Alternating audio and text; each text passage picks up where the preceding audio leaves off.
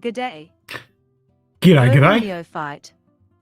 Let us know if the audio and picture is good. Gonna have to save for a new one. G'day, Anthony. G'day, Julie.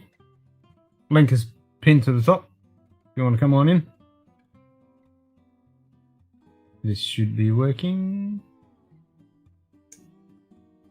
Yep, that's working. So I took my bottle shot.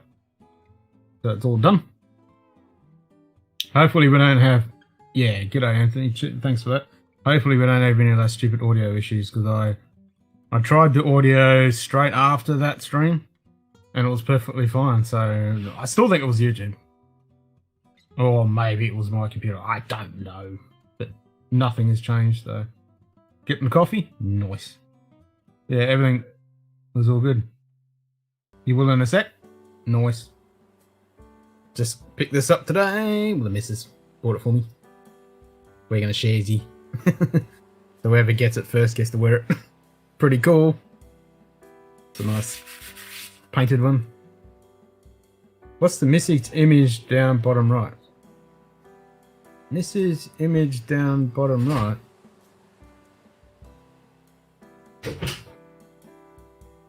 Message. What's the missing image down bottom right? Missing image.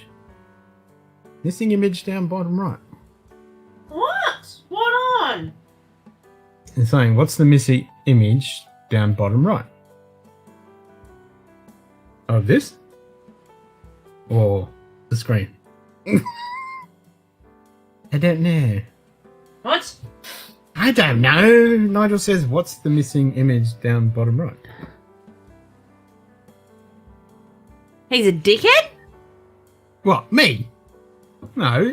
What's the missing image down bottom right?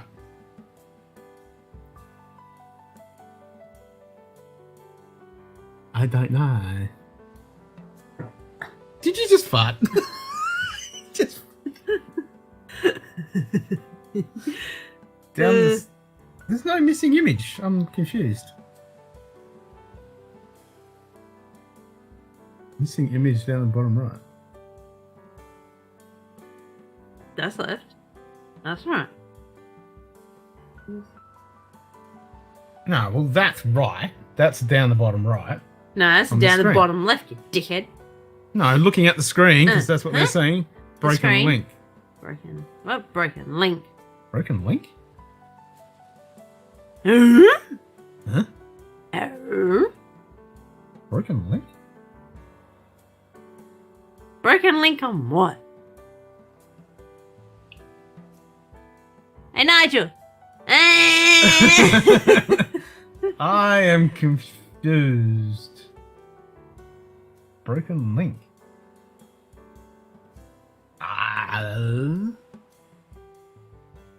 Huh? Nice. Weirdo. What? Go feed doggy and have a drink. Oh, what are you trying to do?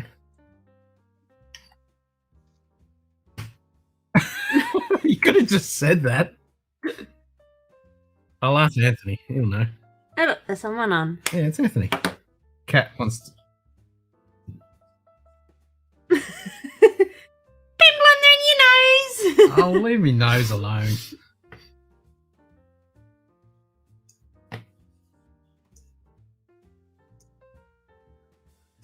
Cat's painting. Anthony! Good morning. Good evening. Afternoon. I'm not hearing you. I don't want to offend anybody right off the bat. Good day. Can I hear you now? FPV. Random FPV. Did you clean your desk off? Just said you want to borrow my attack Yes, bird random. pen. I want to borrow your attack bird. What was that? Oh, check this out. Check out random's attack bird. New sound effect? Ah, now you're burping. Anthony's laughing. Check out random's What? attack bird. So he works at Caravan Park. this was attacking all the people, and then it found him, and now it attacks everyone else, even attacked his boss. He's got an attack parrot. Okay. Yep. You know, I used to have a parrot. He's So has Nigel... No, Nigel hasn't said anything. Yeah, I don't know what he's talking about, so maybe my audio... Booga, booga, booga. No, I'm not hearing my audio through mine. Yeah, Bluetooth's on. I used to have an actual parrot, and I tell you what, Jesus. that bird All right. only I don't hear anything. I'll try that. would again. only come to me. If anyone else would come into the room, she would get upset. Yeah. I still can't hear anything. You can't. You were just fine. Test. Don't worry, Ken. I'll hold the show down. Bloody Bluetooth. Good morning, Nigel. Yeah, random. My bird, she wouldn't. She didn't tolerate other people. She would my wife most of the time. Yeah, I but fully there'd charged. be times she would just. Yeah, my wife wouldn't even go in there and put But food I'm in the not hearing cage. a thing. She was something else.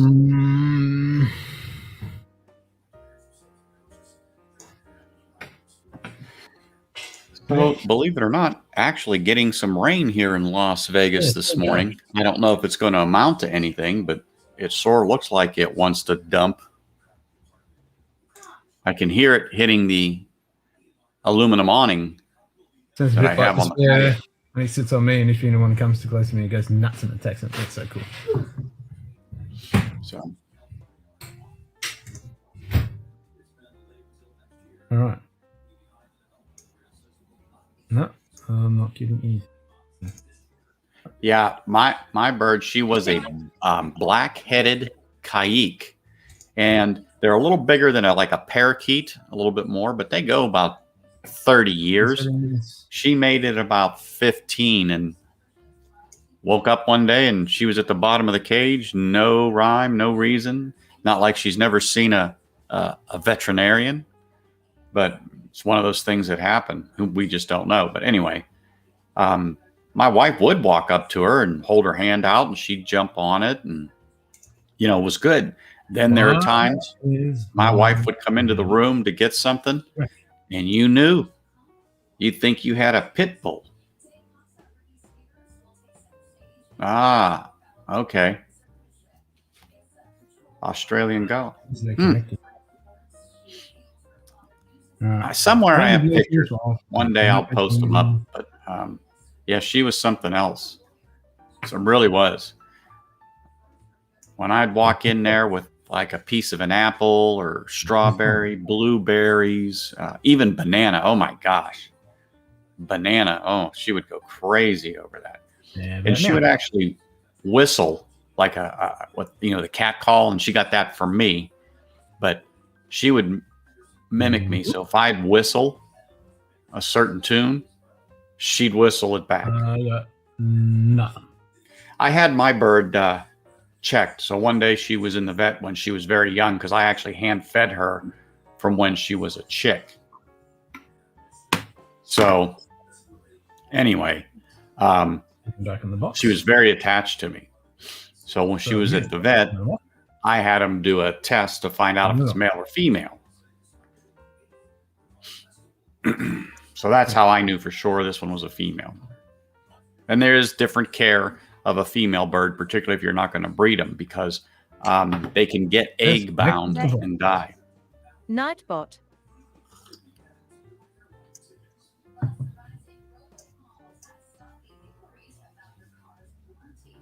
Yay, now it works.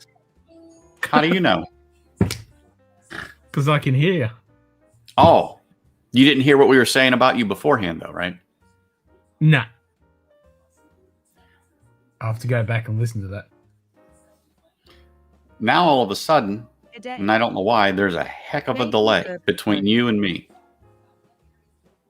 Really? Yeah. Like, I just watched you throw your hands up, and I knew you didn't.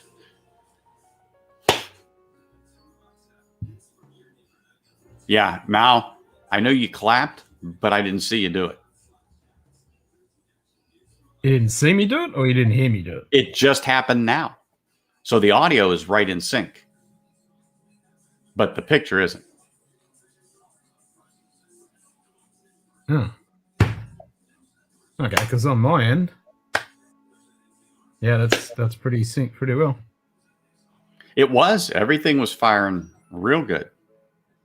Yeah, like me, I'm watching. Like I said, our audio is perfect. I'm watching you do the clapping you're doing. So what I'm going to do is jump out, reboot just because, and you know, just see what's what, because it was fine. It was absolutely fine. G'day, Joe. Yes, I did see that, JD. I did see that went. It was actually yesterday it got into Sydney, and I checked earlier today, and it hasn't said it's cleared yet. Fingers crossed. Let's hope. Oh, it actually got there. Wow. Yeah, it's in Sydney. Just hasn't cleared yet. Trying something here. Refresh this. Yeah. And if you refresh your browser for OBS, That's what I'm doing. Like I said, it may pop out, but I'm going to go ahead and redo it. I'm just checking some things. Because normally my name's already in on OBS. When I came in, it wasn't. And I'm like, But I knew you have been working on the stuff and doing a little tweaking. So yeah, anyway. I did. Yeah, I did tinker to try and see if I fix those audio issues. Well, I hear you real time. I'm hearing you real time. It's just the video difference. So no, I mean before, after you left, when the audio went all garbly and went to shit, which was so weird. Because when you were here and we were conversing and everything, it was perfectly fine. It was fine. Yeah. And then something just took a wrong turn somewhere. Somewhere. And I tested. I did a stream, just unlifted the stream afterwards. I was listening to the YouTube feed and it was perfect. There was no issue. So, don't know.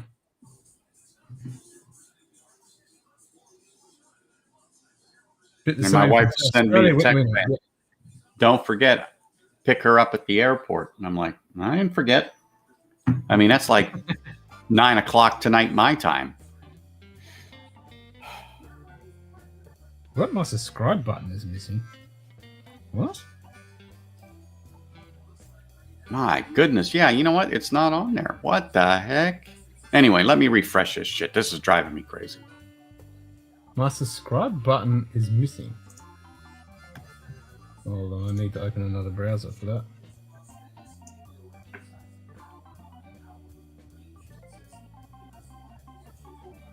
Oh, on the thing that pops up on my screen. Oh, the little pop-up thing. What is that?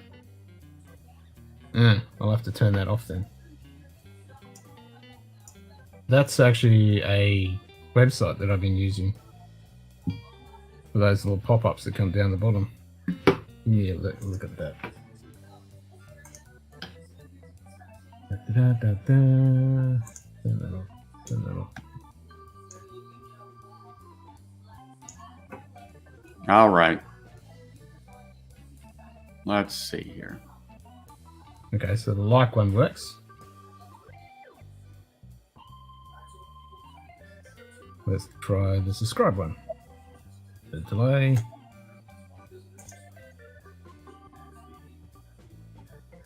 There you go. Another stupid glitch. Don't you hate glitches? Yeah, I'm going through one right now. Now I understand what you were talking about. Before I was like, bottom right? Just because I didn't see the subscribe thing until you took the picture of it and it came up and I'm like, I got no idea what you're talking about. I was completely confused. It's not hard to do, is it, Ken? Oh, no, not at all. Yeah. Especially the last few days, I've had a hell of a time with work trying to fix Office 365 OneDrive issues and syncing with printers and scanners. Oh, that OneDrive freaking thing sucks ass. Oh, and it's then so bad. what they want to Still hasn't charge you changed. to for a year's fee, they can kiss my right cheek. Oh yeah, it still hasn't changed. Really? Ugh. I mean, I Well, like the came idea of the cloud, but what they charge, and I got it. They got to make money. I mean, it's not cheap, but every time I turn around, it kept popping up. Your OneDrive is full. Your OneDrive is full. I don't give a shit. It took me a couple days to get it to stop. Is that for you, Nigel? Because unless what? I'm confused again. And what shits me, Anthony, is bloody freaking Samsung has gotten rid of their Samsung cloud service, and now they want you to go to OneDrive, and I'm like, no. Yeah. Well, it's expensive to maintain it. I mean, so No, it's just shit. Yeah, I don't want it. I'll get a 2 terabyte hard drive and sync it with the computer and let it back up everything there. Yeah. I use 2 drives. When I had my Mac, it backed up to a 2 terabyte hard drive by itself every day. Every day. And as a matter of fact, if I was doing something, I would just go to the time machine, is what they called it, hit the button. It would do it right then and now, back up whatever I was doing. So it would be there in case something stupid happened. But, I mean, I can't remember exactly now because I've slept a lot. But anyway, it did a complete system backup when you first plugged it in. And then every so often, it would do it again and get rid of the files that you no longer had in the system. So I liked it.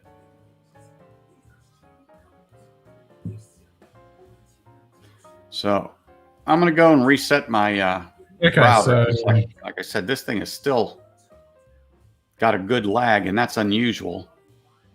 There's a little bit, but yeah, that is odd. Today it's terrible. But again, it could be the internet. Yeah. So that's what Nigel's saying. No, Oh. that's not the subscribe thing. That's the Scotch Down Under logo that's meant to be in the corner. Yeah. Because I'm not seeing any of the I'm logo. not seeing- No, that's on YouTube because that's the YouTube overlay. It puts it on. Gotcha. Yeah, so I just loaded up this stream and I can see the logo. Now I'm on YouTube. Anyone else see the logo? I Yeah, on switched over to Does anyone else YouTube see just the to logo? look at it. I'm not seeing it. I can see it in.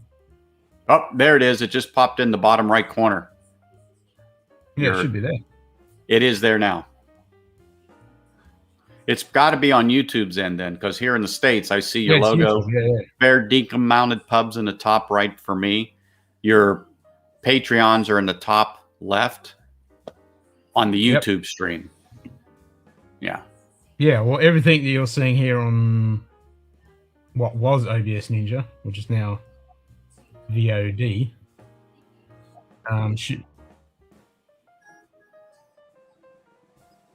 Oh, somebody's got their YouTube feed going. Yeah. I was just going to say somebody has theirs on.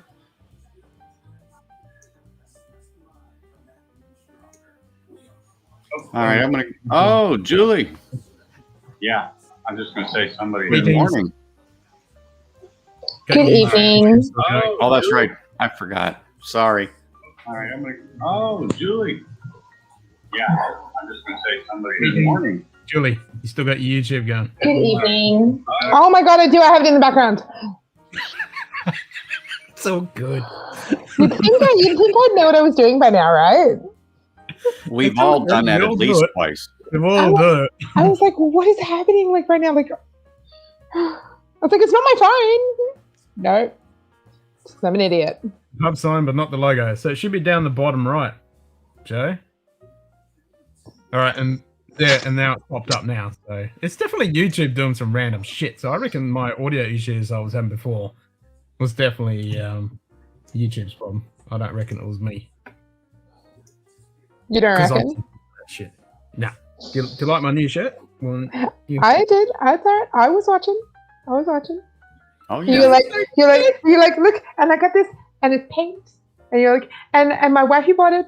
We share. So whoever gets it first gets to wear it. I was listening, I promise.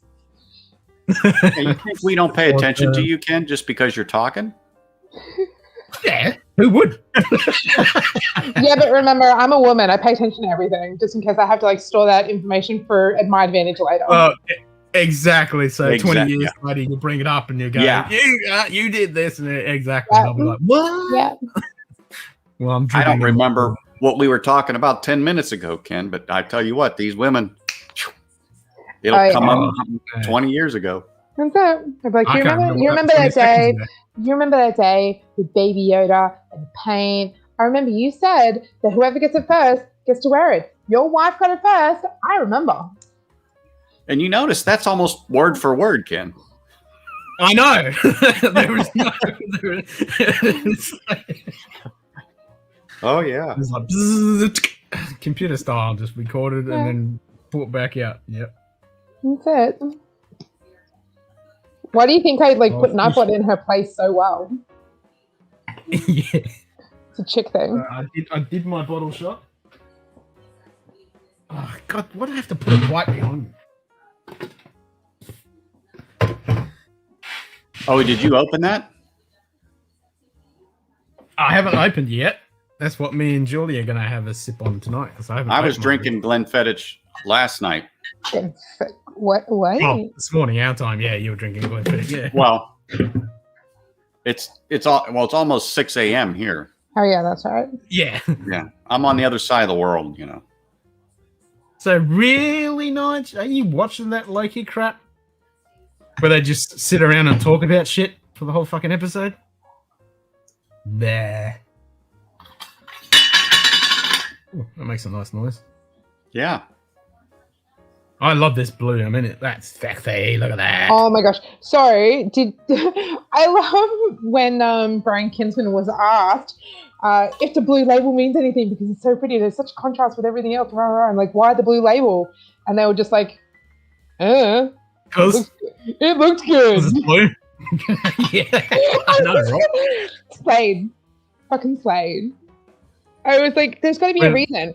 I thought it was going to be the blue with that little bit of red at the top, the Glenfiddich like little red bit, and that pretty white label because it was originally a US exclusive only. I was like, okay, cool. It's US. It's going to be US colors. Awesome. No, the answer was from like Brian Kinsman was literally, Because someone in marketing decided to go with blue. And they went, yep, tick, looks good. Let's go next. He just makes sure what's in the bottle is good. Like, that's right. He's got nothing to do with this shit. that's his job. Bottle. Make sure what's inside the bottle is good. Yep. Exactly. That was a cool tour. That was such a sunny, beautiful day on that tour. Oh my god. I love what Lauren was saying though. She was like, yeah, but it's been raining and so blah. Like for the last few days. You're welcome. Australia sends its regards. Enjoy our weather while we get this BS winter storm that's coming. We got one heck of one going on. It just died down because I thought it was actually going to storm. And just like I thought, it sprinkled and that's it. It's sprinkled. Well, Albany got smashed with flooding and 100-kilometer-hour winds and, yeah, pretty devastating little bit of a storm. And now it's going east.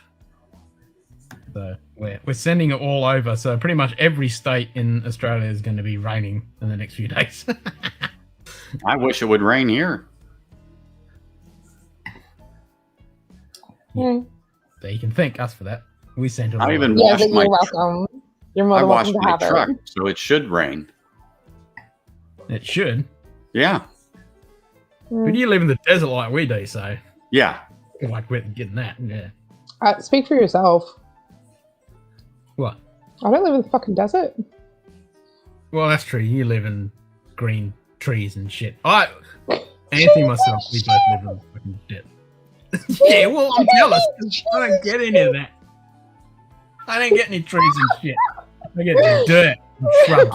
I got tumbleweeds and palm trees if I'm lucky. Yeah, I got a couple of palm trees, and they're not even native. They've been imported from up north or frickin' islands and shit. Over the last couple years here, they crack down on that. They don't want people bringing trees that aren't native to really Nevada, Yeah, like they're doing the olive same thing, trees.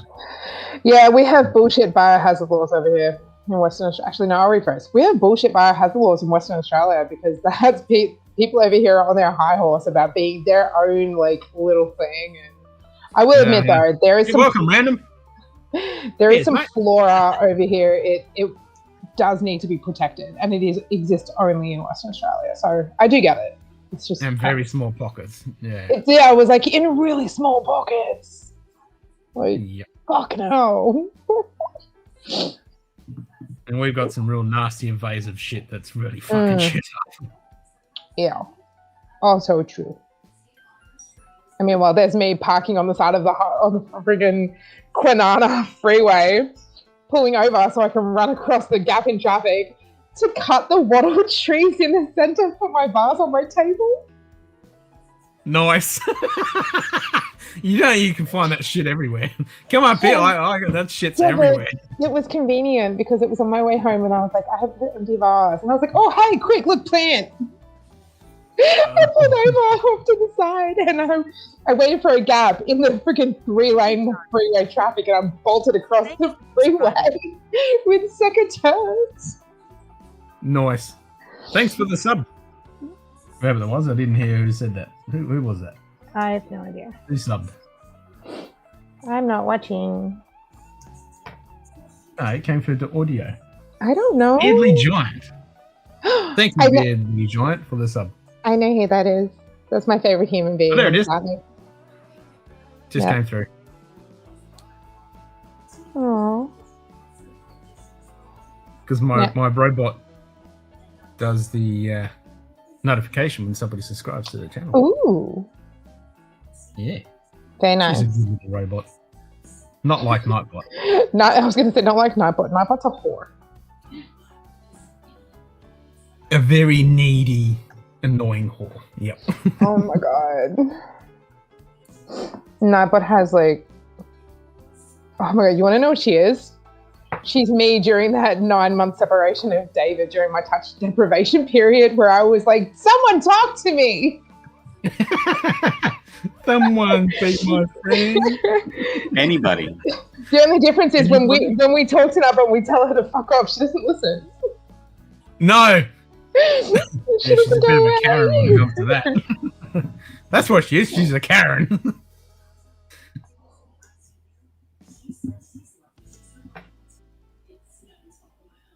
Mm-mm. I'm going to fill up my coffee cup again. All right, mate. I'm waiting for it to come through. Here it Random comes. FPV. Just said fuck you, Nightbot. Oh, Nice. that night block Get can your be a jackbird bitch. onto it, Brandon. Get your jackbird onto it. So, I didn't get one of those snap caps, and I'm bummed. Oh my god! You know what makes me mad? Is we asked the questions, and I'm positive like one of those people didn't even ask the question, and our questions actually ended up on the board. Yeah, yours And was the first one up and stayed there for like 5 minutes before they even answered it. But That's why I because said they you're went famous so- because your name was like, It was like right there. John Yep. T. "G'day, John T." Well, that's And I it. thought, nah, you had to get one. I was one of the first You had people two of in. your questions answered. I know, but I was one of the first people in that first tour that brought up the possibility of getting the snapbacks made in like mass produced for the population to purchase, because they were an exclusive for employees if they wanted them. And our guide on that tour, who I cannot remember what his name was. I'll look back and I'll find out. He had one on, and I was the first one to say anything about it. And one of my questions then to Brian was in regards to merch for that. And he was like, yeah, we're going to look into it. And we will talk about it with the Whiskey Club and we'll look into getting like something happening. So then I spoke to, his name is actually Nigel from the Whiskey Club, through one of the comments a couple of days after, and I brought it up again, and they're like, yeah, we're in discussions, we'll make something happen. So when the feed started yesterday, I love that human so much. Hi. When the feed started yesterday, when That's pretty close, yeah. Yeah, the Whiskey Club actually said something and I commented on what they said. So I was asking them directly about the hats. And then the conversation really began about the questions and the merch. Yep. And when the winners got announced, I was like, fucking fuckers. I know. I was like, I'm so salty. So salty. Yeah, I wanted one. So salty about it. I really was. Man, I could really quite happily sit because I've got merch. I'm putting it on the show, and I would have quite happily sat here and had some fucking Glenfiddich with my Glenfiddich fucking cap. Would have been quite happy.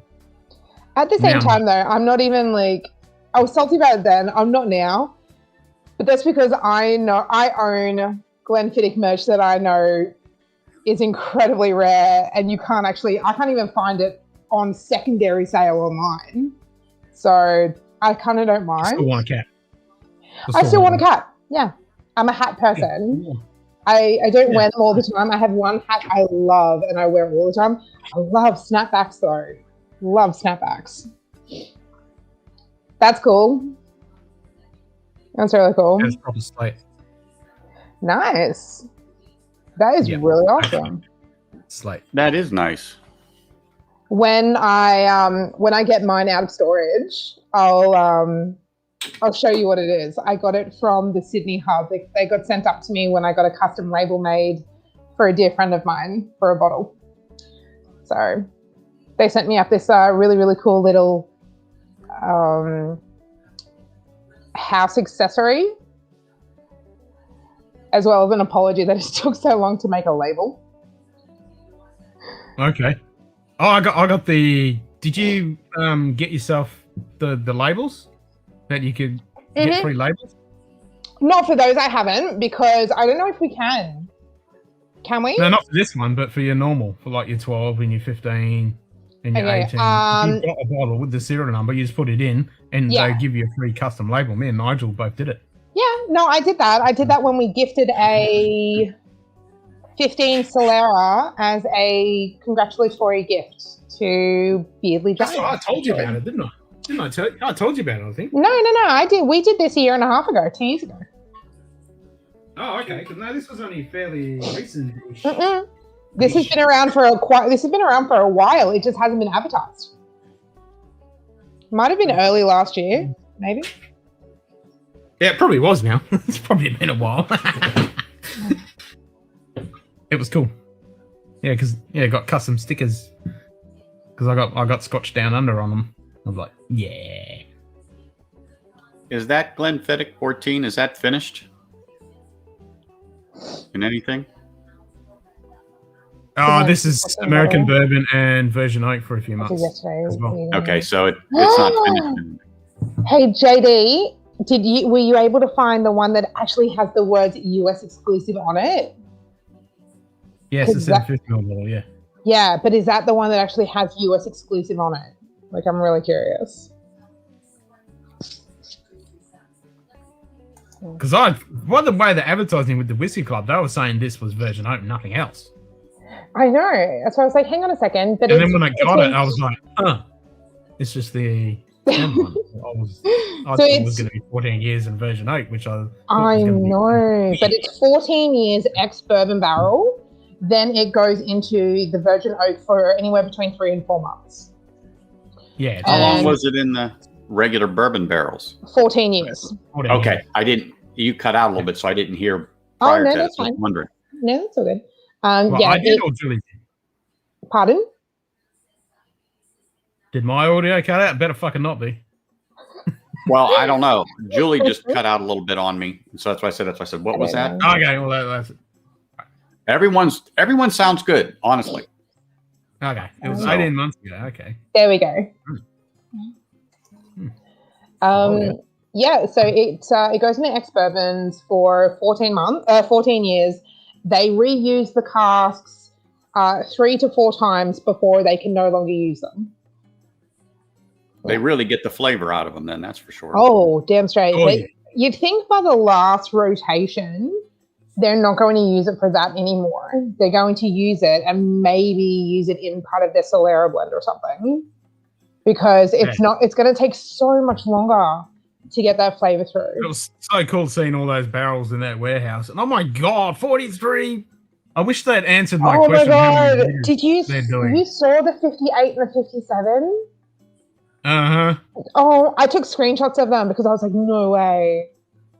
Yeah, I was drooling at that. And That then was so I was looking at all those beautiful. little barrels. I was like, can I have one of those little All barrels? of those little barrels, there was like 20, 30 of them. Experimental. They're all different Yeah. smells. I'm so excited. And they did announce it. They didn't say anything about it this tour, but the first tour they did earlier in the year, they did announce, when they did the tour for the Grand Cru. I can't English. I'm so sorry. They did announce that they are releasing an experimental line next year. Early. They didn't give us a time. They said early next year. So I am excited about that. So we're not sure where they're going with it. I know that the Fire and Cane experiment is discontinued. So what is on the market is on the market. Nothing else is leaving the distillery anymore. They are still producing the IPA. They are still producing the Project 20 BXX.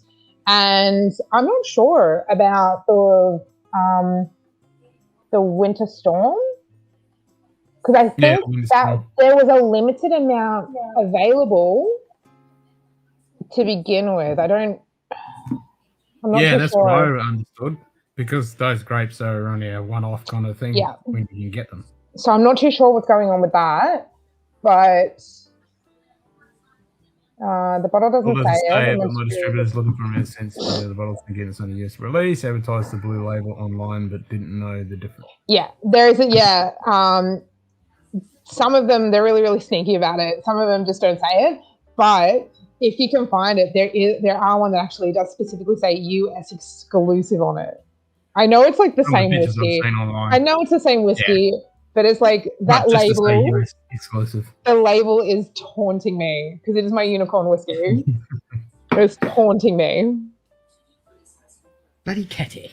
Brand new booty. He's cat there already.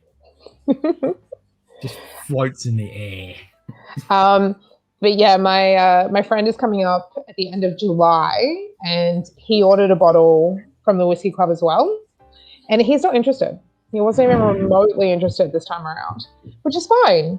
I just told him, okay, cool, that's my birthday present. Get me one. Yeah. Well, my birthday's in what's the day? So you'll get both bottles. Okay, so you get both bottles once I get the blue label. Oh my god. I'm gonna have to make sure I take like the best photos for you for your feed. Okay, 1, 2. I'm trying to do math right now, and it's so badly for me. I really like this sexy blue label, and I don't really want to crack this because it's so sexy and blue.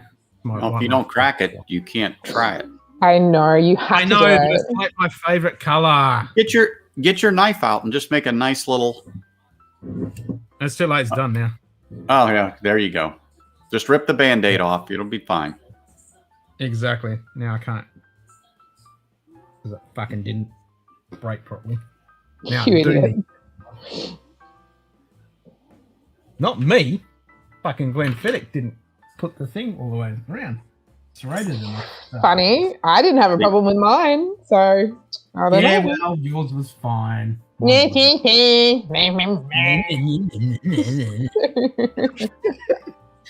See, he's got a tool for that. Yeah, I've got a special He is a tool. Yep. I want to do that. You're like, shut the fuck up. Yeah, sure. I'm telling you, she's right on it this evening, isn't she? Oh yeah. Nothing's flying by her. Don't make me get my evil voice out. Don't try it, Ken. You never know what's going to happen. I was like, oh my god. Yeah, I was just thinking I might break the internet and I'll get demonically possessed or something, and it'll be Julie kicking my ass. I'm a whole 164 centimeters. There is nothing big about me. It's not the size, it's the anger inside. What did I say? Something like that. This is all fucked up, man. I didn't know you had to do surgery, Ken. I know, right? He's trying to be precise with this. You need to go and do the whole how to open a bottle 101 course again. Yeah, I think Yeah, so. bring that one back. Make sure I'm not drunk when I do it. Well, that don't make you bad.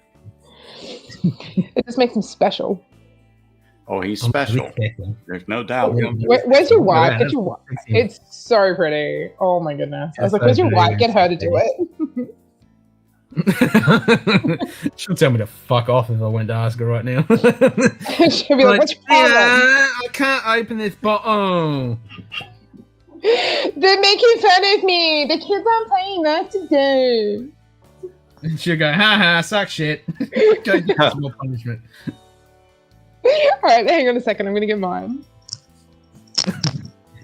Once I get up. I need to finish this off. It's been popped. Been done. Didn't go off with a bang. It was a bit of a wet one. I heard it. It's not very... Wasn't impressive. No. No. Oh, that's a bit better. Yeah. It's a bit loose. Sometimes you just have to wait till it swells up a little bit. Yeah, that's what I'm thinking. What the hell did I just walk back into? Oh my gosh. It was a bit wet and it's not very tight. Right. We're talking about the bottle now. No, I did actually. I noticed that with mine as well. Is my like on mine? Yeah, the cork was really wet. Exactly. Stop it! Oh my I'm gonna god, get another cup. you're such a Oh, fucking shit. child. Oh, very much so. Yes. Thank you for noticing. It's so pretty.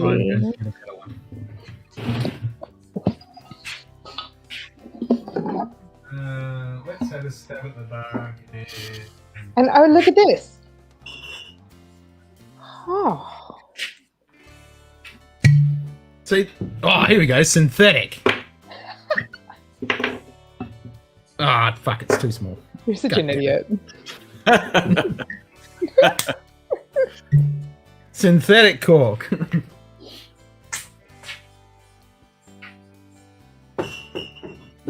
Mine opened just fine. No, mine's loose. Don't buy. Oh, look at that. You have a hinge. Yeah. This is how I open. This is how I open mine. Yours didn't peel properly either. No, I did that deliberately. That's right. Ken, I- how dare look. you? Just look. How dare I? I Right. do it. I do it Wow. deliberately because when I'm done, I put the cork back on, and then I just go. God damn, And, it's a little and fat it's all stuff. it's all pretty again. It's very loose. That's really, yeah. Oh my god! Hey, Look it at could be well used, Ken. this.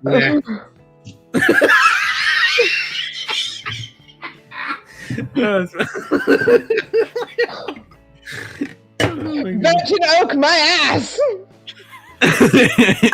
Ain't no version Exactly. of right around this one. Not one, doesn't look like it's a virgin there, does it? Nope. The US is 750. Yeah, these are 700. Yeah, Because Australia gets ripped. I know. Oh, I did see at Costco today for $89, 1.75 liters of 12 year. Really? Oh. Glenfiddich? Yeah. So hey Ken, when I send David up next, do you want a 1.75 liter bottle of 12 year? Probably not, since I've already got about 3 liters of it. I was gonna say it's a big fucking bottle. It's so big. You should tell him, Is bring it it a home. I'll drink it over the weekend. Is it a standard 12 looking bottle, but just 1.5 liters? I don't know, maybe. 1.75. I haven't seen one like that here. I'm sure they make them, but mostly all of ours on the shelves are the 750. Smells so good. It's so good. Trying to find a fucking. I'm not gonna lie, when I tried it, Oh, I was a little that's gonna work. disappointed. Like I was a little disappointed. Oh Only my because- gosh. Yeah. That Whoa, sucks. that's rough. Only Good old because Scotch. I'd been talking this The whiskey original. up for years. So, what is happening with my computer? Does it need to open up a little bit? Is that what you're saying? Yeah, I'm happy to try it again. I'm hoping it'll be a little bit better now because it got opened a few days ago and we took a decent amount out of it and I've just poured another drink. So Oh, that's going to open up. But you know, that's Yeah. one thing I've noticed sometimes is I have an expectation of something because I hear other people say it, and then you get a bottle, you open it up, and you have very high expectations for that neck pour, and then you're like, yeah, it's good, but I've literally been talking this bottle up to myself for about 2 months before it was even released in the US. Yeah, and because I follow Glenfiddich on Instagram, Mhm. and they have a couple of different other advocates or associates, and I follow them as well, so I knew what was going on. So I've been talking it up for fucking years, and yeah, I was It's a little amazing how these disappointed. corks dry out when there's no liquid.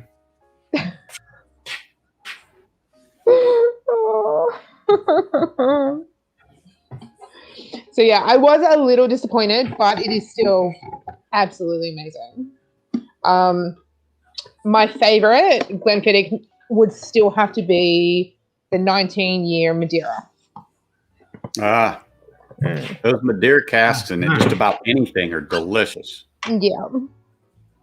Nah. What is wrong with you? Well, we don't What have a that cork. long of a time to go through all that, do we? What? Sorry. I said we don't have that much time to go over what's wrong with Ken. Oh my god, that's such a big list. Yeah, That's but he is determined to find something to right stick there. in that hole, isn't he?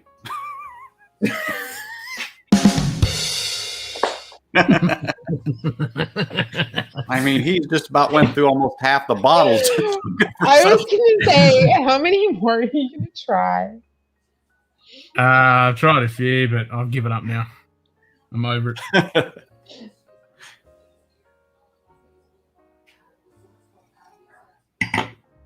So over here, people are getting excited because one of the newest resorts is opening this evening on the Las Vegas Strip, that Resorts World. And oh my God, everyone's so excited. And it's like Resorts World. Resorts World. Yeah, it's a couple of 1,000-room facility. How originally titled. It wasn't. It's built new from the ground up. But it is an overseas organization that is funded. When I say overseas, I want to say either Japan or I don't know why China comes into play, but I'm sure they're involved in it somehow, some way. But China's involved with everything at the moment. so that's what's causing a problem in getting whiskey here. In other words, so as the pandemic was winding down over here and all the casinos were ramping up, they were placing orders. Why are you sulking? Because he's- it looks like there's been a nip taken out of it. It's like it's down here when it should be like here when you look at a fresh bottle. Well, they call that angel's share. It evaporated. No, that's barrel, not bottle. Did you not notice Yeah, I know, how wet your cork was? Yes, it was pretty wet. No pun It intended. Anthony! What? You're talking about the bottle. I know. Oh dear. Well, the cork actually.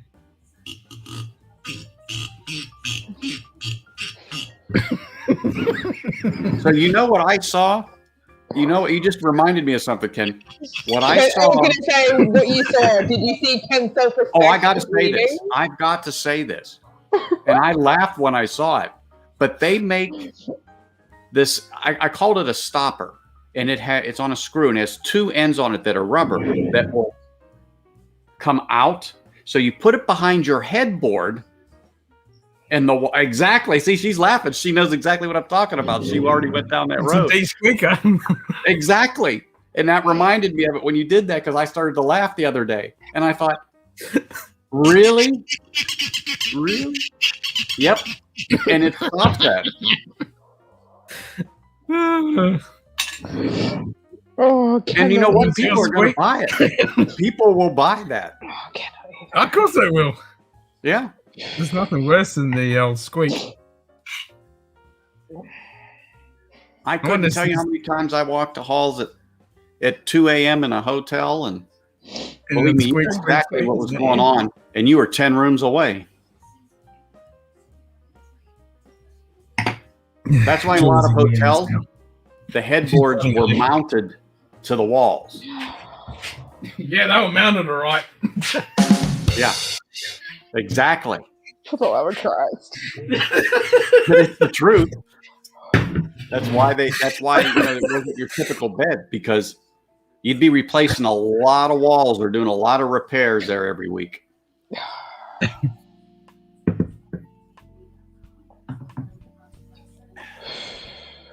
Anyway. All right. Anyway, Let's moving have some on. Glenfiddich 14. I Oh, still we're don't like late? it. Too loose. That's what she said. Yeah. Well, that's what he said. Oh, dear God. We are talking about the bottle now. Come on. Okay. Yeah, it is. It's too loose. Yeah. I don't know why she keeps laughing. She's like a schoolgirl, just laughing. 23%. Oh my God. I'm so This is a sorry. serious program. We're talking Scotch whiskey here now. Come on. Yeah. This is my first pour. I haven't tasted it yet. I'm going to give my notes.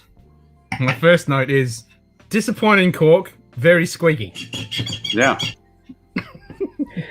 Too wet, too loose. Yeah. You said it, not me. Go to hell. You I'm better already get a going. tissue and wipe your Oh, eye. God. Oh my gosh. Have you heard my new sounds? Ooh, hello.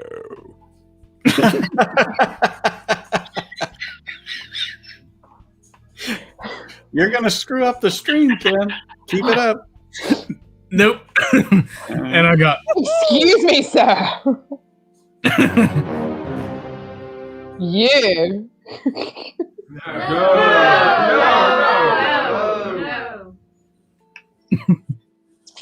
Do you know what it took for him to get a bunch of people in a room just to record that? Oh, I I know, love I it. had I them love on whiskey. bribery. Ooh, I like the pineapple note. I know. Pineapple? It's like fresh. Yeah, you get it. it's Also, freshly squeezed pineapple. I found when I was tasting it, it came in close to the end as well. Well, they didn't get on the first nose. It wasn't there. It was kind of citrusy. You're pissing off Joe. Hurry up. Yeah, don't piss off old man The second Joe. time I went in, I was like, ooh, pineapple, burst of fresh pineapple comes through. And now it's back to the malty sweetness. There's still that underlying kind of melon, almost pineapple underneath. Yeah, well, Glenfiddich are known for their apples as well. Yeah, well, that's typically what I get on the 12 is that Granny Smith green apple. But See, I didn't get on that the floor. apple and that like burnt citrus and pepper with the 12. Yep. Mm. but I do like that pineapple note.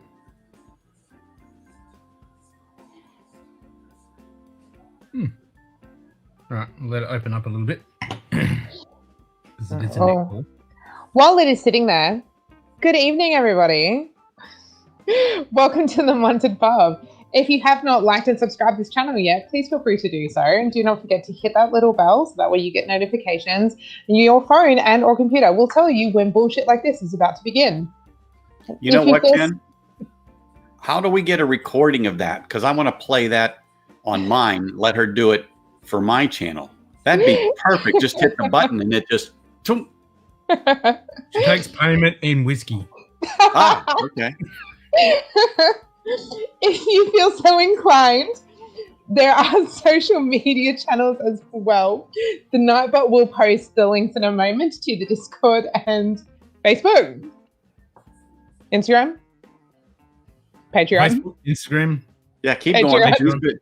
Patreon. Believe me, he puts Discord. himself out there. Only You might what reminds everybody to repetitively. Now, if you want to get them quickly, you can just put exclamation point PayPal or exclamation point Discord Get it out. or exclamation point Instagram, and it will come up and tell you. Actually, no, it's social for social media. Though. Oh my goodness, yeah, for your socials. If you feel so inclined, there is a Patreon account as well. And a PayPal if all you wish to do is donate and run in the opposite direction. It will help keep the lights on. And also pay for some oil for this squeaky. Well, you know, if you don't lube your cork sometimes, Ken, it will cause you I know. trouble. Well, I already have. I lubed it, see? I see that. It's lubed, but it's still a bit... You, dude, with a cork like that, you know you have to start an OnlyFans account now.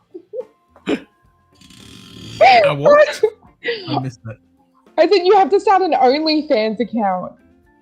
Oh yeah, this OnlyFans will have the sexy music and the close-up shots. And slowly. Oh dear, oh dear. It's a good thing we're not doing the bottle stroking episode like we did before. Oh my god, that was like the worst hour. Oh god. Oh. I mean, $4.99 a month. Triangle. OnlyFans $4.99 a month just to watch Ken stroke a bottle. You gotta stroke it till it pops. Look at that. Listen to that. That was perfect. Oh dear. No. Oh dear. I mean, like my beats and music. Oh my You goodness. watching when I was doing the beats and music thing with the sound effects, and because I had that awesome Oh my. cock. I mean, Oh, the cook pop, the awesome one with the Brooklady. Oh yes. Yeah. Seriously, my Brooklady makes So the awesome. best cork pops. Oh, the Naked Grouse has been doing a really good pop recently too. Well, this one's kind of Yeah. it's a bit eh. hollow. I was gonna say mine is doing really good. Mine's about halfway, so it's making a really nice sound at the okay. moment. Yeah. But this, I was doing this for like an hour with the reverb and the sound effects, and it was so much fun. So you start with this, and you go like this, and you go, shh, and then you go.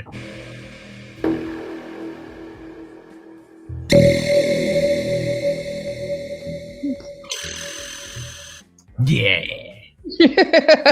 Sometimes he has too much time on his hands, It's you know. so great. It's so good. I'm surprised like Joe hasn't been like rah, rah, rah, rah, again. Oh, he'll be back. Don't worry. He's just filling his coffee cup. Tell me you're a giant Australian child without telling me you're a giant Australian child. What? Tell me you're a giant Australian child without telling me you're a giant Australian child. I am a giant Australian child. And you know, he has one. He has one that keeps him in practice. Mm. Yeah. Yeah. But it's such a good pop. Mm. Yeah. Yeah. My classic laddie is my best pop at the moment. Oh. That was wet. The Solera makes a nice little pop. It makes a good one, but it's not like, I don't know. It doesn't have that depth that I prefer. I get upset when I buy a new whiskey and it's in if it's in a unicarton canister and I open it and it's a twist cap. It actually pisses me off now. It's disappointing. Damn it. Yeah. No, it's not even disappointing. I'm just like, the fuck is this? Like, what the hell? A lot of them are starting to go to, not to say a lot of them, but you can find a lot of twist caps now. I mean, it really doesn't make a difference, twist, synthetic, or real cork. But to me, stick with the cork, even if you go to synthetic. I don't care which of the two. I understand why they're trying to step away from cork is because it is a diminishing resource. So I do get that. Let's go with the one-piece synthetics. Yeah, so I was like, just go to synthetics. Don't take the corks away because it is such a satisfying element of buying a bottle of whiskey. Oh, yeah, the plastic screw top is the way to go. It's much better. But a synthetic one-piece cork. Yeah. I is save my best cork way to go. Yeah. from the bottles, but being a regular or the Getting in a synthetic, and turbo. like I said, I don't care if it's synthetic or regular, but I don't think it makes a difference. There's people that'll swear up and down, oh, I can taste the synthetic. You taste shit. Bullshit. Yeah, It's yeah. like, no, you're just being a pretentious prick. Yeah. Yeah, pretty But much. you know what? If that's what they want to think, that's fine, because maybe they do. Well, the easy way I to don't do know. that is like, oh, you reckon you can? Okay, let's do a blind.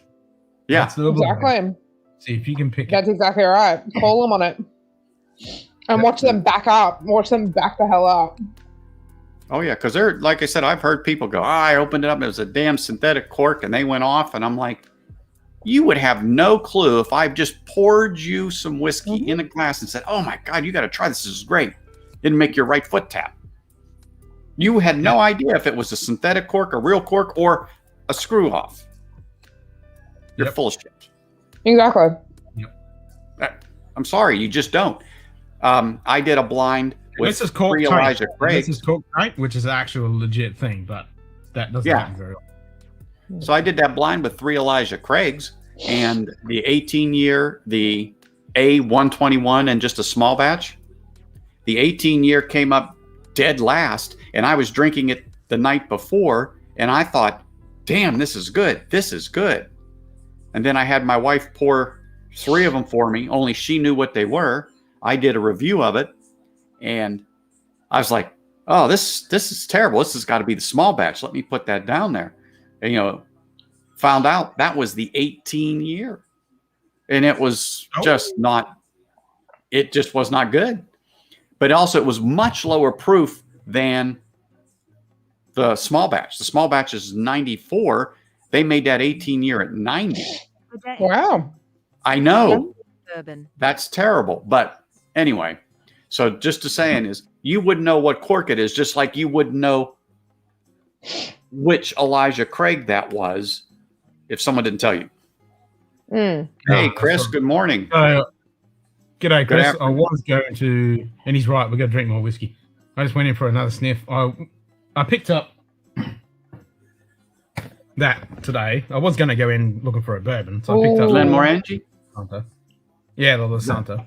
Okay. It's been a while since I had one, so I thought I'd grab it. I was going to get Woodford Double Oak. Then I was looking at the Solara, the English is your first language. He's trying. yes, the Solara rye and the normal rye, the little black bottle, little square bottle. It's called Solara, isn't it? You know the one I'm talking about? No. Sorry, I was reading Big Lead's comment just now because I've got it open on my phone now as well. Drink more 18 years, great on its own. Oh, You need to- Sexton. You need to send it to me then, Chris, because I don't have any more. But That's Elijah Craig, yeah. Sexton, thank you, Chris. Ooh. Yes, the Sexton Solara and the Sexton Rye. I was going to get one of them. Weren't you talking about that a week or two ago? Yes, we were. Yeah, we were talking about that a couple of weeks ago, weren't we? About the rye? Yeah, and then there was a Knob Creek. There was oh, a normal Knob Creek. Yeah, we were talking. Yeah, we were talking about the Knob Creek one. Yeah, it was I Knob didn't Creek know- 120, wasn't it? I didn't know Knob Creek did one. So there was 3 there, and I was like, there's 3 bottles I want. Okay, I'll go get a Scotch. Isn't that always the way though? I'm like, I come in for a beer, I leave Yeah. with Scotch. I came in for vodka, left with Scotch. Yeah, exactly. That's it. I went in for beer for David a few weeks ago. Came out with 2 different beers for him and a classic laddie at $74 for myself. I was like, that was a I was win. trying to find some German beer, and they didn't have any, so I walked out. Because I watched a German beer documentary last night, and I was like, fuck, now I feel like a German beer.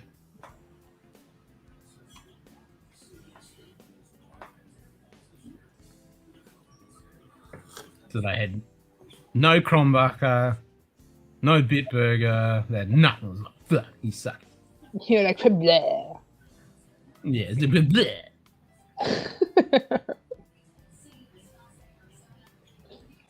Once it opens Jody. up, I was like, Cheers. It's opened up. It's a bit musty in Oh, there. hmm. More of that apple's coming through, the typical Oh, that Glenfiddich apple. yeah, that really crisp, clean apple is right there now. Less pineapple. Still there in the background. I'm getting that char though. Can you smell that? That new oak char.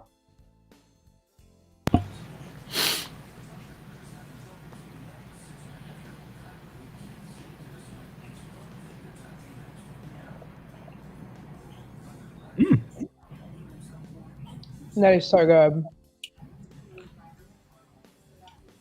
That is actually a lot nicer. That is a lot nicer than my first pour a few days ago. Finishes. Usually they get better after the first pour. Yeah. I like the viscosity, man. It's only 43%. The viscosity on the mouthfeel is actually not too bad, but it finishes a bit shallow. Yeah. It finishes quickly too, doesn't it? It's boom. Yeah. There's a little bit of what? Damn it, Anthony! Finally getting to the tasty note. 3 hours later. Oh my goodness. We I was finally just going to say, isn't that typical? 3 hours Yeah. later, finally gets there and it finishes so fast. It's just over. And you're left wanting. What happened? Apparently you know this. Is that what you're saying? I'm going to spill my coffee all over this computer. Anyway. All I can think is business time now. Back to business time. Business time is over. Oh dear. No dear.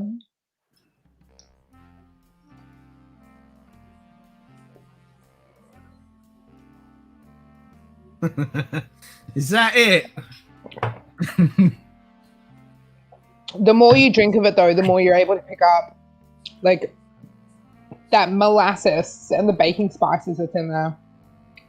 Because it doesn't share that heavy heat, peppery kind of note.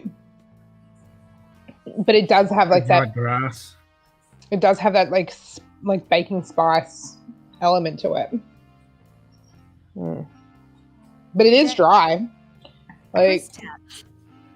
I think it finishing I'll try my in best, Chris.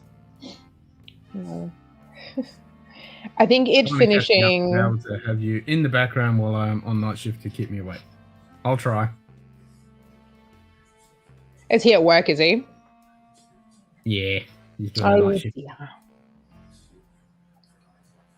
Oh, and Chris, the missus, we went into the new Kmart, which just opened here.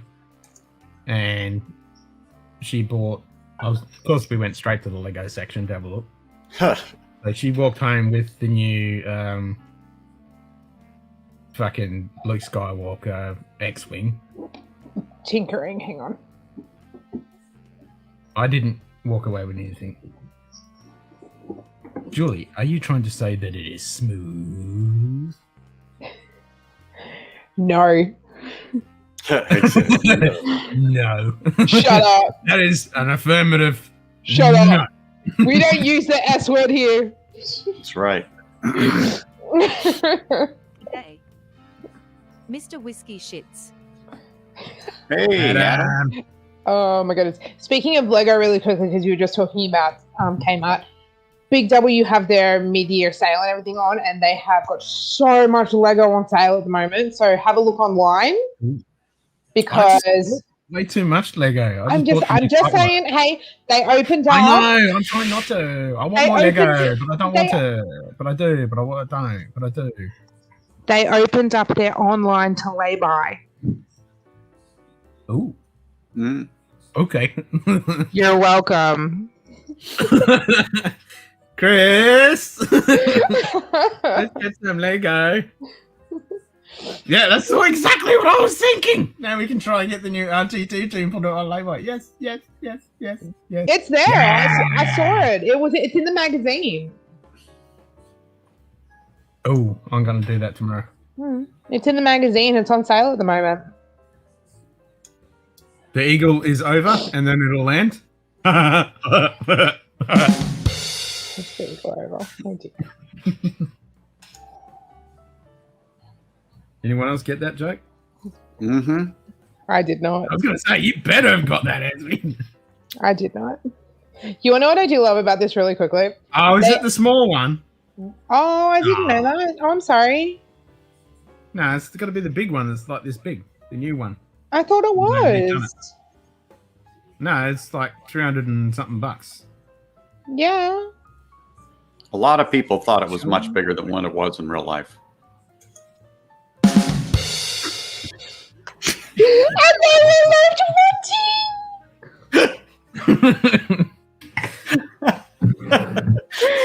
Fuck. Oh my god.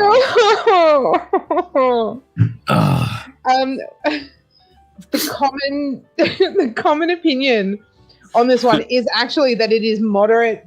They're saying it's moderate in length, so it does actually, like, that palate that you're getting, all those tasting notes, it does end quite quickly. It seems to be not just us. It seems to be a lot of people are finding this. So the 12, that and the 15 didn't seem to have a long finish. Yeah. They were somewhat in the middle, if not short. I haven't had the 18 yet. I have had the 19, which I love so much. And I've had the 21. I actually have a bottle of the 21, and it's quite lovely. It is really lovely. Yeah, I didn't mind the Project XX. I think it's a bit overpriced, but I do like the story behind it. I love it. Nope. I love it. It's my favorite. Nope. I love it. I love it. Nope. I love it. I think it's delicious. It's absolutely brilliant. And it's so vibrant in flavor. I don't think that's because, though, it does have such an amazing creation story. The IPA did not do it for me, though, at all. I did not like that. Didn't like that one? Nope. Nope. I do like the mouthfeel on this. I took a tiny sip of David's, and I was like, here you go, enjoy. There's a whole bottle of whiskey just for you. He did not complain. Sometimes a short finish. Then off the pizza, it's best. There you go. Joe. Joe. I didn't. Red Spot. I didn't say anything about Red Spot. We were just talking about Red Spot did you convince whiskeys, Lil and to she said- buy? Okay, hang on. How much Red Spot did Lil buy? That's the question. She didn't say anything about Red Spot. She said she got one bottle of a Green Spot. Yeah. Like $99, which was pretty good. And she was saying, do I get the Redbreast 12, the Redbreast 12 cask strength, or the Redbreast 12 15? I mean, the Redbreast 15. And Maybe she said cask, and I said, is that 12 cask strength? Is that the original bottle? Because if it is, buy. But she wasn't sure. But supposedly Next have got a special on Irish at the moment, so I might have to go and have a look-ski. Who does? Next. Oh, right. And you're lucky because you're in a metro area, so you'd be able to get free postage. I don't. Dum dum. I did not know this. I get all of my stuff delivered from Dan's, so. Yeah, I get my shit through Dan's as well, but Uncle Dan's has a really good range. I haven't shopped online with Nick's before. I've bought stuff through Nick's. It's just get hit with the postage. How much is postage for you? I like the mouthfeel and the colour on this better than... Excuse me. No, you need to stop. There is a puppy, and we need to address this It's a puppy. big puppy, yes. Can we talk to the puppy, please? Yeah, she's listening to you. Hello, puppy. Her name is Olivia. I love when people name animals people names. So my dog before her, his name was Norman. That's fantastic. That's just like made my entire day.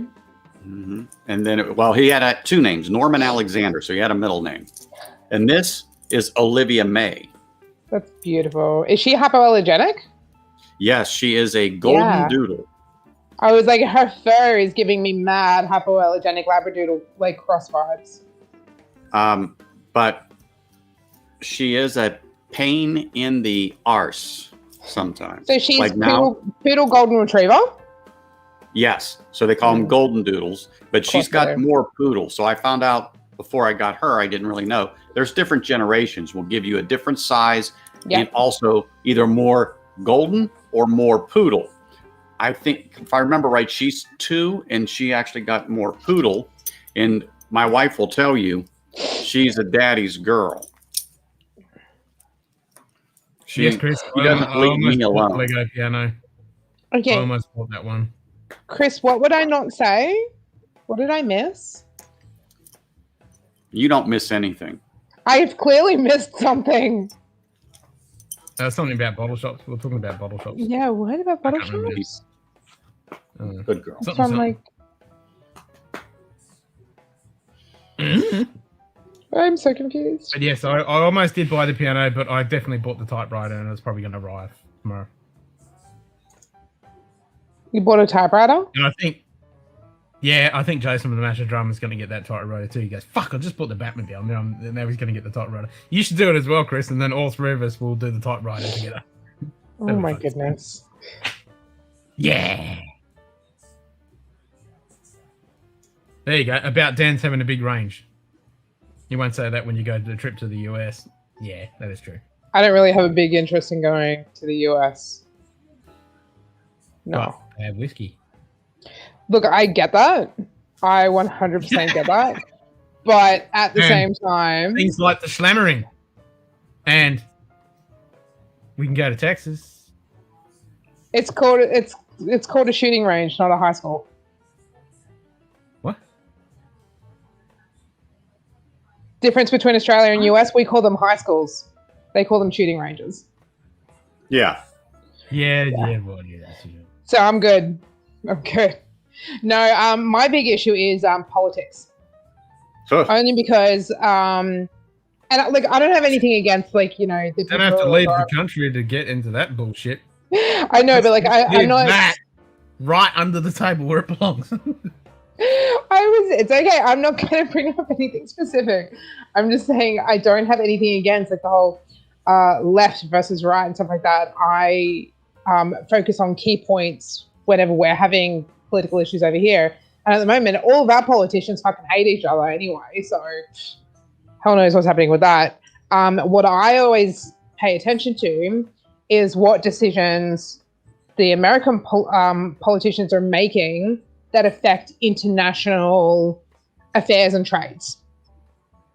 And people have been dropping the ball recently over the last 4 years. I'm just saying. We're going to try to remain quiet, not say a word. Yeah, I'm like...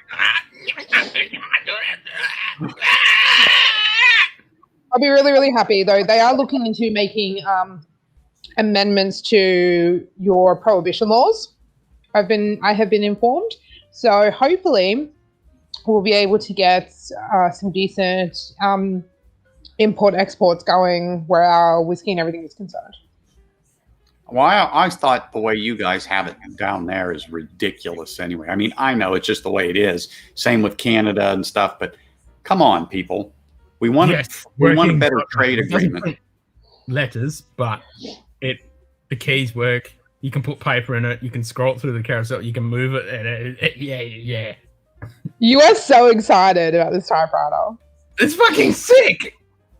Oh my goodness. If I wasn't an anti-Lego house, I'd get in on this as well, but I'm just so anti-Lego, it's not funny. I just decided I'm going to save my money to buy whiskey. Okay, your face just then, it's like, all right, here, I'll let you in on a little secret. Stepping on Lego is almost as painful as childbirth. Yes, especially... Well, I would say double G's are worse than Lego. Have you birthed a child recently?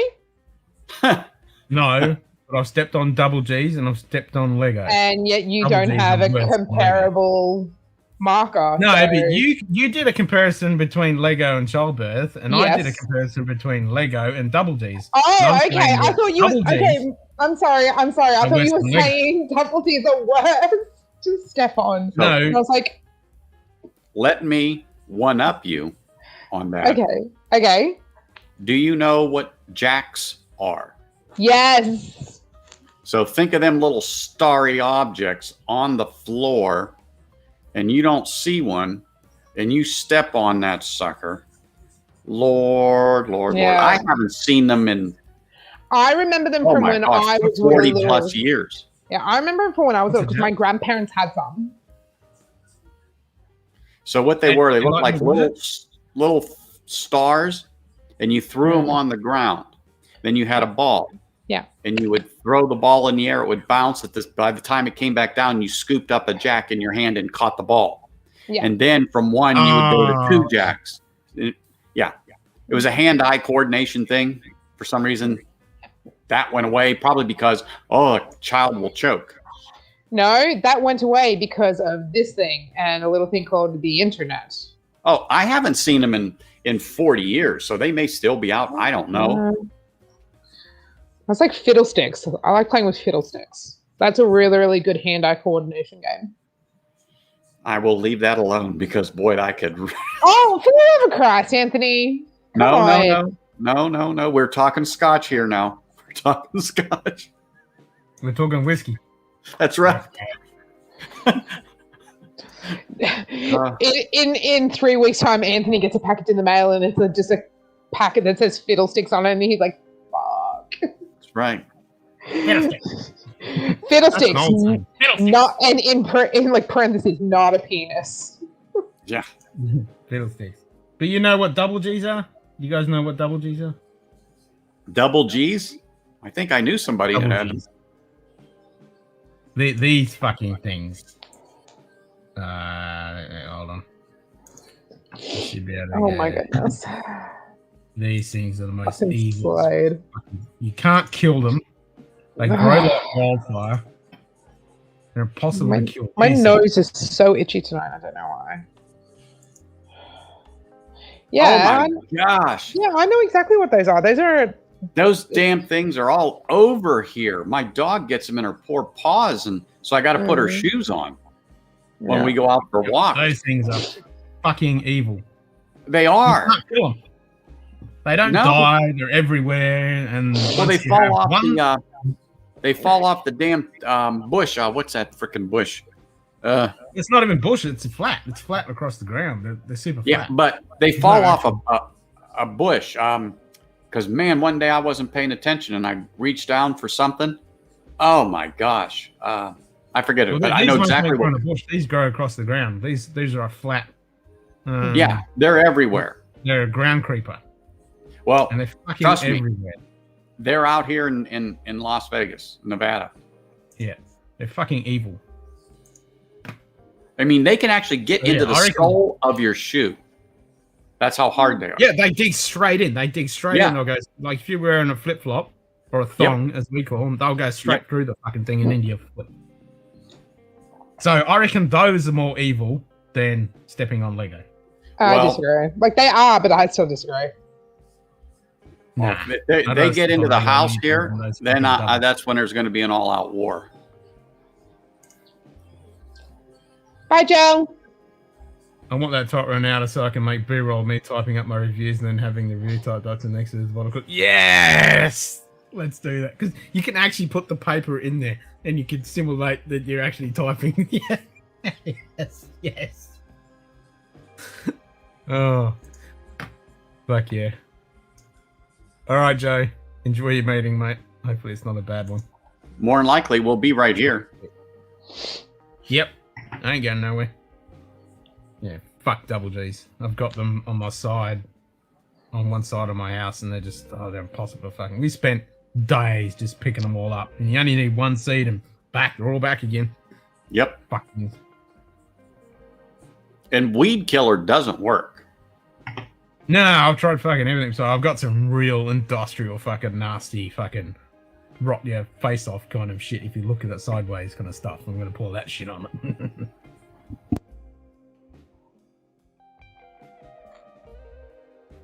Yeah. And the same, our doggy, like, she runs up there and she can't, and she knows where it is because, you know, she'll run up this track where she knows she can run. And it gets up to where the double G's are, and she'll be like, she's real. And then she'll pick them out when she gets a couple. No, you're she right. knows exactly where she can and can't fucking go. Those fucking double G's. Yeah, they're tough as nails out here, as you well know where you are. That so fucking hospitable climate that they grow like fucking anything. And you'd think that they would, well, that's what they do. I mean, that's... Oh, yeah. Just like natural I said, selection. Those. Mother Nature. Mm-hmm.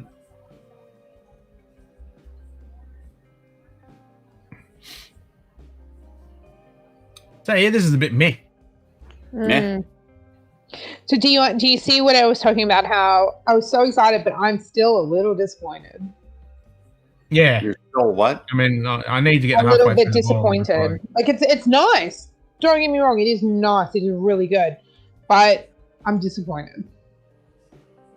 It's just like the mouthfeel is nice. The palate's a bit lacking, and that finish just goes. Especially for $135 a bottle. I know, right? Yeah. Welcome to Australia.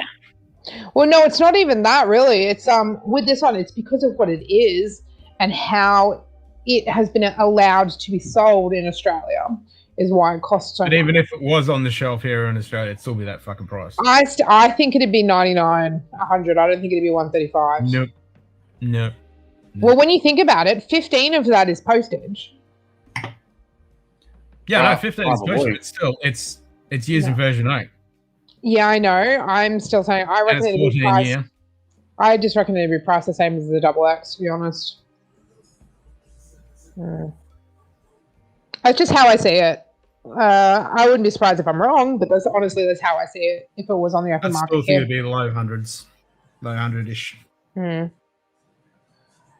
So because it's not, well, that's it. It's not on the open market here. So unless it ever does, because it's not a registered US exclusive anymore. Brian did say that it's now no longer a registered US exclusive as of, I think, start of this year, middle of last year. I think they made that decision. That they are now opening up distribution. So we were one of the first to get it because of the connection of the contracts and everything the Whiskey Club have with them, with Glenfiddich. So Australia was one of the first to get the newer line of it. So, which is good, but it'll be interesting to see what it if it does hit the open market and if it does, what it'll come down to. So I think sorry, go ahead. Say that bottle, I'm just looking it up here at one of my local shops. I can pick it up for right around $55 US. Yep.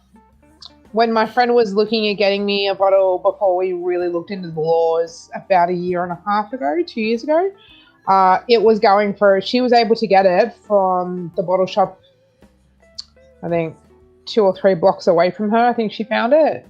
And it was going to cost maybe $45.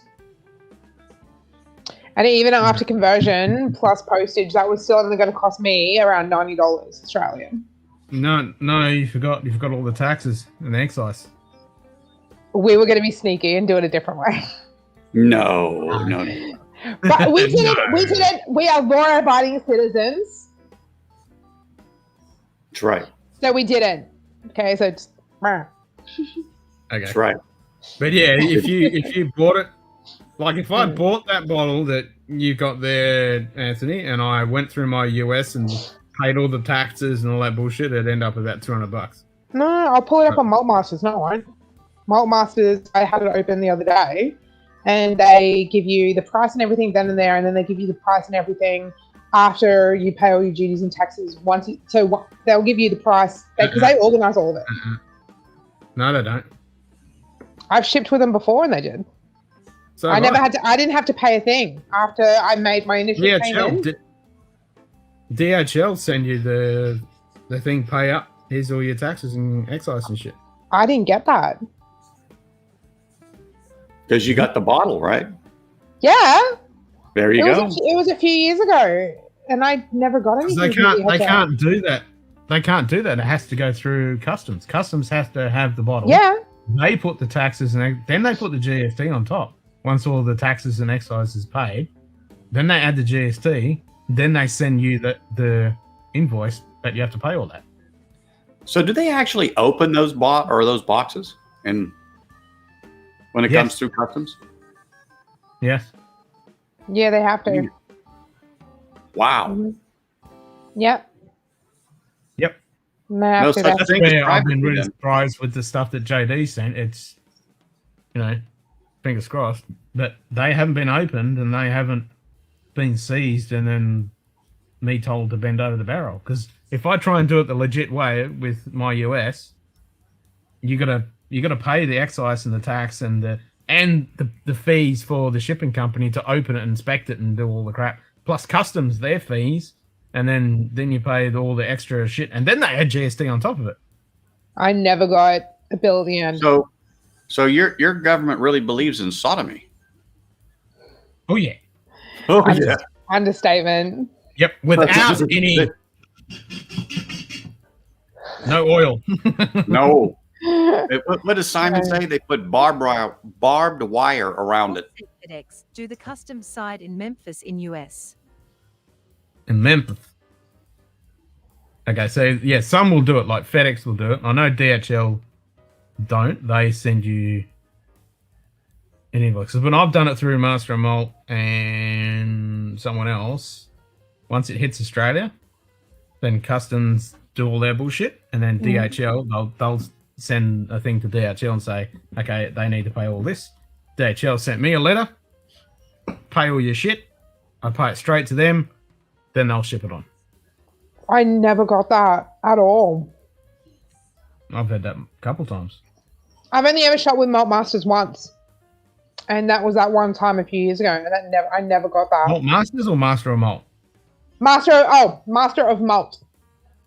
Okay, yeah, Master of Malt. Yeah, no, I've bought stuff with them. masterofmalt.com. Yeah. Because I'm looking at getting the Sassenach at the moment.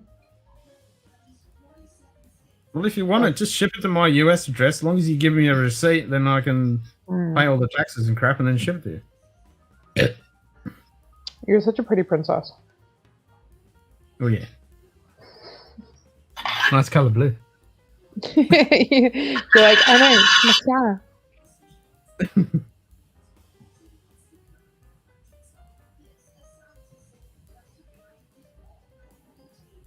When you click to open a brand new tab and the very first piece of news that comes up is about Bunnings. Bunnings? Yeah, Channel 9 Bunnings News. in the Channel news. 9's news just published a news article 5 hours ago. It's titled, Bunnings Warehouse Store Goes Under the Hammer for Cheap Prices. Okay. What? I know. Yeah, great puns there. Ha ha ha.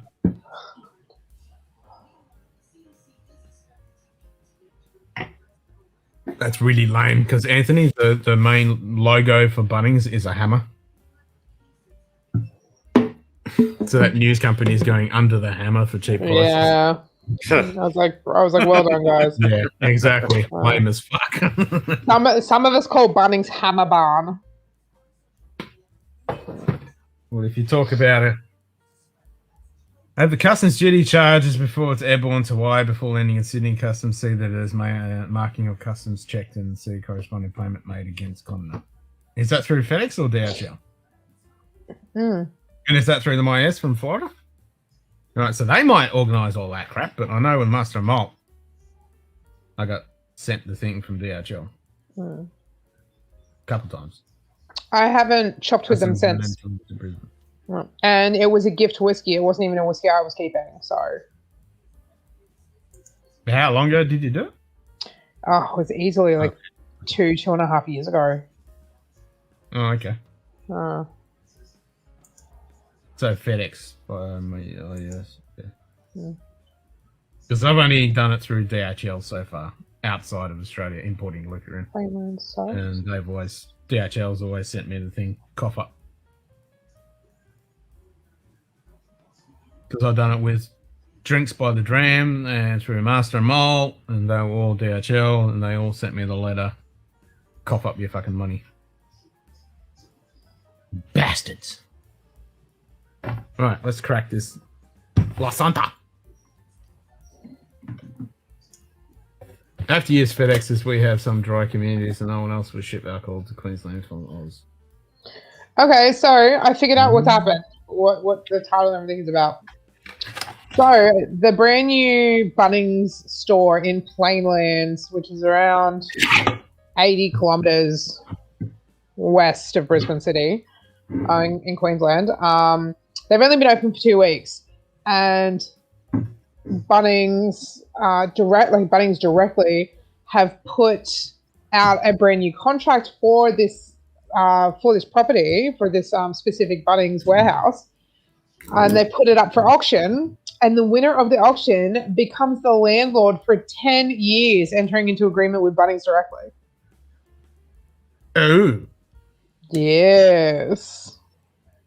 The rental agreement will reap the new owner $935,000 in rent annually for 10 years, which works out to be roughly $18,000 a week.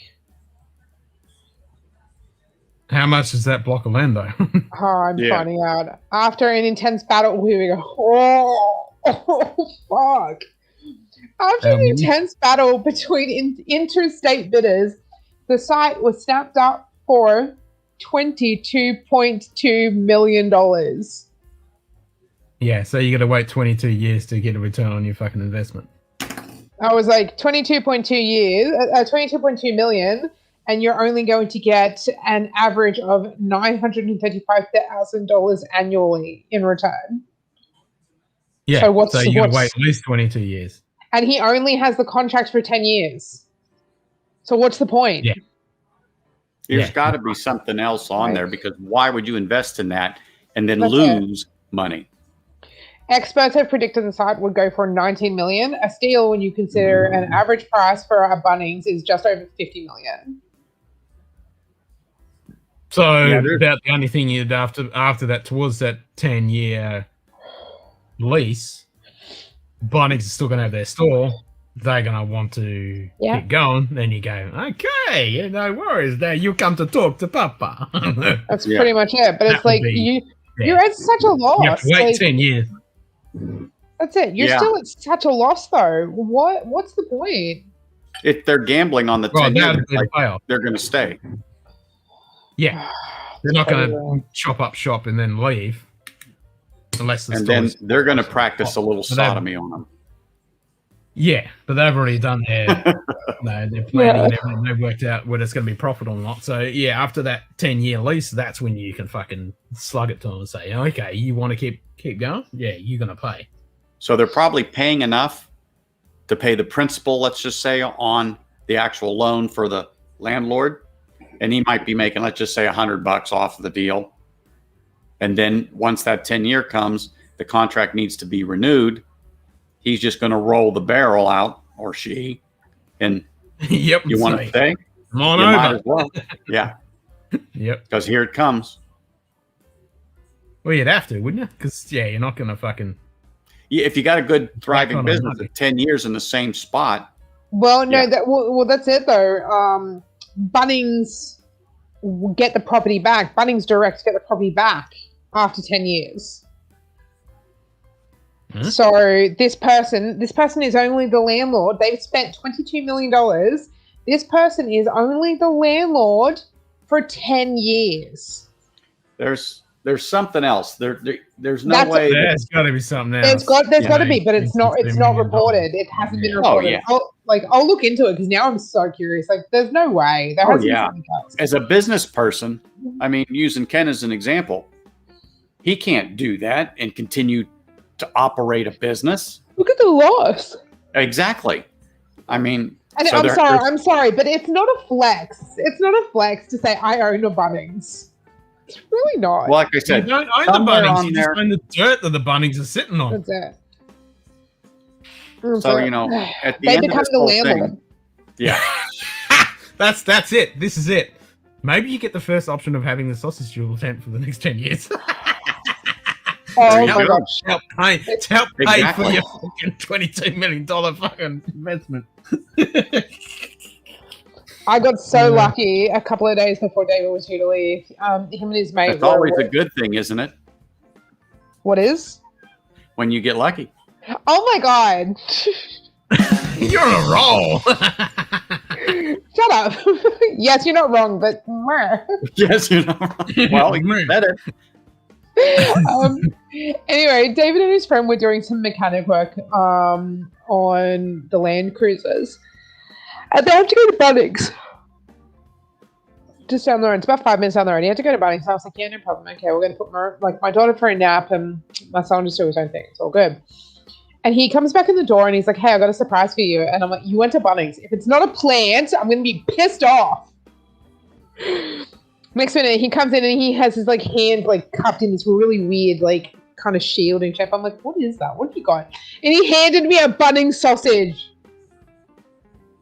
I was the happiest freaking person on the planet. And my friends If were you just like, gave you a small plant and the Bunnings sausage, you would have been all his. I would have sent his friend home. That's right. Yeah. It's like, go home. It's like, come back in an hour. Yeah. It's going to be quick, but come back in an hour. But come back in an hour so it doesn't look fast.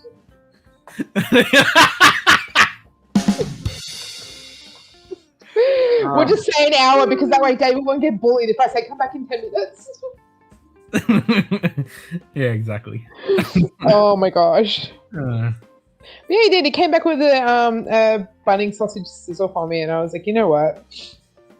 Bitches eat your heart out. This is true love. yeah, when a man comes back with a sausage, he's gonna not eat it. Have it He in the didn't car, eat it. drive all the way, and not eat it. No. And it was still And hot, so the- I know he got it right before he got in the car too. Nice. I was like, That's winning. That's love right there. That's all that is. Cats. yeah, Just said, but was the onion on the bottom or the top? yeah. That's The right. onion was on the bottom. Wow. Gotta have the onion. The onion was on the bottom, and it had ketchup. I was happy. Nice. Yeah.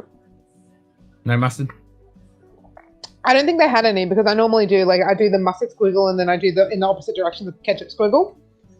Yeah, Because exactly. That's what it's got to be. Yeah. That's it because it creates an even distribution of sauce on each side of the actual fucking hot dog. Yeah, that's And right. people look at me like I'm weird. They're like, why don't you just do like a line down each? And I'm like, because if you do squiggles, you're actually getting like twice as much sauce as you would if you just got a straight line. And if you do the squiggle in the opposite direction, you're getting twice as much sauce again, but on the other side of the bread in so all of the fucking gaps are filled and covered in sauce. Exactly. That's It's what like you say. saying- Look, you stretch You out. You spend a lot of stretch time out your thinking straight about line. the I'll sauce. stretch out my. No, squiggle. I have adult ADHD. So I pick up on the weird shit in life. And that's one of them. You always got to do squiggles. I mean, that's Yeah, common sense. That's that's it. sausage. That's fucking Bunnings sausage sizzle 101. Etiquette. Any It's sausage sizzle It's 101. Bunnings sausage sizzle etiquette.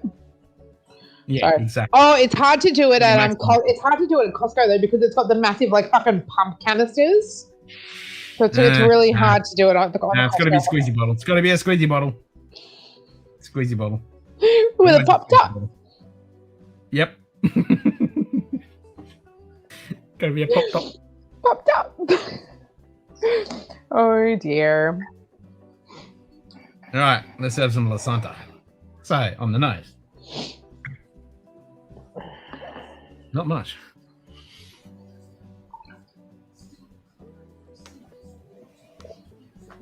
Bit of sherry. Fucking wannabe. It's fucking finishing sherry cast. Look at that. Fucking red. If it didn't know, oh my god. Aaron Hardiman. G'day, Aaron. Why is my bitch pot not fucking saying anything? Oh, for the love of Christ. ETA BBQ sauce, liquid gold. Oh, she did say it. There you go. Oh, Area 51. That's right. There you go. Area 51. You think you're the only one that has these shirts? I mean, come on. You guys are wearing that. I'm wearing. He's a nice little alien. I don't. Yeah, I was going to say you're wearing the child. I'm literally wearing the narrative of Alice in Wonderland. Oh, nice. Yeah, my hair's on the way. At first, I thought you were in your house coat. The way that looked. No, it's a infinity scarf. Yeah, but I mean, when I first saw it, I figured, well, she's definitely ready for bed. She's got her house coat on and she's relaxed. Probably got her fuzzy slippers on with a scotch in one hand, and yeah. Scotch, yes. And before I got my scotch, hot cocoa and bourbon. Oh, there you go. Yes. No slippers either, because I just don't feel like it's appropriate for me. I'm not in that age bracket yet to wear slippers per se. I do have to be a certain age, please. I was going to buy my old man slippers today, and then I realized, wait a minute, I'm only ever going to wear these for like a few days a year because the rest I'll burst into flames. So, but so, yeah, I feel the same. What did you buy? I did buy Uggies. Nice. It's that cold that you got to wear those things? Yeah. It's cold. Yeah. Dude, we got to 2 degrees, like 1.8 degrees the other night. Oh my gosh. Yeah. You were almost freezing. Yeah, David was on site. He's on night shift at the moment, and I think 2 nights ago, he's like, yeah, he got his like little fucking weird infrared temperature thing out, and he registered at 0.26 degrees. Oh my goodness. Yeah, out in the pit. So it's getting to the point now where water's starting to freeze over, so it's getting cool. Yeah, so he's wearing the Milwaukee heated jackets at the moment on site. So he's good, but it's really fucking irritating when he needs to sleep. Well, just think about it. Today, I think I'll be right around 42, 45, something like that. Yeah. See, every time you say that, I just dread it because I know it's coming around the corner. And I'm like, yeah, exactly. No, I don't want it. I want this kind. I like this weather. This weather's nice. So at this particular point, I'm at 33 degrees this morning. See, that I can tolerate. Yeah, but for me to get, like I said, 40, 42, 45, 46, that's what it is. Yeah, I know. That's what it is. That should have been Tim Tam Slam. Don't know what my predictive text got. What I said from that. Tim Tam Asian. I was like, what? With the Tim Tam Aslan. Are you talking about, Chris? Are you talking about with my bourbon cocoa? Is that what you're talking about? You have to be a certain age to wear socks with them. Well, I wore socks yesterday with my Crocs because my feet were fucking cold. I'm still trying to get over the fact that you openly admit that you have those abominations. That's true. What's that? You have Crocs. Flip-flop things. Yeah. You have Crocs. Yeah. And you wore socks with them, old man. And that you was, yeah. I know. My little were they black dress socks too? Oh my god! Please, please. No, they were just the cotton with like fluorescent, like obnoxious blue Crocs. I say, you see the older people that wear the sandals or flip flops, and they pull their dress socks pretty much. They're all dark grayish blue, but yeah, they weren't dress socks. They were the boot wool and black cotton socks. The woolly. So bad. That is so bad. Yeah. My feet were fucking cold. So put on boots like a normal person. Hey, boots. Put on just normal boots then with fluffy socks and stop bitching. Don't wear Crocs though, Jesus. Well, that's what I just wear around the house. I just stick them on because normally it's 400 fucking degrees Celsius, and fucking that's what I wear. My feet cool. Okay, Muriel. That's what it feels like. Oh, It's normally fucking what Anthony has. It's that kind of shit.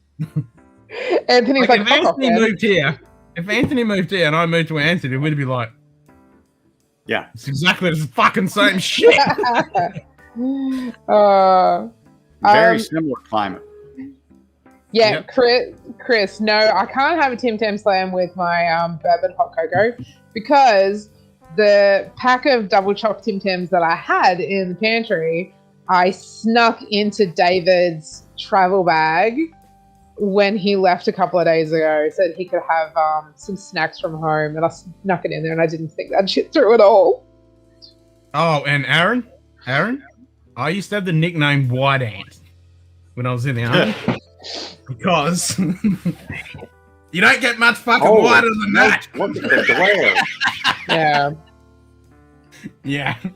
Yeah. So there's a thing going around where it's like there's some people that are saying, no, there's no such thing as black people and white people. There are chocolate people because, you know, like, I don't have anything to show you, but like the writing on this is black. A piece of paper is white. So they're like, no, you are a chocolate person. You are a vanilla person. And I was like, you know what? Oh, fuck off. Ken is a fucking white person. He's the color I'm of a white bastard. He's the color of paper. Ain't no white on that. No. And I'm the happy to entire be a scene vanilla gets person. blown out. Exactly. I was going to say, my camera's about to break. The internet's the white gonna balance is explode. off. That's for sure. We even had anti-glass set up and it still was too much. Mhm. I fucking love that. That's Yeah, how that's Ken it. says he was.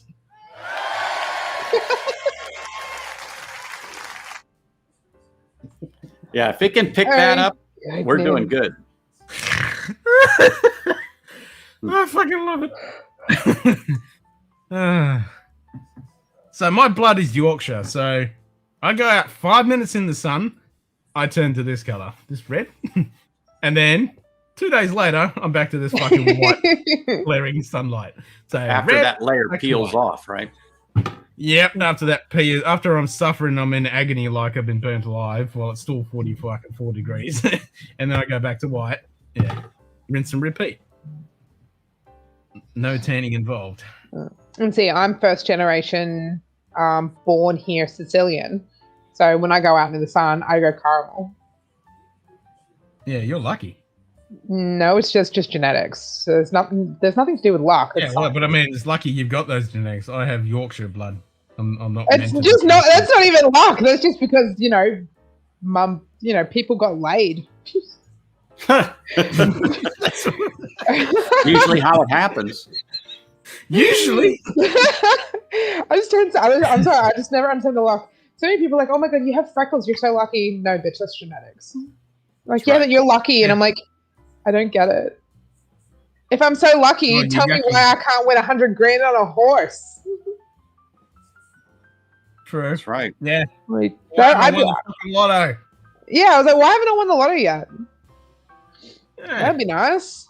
I Thanks. didn't even win a fucking snapback Glenfiddich cap. Oh my gosh! Hey, do we know what's actually happening with the Glenfiddich draw? No.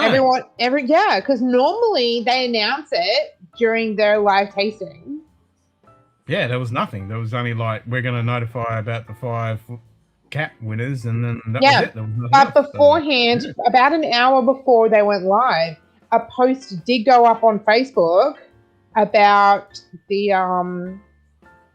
if you bought the Glenfiddich for that month, for last month, you would go into the draw to get, with like Glenfiddich prizes and shit like that. So that was there, but they didn't mention it, and I was like, I'm Yeah, confused. Normally it's congratulations. Yeah, I know. Yeah, and they picked the What winner. I really wanted was that Flora and Fauna, that whole Flora and Fauna series. I was like, so jealous of the person who won that.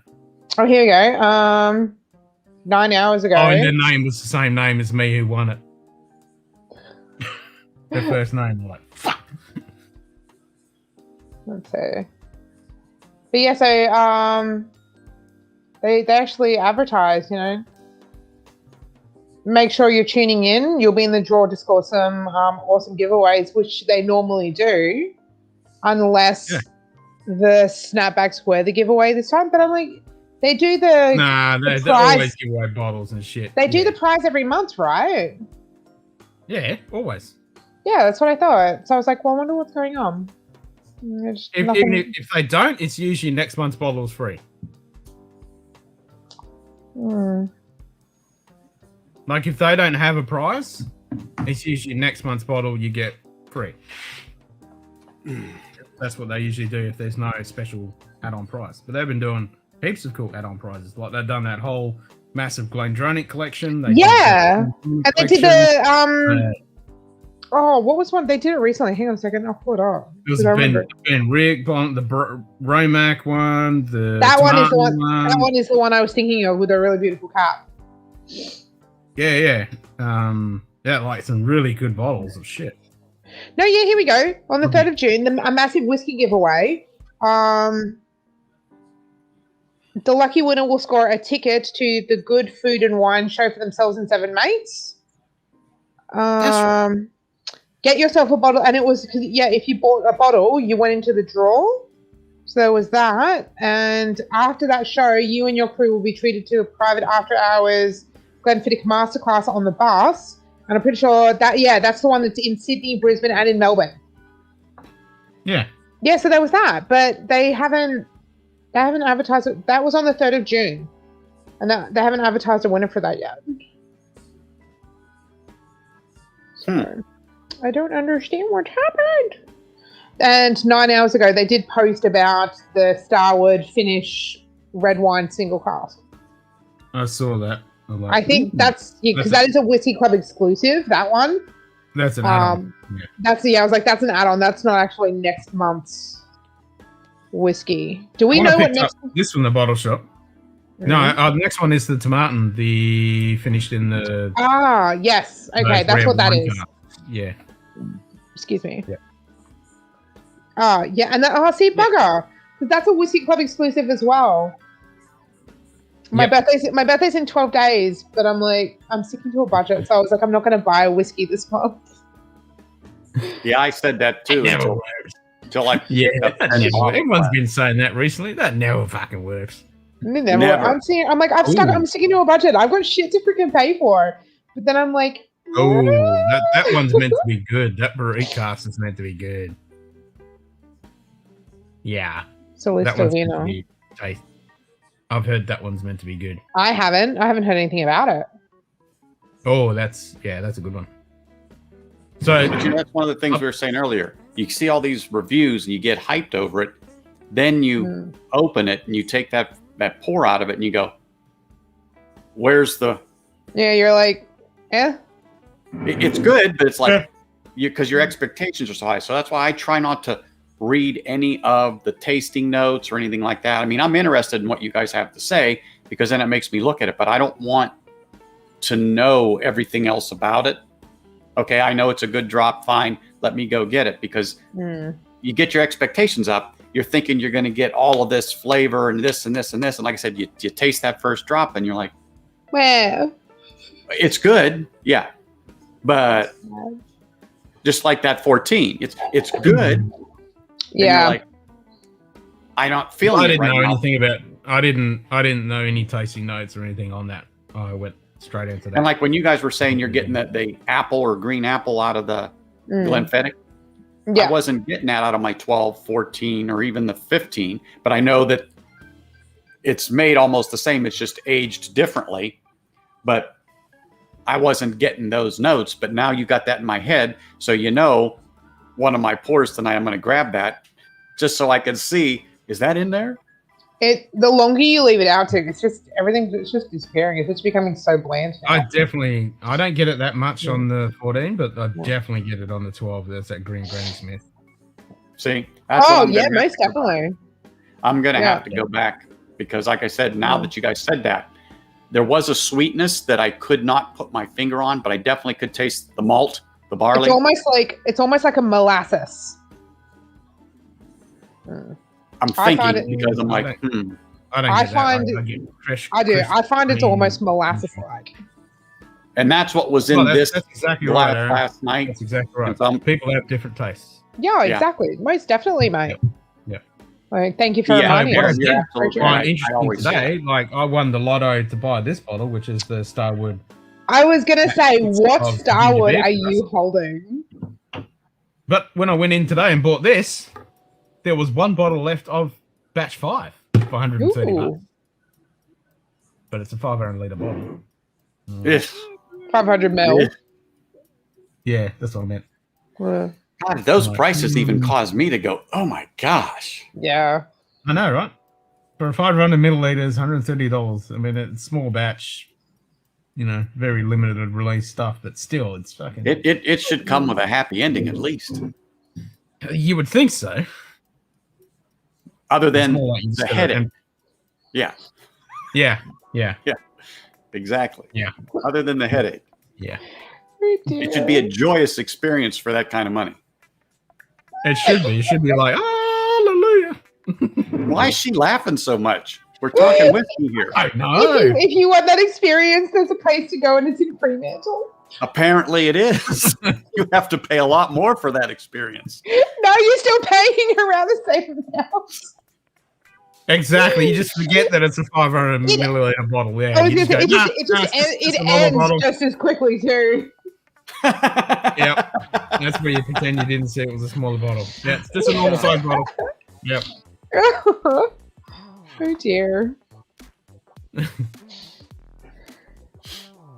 right, let's have some La Santa.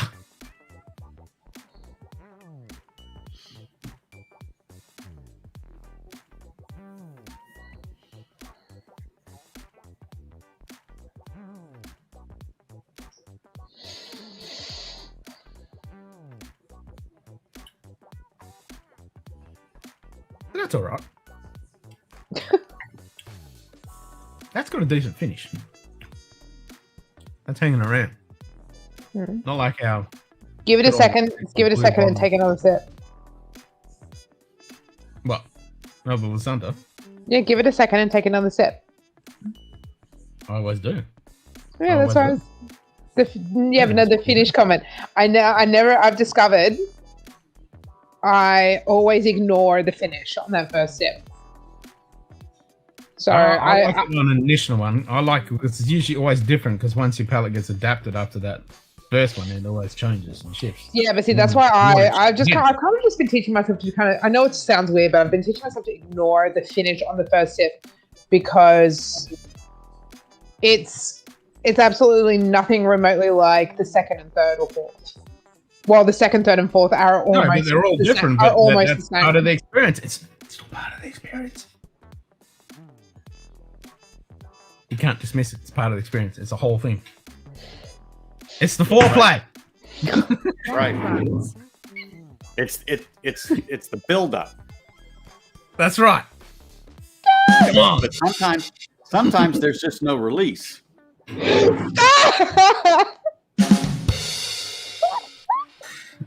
What? We're talking whiskey here now. Come on. That's right, because that Oh, 14 was dear. really, really short. Yeah. Oh my There just God, wasn't anything to it. please. It Nope. was over before it even started. Yep, that was bam, bam. Thank you, man. Fucking hell. We are shocking. Yeah. Absolutely. There's one, two. G'day, Donald. The Lark cast strength, the PX Cherry finishes up at the moment for 200. Nah. There's still some more 14-year up for 120. Nah. The Whiskey Club exclusive Blandock 07 is up still as well, the cast strength. The what? The Bladnock. Oh, the Bladnock. Just give me a Special minute. edition one, Just the second give me a one. minute while I fucking Bladnock, yes. reset my This one. brain. This one. My brain broke. This one. It happens. Yeah, that's the one I think. Yes, actually, because the colors are the same. Yeah. There's more of that too. Yeah. There's more. I haven't tried it yet. I haven't cracked it. I should have done the boulder shot this and cracked it. That's all right. Later in the year, we'll do a whiskey club thing. We can open up some of our Whiskey Club exclusives. Ooh, yeah. Oh, did you get the 2 Lark bottles, the consecutive June and July Lark bottles from 2 years ago? No, No, from last year. Last year.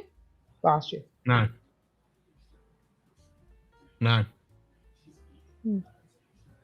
You notice That's a that shame. look on her? That puzzled look, like what? I was trying to remember when. No, I didn't get them. Oh, that's a shame. They're pretty. I haven't tried them yet. What? But I'm also not spending $200 on the Lark Whiskey Club exclusive cask strength. Yeah. I don't usually bother with the Aussie stuff, to be honest. Why? Because it's not Scotch. It'll leave you unsatisfied. I beg Yes. your pardon, sir. It's Australian whiskey. I can get that anytime. Not these limited releases. You can't. That's what I'm saying. Well, if they're made for the whiskey club, that's specific. But it doesn't really interest me. I mean, if it's And that's fine. I don't mind a few of the bottles to start with. I'm too biased. I like my lime burners. I mean, that's from my hometown. That's Australian whiskey. That's the Australian whiskey. What? What was that? Oh gosh. I was mocking you. Yeah, I know, but what did you say? I didn't hear it. I don't like the Australian whiskey, but I like the No, I didn't say burners. that. You did. I said I'm biased. I like lime burners. All I the others are my know, picks, not my which burners. you said after you said, "Oh, no, I don't really like Australian whiskey. I like my Scotch." Okay. What? That's right. Put the hand up, just like. Yeah. Yeah. They still have more of the 10.2 octamol, by the way. Yeah, it's too expensive. It is really pricey. Yeah. All right, guys, I'm going to roll. I got people blowing up my phone this morning, and I got to schedule an interview, so I guess I got to be productive at some point. 'Twas a That's pleasure. awesome. Yeah. Yeah, So- always a pleasure. All right. I'll talk to you guys. Ken, Julie, have a good day. See ya. Cheerio. Right, who's next?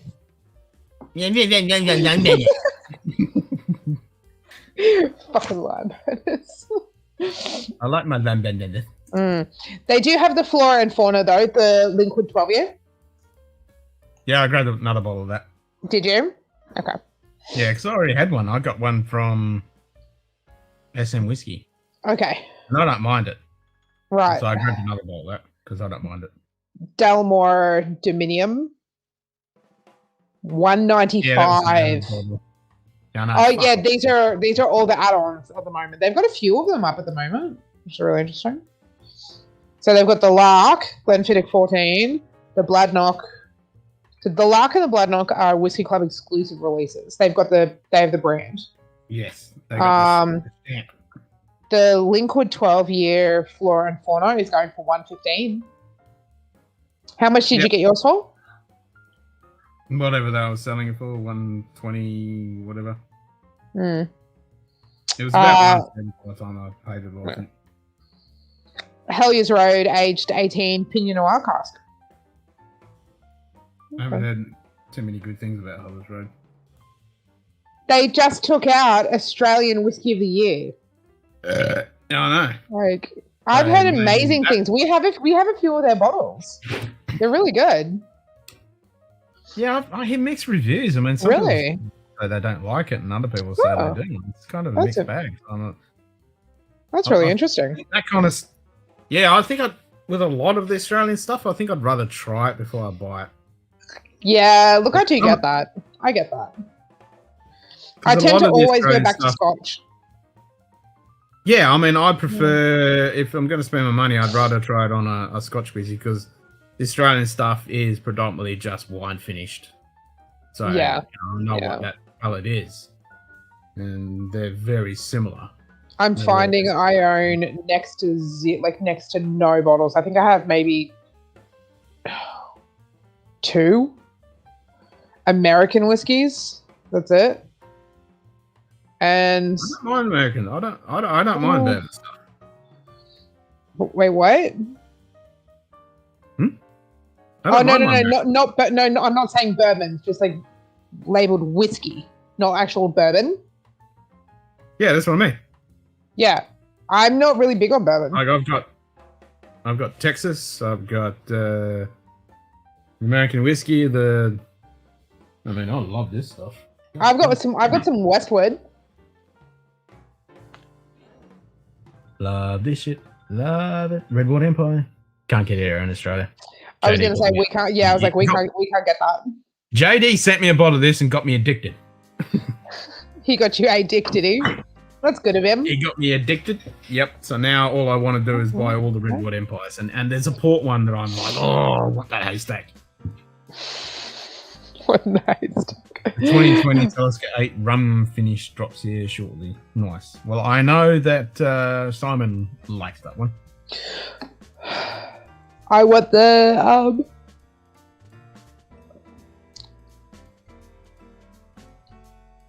yeah, I want the Guinness finished Lagavulin. I have 2 bottles I bought in the States. Yes, I know you were letting me know. Yeah. Yes. I can send you samples. No. It's okay. It's not a matter of having the samples or anything like that and trying them. It's a matter of I gifted David the first Offerman edition when our daughter was born. And he's going to open that when she turned it. We will bring you to the dark side, Julie. For what? The dark side of what? To the bourbons. I To doubt the it. bourbons. To the American whiskey. You can try. No, I will seriously, happily- you need to get. I'll send you some of that Redwood Empire. Actually, just go and buy yourself. Oh, my fucking nose is so itchy tonight, and I don't know why. Go get one of them. Just fucking go get one. Send me a photo of it so I don't forget, because I will. It's Russell's Reserve. You can't miss it. Little stumpy red bottle. Anyway. Yeah, I got David a bottle of the... Nice. I have a bottle. Oh, yay. I gave him a bottle when Miranda was born, and he's going to open that with her on her 18th. So I wanted to get him the Guinness one to open when she turns 21.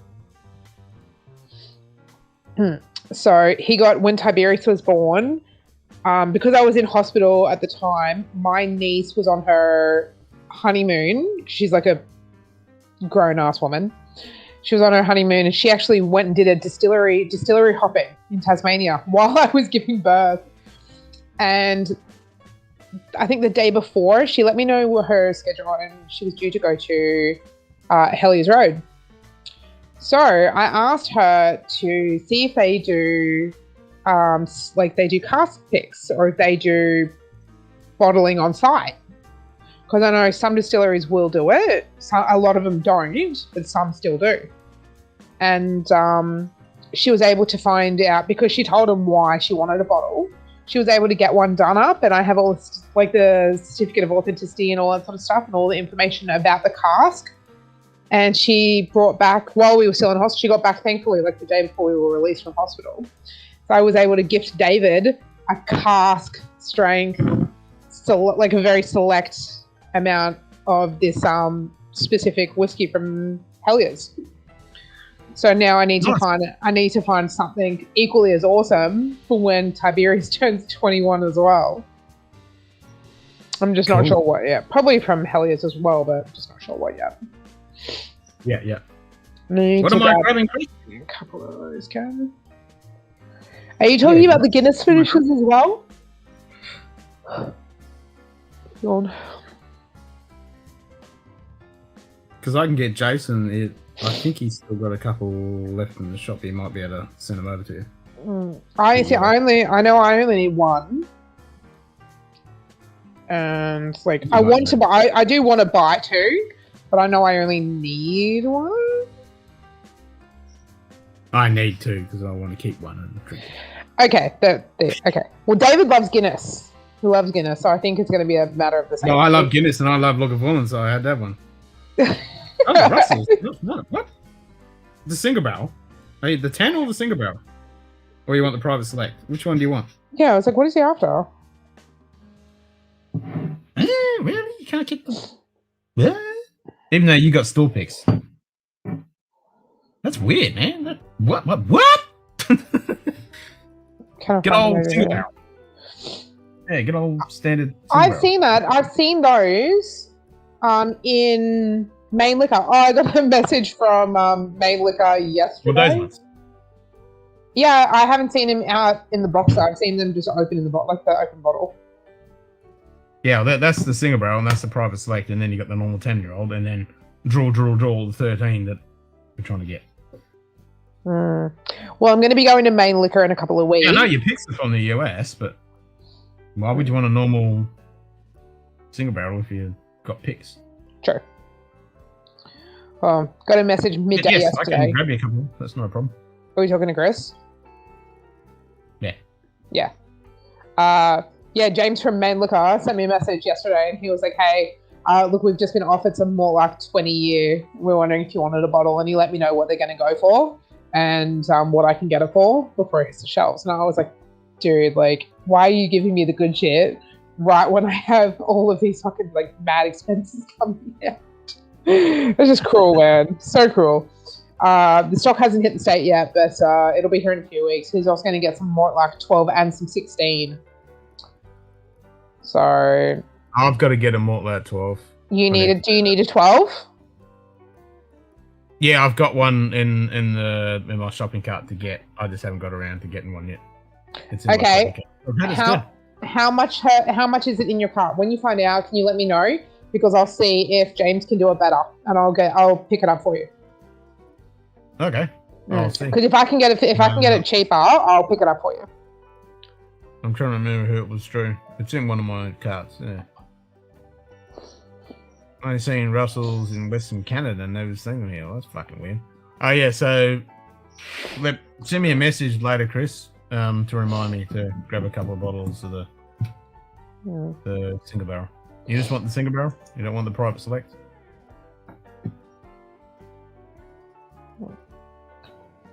You don't need the more like 16?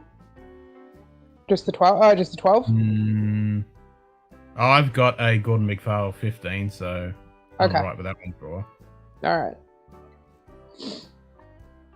Alright, I'll find out when I'll message him tomorrow and I'll find out what he's gonna put the 12 Turkey at. 13 year from Japan. Ooh, Japan only.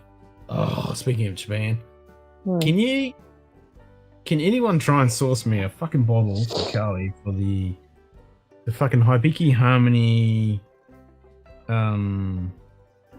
the special they just brought out, I was like, which one, dude? Yeah, the festival one, the one that 2021 what is it? The one with the cherry blossoms all over it and shit. Oh, that's the one I want. Hang on a second, I'm pretty sure I have it. I've got it open somewhere.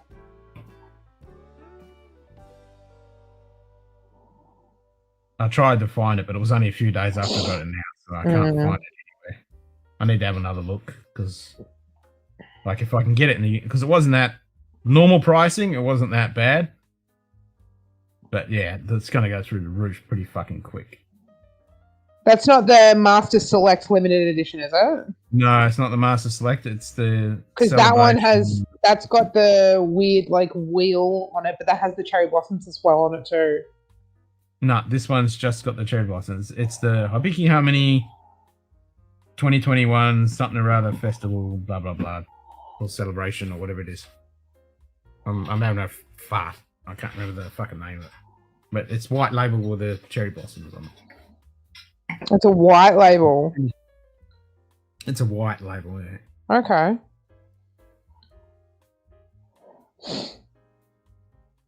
I haven't seen that one. I've seen the Masters Select Limited Edition, which is that beautiful clear see-through bottle that has the really beautiful cherry blossoms on it. But yeah, that one's been around for a while. That one you can still pick up.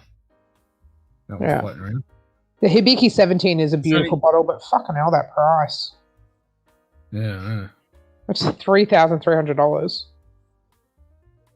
Message me and I'll put Neil onto it. That's it. Thank you, Aaron. Here. I think he Decanter. bought some Harmony limited release 2021. 2021. It's a pre-order with liquorworld.com.au. How much? I'm finding out now. Oh, that's a pretty carton. Oh.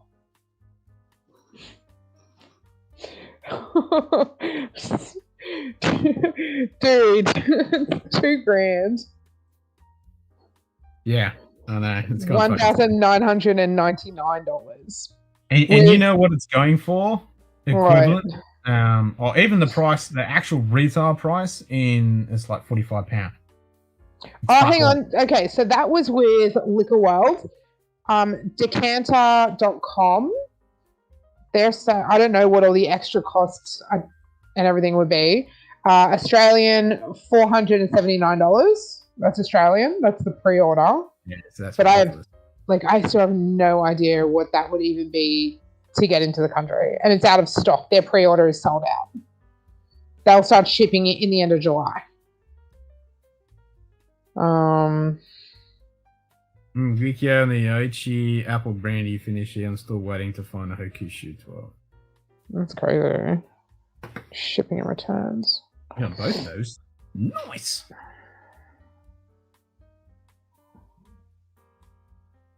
Not sure they were different enough for the cost. Yeah, that's the problem. The Japanese stuff. Oh my fucking god. But that's what I was hoping if I could find one that just pop up on the UK market, I could just send it to my UK address.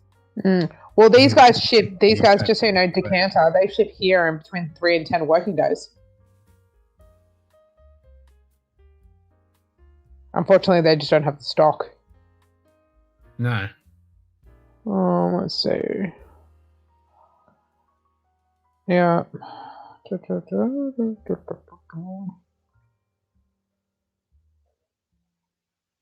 43%. That's crazy. It's so pretty too. So I'm not surprised.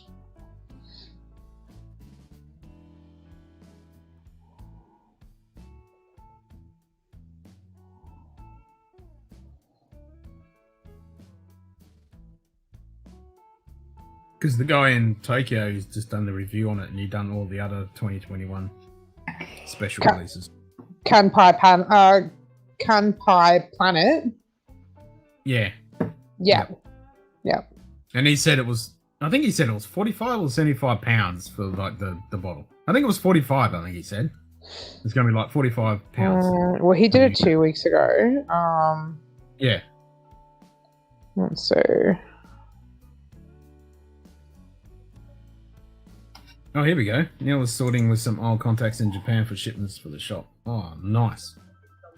Yeah, if you can get any Japanese stuff, let me know, because, yeah. My missus is gaga goo goo for the Japanese stuff. Is a 6-time winner of the world's best blended whiskey of the World Whisky Award. So, what's this bottling all about? Well, at the start of this year, Munted announced this limited edition along. It's a sexy looking bottle. It's a beautiful looking bottle. It is beautiful. The unicarton actually is just it's stunning. Yeah, as soon as I saw it, I showed the missus and she just went gaga. So Hibiki have released they've released 3 new whiskies at the start of the year. And then Yamazaki have done a big release as well. Yep. Wow. And I looked at one of the Blossom releases. Oh, okay. So it's actually a Sakura cask. Yeah. All right. Like, I knew it was limited edition, and I just thought it was just the bottling. I didn't actually realize. No, I haven't. It's actually finished. Yep. No, I didn't actually realize that it was a Sakura cask. Yep.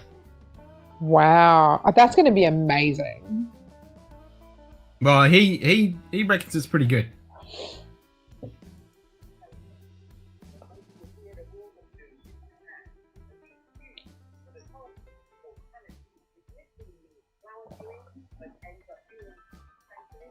You've ordered from Kaibu. Oh, yeah, I've got that website. Kabuki Whiskey, yeah.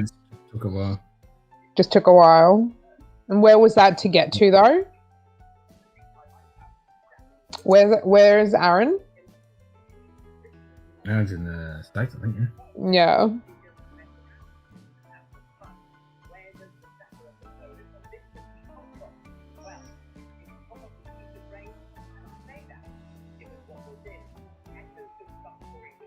Kenpai Planet.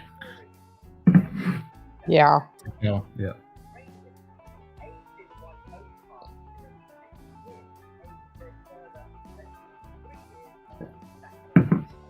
Okay, that's interesting. Yeah. White Can- oak for 15 years. Sakura grain cask for another 3 years. Yep. So seeing it go from anywhere between 500 to $2,000 now does not surprise me. Yeah, but it's not. The retail price is like £45. So we should be able to get it for $100 if you can find it. It'd be nice. It'd be so good because, well, my Harmony cost my ex-employer $200. Yeah, When well, he- there's when actually he a bought few it. places in Australia now you can get it for $150. Bye. It's floating around. I've Yeah, got it's to buy floating around. Costco now have the Roku gin. Oh, I've got a bowl of that. That's worth it. Grab it. We already have a bottle, and I hate it. But I hate gin. I've I discovered. don't like it. No, I've just discovered I just don't like gin. So, Okay. the bearded giant who was here earlier is actually a really, really, really good family friend. So, they came down right before we were about to leave with a few of their gins, and we had some of ours, and did just a lovely afternoon of just different gin tasting with all the different botanicals and different tonics and fruit and spices and whatnot. And I just was like, you know what? I'm good, man. I'm a Scotch drinker through and through. I'm so sorry. But gin is not for me. Fair enough, right?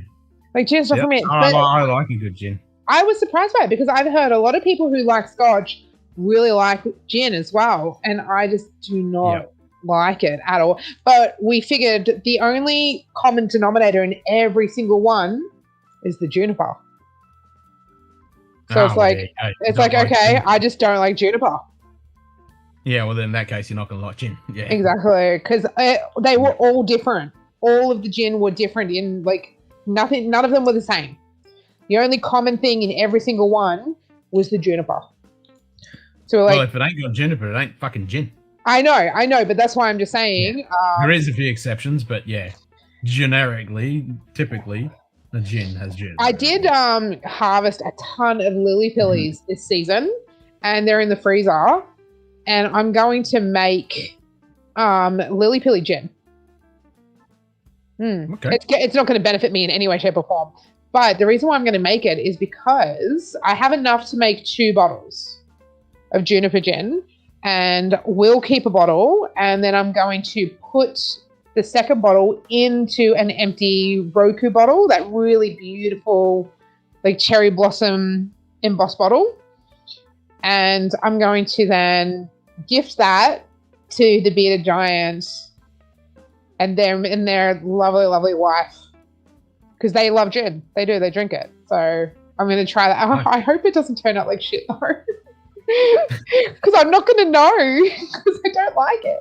Well, you have to taste your product before you. I might have to do it. I might have to organize to have it all ready for tasting for when like you're going to be in the area and you can like give me a hand. I'll taste it. Yeah.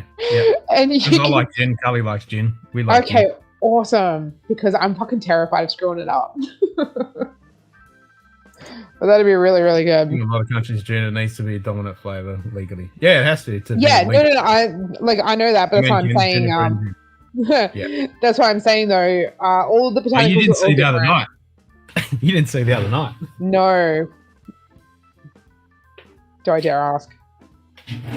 What is? This is Australian gin. Yeah. Okay. See that down the bottom there? Yeah, I'll shake it up a bit. Is that sediment? What is that?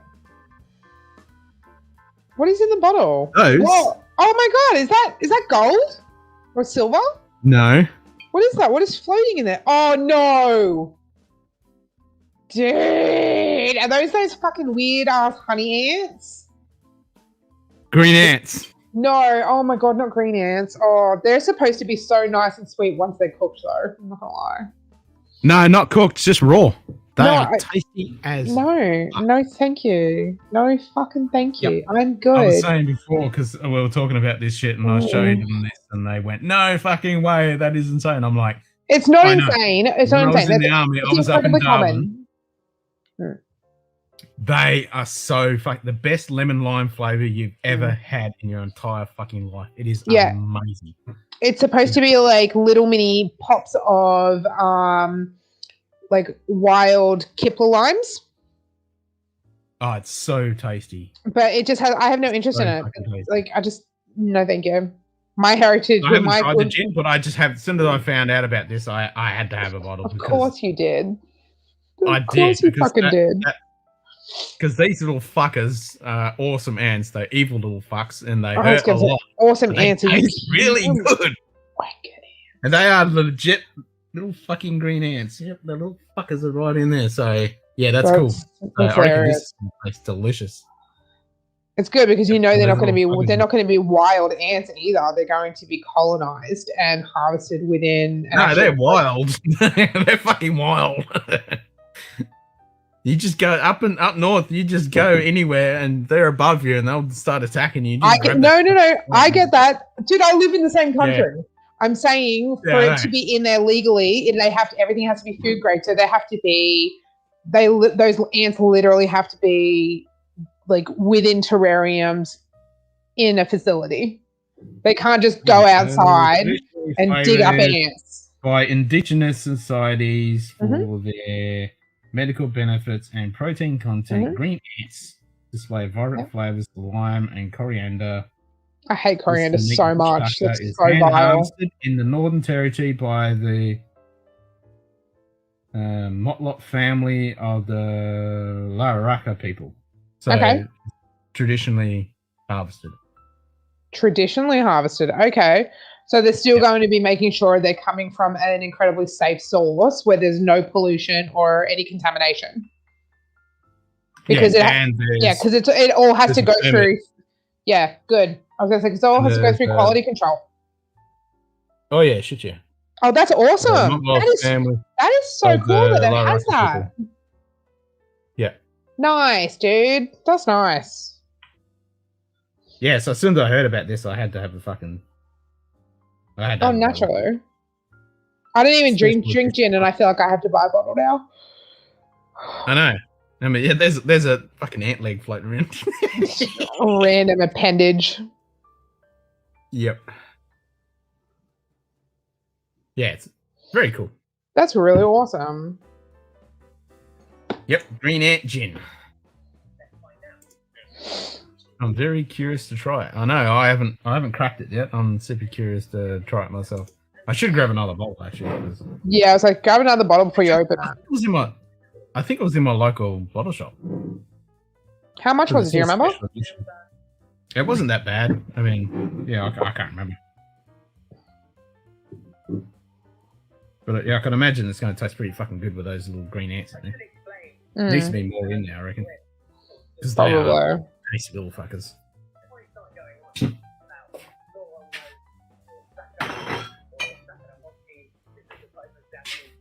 They are so nasty though.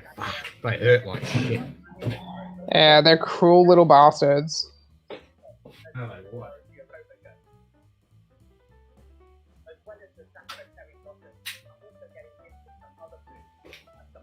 And like every other ant in Australia, it's super aggressive because they'll be like 3 meters up, 4 meters up in the tree.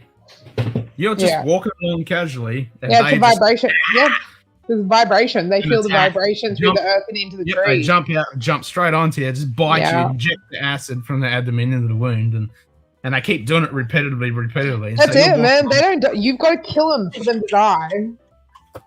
Oh, they're so and they're so tiny. They're only little fuckers. But yeah, so I was walking along like that when I was fucking getting hammered by them, and then just grab one and go, I heard about they taste good. Bite the abdomen off. I was like, ooh, yeah, they fucking are tasty. Just reaffirming that we are all derived from apes. I doubt you would find that outside of Australia, and this is going to be a limited, small. Yeah, yeah, because that's going to be, even though they do have a harvest permit and everything, that's going to be a freaking shit fight to get through quarantine into another country. Oh yeah, Yeah, yeah, dead ants in it. yeah, yeah. Dead ants, dead ants, dead ants, dead ants, dead ants, dead ants, dead ants. Oh goodness. All right. Good evening, everybody. It is 11 o'clock. The Nightbot has done her job. Whore. If you have not subscribed, please do not forget to hit that like, subscribe button. Do not forget to hit that little bell. You will get notifications for Dribbles and Drams every Wednesday. Ken also has a large amount of Lego coming soon, so that's going to be fun for him. Typewriter included. Yep. Well, this Monday is a dual stream with guest Lego builder Chris Tats. Yeah. So this Monday night we'll be doing a build of the Imperial Droid. You have to do that sound because that's the sound that Imperial Droid makes, and you just have to do that sound. Yeah. So, we'll 5 nights. 5 nights time, guys. All right. So definitely hit that like, subscribe. Definitely hit that bell because you will get a notification and you will want to watch this one. A Patreon also exists if you do feel ever so inclined to join that. If you do not want to join that, exclusive special content. If you do not wish to join that, though, still should do it. But you still wish to support financially, a PayPal also exists, and you will then, as a result, be able to help us buy ant liquor. Yeah, which still gives you to the special exclusive content. Okay, it's pretty good. Yeah, everyone who donates and contributes, and if you donate bottles and samples, you go into the special exclusive content Secret Squirrel Club as well. Secret Squirrel Club. Yeah, it's a really special club. It's exclusive. Very special. Also, Nightbot has posted the socials that I was fucking oblivious about earlier. Yes. So Facebook and Instagram. Facebook and Instagram are in the links down below. Yeah, nag me to put more content there because I'm really, really lazy. Yeah. I have to take photos and I have to really start updating my Hobbit Who Drinks Instagram hashtag as well. I'm behind. So, cheers, Aaron. Have a good one, mate. A lot of insects hurt like hell, but I've noticed that Australia and the Amazon are in classes by themselves when it comes to biting bugs. Yep, bloody stingy, stabby bug things, there's lots of them around. And that's why I tell people, if you're coming to Australia, when you depart from your plane, please do not forget to head to the information desk with your travel documents. Someone at the information desk will assign you a buddy. We do take a lot of pride in our buddy system. It is important to us, for your buddy is responsible to keep you alive. Yes. Do not touch shit in our country. The Gurkhas still do their training up north with North Force and the SAS Boys and Cool Regiment. Yes. Yeah. Most definitely. From what I understand, they're still training. We have a very, very strong relationship with the Gurkha boys. And you don't fuck with them. Nine. Goodness. So have you heard my new voice modulator? Did you hear that? I think you heard that. Did you hear that before? You missed it. Have you watched the replay on the Star Trek? I was going to say, yeah, I remember. I was involved in it. GHOSTFACE Bourbon. G'day, Ghostface. There you go, mate. It's Ghostface. Okay, I was like, I was like the bots. Oh no, there was a massive delay from what I'm hearing with the computer to what actually happened on my phone. And I was like, what? It takes a little bit. It takes a few seconds for the computer to think about what she's going to say. She a hoe. Yeah, she's a hoe. She's a hoe, yo. She a hoe. Yo.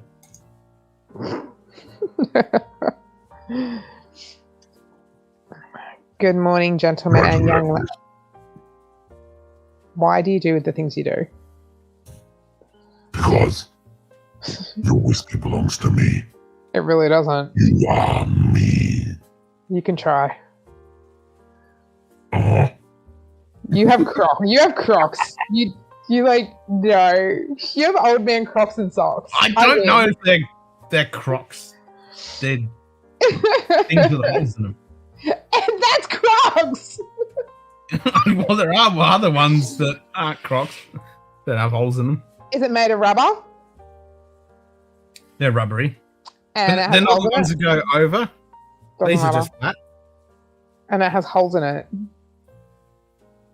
On the band that goes across. Can you go and get your shoes, please? Do I have to? Yeah, now you kind of Another do. room. Eh. Another part of the house. All right, fine. Fine. You need to post about your shoes on social media. They probably are Crocs. I think they are. Right, Right, the way I understand Crocs, because the Crocs cover your toes. These don't. Okay, so they're Australian Crocs. Yeah, they're Aussie, mate. Welcome to Australia. Who needs a whole shoe?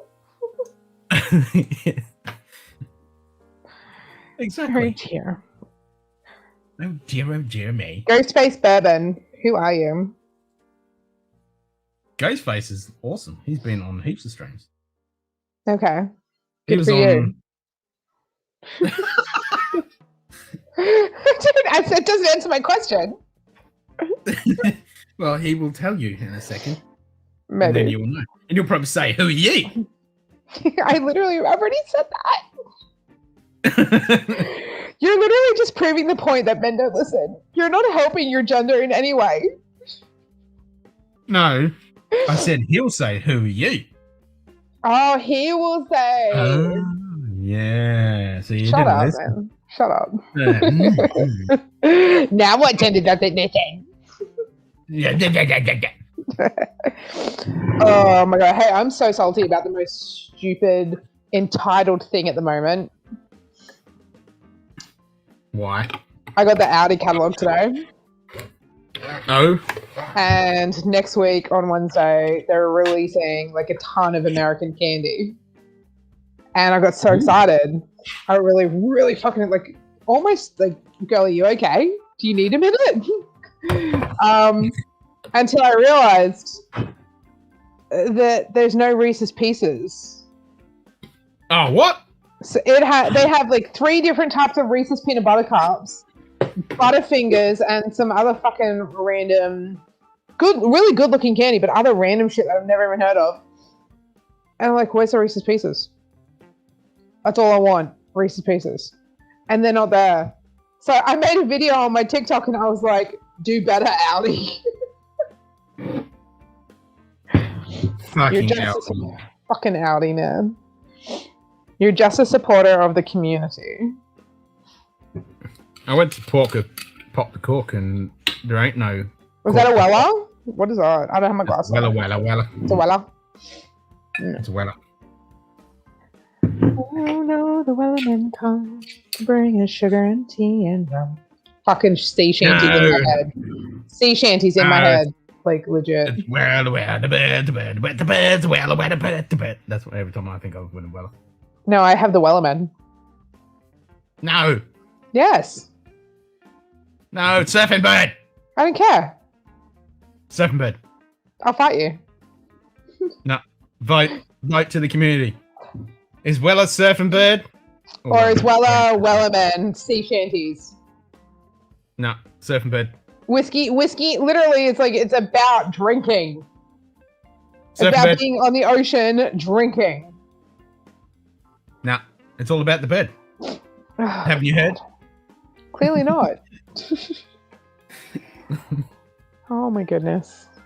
Oh dear. Surfing Bird. Oh, I'm thinking of going to Games World. You know Games World? Games World, yep. Weller is surfing Weller is bird. Surfing Bird. Exactly. Thank you, Donald. Shut up, Donald. Surfing No bird. one cares. You're just jealous. Not It's Surfing jealous. Bird. Salty. Told The difference. Haven't you heard? Shut the fuck up. Haven't you heard about that? The birds Yes, are well, the birds are well, the bird. See? Oh goodness. Bird. Wow, wow, wow, wow, wow, wow. And bow, wow, wow, bow, wow, wow. And surfing bird. Hello, Americans. I present to you the peak of our country, Ken. Singing surfing bird while drinking Weller. He represents together. us. I do not represent anyone or anything. I was about to say no. Disclaimer, let it be known. He does not represent us as a Any whole. opinions or expressions expressed on Scotch Down Under in the Fending and Munted Club are not representation of Scotch Down Under or its representatives and associates or employees. Sweet Jesus. We are no longer responsible for any information disclosed upon this channel. Oh, the actions therefore taken. Yeah, exactly. We are not Okay, held liable for disclaimer. any injuries taken by the action. I killed a bottle of Wella neighbor on the other night. And was it Surfing Bird? Shut Come on, guys. up. Is it Surfing Bird? Is Wella Surfing Bird? God. Well, it is Surfing Bird. Anyway, I'm thinking of doing getting their puzzles.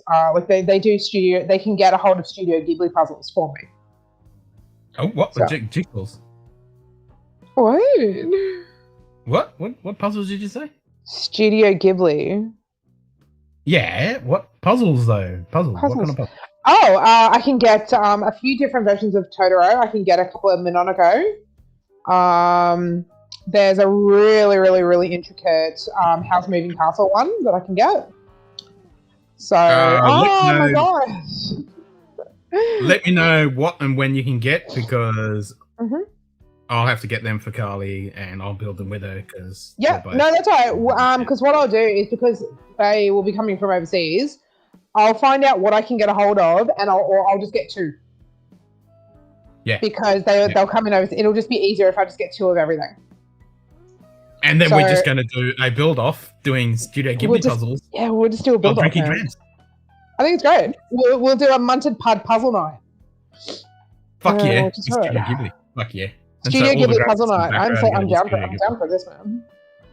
And then Carly will wear a Studio Ghibli shirt, of course. Shirts. Because I always buy a Studio Ghibli shirts when I can. Dude, man, I'm busting to get a Howl's cloak when he's walking through the sky. That really cool like pink coat and everything with the diamonds, and I really want that. I want that so bad. Nice. And yep, as you saw, it's Surfing Bird. Just haven't you heard about the bird? No, I very fucking clearly haven't. I did, however, hear about the Wellerman that kept the whaling boats afloat and running because they were taking supplies. Surfing Bird. No, It's Surfing Bird. no. Have you not? How have you're married, dude? How do you not understand the stubbornness of a woman? Even No. when we're wrong, Surfing we still refuse to admit that we're wrong. I know, but it's still the Surfing Bird because it's stuck in my head and it's Weller. And every time I think of Weller, it's Surfing Bird. Goodness, for the love of Christ. No, Weller needs to have a store pick with Surfing Bird. Is that a thing? Because if there is, I fucking want one. Google, man. Google is your friend, and Google is free. Yeah. Somebody Google Weller Surfing Bird because that has to be a thing.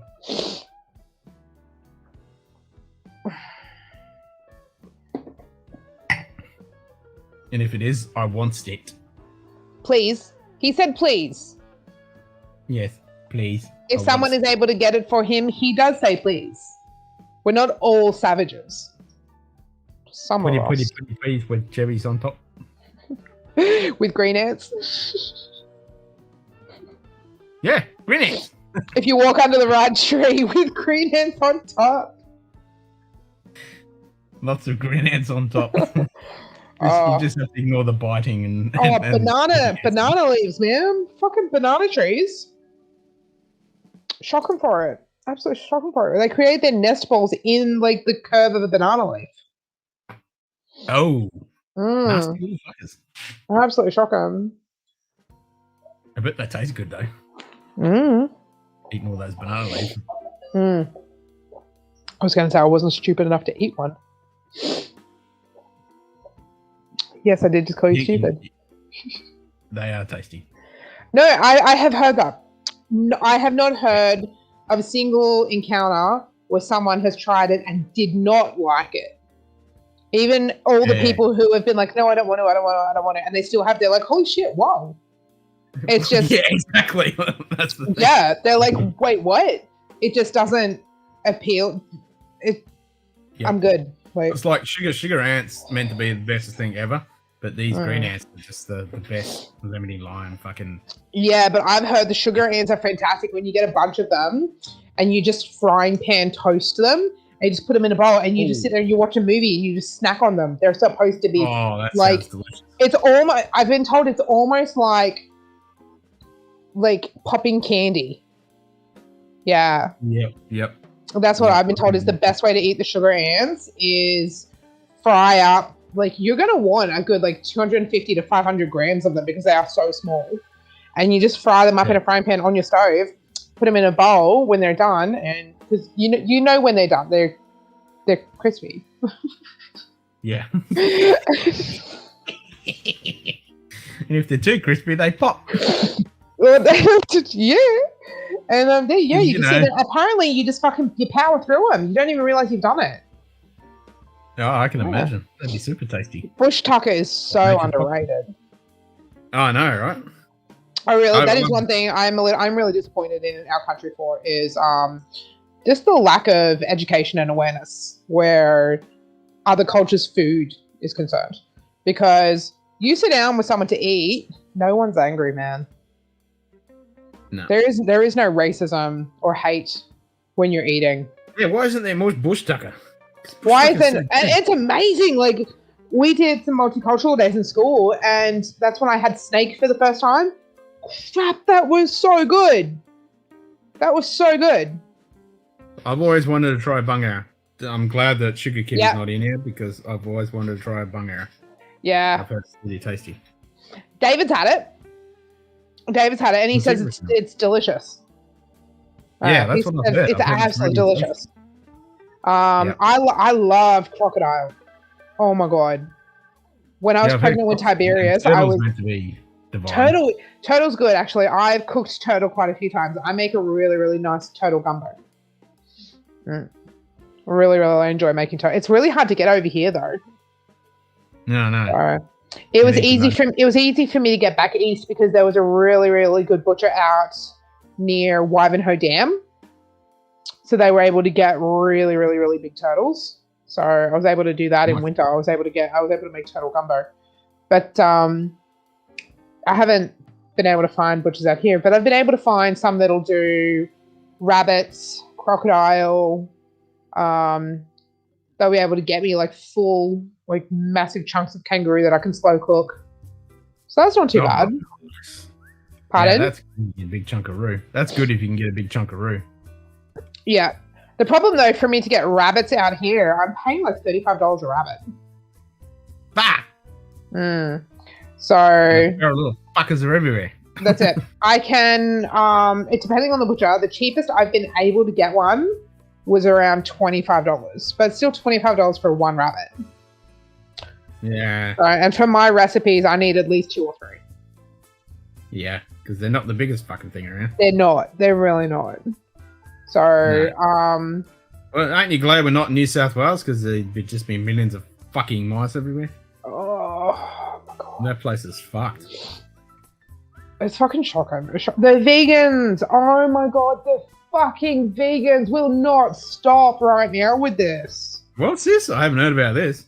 Oh, the vegans are going fucking off about all of these mice are getting slaughtered and it's mass genocide. And how dare we as a people commit this atrocity of nature? And I'm like, have you ever set foot on a farm in the middle of a fucking plague? Ever? Yeah. I was like, have they even taken into consideration the livestock that is going to die, and it has been and is dying because of the contaminated and the feed. crops have been completely destroyed for your vegan fucking food, fucking vegan. That's exactly right.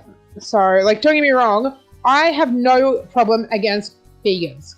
I have a problem against vegan activists who do not take into they don't take the time to educate themselves before they come at you. So then when you throw back, when they don't realize that actually more food, more animals are killed producing vegan fucking food. Exactly. So what I now have saved in my phone is I feel kind of shitty that I've had to do this. I never should have had to do this, but I now have a note, like an actual, you know how in an iPhone you have your notes and shit? In my notes section, I had kangaroo.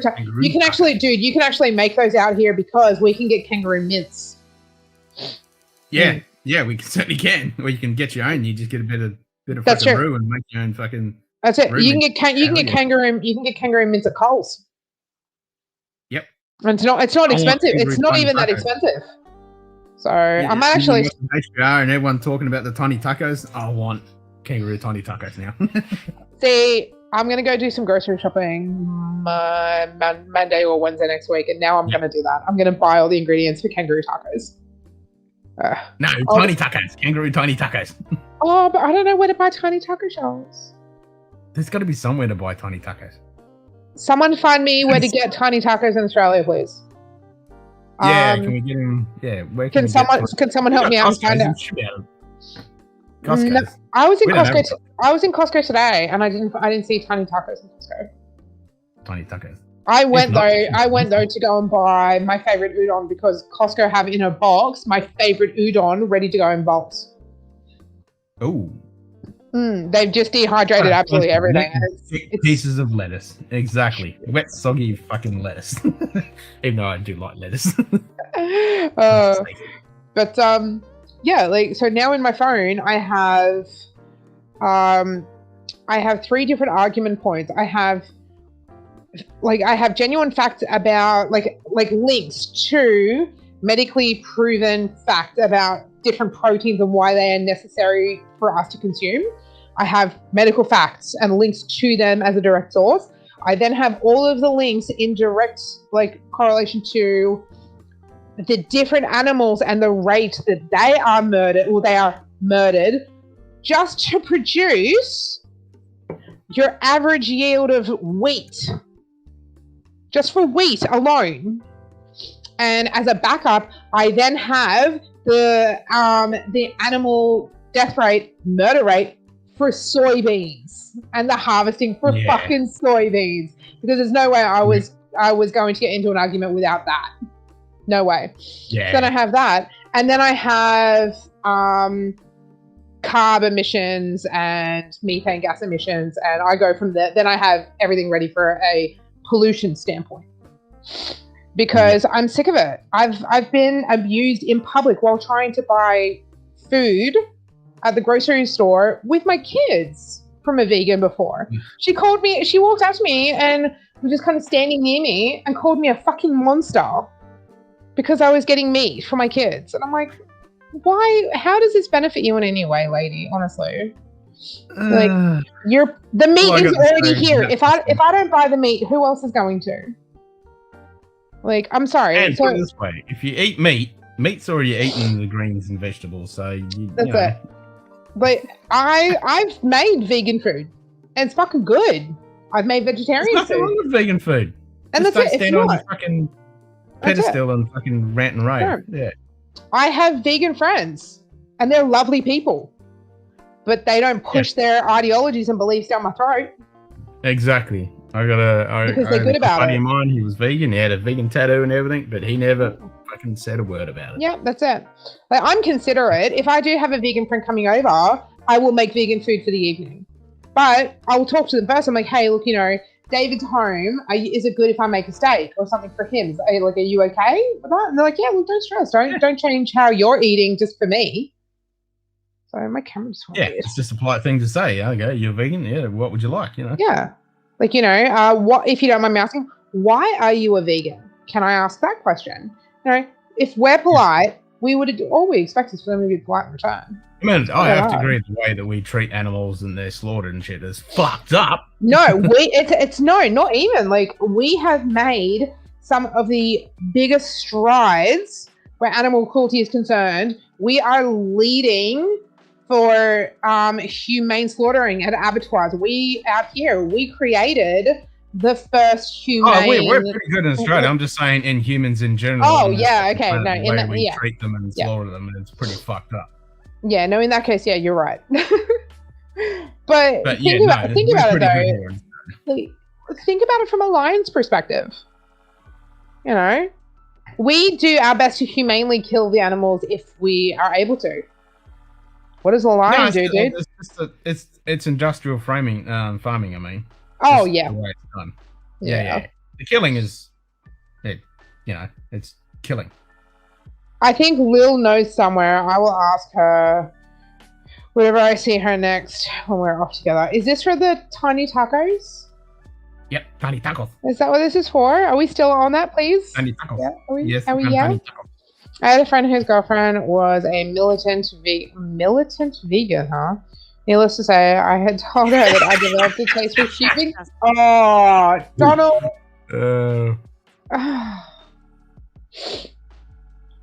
Something came across my feed on. No, vegan needs to I say loved I it. told her that I developed a taste for human kidney. something Yeah. came across my feed on TikTok earlier this evening, and this is just the right there has just reminded me of it. A vegan came at some bloke and was like, "You wouldn't eat another human being, so why in the world are you going to eat an animal?" And this person said, "Don't assume what I consume." Yeah, exactly. And I was like, and I'd be like, well, and then he posted on TikTok later. He was like, "No, how fucking dare they? Some of the best meat is from herbivores that we consume are herbivores. Vegans are herbivores. yeah, that's right. Well, Vegans might be on the menu, my friend. Oh, that's right. I'm pretty sure they're going to taste better than us. Vegans are herbivores, yeah. So, and some of the best meat on the planet are herbivores. So now it's like is that what we're telling you missed all that. We were talking that kind of stuff earlier, but yeah. Congratulations, Dustin. You and Mike have now officially made it. You've been accused of being a sellout. Hang on. Hi, I had a big day today with the channel. Mike, I got accused of selling out. Wait, what did you sell out? What did you do?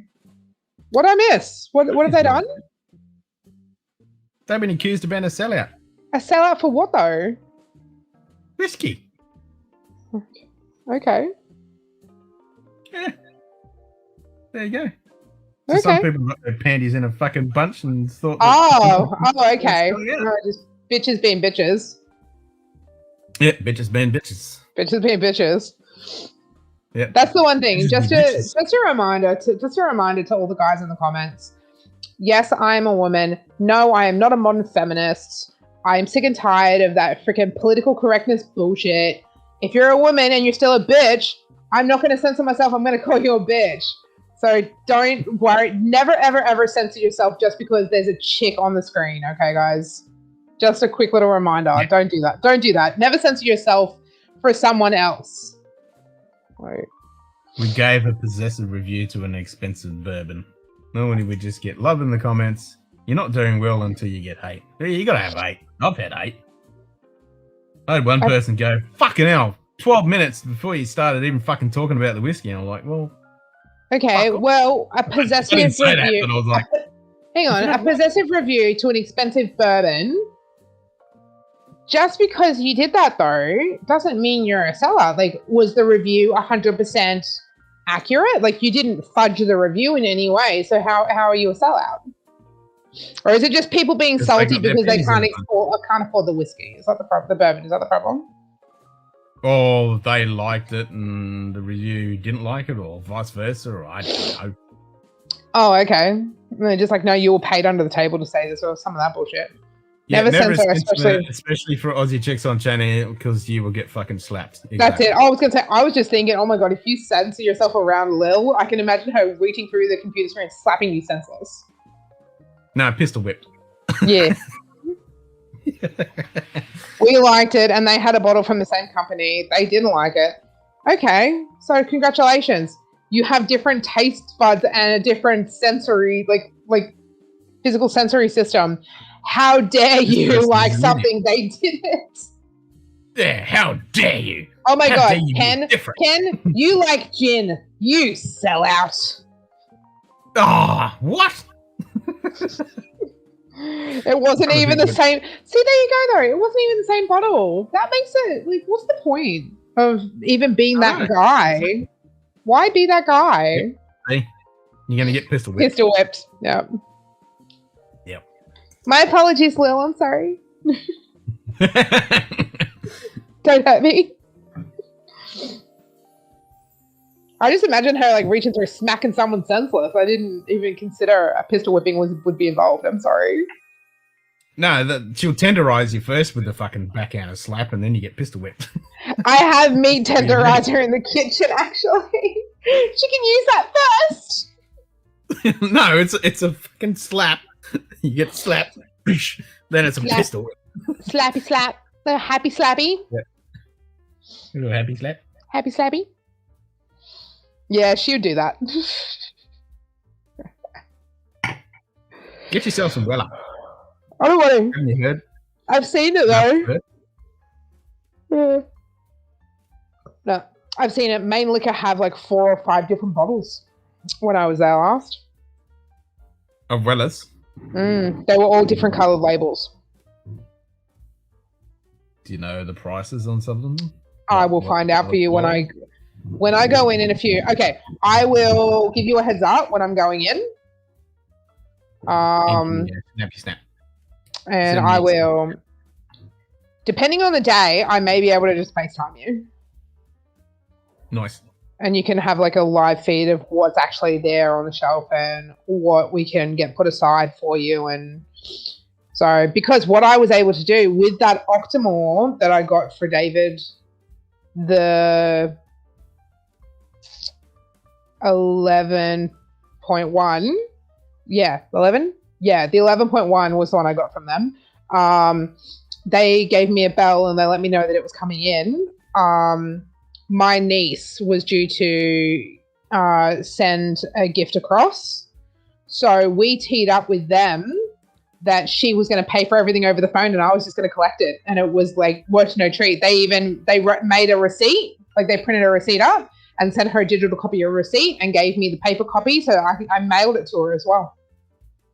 Nice. So they'll happily do that because I go there enough now that they're like, yeah, she's legit. Don't stress. So if there's anything you're hunting, I'll add it to my watch list and they'll keep an eye on it for you. Nice. A little bit of talking hands taken. Yes. Oh, nice. Talking hands. When small companies get a lot of love on social media, often people assume they are paying for it. They're not wrong to be skeptical in all fairness. Okay. Look, I get that. That makes sense, I guess. But it's still... Yes, a bit of talking hands. Yeah. Why bother jumping to the conclusion, though? Like... I just don't get it, Dustin, to be honest. So... A little hoon sound, a little loud sound, a little hoon sound, a little loud sound. And punch! This fucking kid. Look at this guy. Oh my god. What? Just nothing. Well, Chris knows exactly what I'm talking about. Yeah. Alright. 11:40. Is anyone coming on to join Ken anytime soon? Yeah. Who's coming on? Do it. Do it. It's 11:40. I mean, you market a cheap watch on social media, I'll 100% know you're getting paid if it's from certain brands. Yeah. Yeah, that makes sense. Yeah, of course. Like, I'll verbally promote my favorite liquor store. But that's because they're a little liquor store. They always they go out of their way to get really, really cool stuff. They do specialize in craft beer.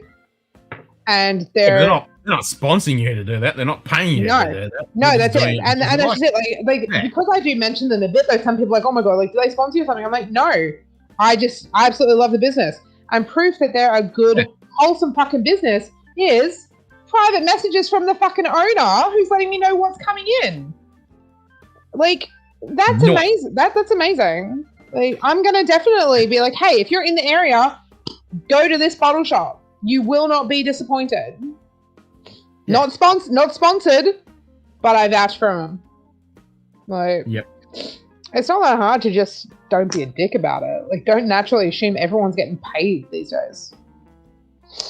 Yeah, because most people aren't. Our bank accounts will disagree with you, my friend. Yeah. And let's be real. If someone wants to give Mike and I free whiskey, we'll review it. Oh, I'm the same. You give me free shit, I'm going to fucking review it, and I'm going to give you an honest fucking review. I'm not going to sugarcoat That's it. it. So, like, Yeah. I'm waiting for my little bottles to come in so that I can bottle up each of those Octomores for you. Little 100 ml of those. And there was something else that I had that I wanted to bottle for you, and I can't remember what it was. I don't remember.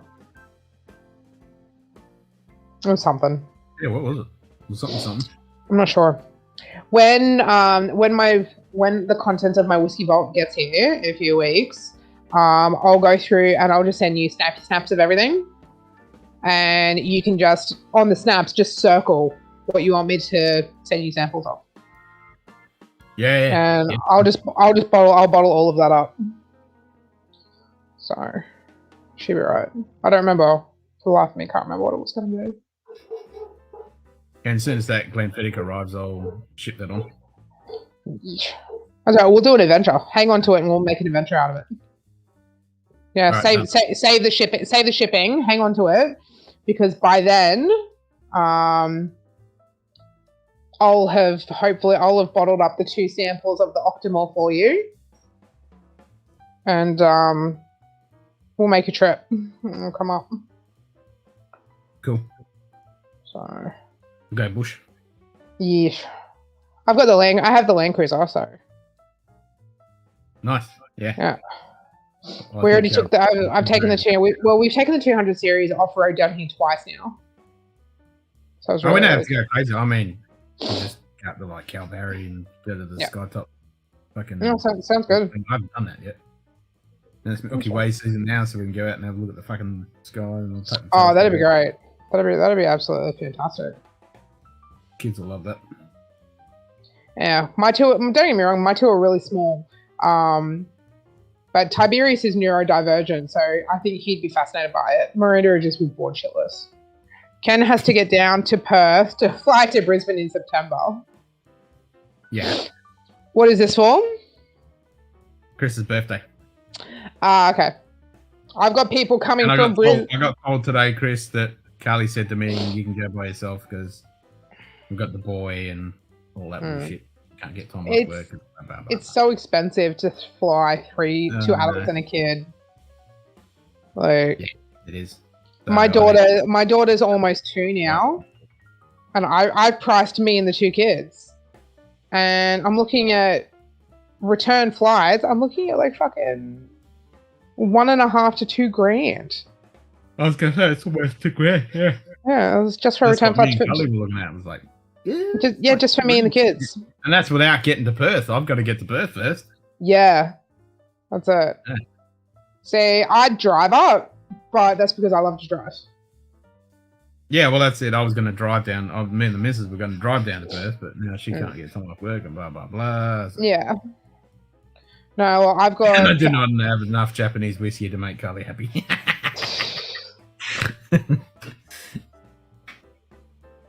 I've got 3. I don't have a large collection, but I do have 3. Sorry.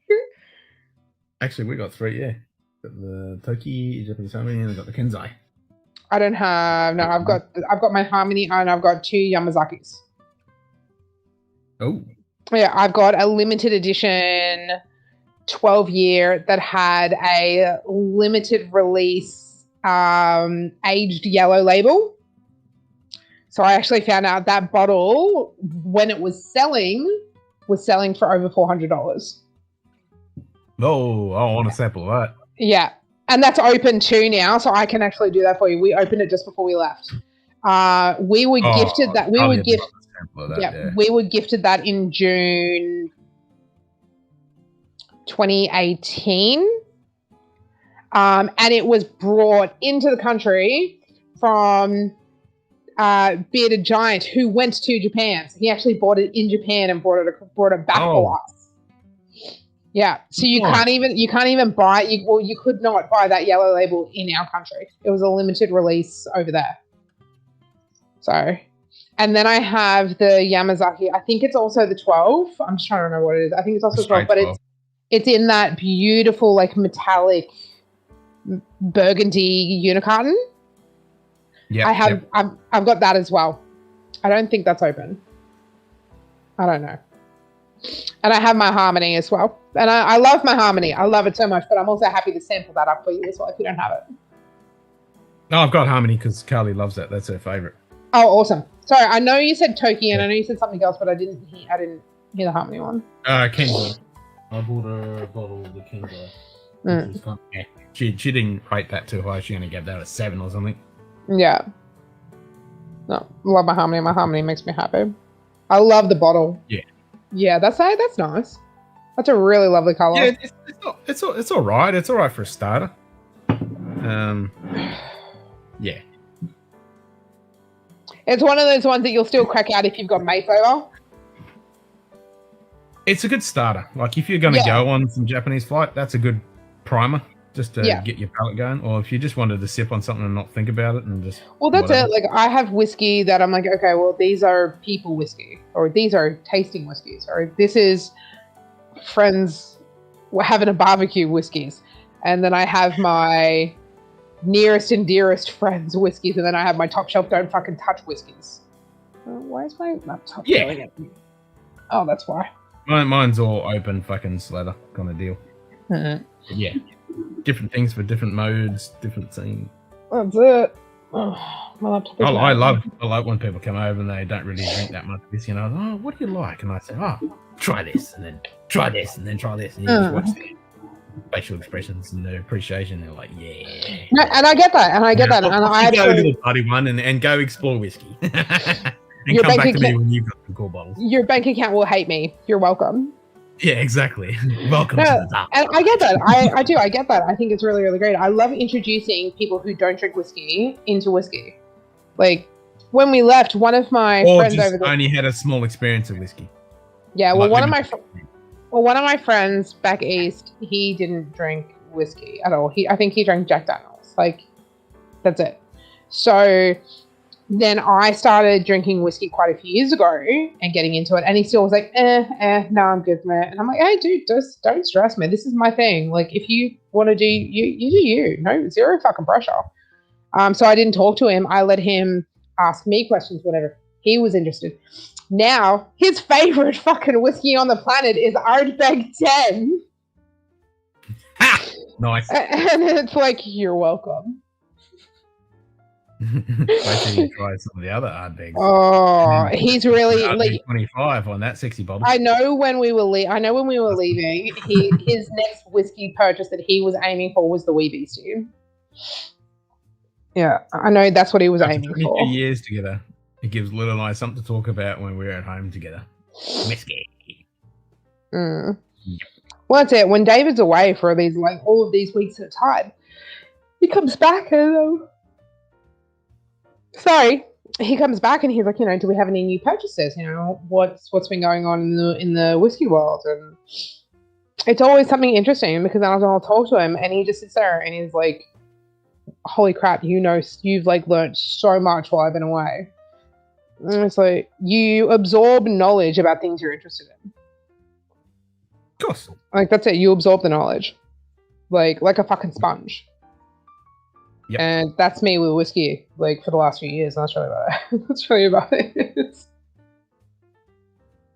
But I'm always gonna be learning. I'm gonna be learning about whiskey until the day I die. I love learning about all the new processes. That's why when Lauren took us on the tour and we actually got to see the stills. We got to see the stills this time. I was just, oh my gosh. Like that new still house, holy shit, that was impressive. That's why it was really, really interesting. I wanted to hear him talk about the expansion a bit more. Yeah, that's what I asked. The question is like, well, now Yeah. this expansion's completed because I didn't think it was completed yet. Yeah. Because they're going to be the biggest. I think once it's done, they're going to be the biggest producer in Scotland. Per They litre. have a few they already have a few labels being produced on site. But I mean, they're going to be producing the most amount of litres of all Scotland. They already do. Yeah, I know. But that's why I was going to say, what's going to be their count? Because it's still up in the air as to exactly how many litres they're going to be pumping out in full It'll be really, really interesting. But there's a few brands that also get their whiskey made at the Glenfiddich distillery. There's a few of them that get it done there, and I'm pretty sure Glendronach is one of them. No, Glendronach doesn't. I saw a sign. Good It's day. Glen something. All right, I'll find it. I took a photo of it. I remember because I was so curious about it. I remember taking a screenshot of it, and I was like, "Hang on a second." So, let's see.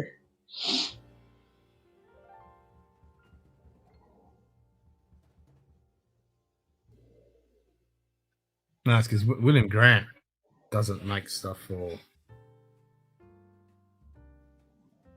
What was that? Sorry. Glendronach Ardbeg. Yeah. Because they're owned by the same company. William Grant and Sons is completely separate. Speaking of that, by the way, I picked up a Grant the other week. It was fucking disgusting. Yeah, Grant's pretty boring. Because Ardbeg has done an expansion. They've just done an expansion. Have they? Yep. Oh, I didn't know about that. Mm-hmm. What's the go? They've just done a revamp and an expansion.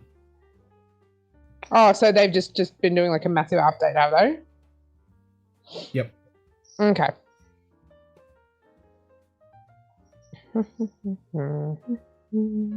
Have you got the malt-year whiskey book? The what, sorry? The malt-year whiskey book. No, I think that's the one I boycotted. What? No. Not that one. No, I love. You know what I mean too. No, I don't have that yet. You know exactly the one I'm talking about too. Yeah, I know the one you're talking about. No, I haven't even seen that yet. Like I haven't seen it anywhere. Go to maltwhiskeyyearbook.com and order yourself a copy right now. Oh, so I have to do it online, do I? You love this book. Yeah, you can order it. There's a few places that have it, but you can go straight to his website and ask him, and he'll even sign it for you. That's so cool. Hang on a second. I'll open it up in a new tab. I'm in the middle of putting up something. Okay. Malt whiskey. What? Maltwhiskeyyearbook.com. There you go. There it is. Oh, okay. Here you go. Dimmicks have it for $44 fucking dollars. I've heard that they may be looking to expand Middleton again, going from 64 million litres to biblical flood amounts. Oh, it's great. Biblical flood amounts. That's so great. I love everything about that.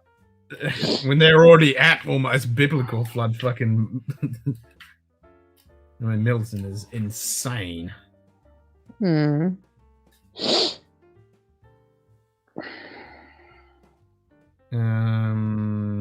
So Moet Hennessy, because Moet Hennessy owns Ardbeg and Glenmorangie. Oops. Because they're completely separate from William Grant Sons. Yeah. So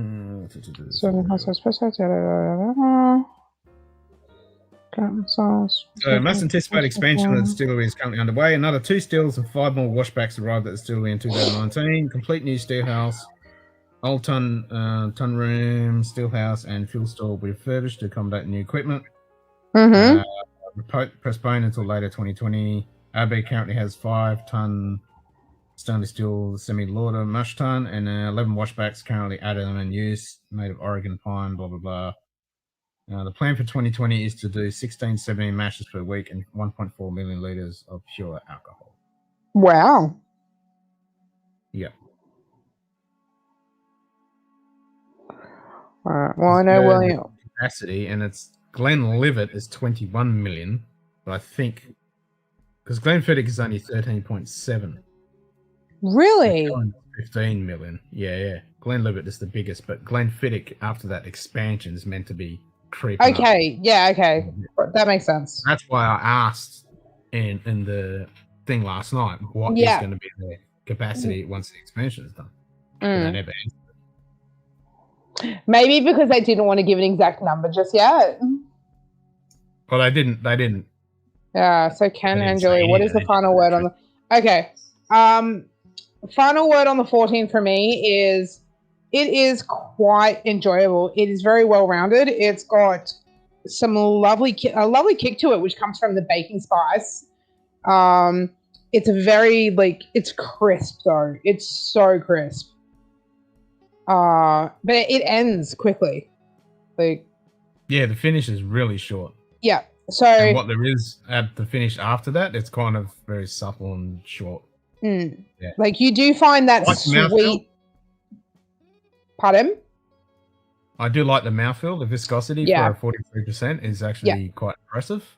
But I really I do like- get that nice sweet vanilla, and where you're talking about where you're talking about how it feels and everything. I am also getting that molasses taste. I am still picking up on that. Yep. But it's the more you drink and the longer you let it just kind of sit for a minute, that really just kind of dissipates, and that apple just shines through. So I get a little bit of apple, but not as much as the 12. yeah. I've only had a neckful, one pour of it, so at the moment, Try it again in a week. Try it again next Wednesday with me. yeah, I'm gonna keep trying it. Yeah, I want to try it before we actually do a review of it when we get around to doing a review. But at the moment, it's a bit meh. I like it, but my problem for me was I talked it up too much for myself over the years because it was my unicorn bottle because it's so fucking hard to get. And now is it because I've been talking it up and I put it on a fucking pedestal, I dicked myself over in the process. And I've made it out to be this friggin' delightful holy fucking grail thing. And it is good. Don't get me wrong, it is good. Once my bottles are all in, I'm not gonna be upset if I never see another bottle again. If I'm never able to get another bottle. Yeah. I'm not gonna be devastated. So Yeah, I'm glad I got a bottle to try it, but I'm glad I'm glad I've got a bottle to try and I've got a bottle to keep, and I'm glad I'm gonna get I'm glad I've got the English. Fucking hell. glad you got the American one to do it side by side. Yeah, so it'll be really, really interesting. I'd probably give it a 4 out of 5. It's because it is 43. It does have a really, really good price. It's full. It's rich. It is quite sweet. Lots of vanilla. Quite fruity. Not too bad. Right. A nice everyday kind of drink. Roger that, Mike. Awesome. Yeah. I mean, I'm not going to give a final verdict on it yet because I've only had a neckful. I want to have at least half a dozen more grams of it before I give it a full assessment. But so far, Yeah. No, look, I'll take a photo of mine. I'll post my review up, but I'll also definitely add my review to Distiller as well on that one. So, not too bad. yeah, it's all right. I like the packaging. Oh, I'm still reeling from that. What's the significance of the blue? What made you choose it? Because it's such a stunning label and everything. What made you guys decide to go with the blue label?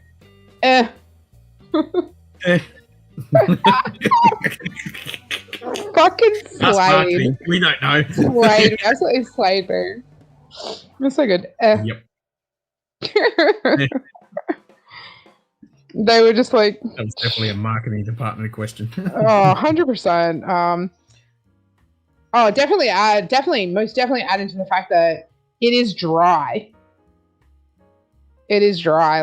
On my palate, it's dry and it's oaky as fuck. No, I didn't find it that dry or oaky myself. I did right near the end. I think as part of it finishing so quickly, it was just dry for me. My mouth was really dry after I was finished with it. Whiskey So- tube is basically whiskey lovers screw themselves out of buying anything they love again. Well, we're always trying to find that next thing, aren't we? Yeah, that's it. Always trying to find that next bottle. That's it. Welcome to Whiskey Tube, where we push it on a pedestal and we finally get it, and then we're fucking disappointed. I never try it. Well, I've never really done that except for a couple bottles like that. Mm. That Glen Scotia 2020 festival. Oh yeah, yeah.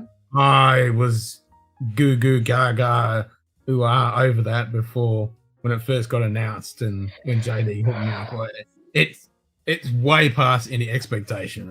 It's fucking amazing balls. It's amazeballs of it, and now it's sold. And now it's yeah, because we told people how good the last bottle was, and now it's sold out. Yep, exactly. And so I need to buy. Yep, especially when you get a big whiskey YouTuber that says this is an amazing bottle and it fucking disappears. Oh, that's exactly what happened with PC though. Like everyone started fucking talking about PC, and then all the hipsters came in, and it's just been a nightmare to get a hold of at a decent price because everyone was like, "Oh, okay, hey, this is in. Let's jack the price," and people still keep paying it. Let's jack the price again. Next minute, those of us who actually do want to buy it, we're stuck paying $150 fucking dollars for a bottle of Port Charlotte. Like. Nah, you can still get that for 110. Depending on where you go. Yeah.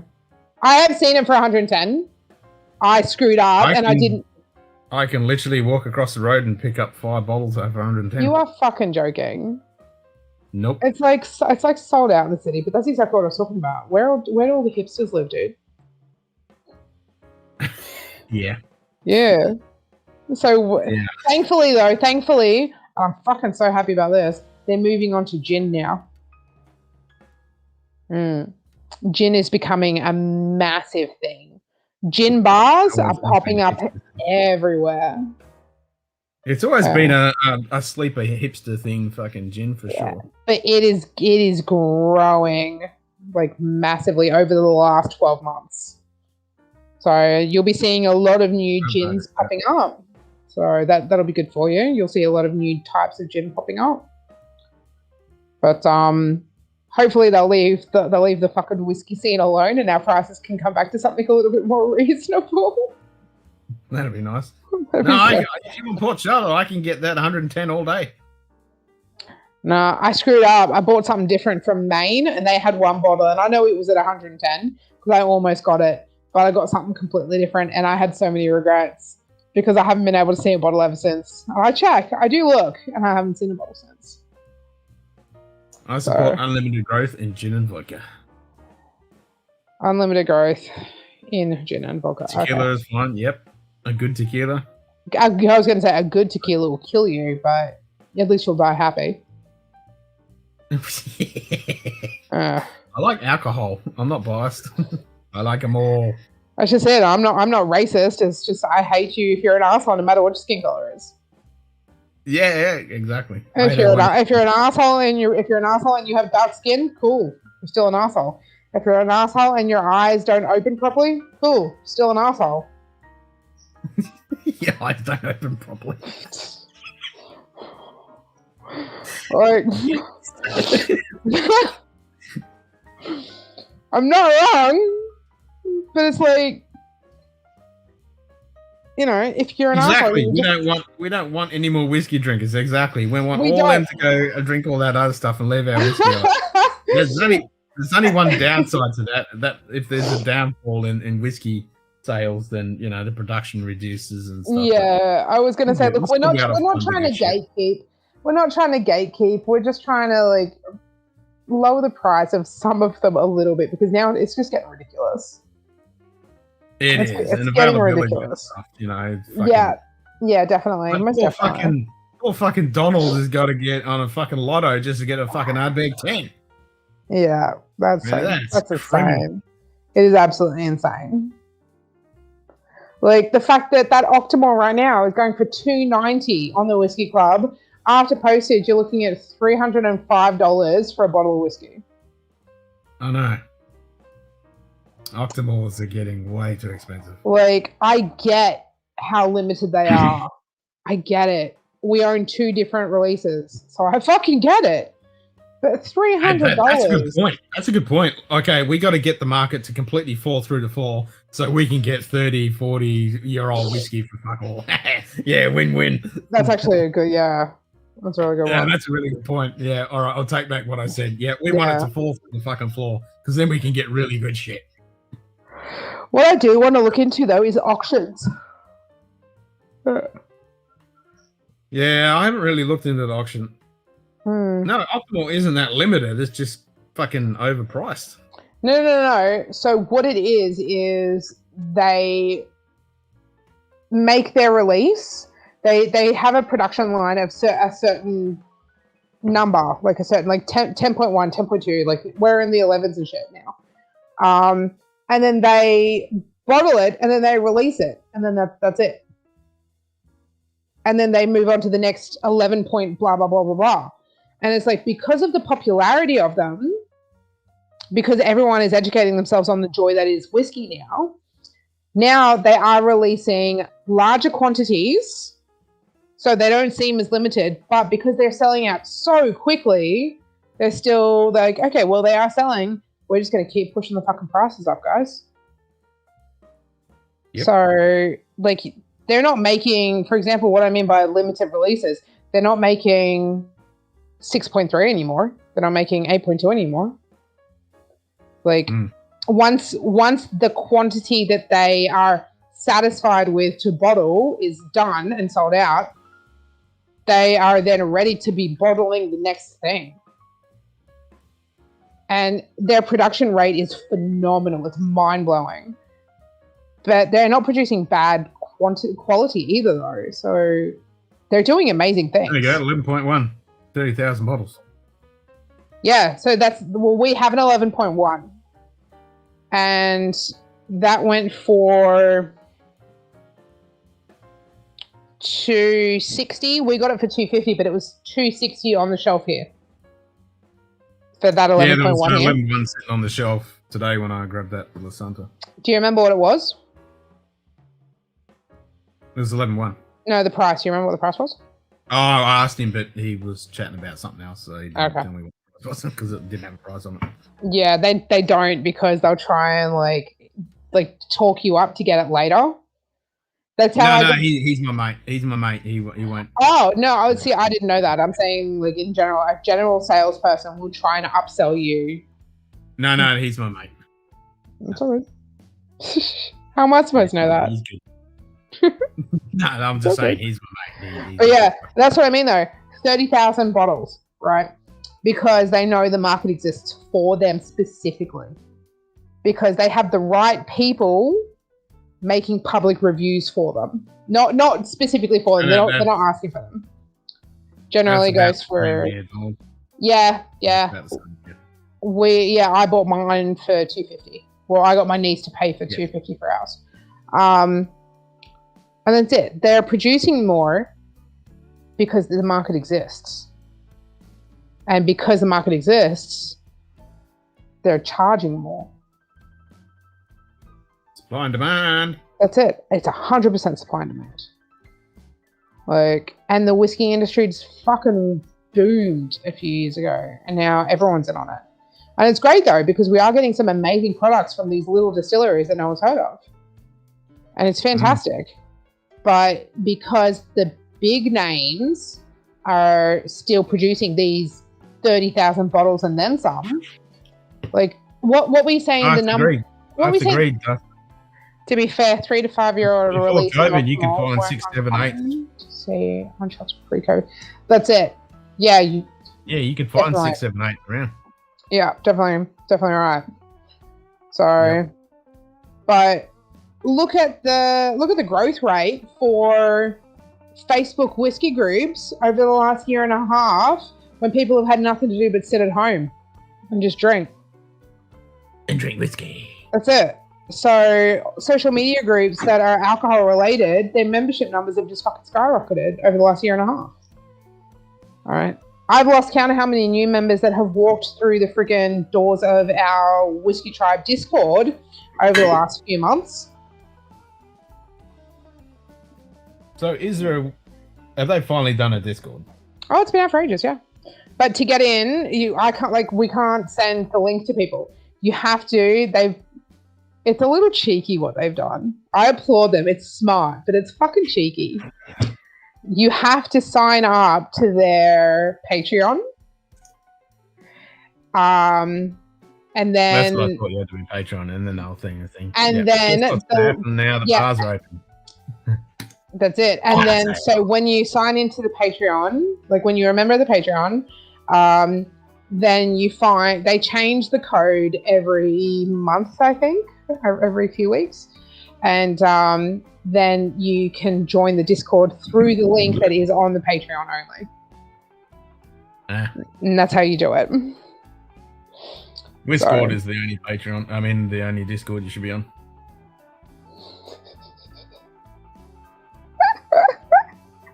Fuck off. Discord is the one. Oh my gosh. No, I haven't been on Discord in ages. I did, however, jump on Discord earlier to say good evening to everybody. And I posted the link for our feed. So there's a few people that are on, which is good. Kilko's awake. So it's all good. So I'm on the scotchdownunder, obviously. I'm on Discord. I just don't get notifications. I haven't been on it in forever. The people probably don't even realize I actually exist. I should say hello. You should. You need to catch up on the last whiskey track too. What do you mean? Well, you weren't there. You didn't watch it. Isn't it this Saturday? No, it's next Saturday. No, we've got to talk about the next one. We've got to do an episode. This Saturday. Next Saturday. Our last episode was almost 2 weeks ago. No, it wasn't. It was last Saturday. Did you not fucking tag me in any discussions whatsoever? Yes, And I tagged everybody. Nope. I got nothing. You were tagged. Good. I feel betrayed. I tagged everyone. It was in the Discord channel. The Discord channel.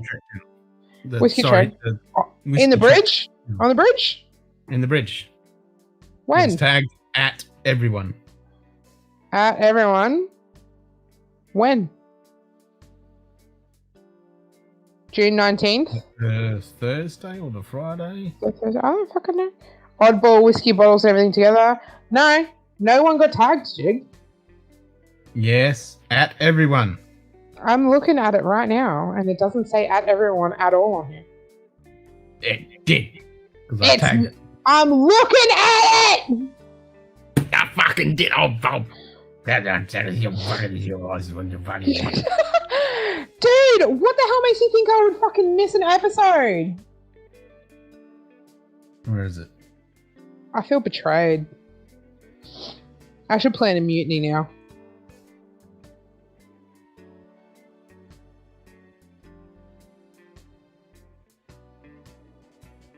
Don't get me wrong, I didn't really have anything that I drank to add that would have like given any value to the episode. But still. So there's nothing in the bridge. Where is that? It's not in the bridge. Ready room? At everyone. I have zero I can see it. I have zero notification though for it. No. There you go. Security is listening. At everyone. That's okay. And even Donald said he did tag everyone with the OBS link on Saturday. I can see it. I am admitting that I can see it. I still have zero notification markers, which I do have set up. Zero notification badges or anything for it. I got no notifications on my phone whatsoever. Well, that's bizarre. My iPhone did me dirty. Yeah, it's an iPhone. That's why. Fucking where? Okay, if I don't respond, I will always respond to these. Like, if I'm tagged. If I don't respond, privately message me and go, "Oi, cunt." Where the fuck are you not in Trek? It's like, I beg your pardon. It's Your already absence has been noted. Yes, absence been noted, and we even said it's like, fuck, our communications officer's not here because we're having communications issues. No. Oh, man. I feel like my phone's fucking done me dirty so bad. I'm sorry. I was available too. I know exactly what I was doing last Saturday. I was literally eating Ben and Jerry's, binge watching Attack on Titan. I haven't started watching it yet. I actually watched some Voyager last night. Did It you? was good too. How'd that work out for you? Watched some Voyager last night. Yeah. No, I was binge watching Attack on Titan, and don't worry, I'm not going to give you any spoilers or anything. But I was like, you know what? I'd watched the season 1 and season 2, and I was getting sick and tired of just waiting for new seasons, like what we'd already discussed with Star Trek is concerned. So I was like, I'm just going to wait. I don't care if I have to wait 2 or 3 years. I'm going to wait for the entire show to finish. I'm going to binge it from start to finish, and that's what I'm doing. Well, I saw today that Last Kingdom is season 5 is wrapped. What has? Last Kingdom. Oh. Did not notice. So season 5 is wrapped, so that should be in production and it'll finally come in. Yay. That'll be good. Destiny is all. Let's see. So there's 75 episodes in total of Attack on Titan. Let's see. I'm about to start episode 14. I have 3 episodes left, and that's it. Dun dun. Yeah, I'm almost done. 3 episodes. And that's it. There you go. The Munted pub session after Whiskey Trek was fucking awesome as well. It was So pretty there you damn. go. You know what, Donald? Actually, that you need to watch that. That was fucking epic. I mean, No, I'm your salty sides- now. I'm fucking salty Your now. sides were split. It was fucking and even like Frederick came in and Emil came in from Dran Divided. I feel betrayed, guys. It was so good. Betrayed. This way. You both have access to my social. You both have access to my phone via different platforms. You're the communications officer. You should be up to scratch with the communications. I'm fucking so pissed. Your absence has been noted in the captain's log. Fuck! You're like, reparations must be made. Okay, what's it going to cost me? A bottle, duh. See, I didn't have to open my mouth. A bottle. Oh man, I already know. Like when? Okay, the rules on site for FIFO workers is you fuck up. There's a whole list of different fuck ups. You fuck up and you buy a carton. End of story. You go on a site. You agree. You automatically know. That's standard Australian policy. You fuck up. It's a carton. Yeah. But I don't see a point in a That's standard carton. policy in Australia. I never saw a point in a carton because I'm not going to partake in it either. And the whole point of it is you have a laugh about your fuck up while you're having a beer with everybody. Right? Yeah, exactly. And I have absolutely zero interest in drinking out of a carton of what I would buy because I would buy a spiked carton.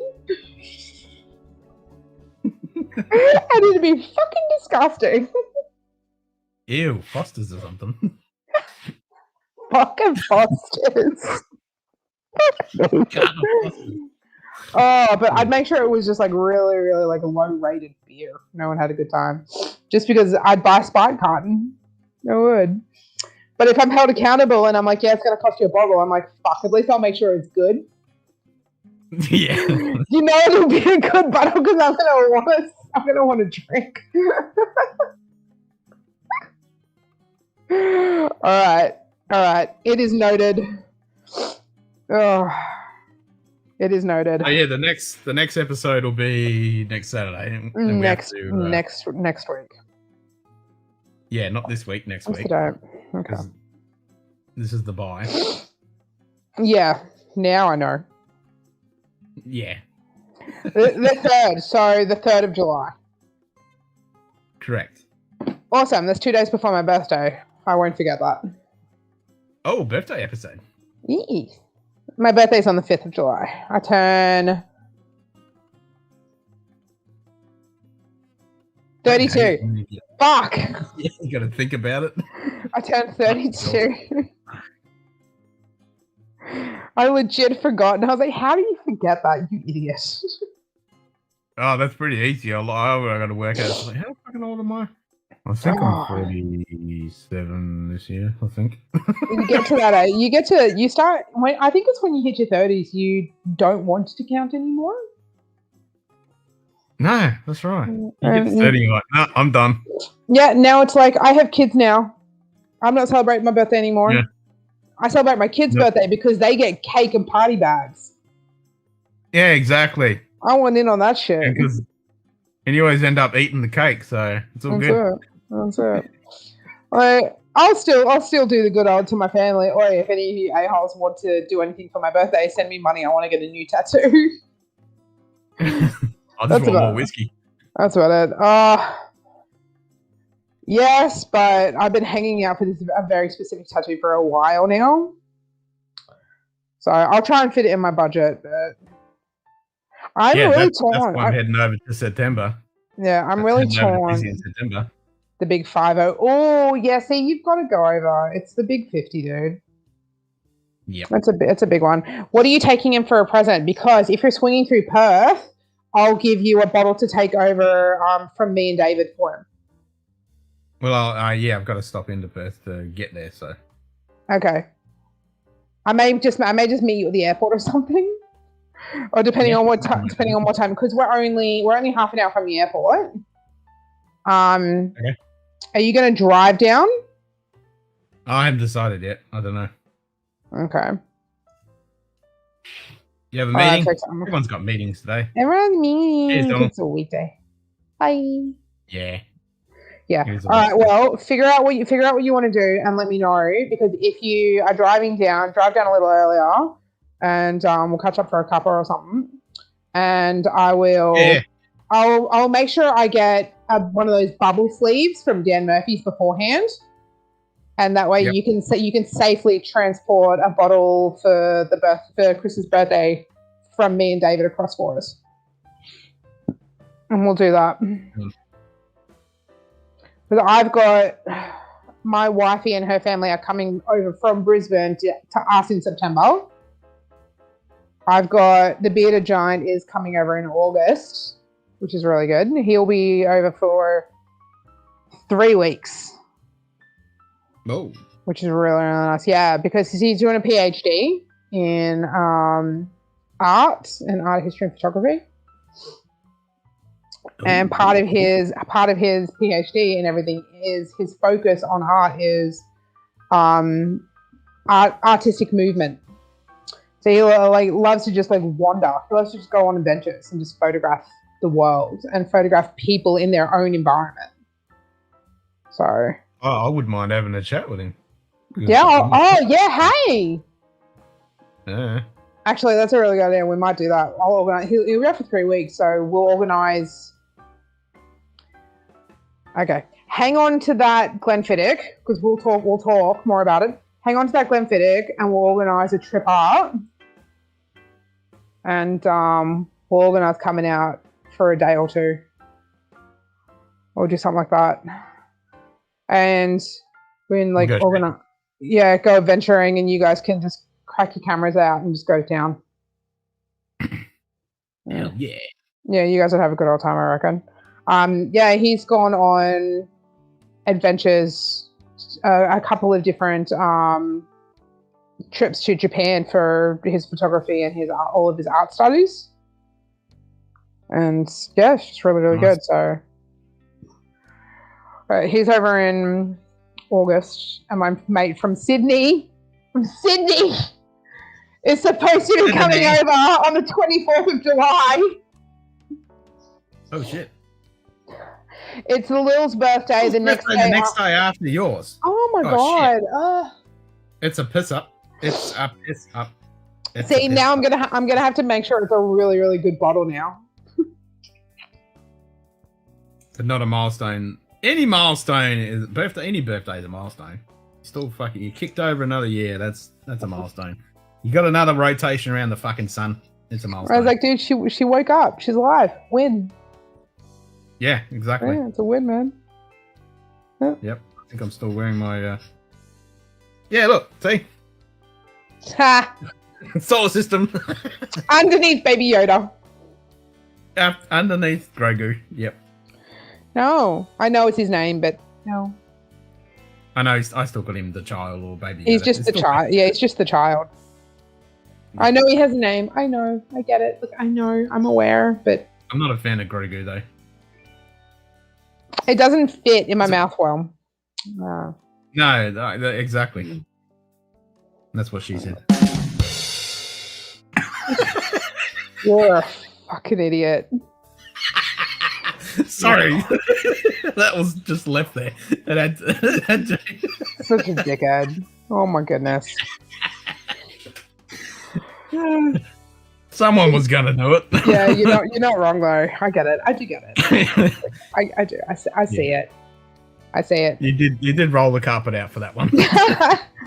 Hey Chris, what whiskey is she into? Like the most. A shitload. A shitload of whiskey. She likes all whiskeys.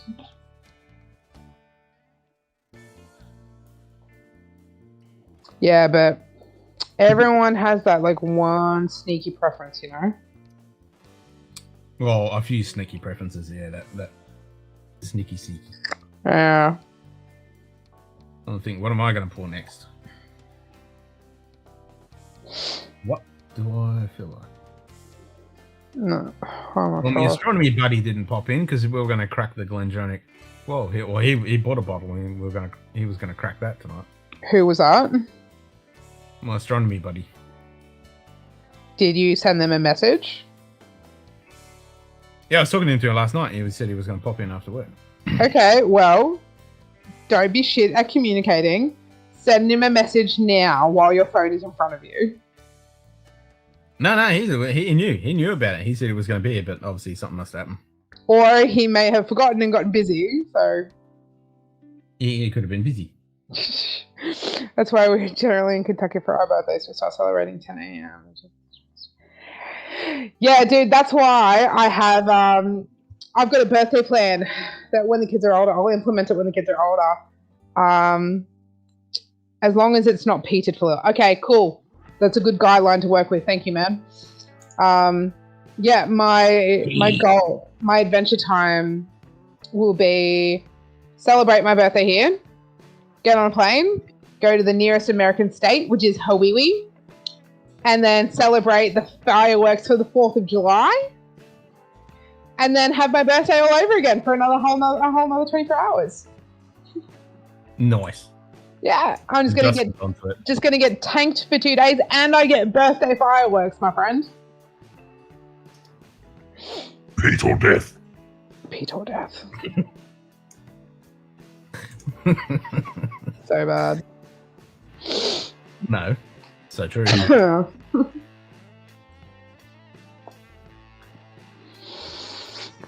Right. Let's have some Pete. All right. Hey, What do I who's taking my spot? Who else is jumping on? Because Yeah, who's filling the seat? who's taking my spot? Pete or death? Hmm. We'll have some Pete.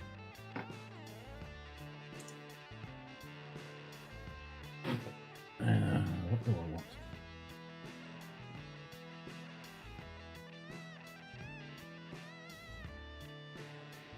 Do you want me to pick a random bottle? No, I'm trying to think something. You are actually looking for something specific, are you? I'm thinking something Pete. Yeah. Okay. Is your Pete? The Port Charlotte is nibbling at my brain, but I haven't decided whether I want to go Highland Pete to start off with. What's your other option? I've got lots of Pete options. What about Justin options? No, I'm just saying Lager 16. I haven't got an open bottle of Lager 16 at the moment. I have to crack one. Do you feel like cracking another bottle tonight? Because you've done 2 already. I'll always crack another bottle. That doesn't worry me. I'm just asking. Yeah, no, that's true. I'm just asking. Well, I've got lager 8, I've got lager 9, I've got lager 10, I've got lager 11, I've got lager 12, I've got lager 16. Oh dear. I don't think this one's cracked it. Pretty. No, that was not cracked yet. That's lager 16. Next to the... Could have some lager 12. But I was thinking something a bit lightly peated to start off with. Actually, I might have some of the peat art. I haven't had that in a while. I was like, We were talking about that on the whiskey. what is it? It's the Ben. You've got Ben, don't you? The traditionally peated Ben? The Benric 10. No, I've got the Benric Curiositas and I've got the Benric 21 Temporis. I was going to say, because the traditionally peated is supposed to be really, really good. It's not obnoxious. The Benric 10, the straight 10. Yeah.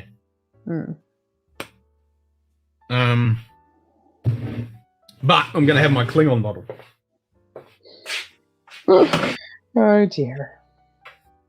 Because Adriana made a great suggestion. Because this is a Star Trek bottle, eh? Yeah. It would fit in 10 forward, because look at that. That's beautiful. That's a 60 bottle. So if you take all the labeling off that and then put the Klingon insignia on there, I mean, that's definitely a Klingon bottle. It's the exact same thing with some of the...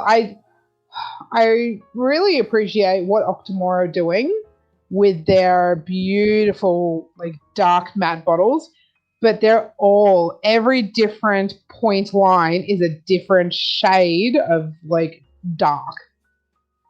Yeah. And it's a little irritating. This is matte. This is not shiny though. Like the No. All like I haven't actually seen an Octomore that's shiny. Well, they're a lot more shiny than this because this is matte. Matte. Yeah, it's like matte. Look, Not John matte. John? Just matte? Not John John? Nah, just matte. See? Holy matte. shit. Yeah. It's like Wow. void. Yeah, it's Yeah, matte. you're not kidding. You're not kidding on that. Whereas an Octomore is quite shiny compared to that. Lagavulin 12, it's your favourite. No, it's not. Shut up, Joe. Right, I need some Wawa. I'm out of Wawa. Go and fill up before you fill up on whiskey. Yeah. I need Wawa to your glass out. That's all right. All right. It is 12:30. Enjoy the rest of your evening, gentle humans. Gentle humanoids. Gentle humanoids. And I will talk to you L8R. I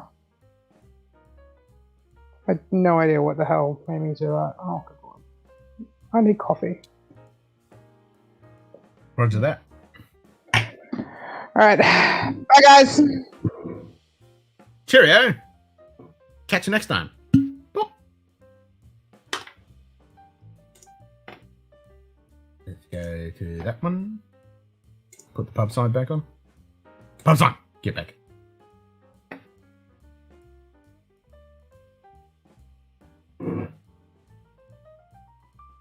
So it's been a while since I've opened this. Fuck, look at that colour. Light AF.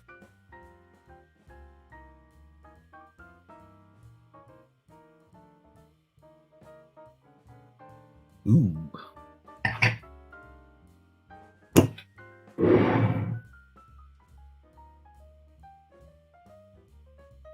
Yes, that will look quite sexy because that's just a sticker too, so it'll peel right off, and then I just need to. Whether I just stick a Klingon insignia sticker on there, or actually, yeah, probably that'd be the way to go. Because if I etch it, it's not going to have the color. Or I paint it. Yeah, that could work. Especially if I did a vinyl. Oh, I know someone with a vinyl cutter. Yeah, a nice shiny vinyl. That could work. You had some of the Ardbeg Lot 19 last night? Nice. I'll do that. Yeah, I'll do a vinyl.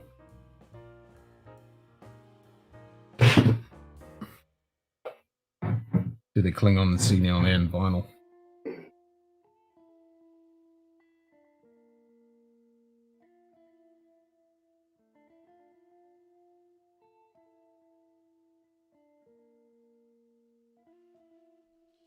That smells pretty good.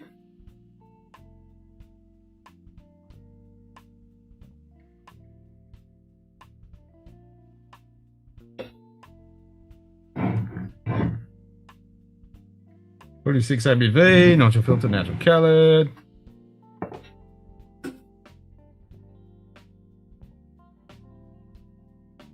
.40 ppm, heavily peated, batch 1, blah, blah, blah, blah, blah, blah.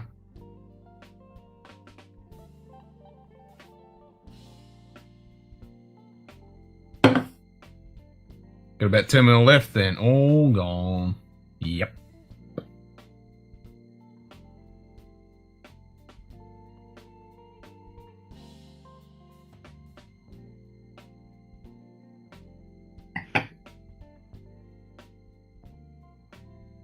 Well, that's like that.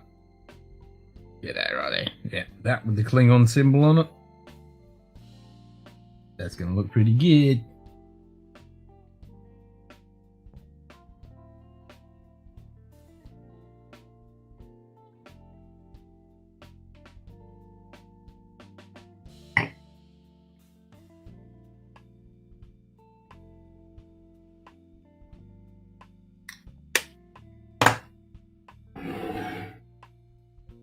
This is pretty fucking cold.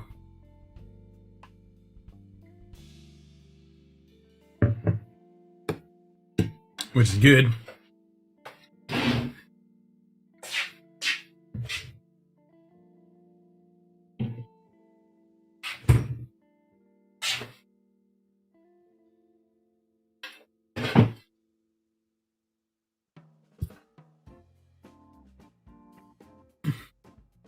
Well, this is the temperature, actually. What is it?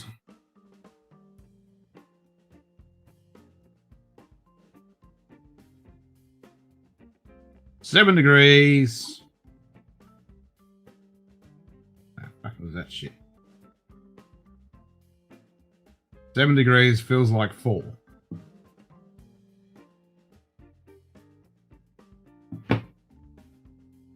It's clear skies out there, so that's why it's a little crispy.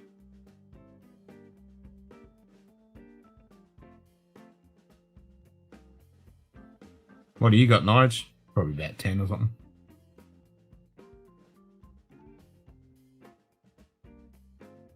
So I talked to my dad. Yeah, I rang him yesterday, and yeah, he's all fine. He got 180 mils of rain. He said in the rain gauge. It was still pissing down, and a bit more of his fence got blown down, but he didn't get flooded out. That was up the road a bit, so he's all good. 13. So you double our temp. Almost. Yeah. Yeah, it's up by the creek, and I thought that's where it'd be flooded out. I remember when I was a kid, that creek used to flood out. We used to get a decent downpour. Not like that downpour, though. Fuck. That was a serious bit of fucking rain.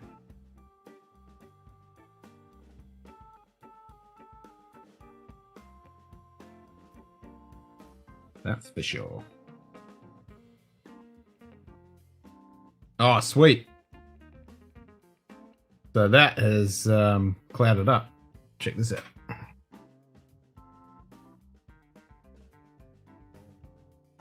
That's a bit hard to tell, but that has clouded up.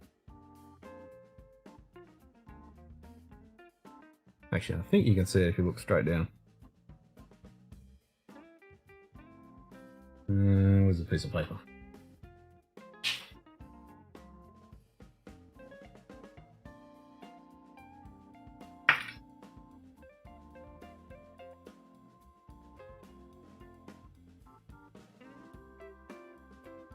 Bit hard to tell. Definitely clouded up though. Pretty sweet. So milky. Nice.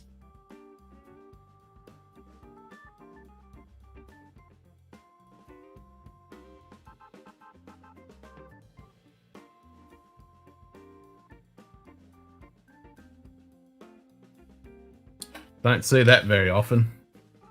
So it's cold enough to make the whiskey cloud. Sweet.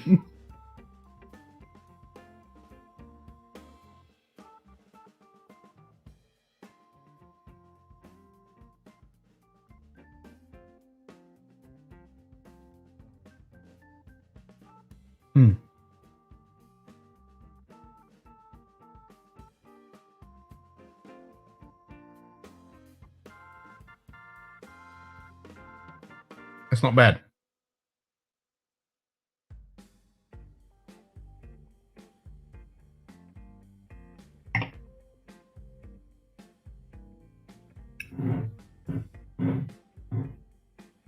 I know we didn't give this too high a review because it's a little bit expensive for what you get, but that's still pretty tasty.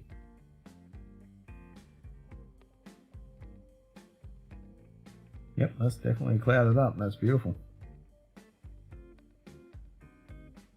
Nice. So cloudy.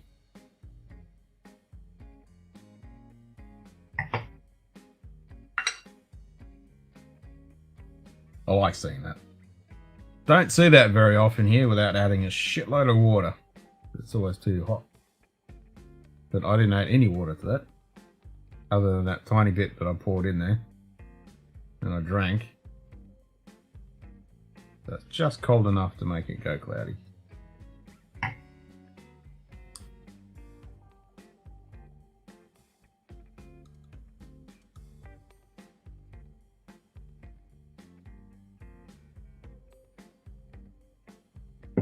Nice. Yeah, that's pretty cold.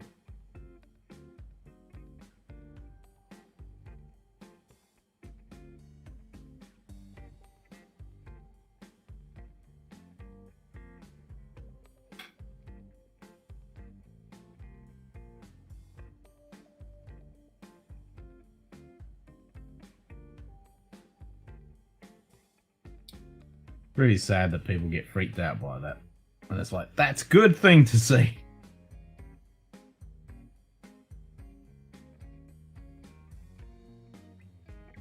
What you want to fucking see.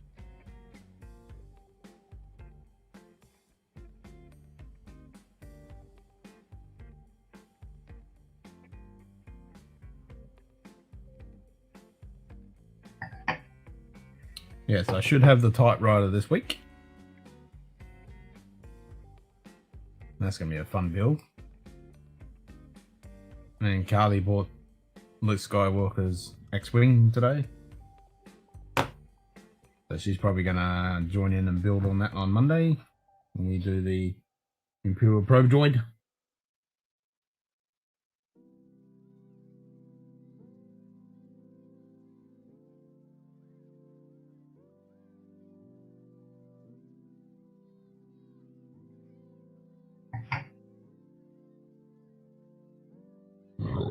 Oh.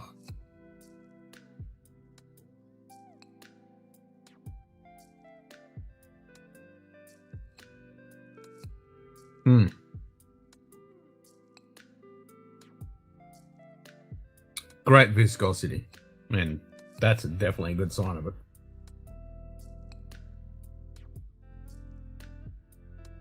That's why I need that camera. I could turn it on and just show you.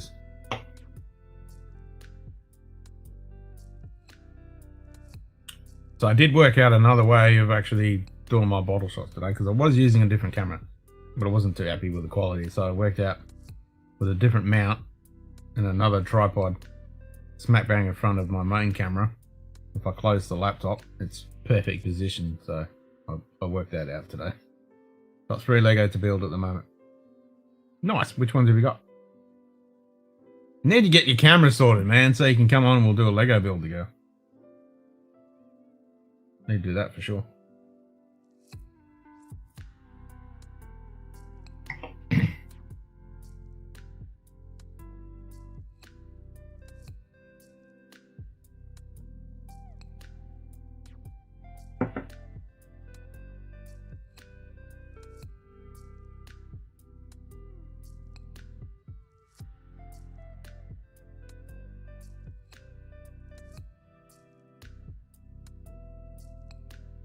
Actually, I wonder if you can see it against the black. You're a right spot in the fucking camera. No, it just disappears. You can see it's kind of murky. But yeah, that's definitely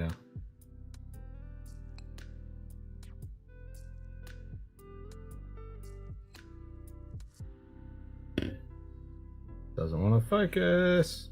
It's gone cloudy. Bit hard to see. That's right, you got the rays. Oh, you haven't finished your Grogu yet. Lego City one, nice. Actually, I saw someone post the plants ones. What they had the bonsai, the paradise, and the other plant. That looked pretty cool. The hell was that? Someone put it in the Discord. It was cool.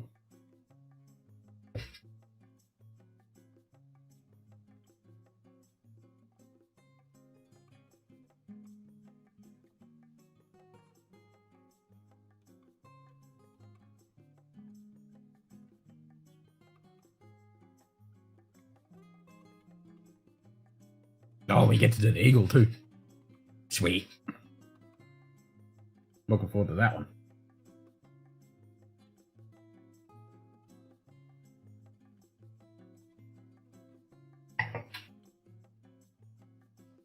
Yeah, I should have had. Wish I had this to build when I had the Grogu. But I had a Grogu shirt. I think I did. Yeah, I think I did.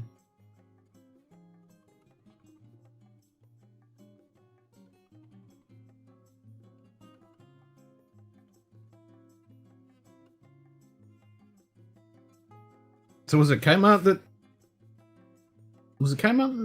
Julie said it had the sale? Oh, I was going to get the world map. Yeah, I've been looking at that. It's out of stock at the moment. I do like the world map. But that's 11,000 pieces. It'd be an awesome build. Yeah, I've got my eyeball on that one. I've got that tab loaded up. Tempted. Very tempting. It's out of stock at the moment. But if Kmart's got that sale and they've got that, I might just grab it. Was it Kmart or Big W? I can't remember what she said. I think she said Kmart.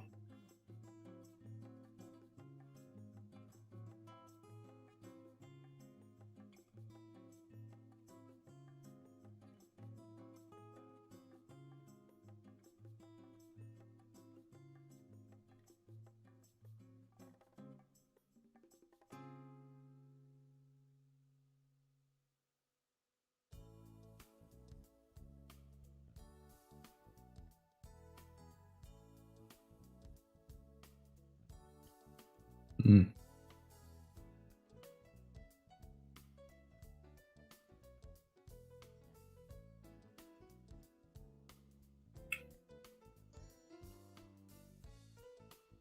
That's not bad. End of year financial sales. Yep, that's the one.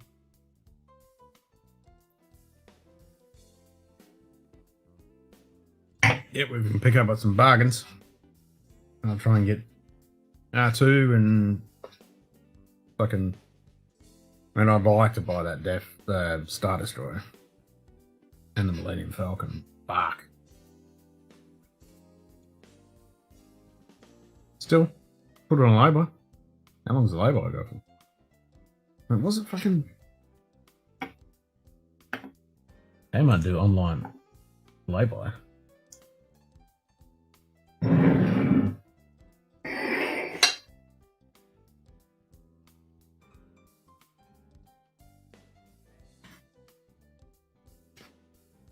What's it came up?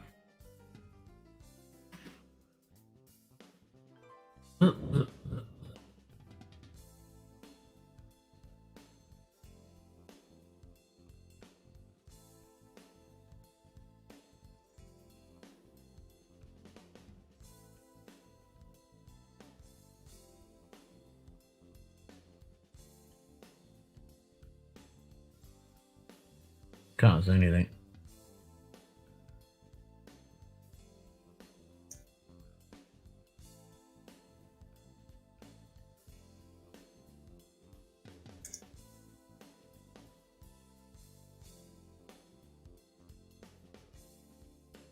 The Daily Bugle?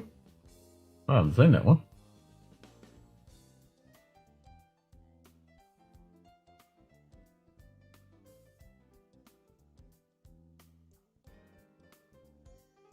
Yeah, not seen that one.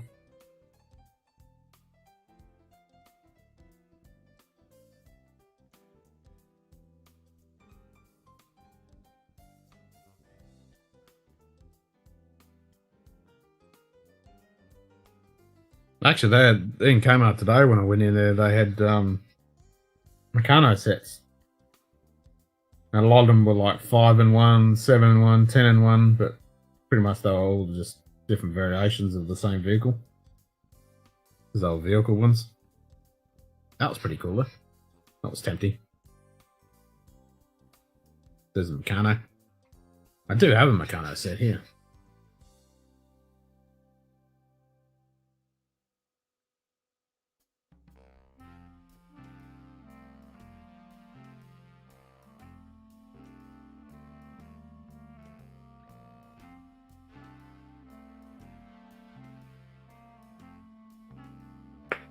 They had a shitload of Harry Potter bloody Lego.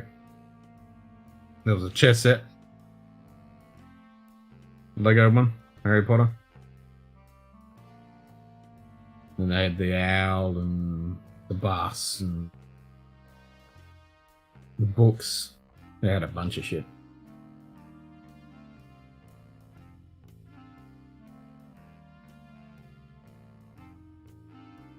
And I was looking around trying to find that Enterprise from the Bricks mob. It's kind of getting a little hard to get now. But I haven't seen Meccano in ages. No, it's actually stepped back. It's actually come back.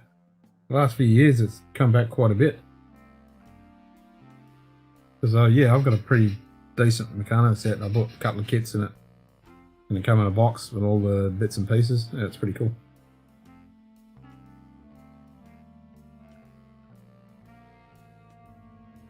But yeah, they had a whole range of different kits. 5-in-1, 3-in-1, 7-in-1. There was a 10-in-1. And then they had this bucket of Meccano. Which is pretty neat.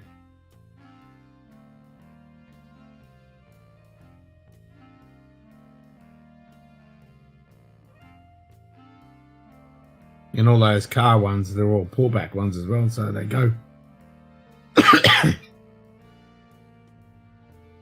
This fucking squeaky chair, man. So annoying. So I'm assuming that the audio is actually playing nice and not doing that stupid dropout crap. My audio's all good. It's pretty weird that the logo wasn't coming up, so it's definitely a YouTube thing.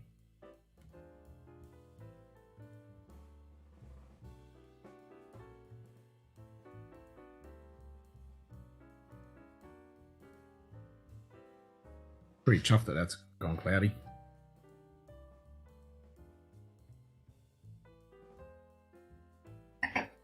All good all night. Yeah, excellent. Yep, and this is I didn't change anything. I just turned it on. As soon as I ended that last stream, and I did that unlisted stream just to test it, and I went for like 10-15 minutes, and I was just monitoring my audio, it was perfectly fine. So it was just that stream for some fucking reason, because I literally did nothing other than end the stream, start a new one, and I was just listening to it, and it was perfectly fucking fine. It wasn't doing any of that crazy garble dropped out fucking audio shit that that other stream did. Yeah, that was fucking weird. I reckon it was YouTube's compression algorithm was going fucking bullshit.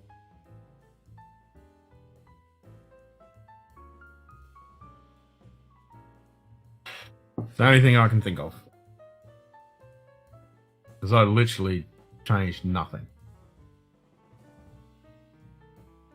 other than end the stream, start a new one, and it was fine. So chuck that one to the unknown fucking gremlins of the technology world.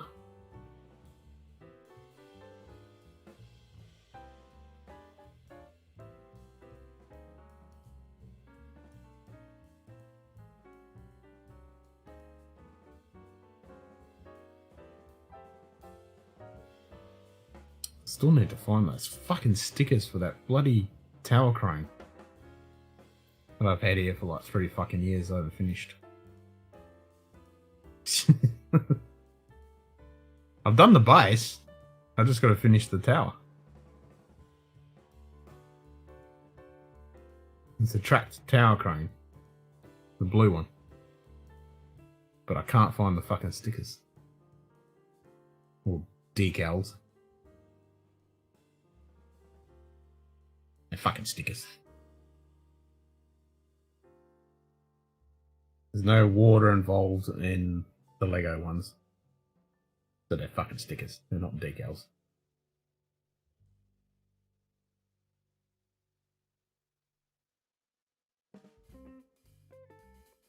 And I did get an email from Eagle Moss today that they were sending... It's still only in the UK, but they were pushing out, well, and the US, but it's not here in Australia. The Enterprise D subscription build. Shit, the Australian internet, more than fucking likely, Nige. More than fucking likely. Even though my internet was smick, but obviously the internet getting out of Australia was probably horseshit. Yeah, that was a fucking discount. But I'm still tempted to send them an email and ask them, you know, can I get that subscription? Because I want to do the build. So I might have to email them and see if I can get it. Because that'd be fun.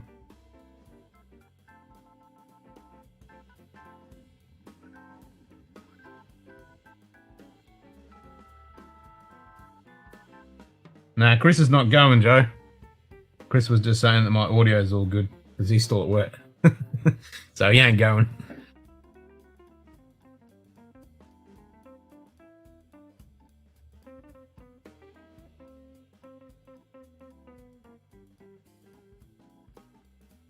I'm just doing a test on the audio to make sure it was all good from that stupid fucking audio glitch we had.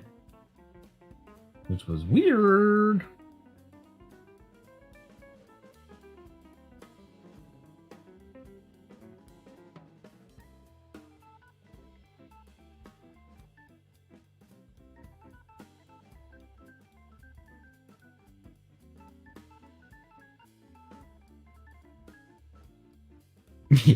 Yep.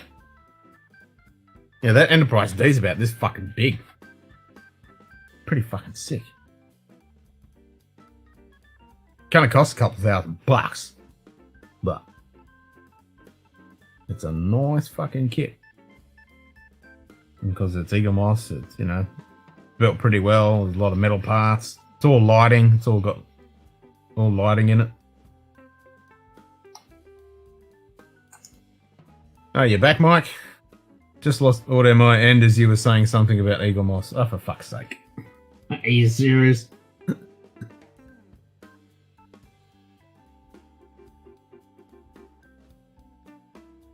That's starting to fuck up, is it?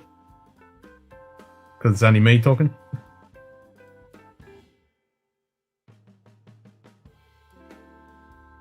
Really? Sounds like I need to monitor it again. Yeah, I was talking about the Eagle Moss. Back and ready to attack. Yeah, talking about the Eagle Moss Enterprise D model. Oh, so I'll turn that off.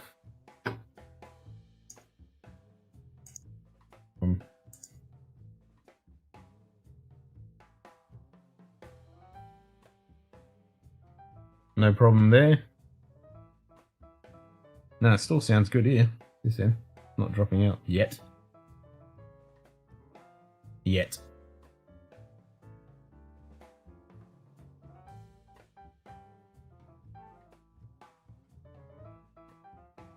Even if I sit back and talk quietly. So if I talk quietly, la li la li la la la.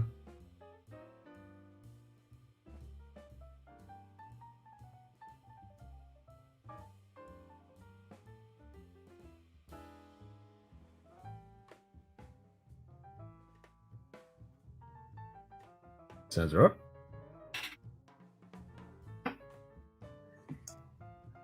Mike! What's shaking, Bacon? Not much. Just monitoring my audio to make sure it doesn't turn to shit. Hey, I'm on a Windows yeah. box. My video should be good. It looks pretty schmick. Dang. Near HD. that. Yeah. Looks pretty fucking good. Kind of high. I got to start pouring samples today. Bagging Oh. shirts. Nice. What's shaking with you, man? Did you get your shit worked out? Yeah, well, I didn't change anything after that night when it all went to crap. I did the stream straight after, and then I came and tested it, and it was fine. And then tonight's been pretty good so far. Touch wood. So I'm wondering if I can use browser source for OBS with StreamYard. Yeah. You can. And then I can use OBS and StreamYard together. Yes. We'll have to see. I'll have to play with it.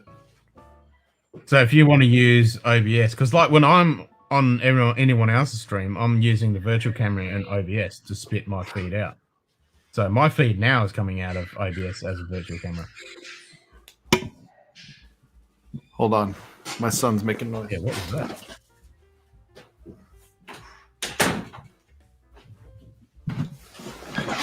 Okay, I'm back.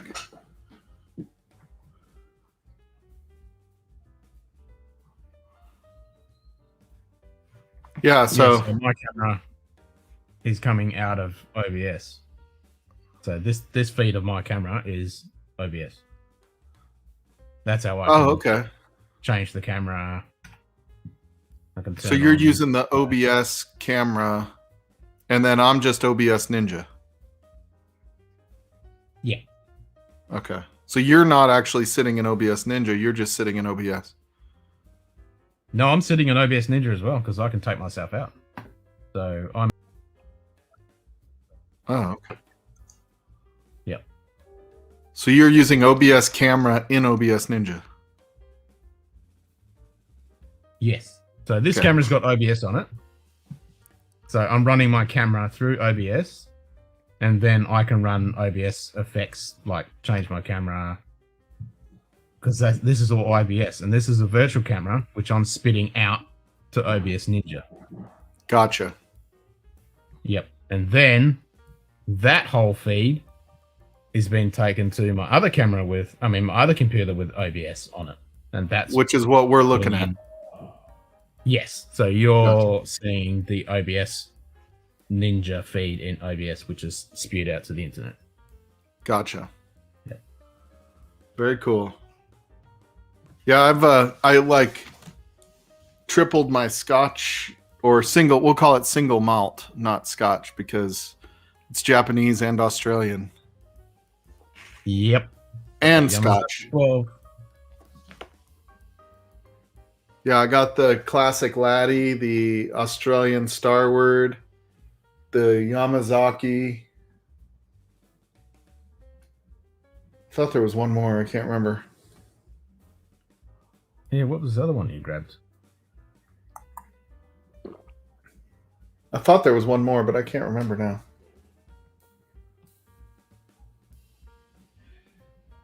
Maybe that was it. I remember now as well. Oh yeah, the Oh, the Delmore Portwood. That's right. yeah, the Portwood.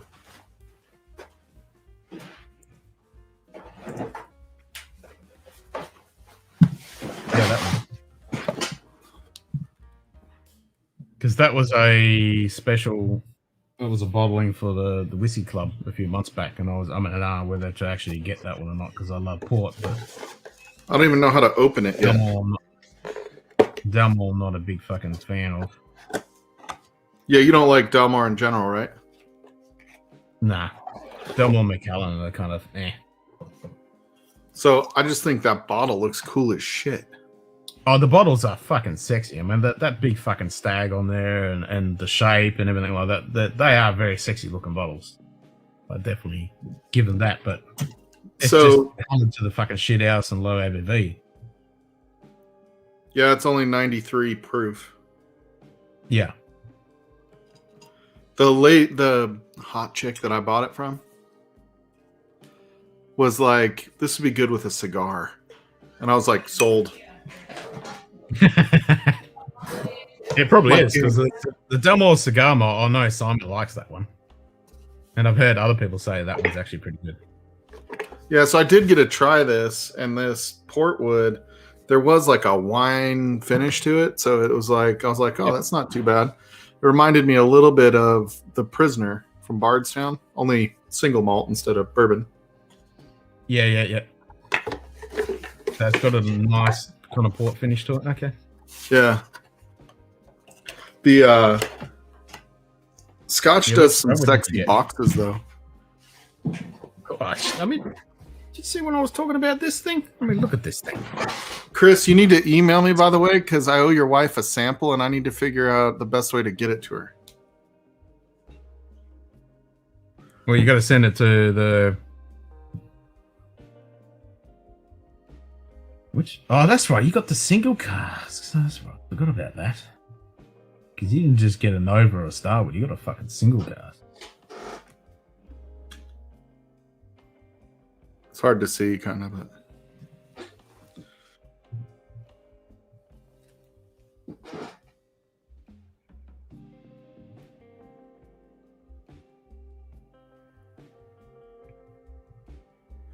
Dave Co. is the largest liquor store in the world. Hand selected by Dave Co. Cask number 10557.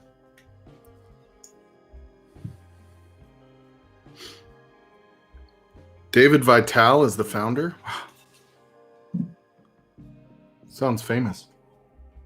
No Delmore, Richard Patterson. I generally did just like Delmore. Yep, I'm with you, Donald. That's exactly my Macallan and Delmore. Meh. It's actually pretty young, though, isn't it? Is Australian typically pretty young? Yeah, it's like Texas. Fucking hot. So, Oh, okay. 3 to 4 years. Yeah. So you get years fast. Yep. Yeah, because this was filled in 2017 and then bottled 3 years later. Yeah, exactly. So, yeah, 3 to 4 years is average for an Australian whiskey. Okay. Yeah, I tried it, though. I liked it, man. I actually had a second pour of that the other night when I tried it. It was good. Yep. Yeah, that's right. You said you liked it. Yeah. Yeah, that was good. I was really surprised to find that second bottle of, well, not the second bottle, but the batch 5 of this fucking ginger beer cask, and I was like, oh fuck! It was $130 for a 500ml bottle. It's like, Ooh, for 500 mil, yeah. yeah, I know. Well, that cost me 110. This was like 65, I want to say. Yeah, Tat sounds about right. just said if you live in Melbourne, you have 5 weather patterns in a day. Yep. You get them all. We've made the joke quite a few times that you look outside and it's fucking raining and you go put a rain jacket on, you open the door again, it's fucking sunny. You take it off and next minute it's raining again. And then it'll be windy and Donald, it'll be cold. this and is it'll my be warm first and- Dalmore, for the record. Yep. So I figured, like, you got to have one, right? Like, Well, Good. yeah, I think Ken's that's like, a pretty good choice. If "Not I was really." going to pick a Delmore, that Yeah, but if I was going to pick one, because I ummed and ahed about getting that portwood because it is port finish, and I thought, well, it's Dalmore, but I'm like, oh, but it's port. It's port, but it's Dalmore. No, but it's port, but it's Dalmore, but it's port. And I was like, backwards and forwards, backwards. Like, do I, don't I, do I, don't I, don't I, don't I? So you just think Dalmore is expensive for what it is, right? Yeah, it's overcolored and low ABV. It's bastardized. They've ruined it. Yeah, I mean it's Yes, 92. I don't know. I don't mind this the 92. is non-true filtered, natural colored. It's 46%, and it's gone fucking cloudy. And I haven't added any water to it. So, that's, and look how light that color is. It's so fucking light. Which one is that? This is the Peatart, Anok Peatart. So this is a Holland peated Scotch. So your preference is for peated, right? Like that's really where you're drawn. No. I like I just bought the Lasanta today. But Lagavulin your favorite. Which Is peated. Yeah. So this is Glenmorangie Lasanta. Oh, okay. So now I've got a bottle of Lasanta. So when Burben does his tasting, I've got all three of those expressions that he's got. One of my favorite of all time was the Glenmorangie Nectar. However you say that. Nectar d'Or. Yeah, Nectar d'Or. Yeah, that was pretty damn good. That bottle went fast. That was before I had a ton of other bottles, though. So. Yes, and Donald's exactly right. If you get an indie bottling of Dalmore, that's a whole different kettle of fish. That's when you get to see what the spirit is really about. So if you can find a Singleton or SMWS have done some, Gordon MacPhail, and that's the way to get fucking Dalmore. That's how I do think I like the Starward better than the classic Laddie. Yeah, I could see that. Because if you're coming from bourbon and you go to a classic Laddie, I mean, that's kind of a malty, very typical Scotch. It's a good entry into Scotch. It's a good entry into Isla because it's not peated. But if you like that profile, then, there's a lot of Scotches. But if you don't like that profile because of the malty, barley kind of flavor, that's very iconic Scotch because it's not finished in anything. It's not done in wine. It's not done in... Right. It doesn't have anything. It's just Scotch. Yeah. No, I mean, I liked it. I just I think it was just the Starward was had a little more kick to it. Oh, it will. It'll be a high ABV for a start. Yeah. Yep. And being Australian, it's a completely different process. Different ingredients. Oh, really? Is this peated? Is this supposed to be peated? I got the smokiness to it, I guess. Ooh. No, it's not peated. That one's a wine finish, I think. It'll be a wine finish. Yeah, red wine barrique. Yep. Did I say that right? It'd be a Barossa Valley. Yep. Yeah, it's a barrique. So it'd be a Barossa Valley red wine. I didn't like the Macallan 12. Was it the sherry cask finish? I didn't like it as much as I liked some of the other Macallan 12s. Yeah, Macallan is kind of a hit and miss. I mean, has a great nose. It's like Dalmore. It's overpriced and bastardized. It has a great nose, but the palate and the finish is to be, something to be desired. And, it's kind of lacking. And it's mass produced. And everyone thinks, yeah, Macallan. But if you want I feel like it's the Dalmore it feels a little more marketed. Whereas like the Talisker and some of the other ones around here don't feel quite as marketed, but I'm not sure. Like I see like the Storm and I'm like, okay, that's everywhere. It's probably not that great, or people would be buying it up. It's all right, but it's the level entry kind of Talisker. If you can find the Dark Storm, that's the travel only exclusive. That one's better.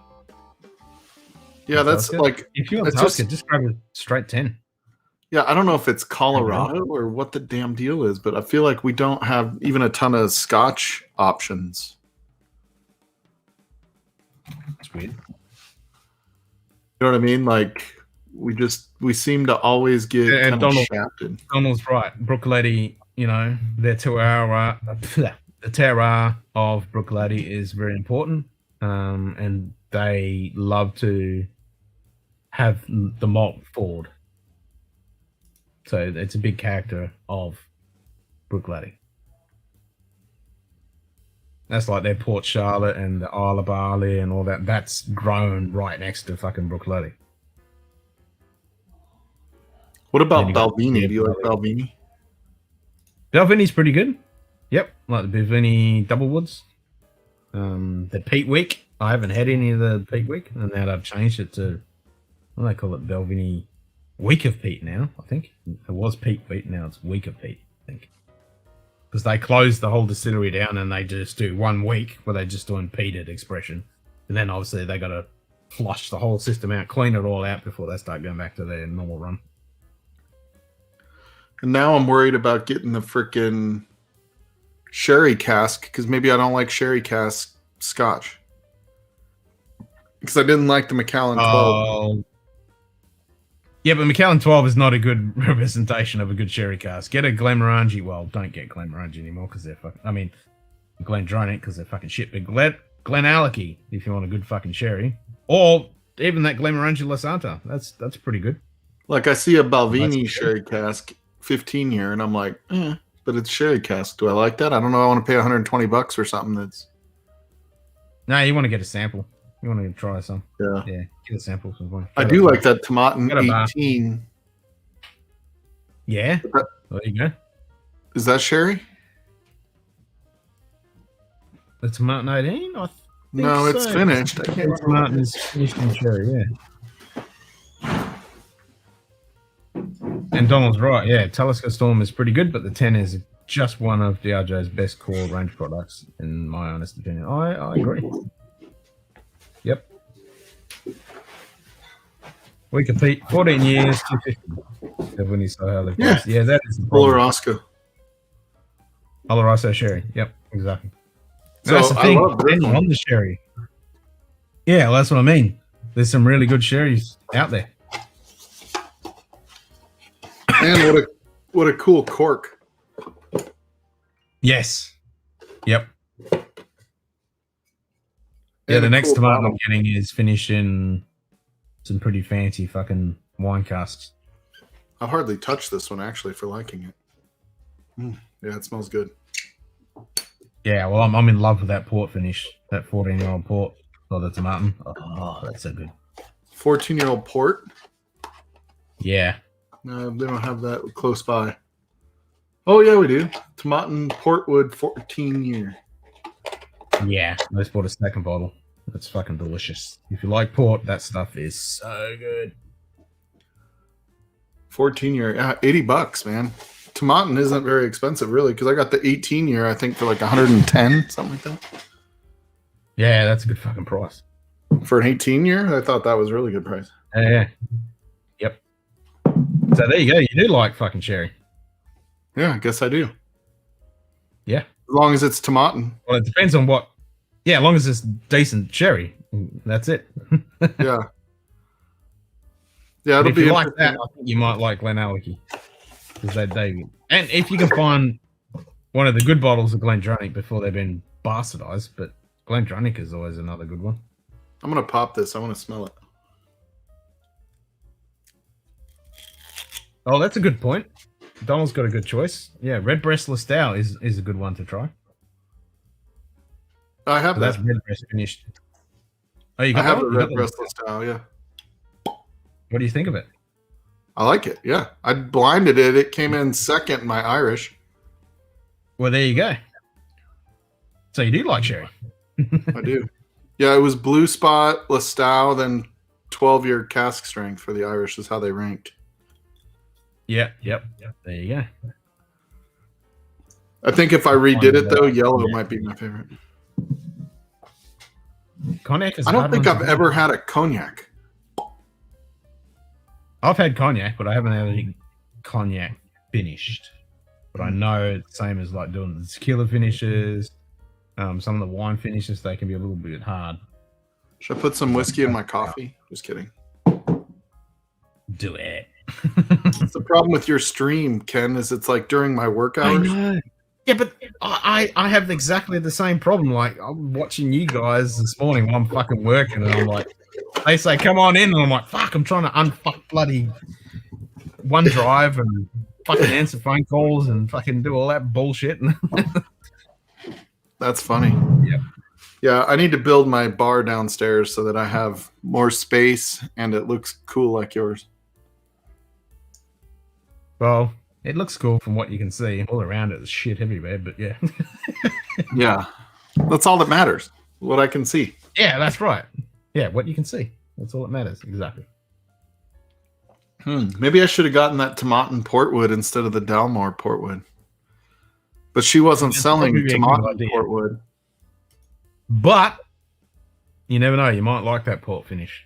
That's the only thing that was driving me to. I still might grab one. I mean, if they still, the Whiskey Club has still got them because they didn't sell them all out, so they've still got them. I can pick one up if I can get it for real cheap. I'll fucking grab one. Yeah, so like have a go with it. the brands of Scotch nearby. So this is just nearby me right now. Ballantines, Bowmore, Brudlotic, however you say that stuff. Yep. Albafor, Alberfeldy, Buchanan's, Shivas, that's good Scotch. Clan McGregor, Craigellachie. There's only two, but there's only two options for that one. Huh? Yeah, Craigellachie 13. Oh, is that how you say it? Craigellachie. Yeah, but there's only two options on that one. Yeah. Just grab what two have you got? Have you got the Craigellachie 13 and the 17? Yeah. 17's only $900. Yeah, that's meant to be good. 13 is only $70. Yep, that's a good choice. Grab that. Yeah, I was going to say some of the shivers actually are pretty good.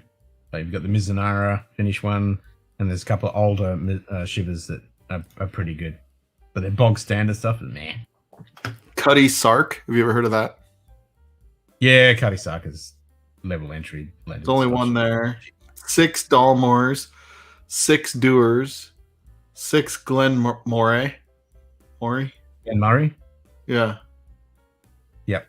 So if you can find so they're a good way to actually try Scotch because they're cheap, the Glen Murrays. They're not the greatest thing in the round, but they're good to try a peat, to try a port, to try a sherry, to try a Chardonnay. They've got a good little range. So they're good level entries to try without breaking the bank. Then there's tons of Glenmorangie. Yeah, well, they're always good. You can't go wrong with Glenmorangie. But like, we've got 2 Kilchoman. How do you say that? Kilchoman? Yeah, that's it. There's Yep, only so 2 options Macchia there. Bay. 5. Macchia Bay, and what Kilchomans can you get?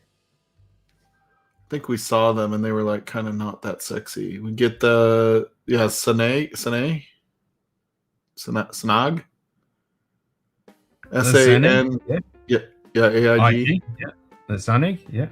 And the Macher Bay. The Macchia Bay. Yeah, grab the Macchia Bay. That's a good one. Yep. Then Glenmorangie, there's a ton of them. Yeah, that's because there is. Like, holy cow, there's so many. 18-year. I had a few cognac finished whiskies and they take on a sticky sweetness. The Glenlivet Captain's Reserve, one of the best disappointing finishes I've had yet. Yeah, that's the thing. Ooh, they have a Nectar. Nectar D'Or. There you go. Nectar D'Or single malt. Dang. It's pretty cheap too, really. And Craigellachie 13 is one of the best Speyside whiskies. It fucking is. You got to have a Craigellachie. Is that... Yeah, Macchia Bay is lovely stuff. So they're the 2 choices I would say right now, if you wanted to grab, would be the Kilchoman Macchia Bay and the Craigellachie 13. Those 2 are a win-win. Yeah, they're pretty cheap too, really. Oh, and that Tomatin 14 Portwood. Yeah. That's a good like port. See, I can't get into Scotch like this, Ken, because I just got to a point where I'm not like FOMOing any bourbon. Yeah, but I'm the same. I was never, I didn't really have any fucking bourbon, and now I'm fucking FOMOing for bourbon. Like those fucking Redwood Empires, and I had some of that Weller, and is Weller Surf and Bird? It's got to be Surf and Bird. It's got to be what? Surf and Bird, Weller, Surf and Bird. The bird is the word. Bird, the bird, Oh. the bird. Yeah. Yeah, the Weller, I think it's Surf and Bird. I've got I don't have 12 or foolproof. I saw a foolproof on the shelf the other day for $250. Yeah, I was looking at Weller 12 in the shop today. It was like 260 Australian. It's like, God, this is fucking ridiculous. I mean, that's 12 is kind of going for 200 here. Oh, really? Oh, fuck. Yeah, It's I mean, kind of their hit and miss. secondary is way more. Oh, fuck. Like freaking Flaviar has it for like, let me see. Flaviar is kind of a good representation of secondary pricing. That's crazy. And there's the 12. Do you like the 12? I've never had the 12. Let's see, Weller. I have I have Antique. Yeah, that's IWA is the one that,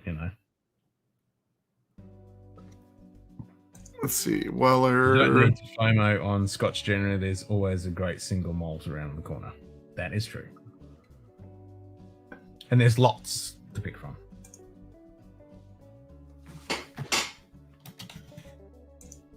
You waiting to hear about my South Trade order to come in? Nice. Actually, they don't even have the Weller 12 year right now.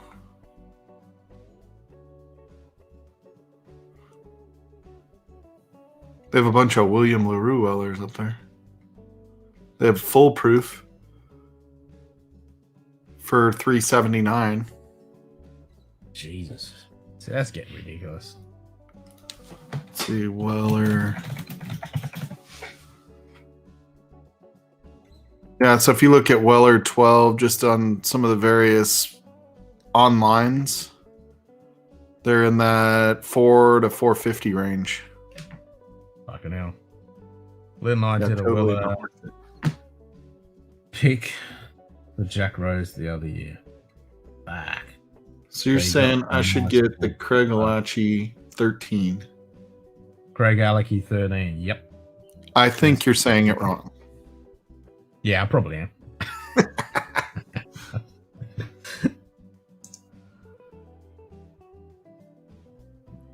So is it heavily peated? No, it's a space cider. It's Space It's a cider. lovely. Yeah, it's not as malty as Brookletti. It's kind of a lovely, sweet, florally space cider. It's good stuff. And it's got that little bit of almost a waxy note that you get from a Klein Leash. It's nice. Man, that's actually, that 13 is not very readily available, is it? No, that's readily available. You can find that. Pretty much. Really? anywhere. Yeah. I'm only showing one store Everything on nearby that has it.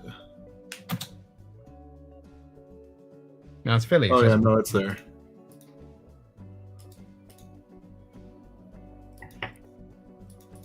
Mm.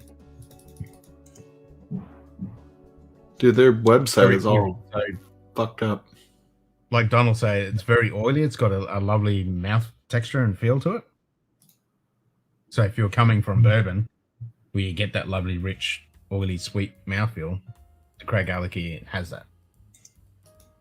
Not as strong as a Scotch, a bourbon, but it has it. It doesn't. It's not watery on the palate. Let's see. I want to see if their website is messed up for everything or just that one.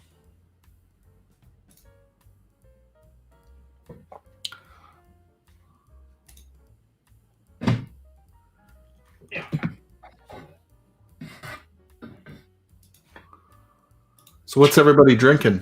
I'm drinking Dunkin' Donuts coffee with. Oh, there's your 13. God dang it! Now you're showing me the bottle, Ken. Like, dare you, Oh, stall? I'm showing you the tube, and look at the sexy fucking. Look at the lid cover. Look how sexy that is. Oh, yeah. Show me the tip. Yeah, I'll get it. It's upside down. There you go. Yeah, there you go. Oh yeah. Oh, Yeah. that's a nice tip. Oh, Top. it's very- Sorry, top.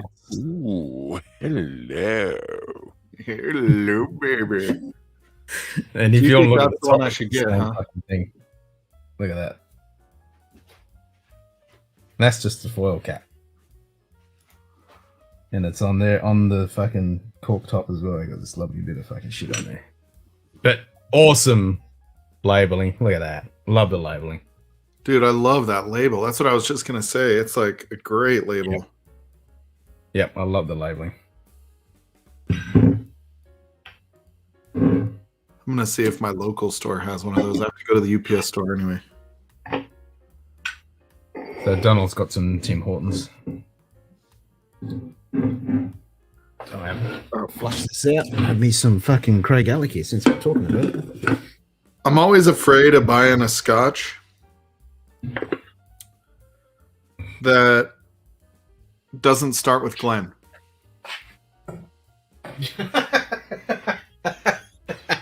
That's just a bias. They don't all start with Glen. I mean, you've got fucking Delmore there. That doesn't start with fucking Glen. But I've heard of Delmore before. Oh, okay. It's the same with Macallan, you know. It doesn't start with Glen, but you've heard of that one before. Yeah, but that's like marketed everywhere, Yeah. man. Like everybody's got that. And the Brooklady, that doesn't start with Glen either.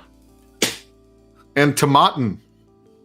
And Tomatin, so there you go. You haven't even got any fucking Glens. I'm just telling you, you should be sponsored by these scotches, Ken, because everyone I've bought, except for the Dalmore, is one I've heard from you. Except for the Yamazaki, because I've always loved the Japanese side. I told you the story about my wife. I love all of their core malts, but the 23 is so damn expensive. $535, also expensive in the UK. Yes. And I just love how they do odd numbers. I mean, it's not many Scotch distilleries that actually do odd numbers. You know, they'll do a 12. I mean, you get 15s, but not like a 13, I'm on 10 17, stream. 23. Sure. They're odd numbers. Yeah, you can make me ramen. Yeah, but then when you boil 2 different waters. We have 2 burners. Yeah, but then you gotta clean 2 pots. All right, just make mac and cheese. I'll give you some. Packet It's ramen. gonna be spicy though. No, I don't want hot sauce in my mac and cheese. Why don't you want? Can they hear me? Yes. Why don't you want hot sauce? Yes. He likes Frank's hot sauce. He puts that shit on everything. 'Cause it's good. Good man. Hot sauce on everything. That's the way to be. What? Mac and cheese. No, I'm putting this. This is going in a shipping My box. mac and cheese. That's why I bought it at Costco. Wow. Now I know where your priorities are. So, Mike, Ghostface says, screw you and your Dunkin' Donuts coffee. Who says that? Ghostface. You don't like Dunkin' Donuts coffee? I don't have an opinion because Oh, you don't have that out here? Where's Ghostface at? Where are you at, Ghostface? Hey guys, 23 expensive. Must be talking about Craig Gallagher. Yes, we are talking about Craig Gallagher. He's in California. Ghostface. Oh, I don't go to Dunkin' Donuts. I buy the Dunkin' Donuts coffee at Costco. Yep, we're talking. So they have 23. 3. They have the Murray McDavid Craigalachi. How do you say it? Craig Gallagher. Craig Alec. I got to learn how to say it if I'm going to buy a bottle. Yeah, Craig Gallagher. Craig Alec. They have the 23 year for $200. Just think of Craig. Craig and his Allen key. Like Glenn and his Allen key. They what? So you got Craig and his Allen key. And you got Glenn and his Allen key. So you got Glenn Allen key, Craig Allen key. So there's the Craig Allen Murray McDavid, the 23-year and the 13-year. The 13-year is pretty inexpensive, man.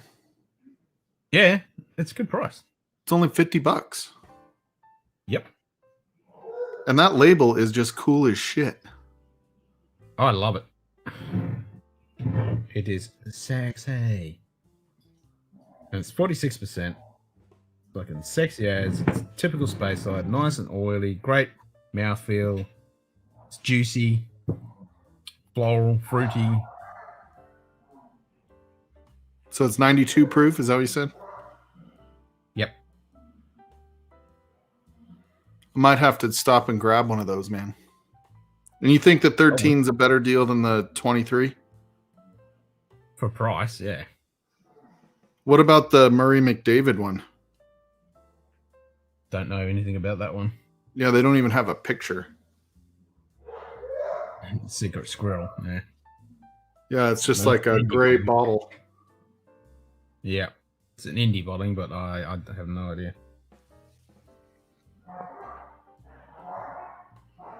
Yeah, I used my points at Daveco and got a small batch E.H. Taylor the other day, so got to start building those points up again.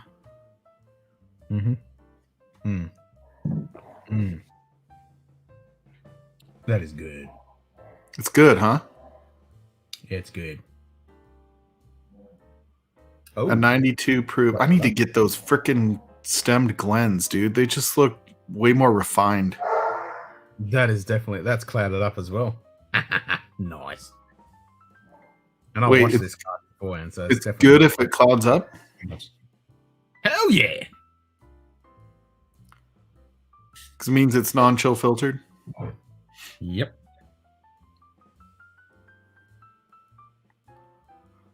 Dude, why do you have a Star Wars shirt on when you're a Trekkie? Hey, I'm not biased. I like both. And have you watched Expanse? I love Expanse. Dude, that's a good show, man. That's fucking good shit. Yeah, I like that show. I don't know if they're going to keep making it. Because that is definitely clouded. Isn't that evidence that, like, the Sci-Fi Channel is just fucking stupid? The Sci-Fi Channel is very fucking stupid. I mean, they fucked up so many fucking good shows. And yeah, and they got rid of The Expanse, and then Amazon went, yeah, we'll take that. Like, did you ever watch Stargate Atlantis? I'd loved that show. So did I, and all of a sudden it's fucking gone. And then Stargate Universe was really good too. Yeah, that was good too. They only did one fucking season of that shit. Yeah, I really got right into Stargate Universe. More than Atlantis was okay. I mean, Atlantis was more goofy than, you know what I mean? Like, it was... like my missus loves them. She loves the original Stargate series. I mean, I love the movie. I never really got into the series too much, but Universe, I really got into that one. Yeah, it had like a dark overtone to it. Like, it was slower, good. darker. It just dragged you in and had a good storyline and a good arc. And yeah, they just fucking killed it. They kill all the good shows, man. It's like, don't get me started on fucking Alphas. Yeah, or I don't know if you remember, this was like 10 years ago. They did the Dresden Files. I know it's not space oriented, but it was like sorcerer and wizard.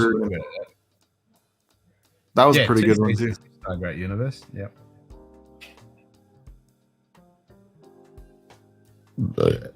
Now that Billy Walker is here.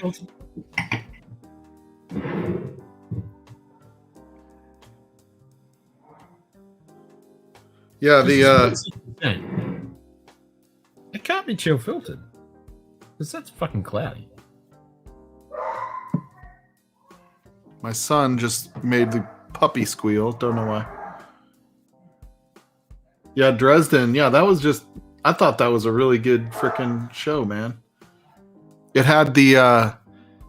the guy that was the dad and cop on Arrow. He was the star of the Dresden Files. I swear that's gone cloudy.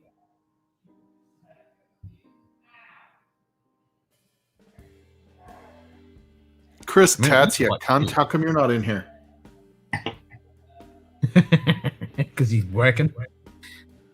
Oh, he's at work. Does he work in the bar? Is he the one that works in a bar? No, Chris is doing security. He's night shift. Oh, okay. Yeah, that actor was awesome. Like, yeah, I feel like sci-fi has made so many stupid decisions. At least now they have, there's like a fallback sometimes just in case. Yeah, sci-fi's gone to shit. When they changed, like before they changed their name, because they were Sci-Fi, and then they went to SFY. That was fucking stupid. I'm like, Yeah, SYFY or whatever. Yeah, that was stupid fucking name change. Yeah, it's just It's not too good. Thank you, Don. I was fucking sure. I'm damn sure it was because I'm trying to find it on the fucking bottle. I can't see it. It must be hidden away because that's definitely gone fucking cloudy. And I'm so happy to all these bottles that I'm pouring, and they're all going fucking cloudy instantly because that means it's cold enough for them to go fucking cloudy without adding water. I'm like, fuck yeah, that's good shit. So what's a good like cask strength Scotch? Like higher proof one? Yeah, you want a higher proof? I'll give you those in a second. So I have every time they get a good show, they don't know what to do with it and they fuck it up. Yep.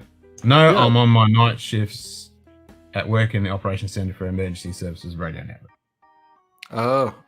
Sorry, not security, emergency services. Yeah. Yeah, sci-fi, they get these shows. At least now there's somebody that can save them. Like, Netflix has saved some shows. Amazon saved Expanse. Yep. But Dark Matter, did you watch that one? I did, yeah. Yeah, so I liked that, and they killed that. And then they just wreck it. They just can't afford it once it's good, right? Like, it starts getting too expensive to create, and yeah. And then what was the other one? That came out at the same time as Dark Matter. Killjoys. I never saw that one. Yeah, I didn't mind it. That was in the same time as Dark Matter. They pretty much aired like the same fucking night or the next night after. Yeah, I think it was the next night. Yeah. I'll never forget my dad. My dad used to record all sci-fi he could, and I remember him like having to teach him how to program the VCR when I was a kid, so that he could record them. And yeah, Killjoys. I fucking liked Killjoys. That was good. And they finished that, but it had a decent run. But yeah, they still killed it off. Like, and it's been such a fucking drought with good sci-fi. Other than you get something good like the Orville or the Expanse, and then when you had Killjoys, but other than that, it's been such a dry fucking run. There hasn't been any really good sci-fi. Yeah, and I never even saw the last season. Have they done the last season of Orville yet? It's only been 2 seasons. The third one hasn't come out yet. Yeah, it's supposed to be on Hulu now, right? Yeah, hanging out for that to come out. And it's going to be the final now. I mean, it's taken 2 years to get the third season. No, they're going to do more. Oh, are they? Okay. Yep. Dude, everything Seth MacFarlane touches turns to fucking gold. Yeah, no, and that's the new Star Trek. That's the true fucking Star Trek. I mean, that has got true Star Trek feel to it and everything. It's so much better than that horse shit we've had from fucking Kurtzman. Think it got cancelled? No, because it went over it did get cancelled, but then Hulu picked it up. So let's see.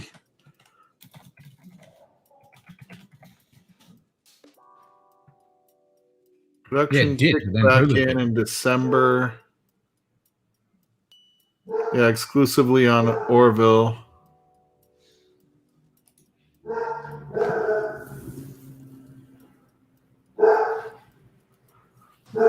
Seth MacFarlane just doesn't want to make it anymore.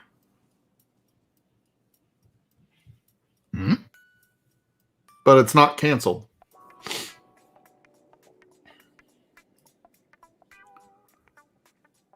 I think I heard MacFarlane is phoning in the Hulu season. And blue goo sprayed everywhere in Orville. It's a fucking good show. Oh, so Seth MacFarlane is just leaving the show, it looks like, but it's going to continue. Ah, well, that's not good. Hopefully he's still part of the production, and he's not a writer for it, right? He's just part of the production. No, he was writing for it. Oh, was he? Yeah. He was Dude, part it's of the so writing. good. Like, it's just so good. Like, yeah, it was like one of the most, like, I feel like a lot of these shows that seem to be like my most entertaining shows get canceled, and it's driven me to Whiskey Tube. Oh, yeah, exactly. That's what I was just saying. There's such a big drought. There's just nothing good to fucking watch. I mean, occasionally, but the other problem is the shows that we're getting now are so fucking short. Like the season runs. Like The Mandalorian, there was 8 fucking episodes to a season, and they're only like 30 minutes each kind of deal. They're just so short. Whereas back in the day, you'd get at least 20 episodes to a fucking season. Yeah, and that's everything. Yeah, sorry, I had to check email on my other screen. So do you have KVM up on your desk right there, or do you just have a single PC that you do everything from? Yeah, it's single PC on this one. I got 3 screens, so I got the screen on this one, 2 screens there. So I like to not have to swap out my mouse and keyboard, so I put a little KVM in there that I can on just one monitor, so I dual monitor both. Yeah, no, I used to KVM, but I've only got the one laptop and the one mouse, and then if I want to access my machine, I've just got TeamViewer because I pay for that from my work. So I just there's also what's the name? Synergy. Have you heard of that? Where you can actually go between PC and Mac and all that with the same mouse and keyboard, copy and paste. And Yep, that's pretty cool. Yeah, well, you can copy and paste with TeamViewer. Oh, can you? Yep. So I always do that for passwords and crap like that. So you know, that's pretty handy. And then you can drag and drop some files or shit as well. Yeah, Chris. Like on one hand, it's kind of cool that you can frickin' just sit down and watch like Westworld front to back the next season. You know, or well, that's HBO, but you get what I'm saying. Like you can watch the whole season of, you know, whatever Netflix drops. I know Ken likes Orange is the New Black. And just kidding, Ken. Well, I actually need to watch a couple of seasons of that because it had what's the name in it? But that was actually pretty good. First couple of seasons, but then I got bored. You just liked all the girl on girl action, Ken. No, I actually liked it, and especially because of Star Trek. I mean, I had to watch what's her name from Voyager. Oh yeah. She played Russian. Yeah, she played a badass Russian in that. That was pretty fucking good. And the but yeah, it's like a double-edged sword. Only if fucking only. I mean, because I love Family Guy and American Dad, but Family Guy's gone to shit the last fucking few years. It's just not the same. American Dad's still, Dude, his Family Guy shit and all that stuff that he makes so much fucking money on that shit. Oh yeah. And I think that's his love, right? Like Family Guy is like one of his true loves, right? Like it. I mean, he does how many voices on it? Yeah, that was the show that started him off. But yeah, you're right, Chris. That's the exact. Just keep Star Trek. Fuck yeah, if only. I need to catch up on the new Star Trek that's been going. It was CBS Online only, right? The CBS streaming service. Sucks. It's bad. Oh, that sucks. It's so bad, man. I watched like the first 5 or 6 episodes. I thought it was going to be. Yeah, but you're right, Chris. Then you got to wait a whole fucking year for the next season to come out. Yep. I mean, it's got a twofold. It's a double-edged sword because you can binge watch the shit out of it. Yeah, you can binge watch it, which is really cool. But I think what they should do is, like they've done with The Mandalorian, it was week by week. So it'd build out that expectation. You'd be talking about it, and because it only came out at a certain time, like me and the missus were like, "Oh, it's Mandalorian Friday night," so we made that our special thing where we'd sit down, we'd watch it together. So that was a cool thing to do. But now, when you've got it all at once, it's just there's none of Yeah, that you're not as drawn to expectation. watch it. Yeah, I mean, you can sit down and you just watch the whole fucking thing, and it's cool to binge watch and something that you really like because you've got another episode and you've got another episode. But all you're doing is compressing it all into one, and then eventually when you finish it all, you're still left with that empty hole. Then you've got nothing else after that. Whereas if you watch one episode, you've got that empty hole to the next one, but then you've got the next one to look forward to, and the next one to look forward to. Well, and you that's binge what. watch the whole thing. I like you completely just said, agree. You've got to wait for that next season. Yeah. And when there's anticipation for the next one dropping, and it's not like watch it whenever. Like I feel like I make a point of following along a lot better. You know what I mean? Whereas it's like, I can watch it whenever. Do I really want to commit to a whole episode right now? Yeah. Because I can watch it anytime. Yeah, you can watch it anytime. And that's like, 2 years for The Witcher, and that, Hey, babe. Thank you. You're welcome. Nice. Would rather just do sword fights and masks and get it done. CGI that shit. Yeah, that shits me. That shits me. Like when I did what was it? What just came out? Oh, that's right. Ragnarok, which is a Norwegian series. And they just dropped the latest one. But it was only 8 episodes, and I really liked the first one, so I had to watch the second one, of course. And I was like, fuck, what happened in the last one? So I had to go back and skip through. Well, they did the what happened in the What? Do you mind if I-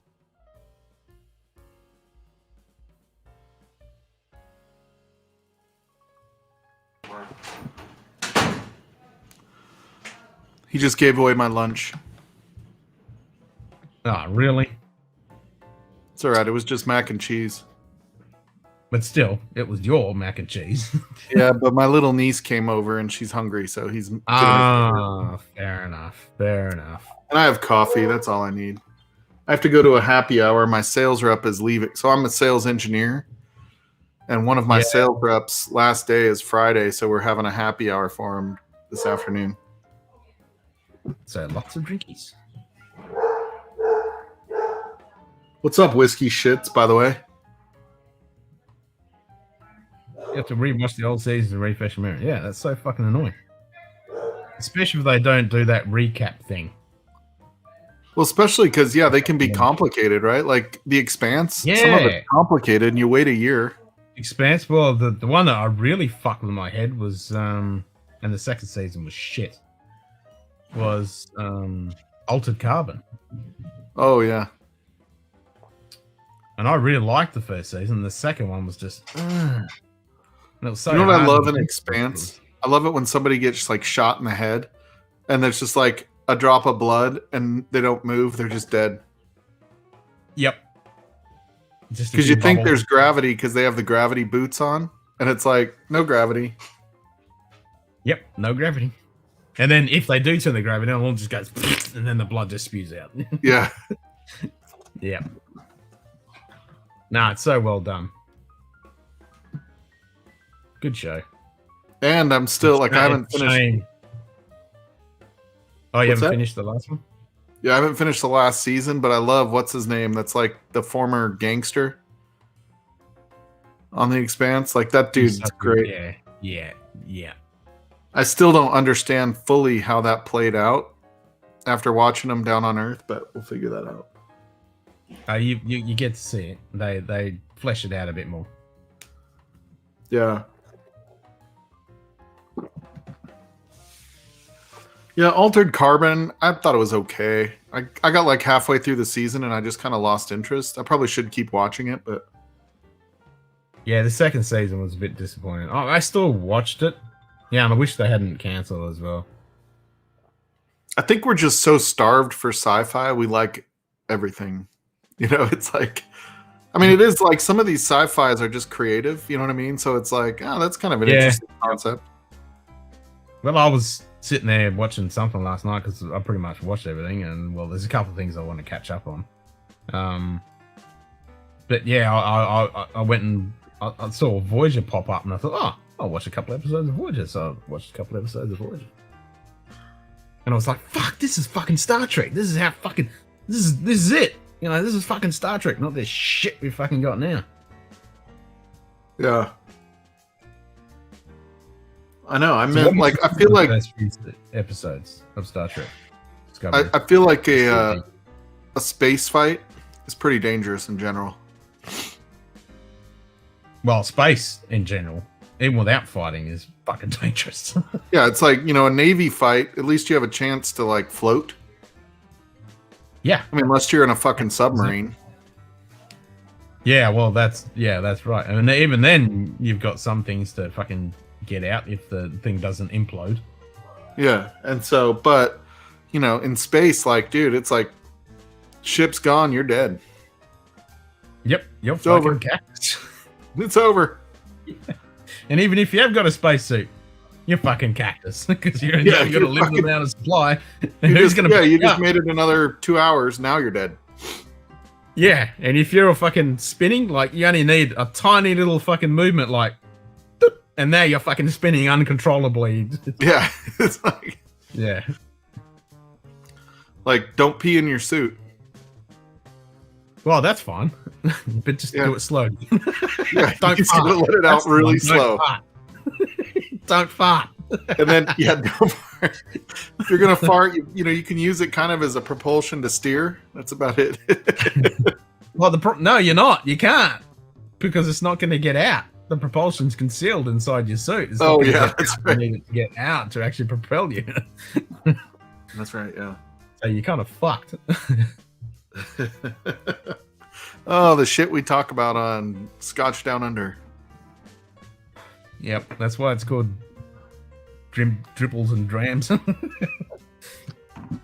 that's great. That's how you drown. Yeah, fucking oath. Drown in your own fucking fart. Yeah. God, and especially like my son. I don't know what that kid freaking eats. Ah, kids, man. God, my kid's like fucking almost 8, and man, he is fucking potent. I think it's because they're young, their digestive biome is fucking really, the gut biome is really active.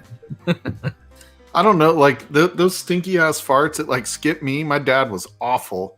My son is awful. He'll be like, Yeah, we'll be driving in the Aaron, you truck. are correct. I think that was Chris Hatfield. The antiperspirant fucking thing was fucking up, and he went blind. He didn't drown in it, but he went blind because it wasn't working, and it was causing things to go into his eyes, and he was fucking blind. Yeah, it's not like you can fucking dodge it. Well, you can't scratch your fucking eye, can you? No, yeah, you can't dodge it. You can't rub your eye. It's like being in a fucking MRI machine. Yeah, you're fucked. Can't do Yeah, I anything. had an MRI one time, and they like put all these blankets on me, and they're like, you know, doing the MRI, and I'm like sweating, and you like get that little sweat right here, and you're like, I want to fucking itch it, but I can't. So the next time I did an MRI, they're like, let's put this blanket on you. I'm like, fuck no, I want to be cold. I want to be freezing my ass off. I'd rather be shivering than have a scratch on my forehead that I can't itch. It's like Chinese water torture. Yeah, like an oath. Yep, it was Chris Hatfield. Yep, he pretty much went fucking blind. All right, so I need to get the Craig-Alachi. How do you say it? Craig-Alachi? Craig Alecky. Just think of Craig Craig and Alecky. Alecky. God damn it. Craig Alecky. Man, it's funny because, like, so up by me, it's $70. Down at the big store, it's It looks 50. like me.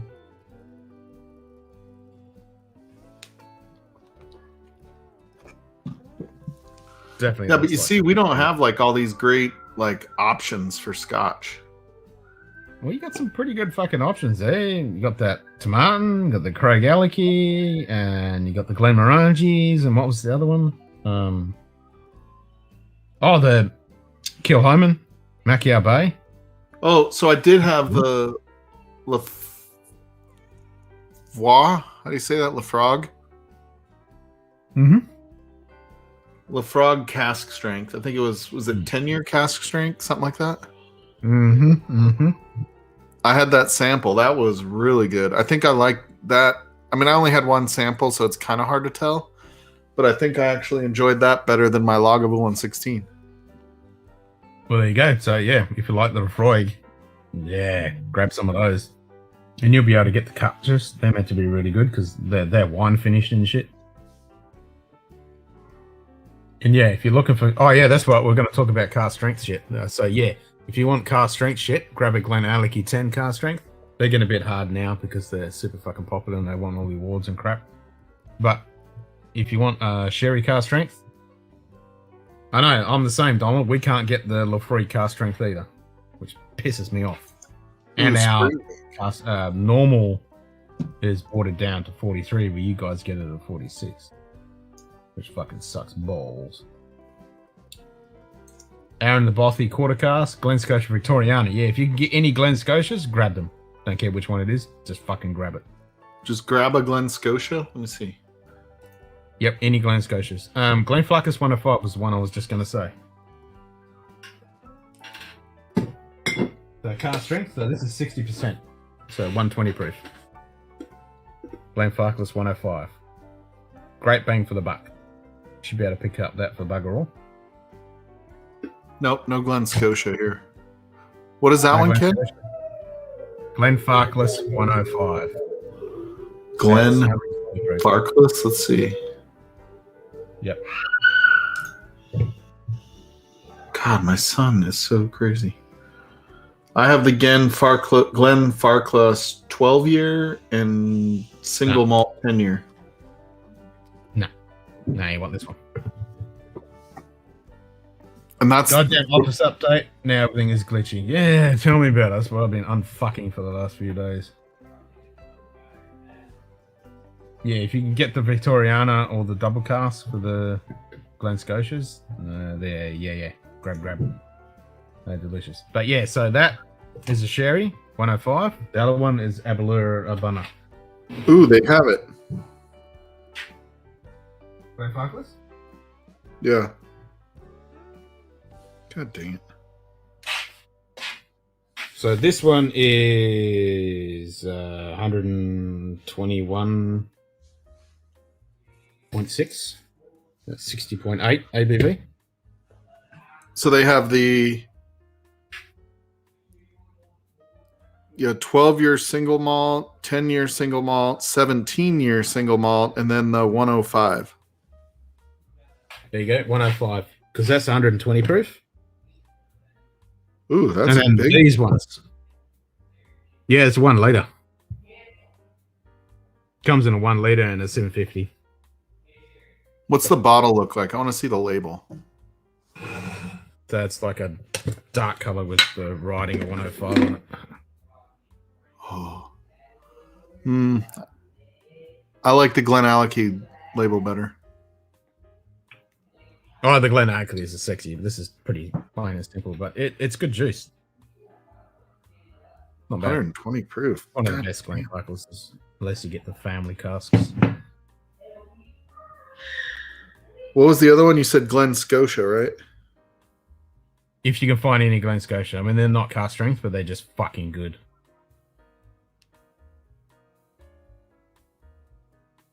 Yeah, if you can find the 40s and 50s Aberlour Urbanas, yeah, they're fucking really good. But yeah, the earlier batches were definitely better.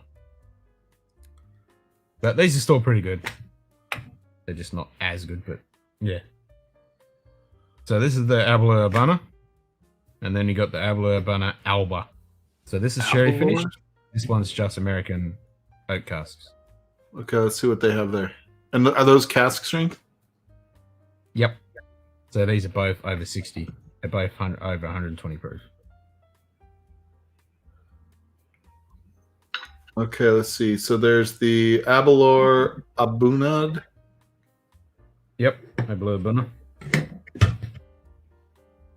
Aberlour Cask Anam. 16 and 18. I don't know what it doesn't show me the proof though. Nah, that one isn't. If it's Aberlour 16-year-old, that's just a normal. Oh yeah, that one's 118 point or 119.8. The Abunad or Abunad. Is that the one you have there? Yeah, 119 proof. Yeah, Aberlour Urbana. Yep, so there's Aberlour Urbana and then there's Aberlour Urbana Alba. So this one's sherry finished, and this one's only American oak casks. Oh, they have the Alba too. Yeah, the orange top. Yep. That one's cheaper. Yeah, it's different. They're a good one to try side by side because they're both cask strength, and this one's sherry and this one's just American oak. So this one is more spirit, so you get to actually taste what the spirit is. But it's because it's cask strength and American oak cask only. You get that lovely vanilla and coconut coming through on it. So it's going to be more bourbony than the sherry finish. Yeah. I mean, I know it's not corn, but no, but it's going to be more American oak. Damn it! And the Whiskey Shits keeps telling me I'm not allowed to keep buying whiskey. These are scotches. Just use that. Technically, I'm not allowed to buy bourbon. There you go. I did enjoy that. I don't know if you can see that up there. Let's see. Oh, you see up there next to the Bookers? Is that the Yamazaki? Yeah, buddy. Yep. And that's another one too. Tamdu car strength. Yes, grab that. Or Tamdu bat strength.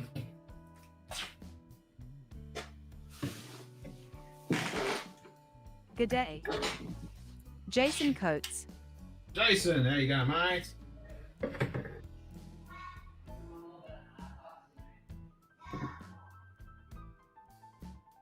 Man.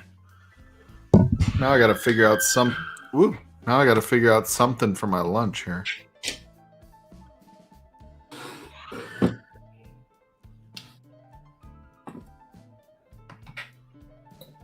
Jason Coates. Just said cheers, Ken. Doing well.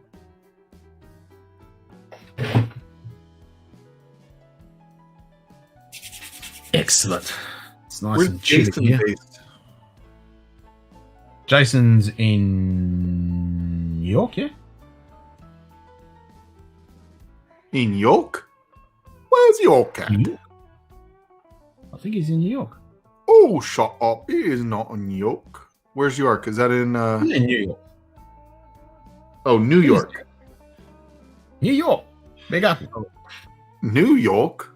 You know what's funny is I was talking to somebody in Canada, and they called it Kansas City. Oh, sorry. You're in Kansas. He's in Kansas. Oh, he's in Kansas. Okay. Oh, So man, I was watching a stream, and they were talking about Kansas City. And it was just funny that they like separated Kansas and city when they said the name. Because we just call it Kansas City.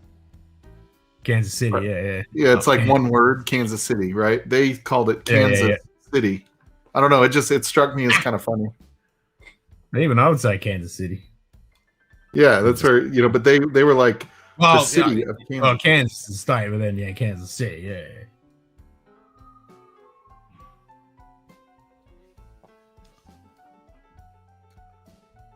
Yeah, it's actually a bit of a benefit that one of my reps has left, so I lose quota.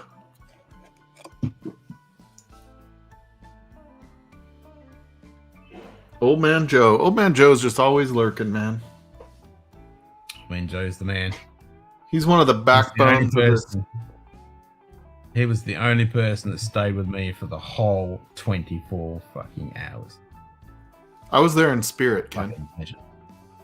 A lot of people were in spirit, but he was there for the whole fucking time. Yeah, spirit doesn't massage my shoulders. I'm just saying. Yeah. But I mean, to stay there with, popping in every now and then onto stream, but to stay there watching the show for 24 hours, I mean, that's fucking epic. Okay, so I need to write this down because I'm gonna get one bottle. Don't tell my wife.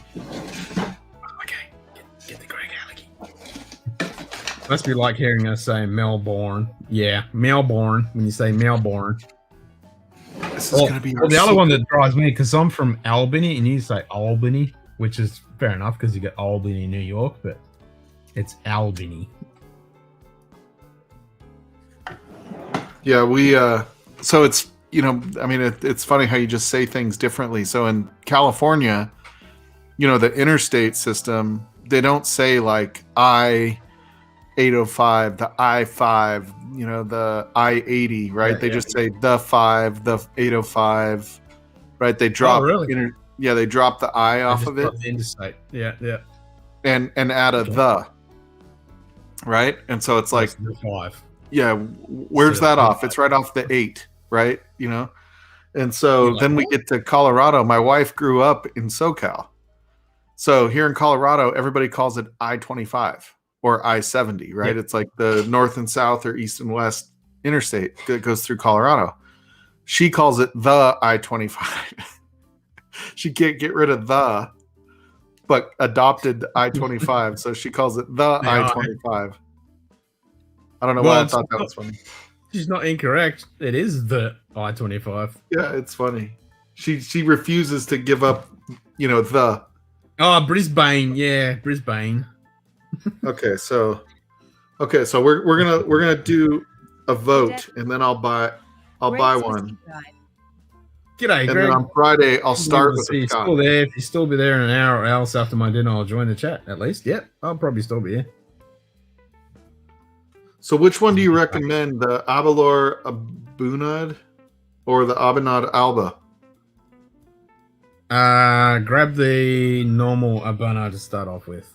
Okay, so at 90, so that one's 94, 95. Yep.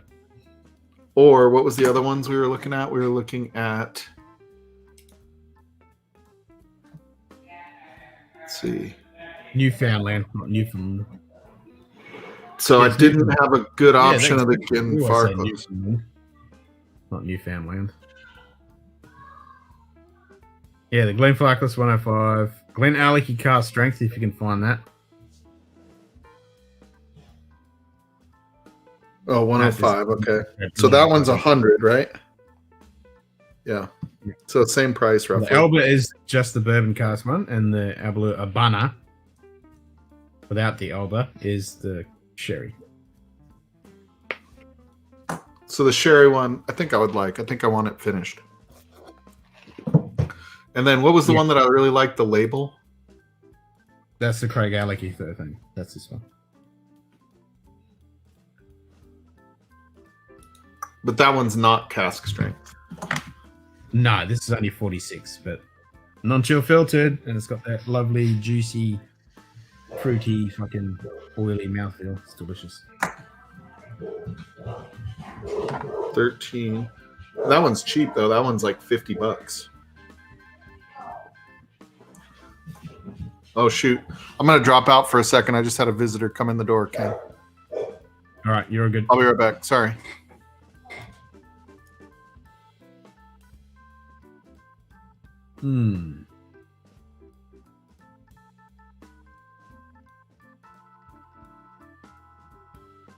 This and the Klein Leash, you just have to have one. Sure. I'm super chuffed that these are all clouding up. The advantages of having actually a cold night for a fucking change. Like that, it's clouded up beautifully. It's like honey. That looks just like honey, liquid honey. That's delicious. I like it.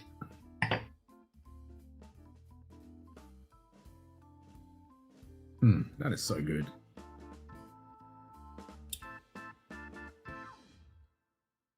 Delicious. I mean, I think I'd say Klein Leash, Craig Alecky, Altmore. They've got that lovely honeyed, wheelie characteristic I like. I mean, not the waxy characteristic of the Klein Leash, but all got a great mouthfeel. Actually, I should try the Altmore because that'll cloud up nicely too.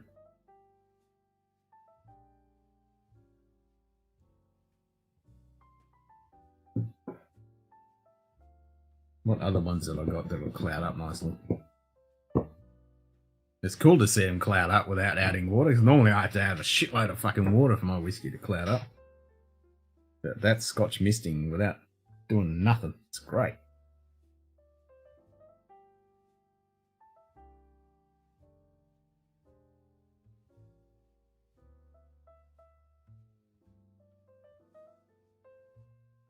TV Ken.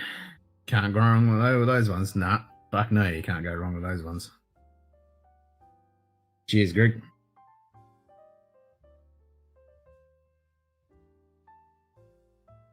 And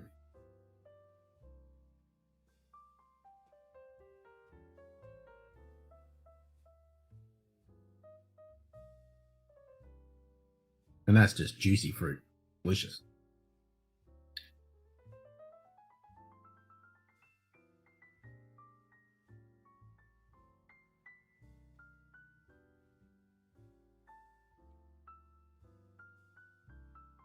I mean, it hasn't got the greatest finish in the world, but it still hangs around on the palate a little bit. Fucking good. There you go, and then it builds up a little bit. Carries on. Great coating on the palate.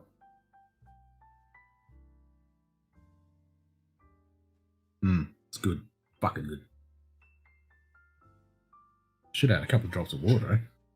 Make it really go fucking cloudy.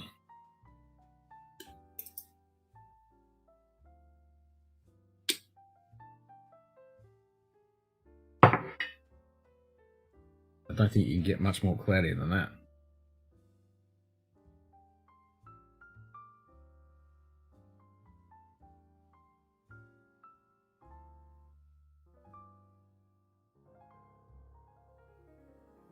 Yep, that's gone pretty opaque. Goddamn Microsoft keep trying to reschedule a meeting and it glitches out and closes. Ah, fucking Office. I was up till like 10 o'clock last night fucking around with OneDrive on a remote machine with a really bad internet connection. That was fucking painful. And then today when it was another machine I was trying to unfuck, same problem, bad internet, and their internet dropped out like 3 or 4 fucking times because I'm remoting into the machine. OneDrive just wouldn't fucking sync, and then I'd uninstall it, reinstall it, have to get rid of the temporary files, and fuck.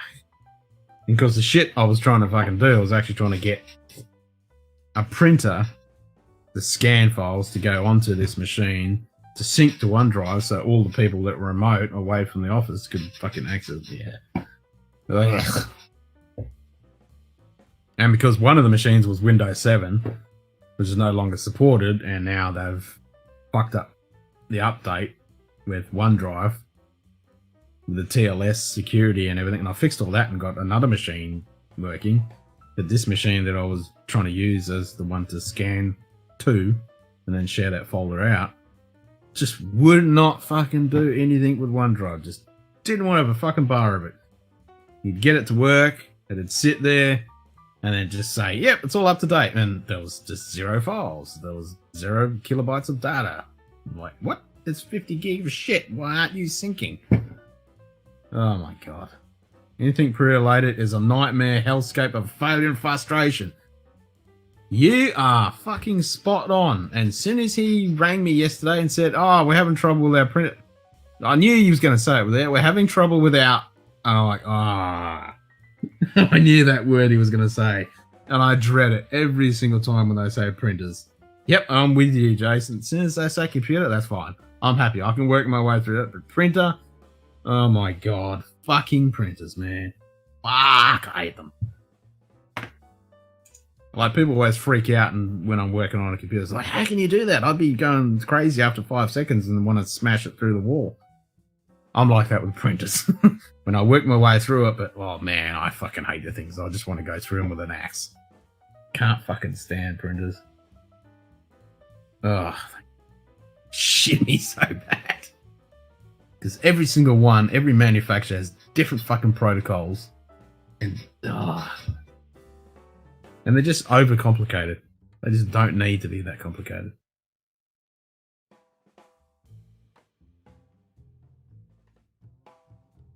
Oh, I'm the same. I don't print anything. There is no reason to print anything. Everything's fucking electronic these days. There's no reason to physically fucking print shit. Well, obviously you have to put a label on a fucking box.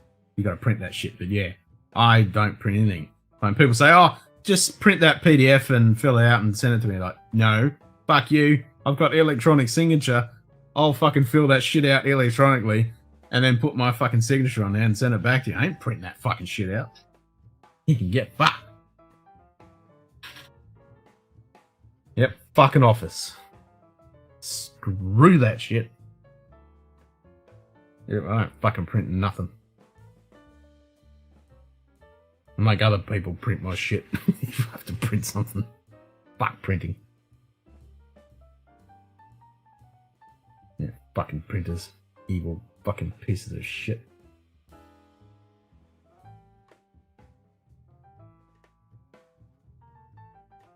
They're the worst.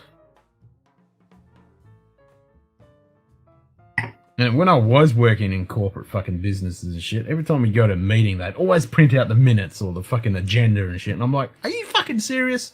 Good day. We've all got this crap. A dram divided. G'day, Frederick. How you going, mate? There's no reason to print shit out. There really isn't. Yep, that's really gone murky. Nice.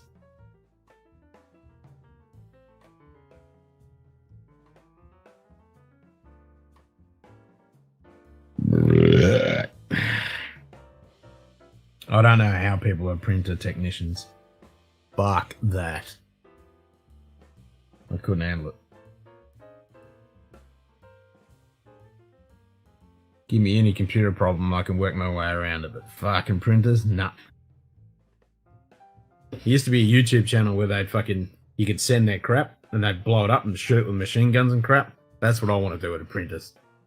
Fill them full of fucking high explosives, large caliber belt fed machine guns, and just fucking fill them full of lead. And then hit that prime spot for that fucking thing to go up in fucking million pieces. That's what printers should be fucking done with.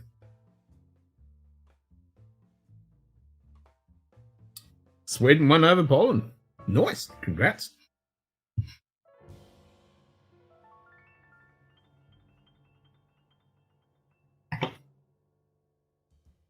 That scene in Office Space was very satisfying. Yeah. Yes.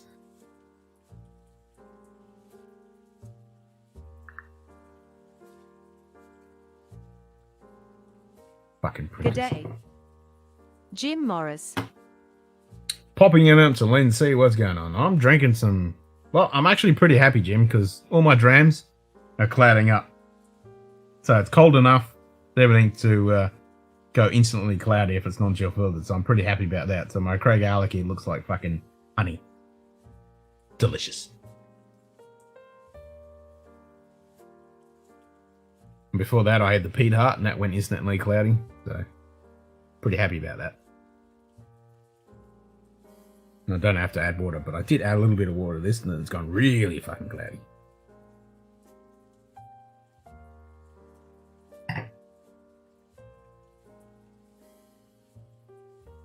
PC load letter? What the fuck does that mean? Fucking letters. Exactly. Or load paper. What? What the fuck's paper?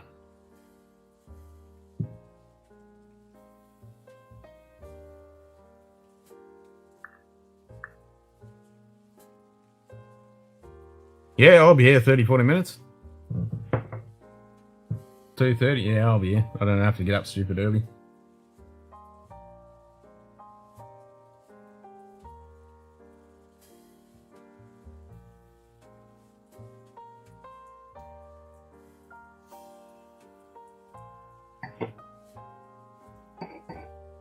Done a 6-hour stream so far. So yeah, we'll punch it to 10, eh? Try and hit 10. I mean, I think I need a fucking drink after tearing my hair out, working with fucking printers and Office, OneDrive and all that crap the last few days, so yeah.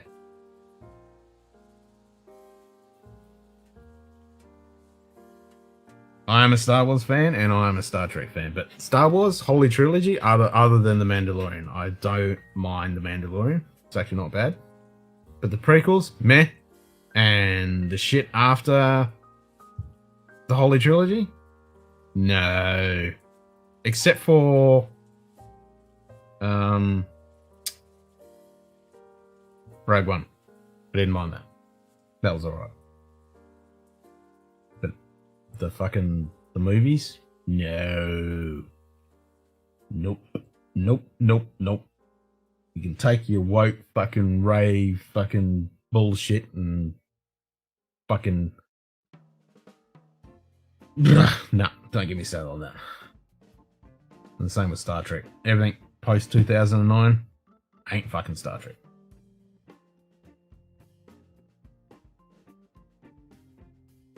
But yes, I do like the Holy Trilogy.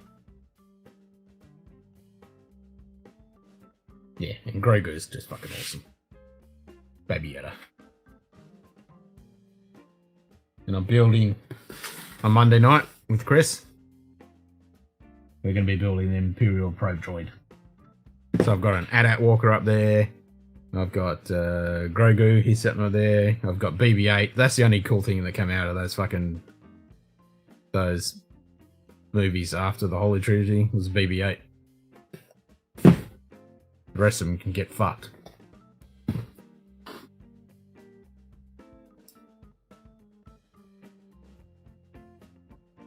And I have a 10,000 piece Darth Vader up there. Those little dot ones.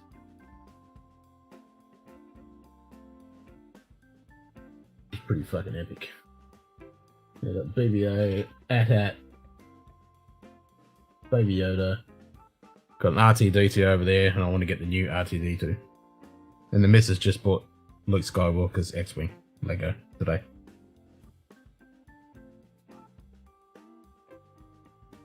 It's not going to be a race, it's just going to be a dual build. A similar build. I'm going to build it at the same time. And I think both Jason and Chris, so Chris from Big League Bourbon, I think he wants that typewriter. And I think Jason from Mash and Drum wants that fucking typewriter as well. So if both of those guys get it, we're going to do a three-way stream building that fucking typewriter, which would be epic fun.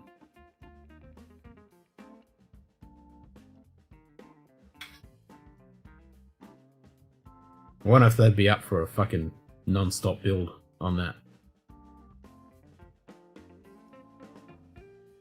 That would be actually pretty fucking good. Because it might take like 24 hours to build that if you keep fucking drinking. Yeah, three-way. It's okay when it's in a three-way. Golden rule. Now I got that song stuck in my head. Fuck's sake. Damn straight, that typewriter is sick. Fucking oath it is. Mine should be arriving today or tomorrow. So I'm pretty chuffed about that.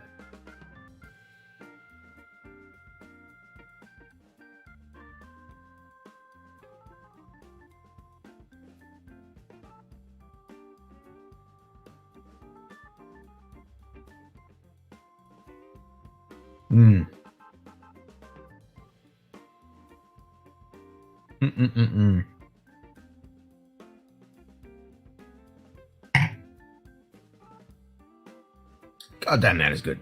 Right, so should I have Klein Leash or Altmore after this stream? And Klein Leash, I think that's filtered, isn't it?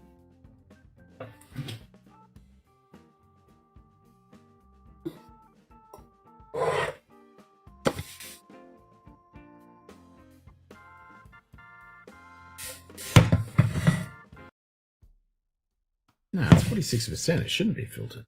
I don't think it is.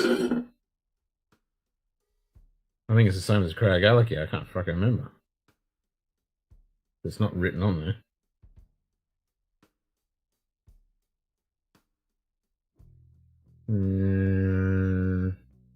That's Malaysia.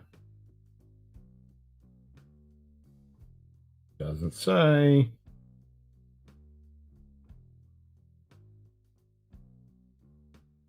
I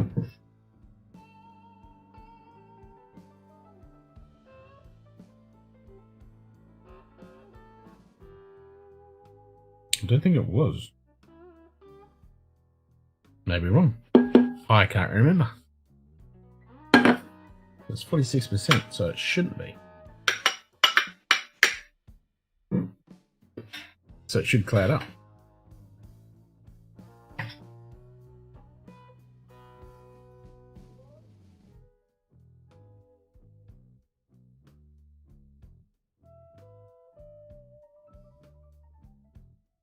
Not going to mention anything about the hockey. I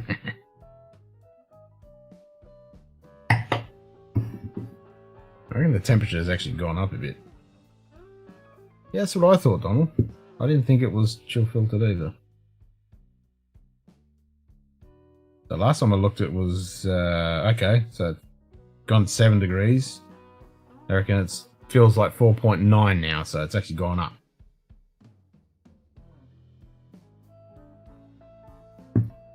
That feels like 5 degrees Celsius. That's perfect temperature for whiskey to go cloudy. Nice.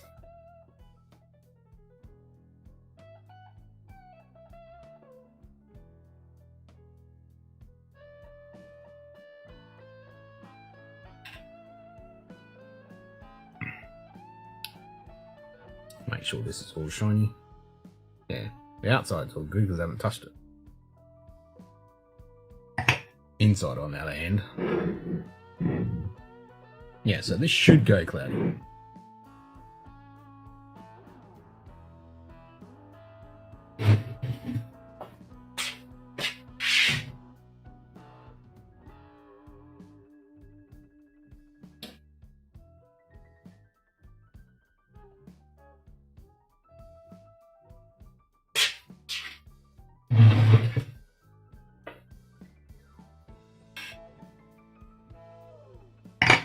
Add a drop of water.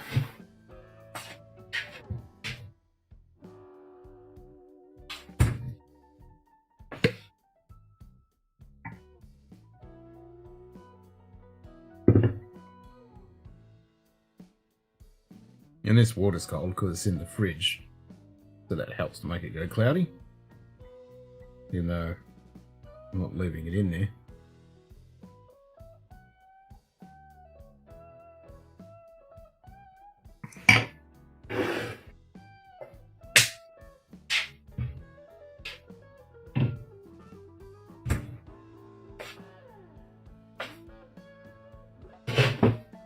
Yeah, it's definitely cool.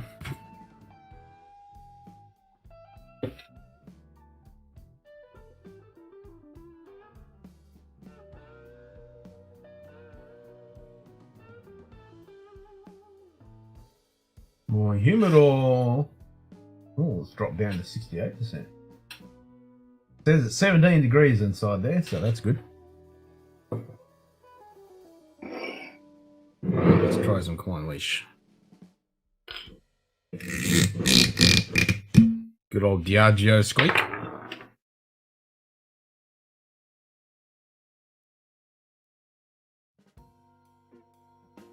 A bit more than that.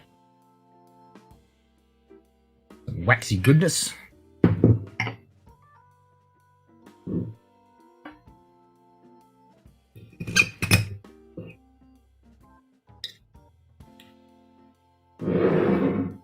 What? See if that goes cloudy.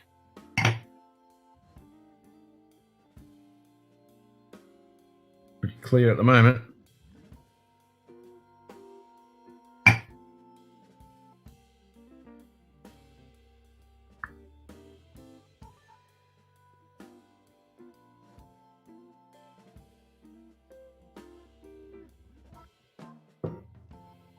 You think so? It's NCF? Yeah, I thought it was NCF.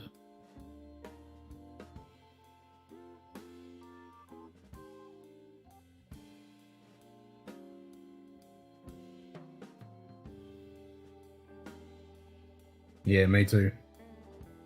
Big fan of this stuff. Craig Alecky, the Clone Leash, you just gotta have them. Oh yeah.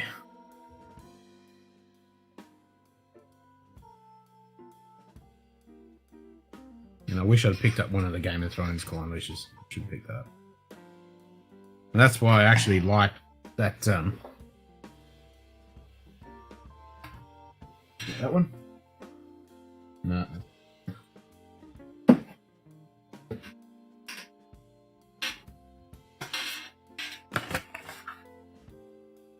No, that's not it.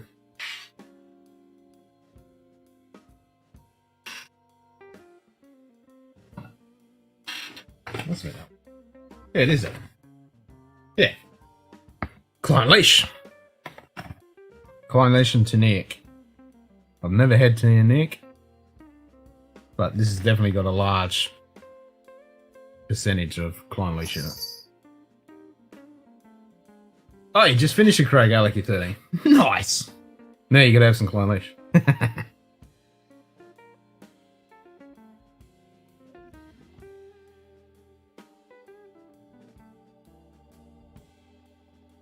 Well, if you're fucking drinking, Jason, get your ass in here. Oh, cat sneezing. What are you doing, kitty? What are you doing? Sneezing?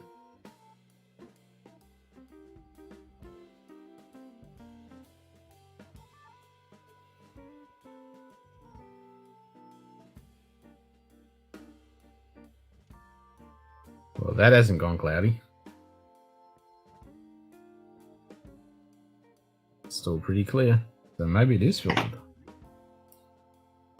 Gonna be rooting for either my teams, blah blah blah blah blah blah. Sport stuff. Nah.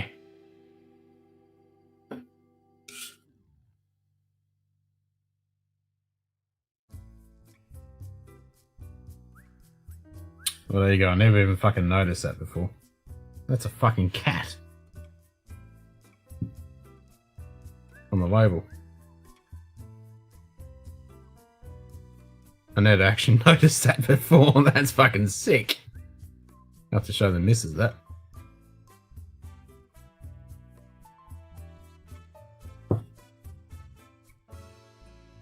Maybe I'd forgotten, but yeah, that's fucking cool.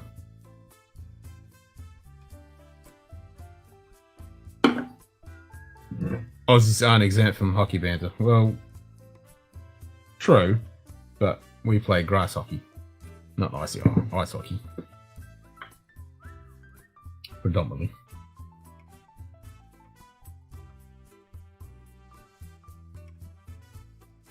Field hockey, I should say.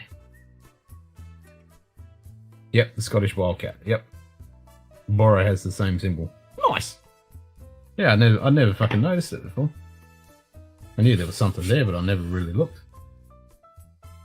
And it just popped out on me then, and I was like, fuck, that's sick.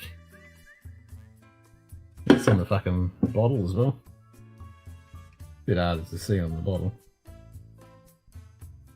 Yeah, that's weird.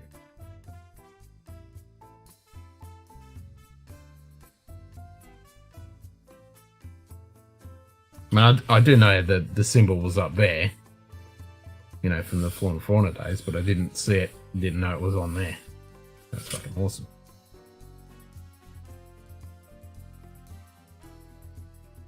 And that's embossed as well. Sexy.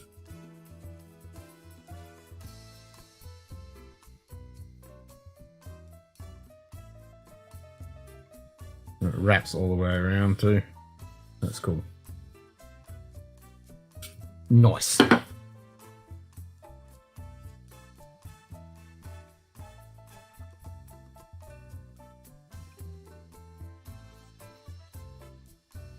Yeah, well, that hasn't clouded.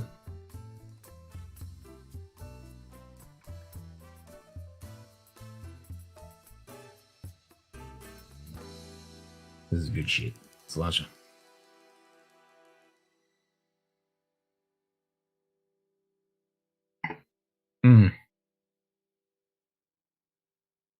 Random FPV.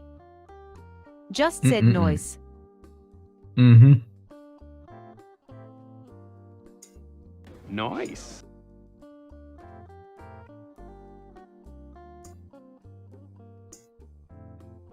Mm. That is good.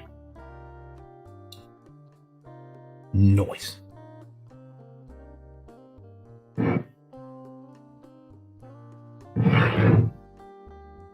That's not embossed, but that is definitely embossed.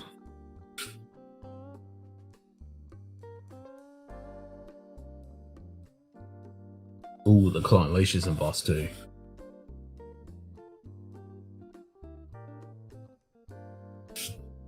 I'm trying to watch VB's English.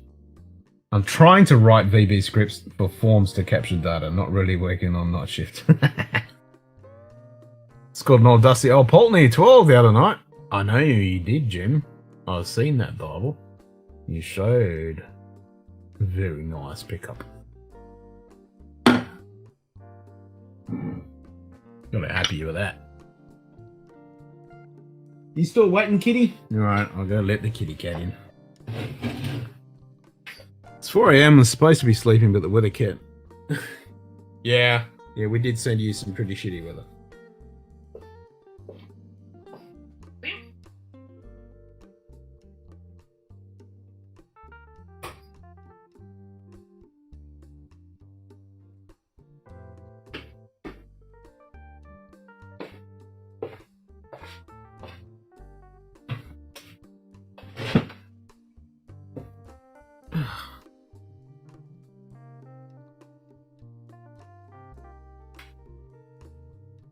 Very happy about that one. Hell yeah. Have you cracked it yet?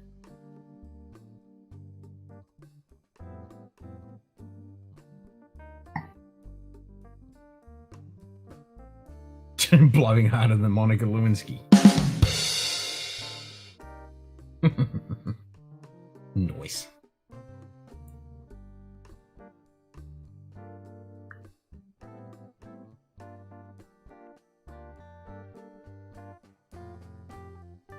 So what's your winds at?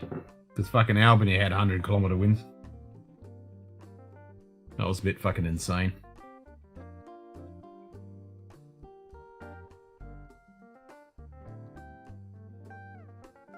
Stowing that one away. Good choice.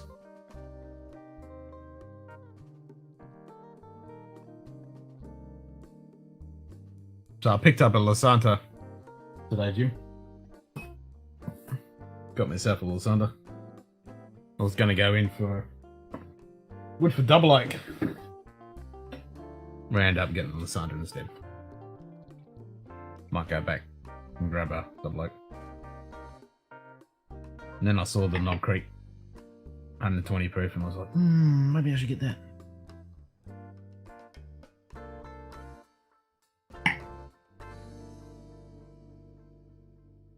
And then I was looking at that.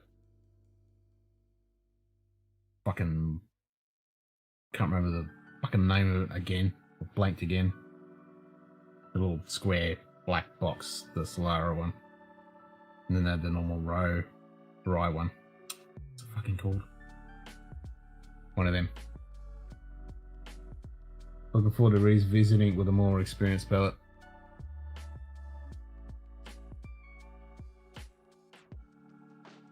It's pretty mental. Go to willyweather.com.au and then just punch in your postcode. That'll give you the wind. That's about the most accurate website for wind.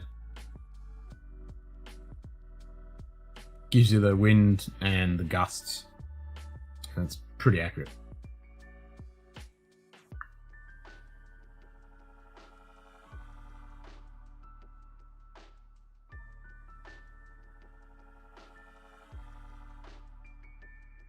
Same store that had the OP12, her old Lasanda 12 with the burgundy light. Ooh, that's worth grabbing. Do a side by side.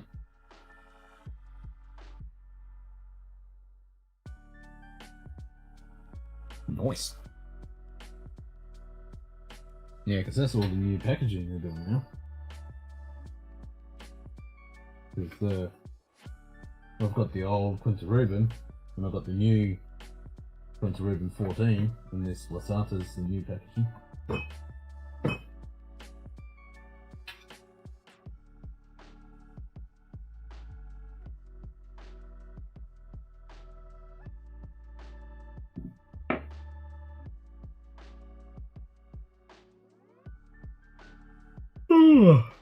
Yawny.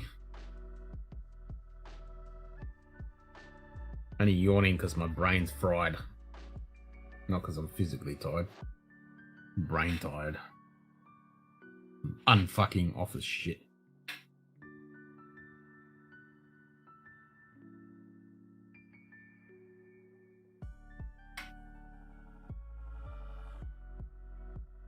(2018) Redbreast 12 cast strength. Oh yeah, good choice. Yeah, grab that before it fucking disappears. Nah, you're good, Greg. You're fucking good.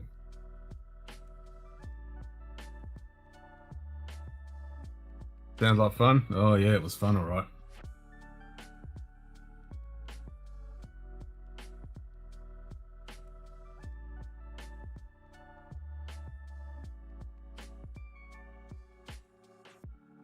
I was up till 10 o'clock last night, fucking around with it.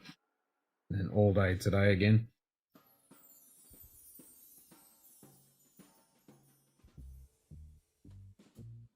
But I managed to get it to work. Got the machine to finally fucking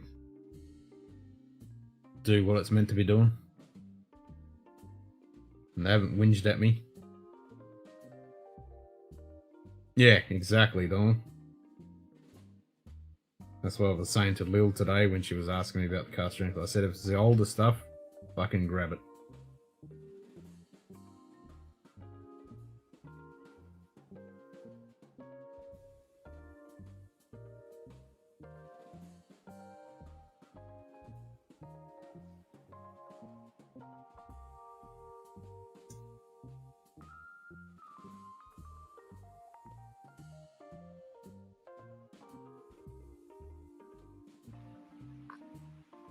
Frederick!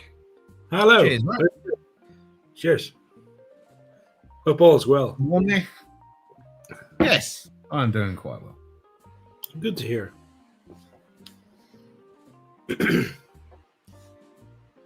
What are you up to? Grab a few bottles. I might dig in as they're all over the place. It's harder to grab them while live. That is true. That's why Simon's always disappearing off camera to grab his bottles. Oh.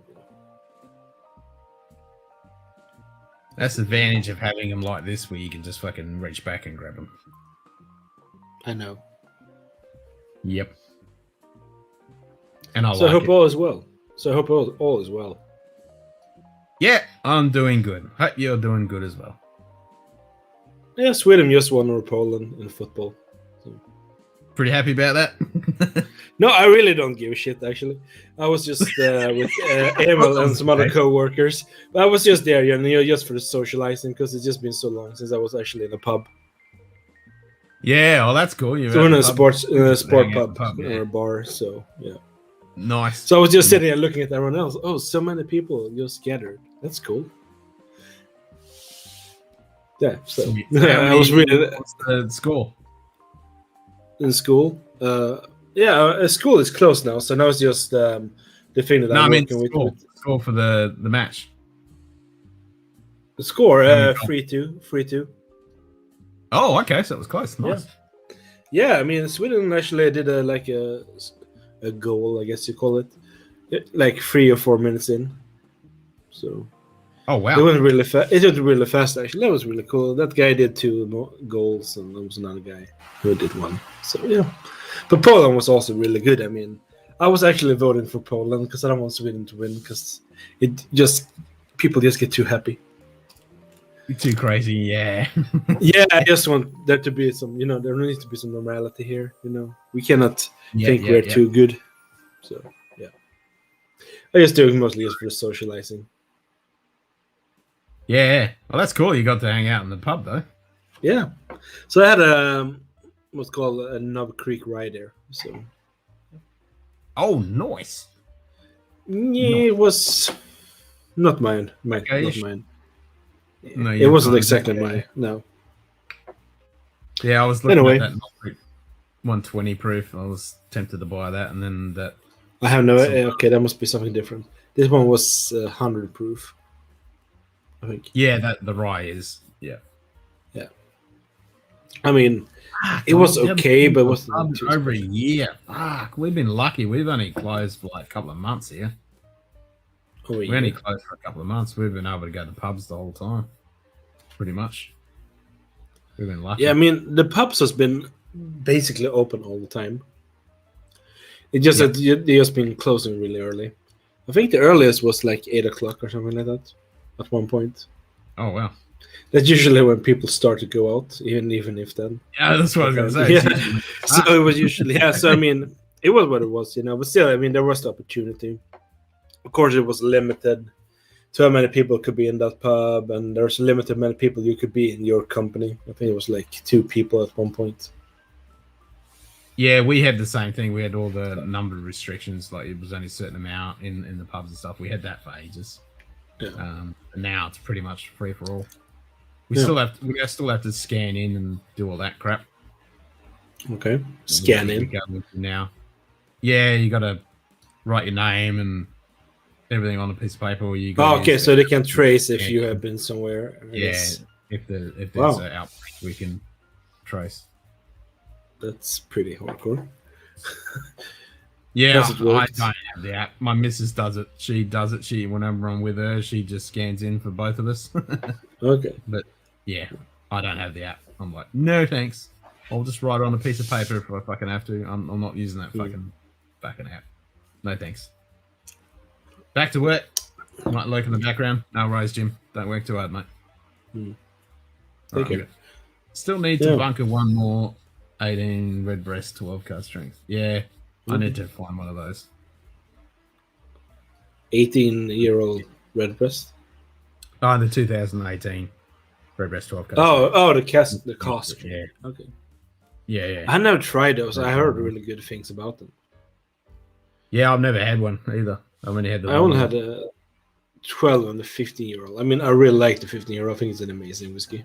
Irish whiskey. Yeah. Oh, and the Listau. I've had the Listau. Oh, I never tried it one. I heard also good things about it. I mean, it's not bad. I mean, I prefer the Green Spot. Okay. Chateau Louis Vuitton over the Listau, but the Listau, if I didn't have that the Green Spot, I'd grab that Listau. That's not bad. Okay, that's good to know. We don't have any green spot or yellow spot or blue spot, red spot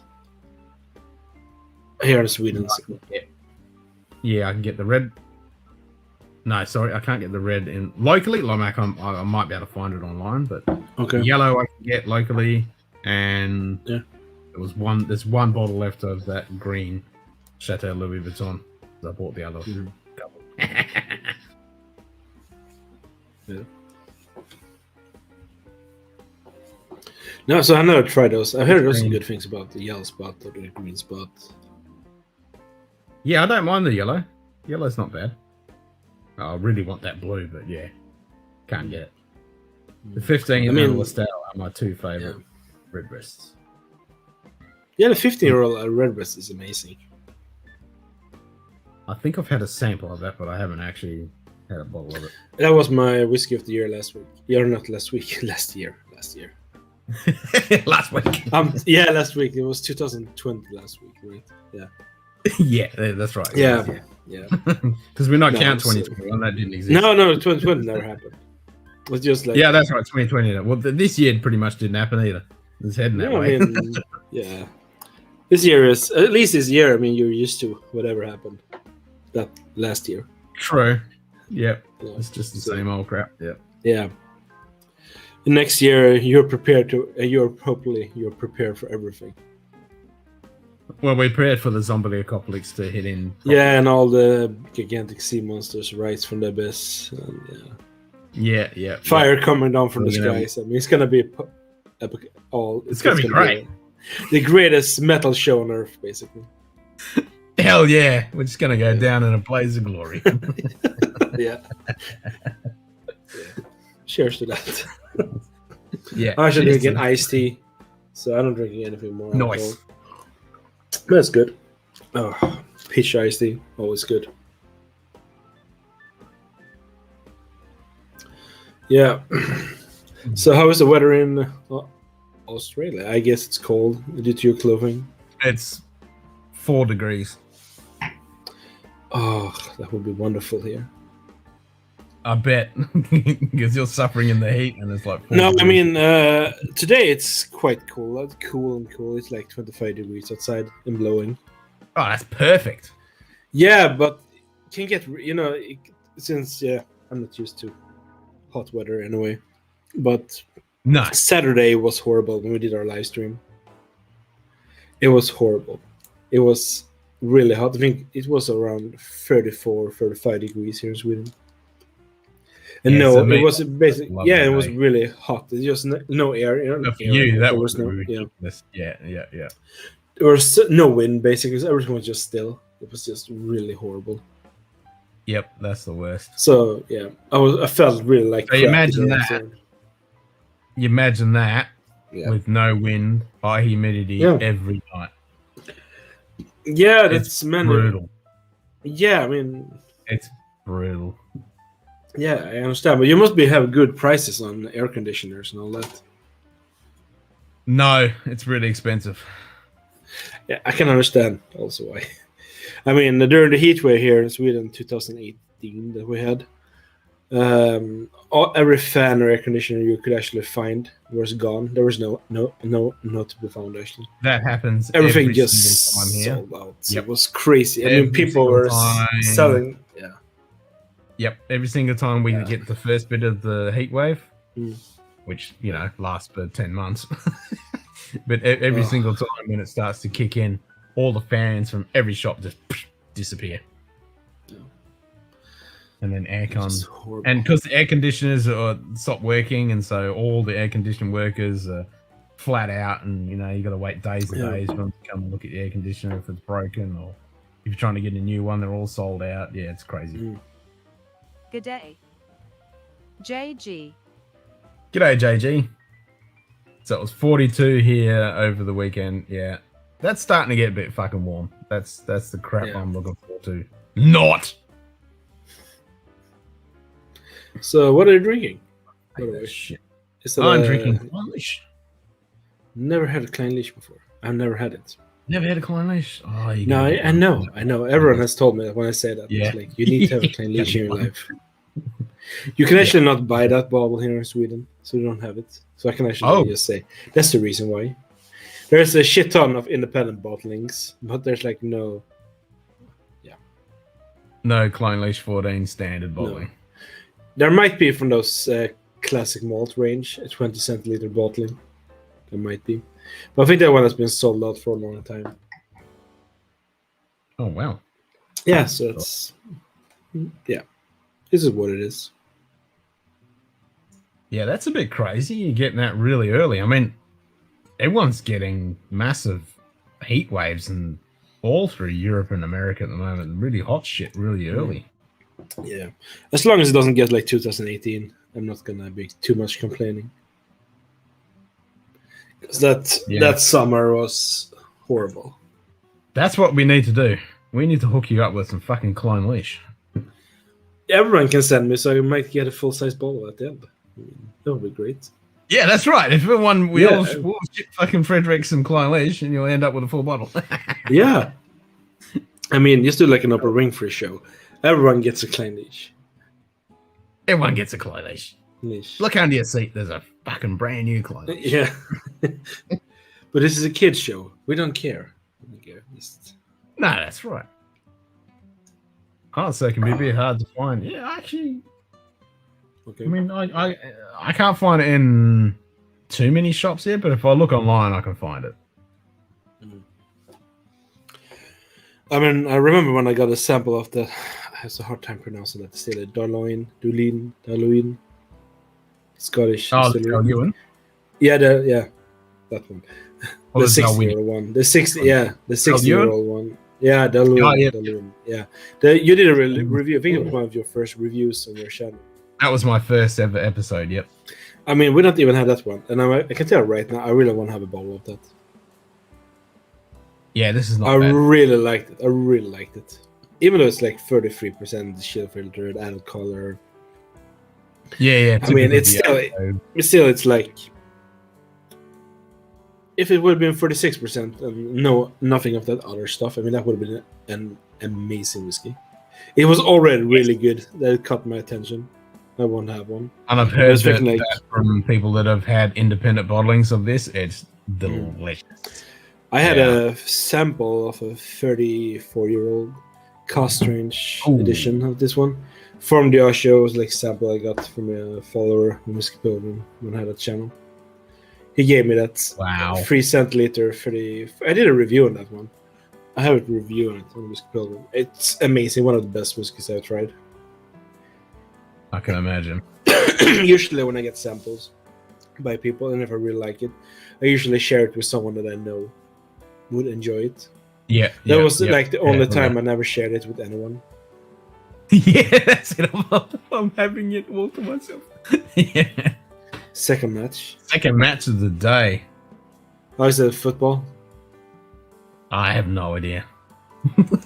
I don't do sport. Me neither. I just get Zero red idea. in the head, having hard time breathing, and then all my muscle hurts. It's just not good.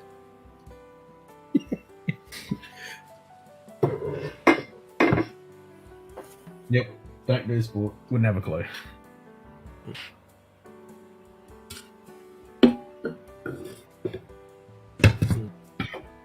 So that one didn't cloud up.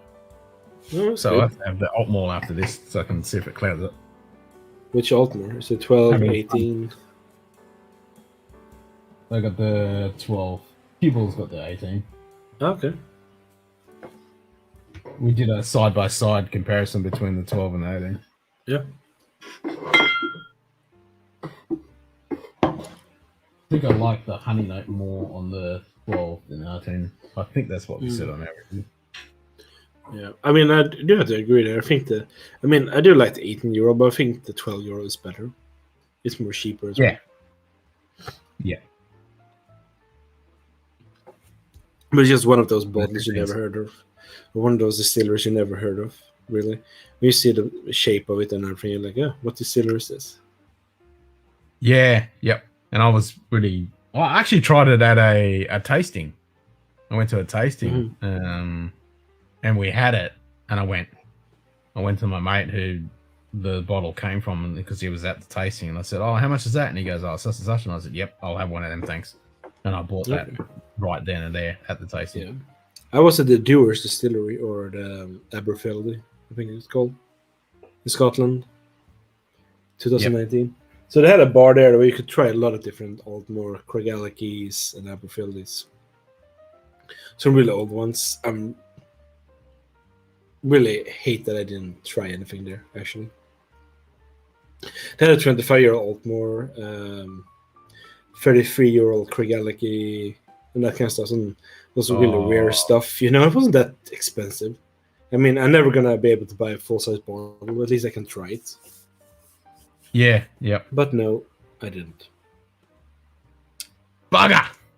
Yeah, no.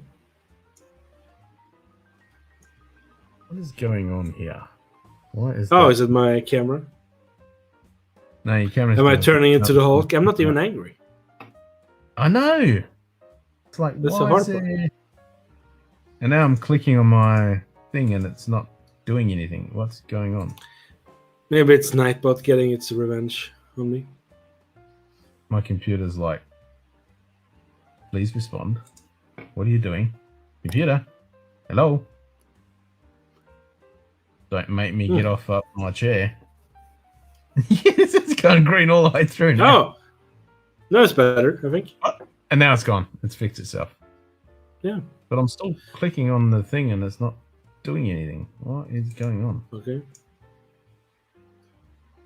That's kind No, of I mean, I'm not green anymore, so I guess I got not angry anymore. I guess I have some anger management problems. So have you been buying anything new stuff, by the way? Any new... Oh, I picked up a bottles? Lasanta. Oh. So I just grabbed a Lasanta.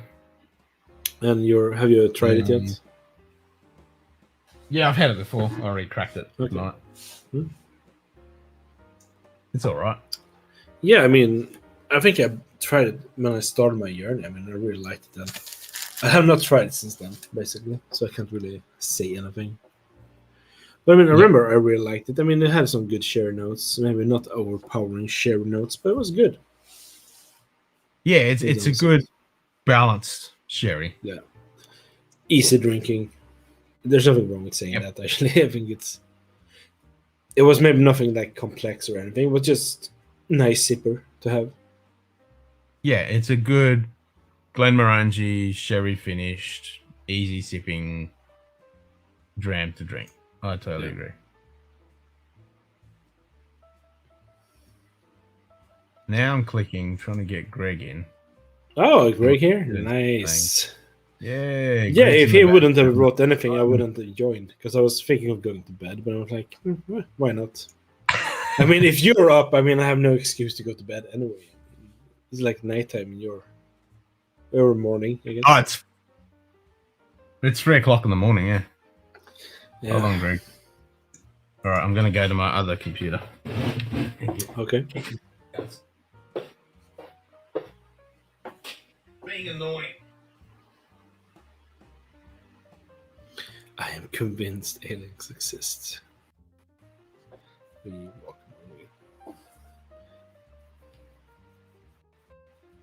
Am I an alien, JG?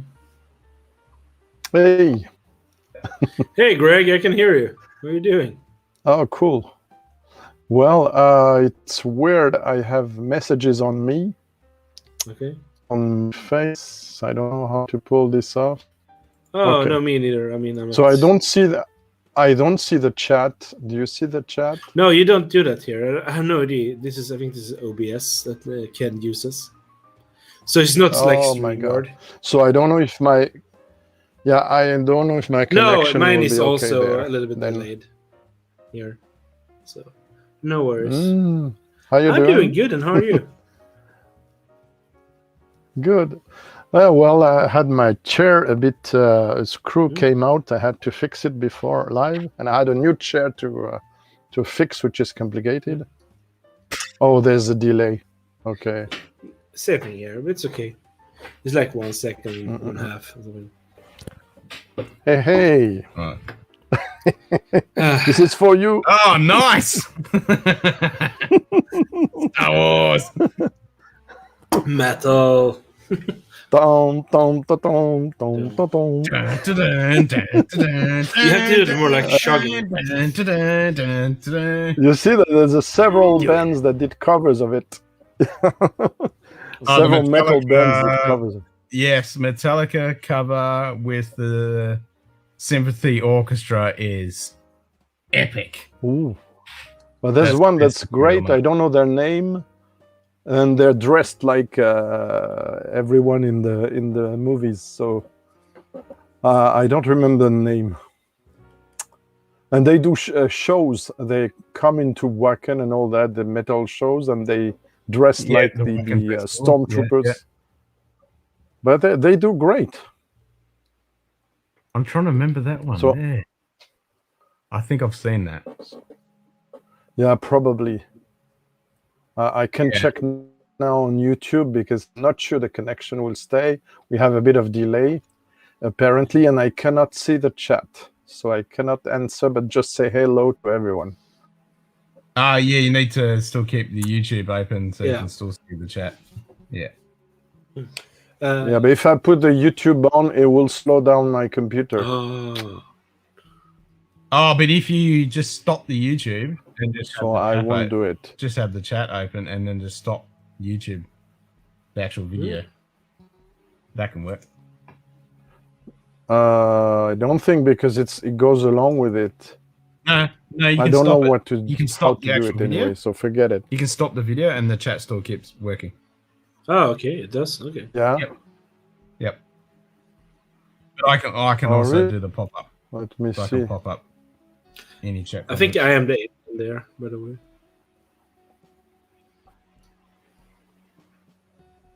No, I prefer not to do it. I'm afraid it will slow down. I have connection issues. So if you can put the chat, yeah, will be Yeah, cool. any chat that pops up. I'll pop it up. Hi, JD. I just want to say Emil sends his warmest regards. He couldn't join us. Oh, okay. My mother is calling here. I'm just gonna tell her if I can. Okay.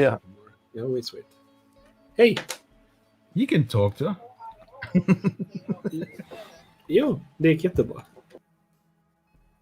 I can mute it.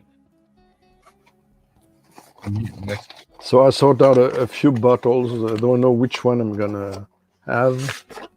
I have this Wee Starter Breville. Don't know if you know this distillery. Breville, it's a Douglas Lang. Oh, yes. Breville is what you call it's also called Breath of Glenlivet. It's a filler for blends. It's very good. It's a refilled cherry. I have the lore. You already know this one. The lore there. Nice. Yep. I have this old. Oh, everything is in delay for me. Oh my god. So I don't know if you see it. 12 years old. Yep. As you talked about this as well, Kleinlich. Oh, the Kleinlich. Nice. Got also another Glenrothes is in D. So I don't know which ones I will dig. Greg, you can just drink all of them. Come on. Yeah. One at a time. No.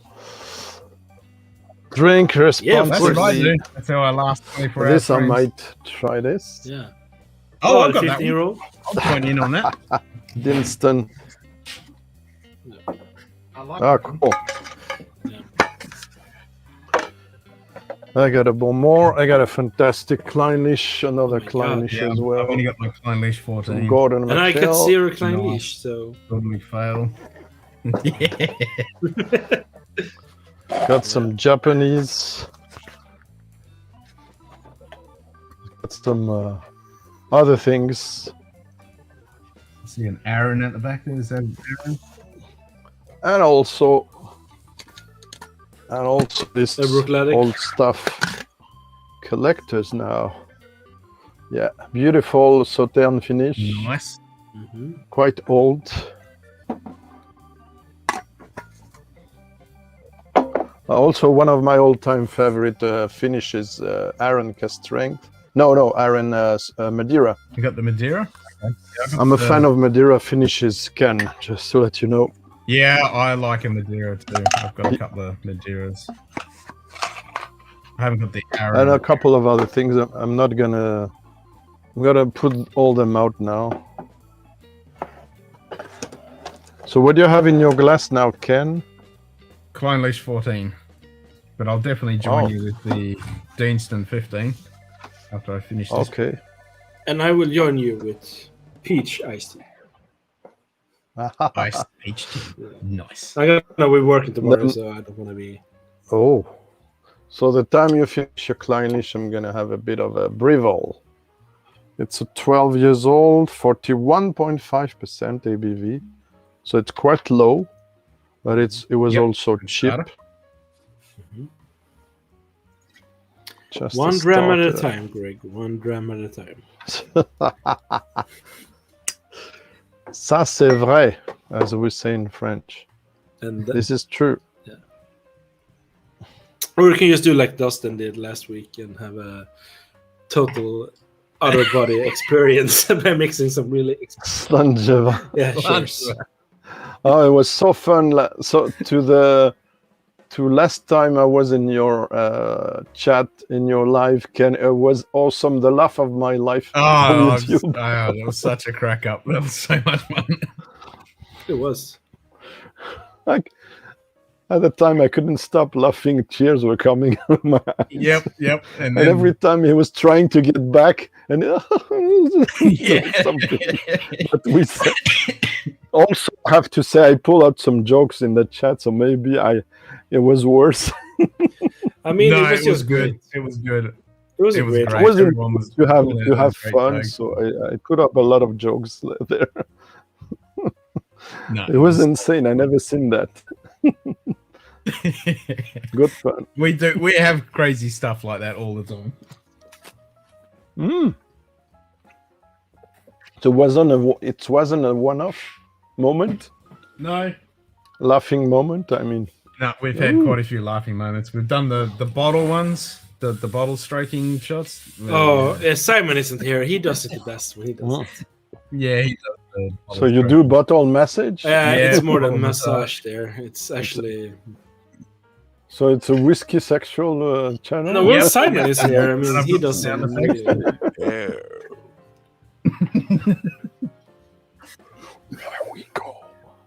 There we go. Oh, I can do that.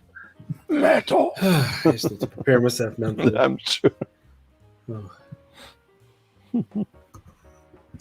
Oh, did you see Rammstein pulled up? I love Rammstein. What was it? A rum finished in Isla cask. Yeah, I've seen that. I haven't. Could be interesting. What? Right? Yeah. A Danish rum finished in Isla casks. They picked for Rammstein. Yeah. When was this announced?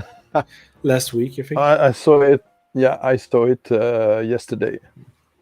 I have no idea if it's good or crap. I don't care. I mean, they have a tequila as well. And I would just want to have the bottle just because how it looks like. Because it looks so cool. The tequila they have. Oh yeah. I just saw the rum bottle. Yeah, I must have. It's nice, sherried, light. Yeah. Ich muss haben. Or must have this bottle. Yeah. Ich will. Do. Also like do will. Think.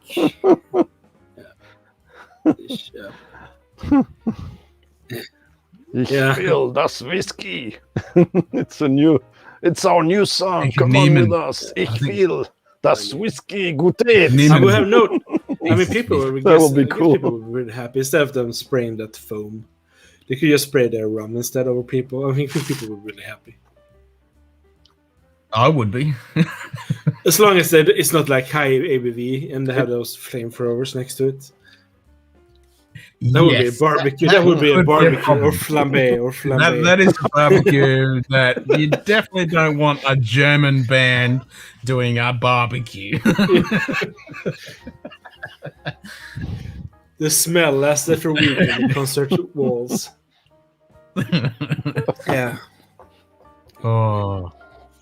It's nice. Lots of raisins. Yeah. Lightly sherried.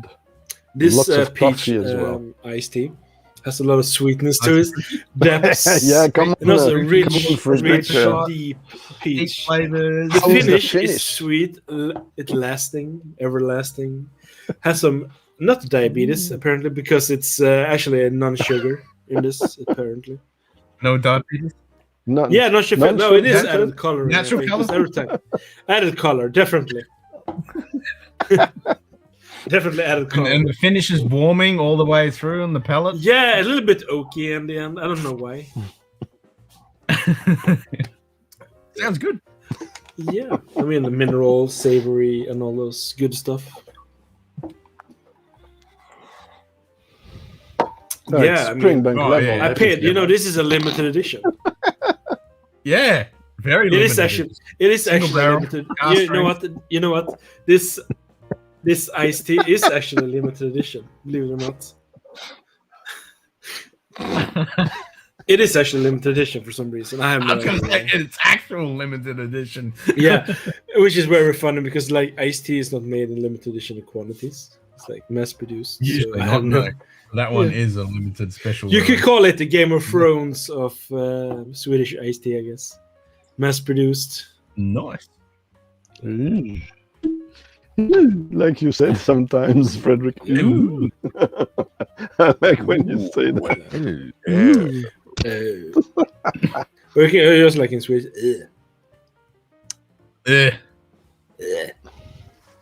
Yeah, exactly. But you use this. Yeah, but you use the Swedish. Oh, with the two dots on the top instead. Yep. And there you go, some Dinston highlands, but very close to the lowlands. Single malt. It used to be a 15 organic? cotton. You got the Sorry? 15 organic? 15 organic. Yep. Yeah. I also have a 2002 organic Oloroso. But tonight I was in the mood for this I one. like this one. Yeah. It's got a nice, Very subtle. honey. Yeah, I didn't. All I sent you bourbon, some right? samples, Greg, way back with the Dinkum. Yeah. I haven't touched them yet. Only one live I did, but I didn't took notes. I like to take notes, so it's my trap. It's my jail, not to be able to try good stuff without. I think you taking got the notes, distillery, or the distillery, it's called. Yeah. It's the only It's one amazing. I touched. I It's think amazing. I liked it. Yeah, it was a.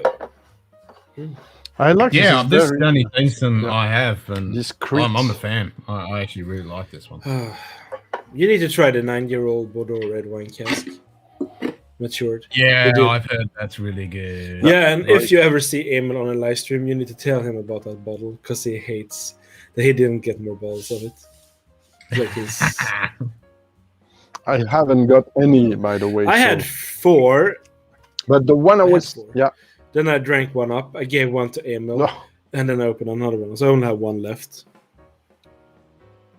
The one I'm raving to have, but it's too expensive now.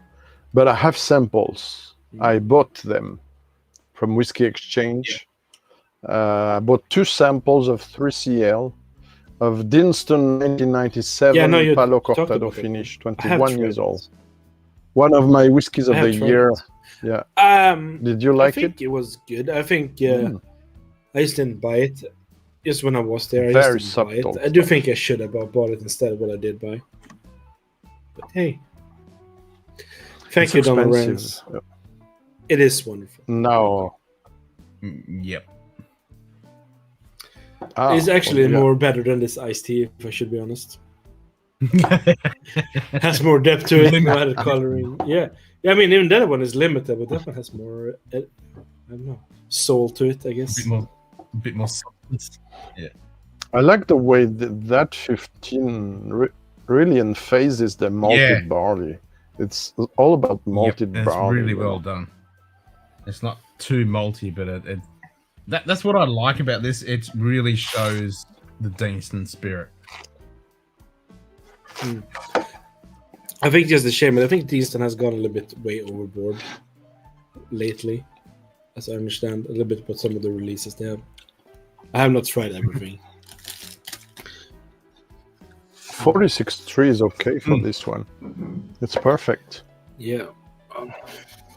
And I like some. I have some. I get some apples. You know, some red and almost a bit. Not rotten, but a bit past, a bit too ripe. Yeah, apples. no cotton. Or maybe with the skin. You don't bit get of any skin cotton as well. in there. Yeah, cotton. You know, like Cotton for clothing. Since it used to be a cotton mill distillery, a cotton mill fabric there. Yeah, a bit of cotton in your teeth. Yeah. Yeah. Yeah. I forgot about that. No, I don't get. Yeah, it's expensive, but it wasn't so expensive for 21 years old when it was out. But I missed What? the occasion, Is that in and then it Canadian was too or expensive. in US dollars? Donald. Oh, That's the question. Donald, I think he's Okay. in Canada. And that would be if I'm like, not mistaken. okay. No, in Because US. where I tried, I think it cost 160 euros. I think in Germany. I should have grabbed it that price, honestly. It was really worth that price. And I love also the packaging, that kind of blue, almost violet-y, that was really playing well with the brown color of the whiskey. It's psychological, but sometimes it works also this way to hook you. I mean, when the color matches with the label, with the content, is It's just a fantastic symphony. 350. 350? Yeah, 350. 35. Yeah. So I guess cheers to your wonderful experience there. Cheers. Cheers. Yeah, cheers. Maybe one of the quietest malts in the market. The coolest, the most subtle, most. So you cannot have any drum. Not today. I mean, Frederick, I had at all. quite a few Saturdays. I was a little bit, yeah. I guess I had some kind of a hangover, and today I had one, and I have noticed since it's so hot, with my problem with my high blood pressure and all that stuff. It doesn't really work well together, so I don't want to. You must not push it. You know, No. my body's doing better, and I don't. Don't push it. We're gonna do a tasting, yeah. So I'm not you're gonna do right. it. But still, this Absolutely. one, just adding a little bit more water brings out more flavors, both on the palate and the nose with this iced tea, actually. Yep, and a finish. That's what I did. The finish, I guess it's a little bit like humble, some mustard seeds. I don't have no idea why. It tastes like sausage. Could be the food I ate before. So I like With tastes mustard. like sausage burnt with burst wood in fire. In the coast I of like open fire. In the coast of Mahir Bay, but uniquely in October and at 9 o'clock. Otherwise, it doesn't work. With freshly chopped cask with an axe. Yeah. We just slaughtered a all cow. the It's jazz. laying her next. Now we're taking out the fillets so we can barbecue them. Mm-hmm. We're doing a live stream. You're like, which cow do you think we should eat? With us. Yeah. Exactly. But actually, those guys are like all vegans in that band, so. Yeah, I think that's just because what's they're- weird yeah. with the name. Yeah. Provocative. Still a good band, though. Yeah, I mean, I had from UK, by the way. House of Malt. Otherwise, it was too expensive in France. 120 or 30. It's 120 euros for a decent 50 euro. Wow. still. I can't remember how much. It was still around 100. Still around 100, Oh, shit, mind that's a you. lot of money. Yeah, I didn't pay that much. Yeah. Yups. I might also dig into that one now that it's good. Star Wars for France limited edition. Cask Crank. Para cask, which is their name for sherry cask. So I've got a mesquite and a ginger beer cask Star with. It's what is? Yeah, what is the mesquite again? I don't It's remember. a type of wood. I have to that ask they burn. Andrew. Ah, okay. Mesquite smoked malt. Because that sounds like mosquito. Yeah, mosquito wood.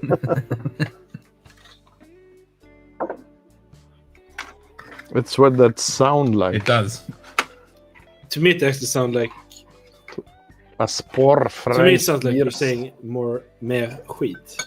Mer skit. Which is more shit in Swedish. Mesquite.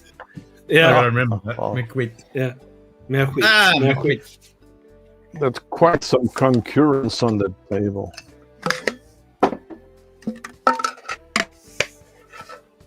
Is it refill? Well, I don't remember. Ah, that's by charred. Charred. I mean, if you look at the color on this one, I mean, you can still find Doesn't something. say. I guess. Yeah, that's got a nice colour. Yeah, I mean, 25 years in a cask. No Star Wars on. You should be able to find them. It's everywhere now. I have to. It's all over Not the in world. Sweden.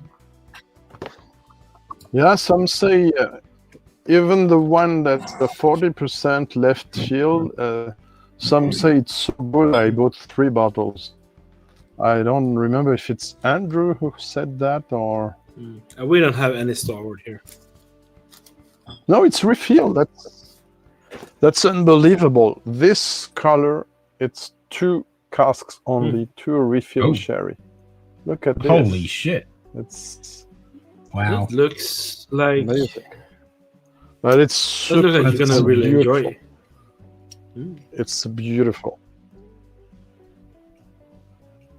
And it's different from the 21 I have. I also have a 17, but it's in a sample now. And I had to sell a 37 years old a few days ago. From Gordon MacPhail because I had some trouble. So had to sell it to a friend. I could have made 4 times more, but I was in a hurry. So that's why you gotta be careful what you're spending and. Yeah, I get my salary tomorrow, so what? Thank God for that. It's been a hard month. So no whiskey in July. I'm not gonna buy any whiskey in July. That's what I say. That's what I say. But it's probably gonna end with, that bottle is gonna be released. I just need 2 more of that. Come on. Yeah, that's right. Just 2 of them, and then one of those, and 2 of those, and come on, Daddy needs a new pair of shoes. Come on. Yeah. But not everyone has 3 or 4 whiskeys of the same reference, right? I don't know about you, Ken. I mean, I've got some double ups. I don't. I think I got some double I have ups. some. Yeah, most of my Springbanks are. Yeah, I have some extra. Yeah. Yeah, but some extra is one thing, 1 or 2, but 3 of the same. 4. I mean, the Spearmint 17 euro it's a Sherwood, lot. I have 4 bottles of. I mean, that's one of my favorite Spearmints. I struggle to 7 find left. one. Only because I buy that when it's on special. Ooh. I have 2. Okay. The only 2 one Editors, 12 euros extra. Go ahead. And 2 Anok 24 euros extra that I bought. Yeah. Just because I'm so afraid they're gonna either gonna get discontinued or they're gonna change something. You're right in on the that one, production, I think. or they're just gonna do them more expensive. They're gonna my wish is gonna my guess is they're gonna first rebrand it like the 2 others, Val Blair and Old Baltney, and as it is 18 plus years old and 20 plus years old, they're gonna do like the Val Blair 1991 27 years old. They're gonna go from 160 or 140 to 500. So probably they're gonna sell that for 350 or 5, which is the same for me. Yeah, I mean, I paid unreachable. Or they're gonna stop 24 to symbolically do a 25 and then upgrade the price. Yeah, I mean, so I paid for my first bottle of Anok 24 year old. I think I paid 95 euros for it in Germany. Wow! But at that time, I had never tried it, so my mother got me a it's bottle there almost because I wasn't sure if I'm going to like it or not. I just opened it up, just smelled it, had my first on the neck. I was like, wow, this is one of the best whiskeys I had this year. So I was like, okay, we need to get more. When we got there next time, it was all sold out. Of course, people who was there were like, oh, okay, this whiskey is so cheap. Yeah, let's buy cases of it. Yeah. One of the best values, indeed. Over 18 years old, one of the very best values. Then after the problem with this, it's a very small batch, a small release. So it's only 2 casks. It's a 2016 bottling I opened up 1 year later. So the time I opened it, I had tried it before in a show. It was too late to buy others to have in advance, so it's the only one I have. Like the 3/4. Basically, no high-end stuff is doubled here. So it's the drawback of my collection. I mean, I need to say that when I do buy duplicates or extra bottles, I now do it to sell. I always do it because if there's something I really enjoy, I know I'm never going to be able to get it. Or I got a really good price. I just want to savor that, to have it for the years to come. I do exactly the same thing. If there's a bottle Yeah. that I I mean- really like and I know that, I might not be able to get it again, I'll try and grab a couple. You can take, or I can just take like an example here in Sweden when the Ardbeg Scotch was released. I have not tried it, so I can't really say anything about the palate or that. But I do know here in Sweden where people buying cases of it. Oh my god. Yeah, some people buy 3 or 4 cases, like 6 bottles in each. Just stuck on them in, just because, not for drinking, but just because let's get the price up, so I can sell it and make money. Yeah, they know it sells. I have nothing wrong if you have a bowl, just been laying there, you got tired of it, you have an extra bowl, and you just don't want to drink it. Wonderful. I mean, you just want to get rid of it. I can understand why you want to sell it, of course, but when buying that much, just to, it's But even if you do that, you just swap it with a friend. You've got a bottle. Yeah, of I stuff mean, and swap you with this. And not hype it up on the secondary. Yeah, I mean, I sold very few bowls, actually, if I should be very honest. So, I mean, the one I sold I got most for was my Yamazaki Bourbon Barrel 2013. I had one extra bowl. Yeah, I know. Yeah, but I sold it for a price, and for that price, I got a Glengoyne 25-year-old and a Glencairn. You did well. Yeah. You did very well with that one you explained us. Yeah. I mean, because I like Glengoyne 25. I think it's a good whiskey. Unfortunately, that one has gone on so ridiculously up the price now. It's not worth it. Yeah, the problem is that it was almost, in my opinion, almost under-evaluated price-wise. And since a few years, it's at its right But I mean, place, but it's too expensive for me. So I mean, and I tried better Glengoynes, Yeah, but I cannot find them. It's rare ones, so I cannot find them now. But yeah, this English is fantastic. I have to say, 54% ABV, natural cask strength. The refill sherry is really doing the job perfectly to highlight the distillery character, still bringing a lot of course, dried fruits and raisins and some beautiful caramel. This is the best of the cask and the best of the spirit in a way. No. Clynelish works very well in my experience with refill sherry and refill bourbon as well. Okay. And then again, I cannot send this all over the world because I have only one bottle. But Greg, you don't have to send You've done all it the to the word. Star Woods, Jason. Nice. Greg, Yeah, you never some have to can send complain. it. If we can just come to you instead, and you don't have to send it there. Yeah, We just there come to will you be instead. a lot. Well, that is true. a That is lot true. We can to- just come and drink it for you. Yep. Yeah. Not all. I have 2 windows and 1 door. Ding! No. Yeah, Glengoyne has gone through the roof. Honestly, usually I have no complaints of people doing a tasting here. They're not drunk and they're happy, usually. So- Yes. And when they agree, sorry, Frederick, I usually propose to do, especially if they are new to whiskey, to do a blind flight. So we'll prepare 8 to 10 whiskeys, very carefully picked to do a progression. And you're supposed with the last ones to have a kind of climax. Yep. And usually it works. I won't tell you what, because it's a bit of a secret here.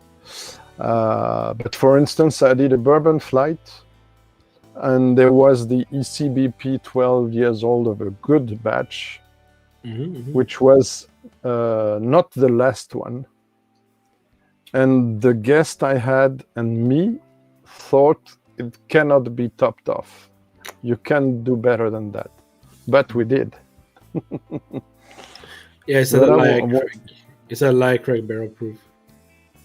It was, but there's better than that.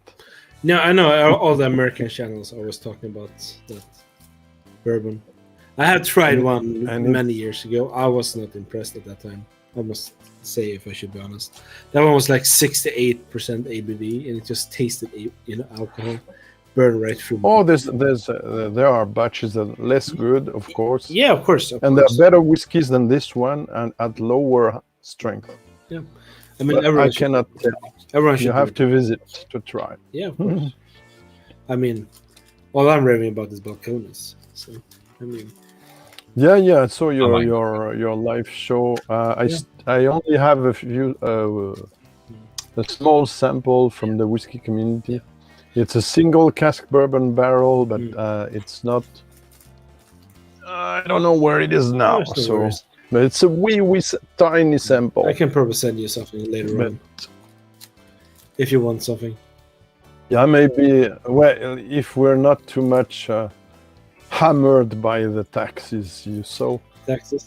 But we're inside Europe, right? Yeah, we are. The customs taxes. So we should be okay together. But with our friends in UK, it's gone. You know it's what? Finished. They voted. They did their thing. I saw something like, I don't know if it was Menno. No, if it was not Menno. Someone talked about 100 euros of taxes for a parcel that costed 3 times less of a few samples. So I'm even scared now to send anything to New Drum Drinker, for instance. I have to send them things. Or maybe I shall do it quick before 1st of July, where it's going to be total crash then. Why is it going to be total crash in July?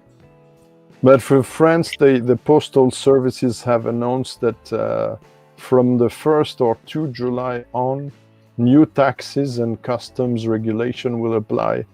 So we'll be forced to pay taxes for the receiver of the parcel as well as the sender. It's a crazy shit thing.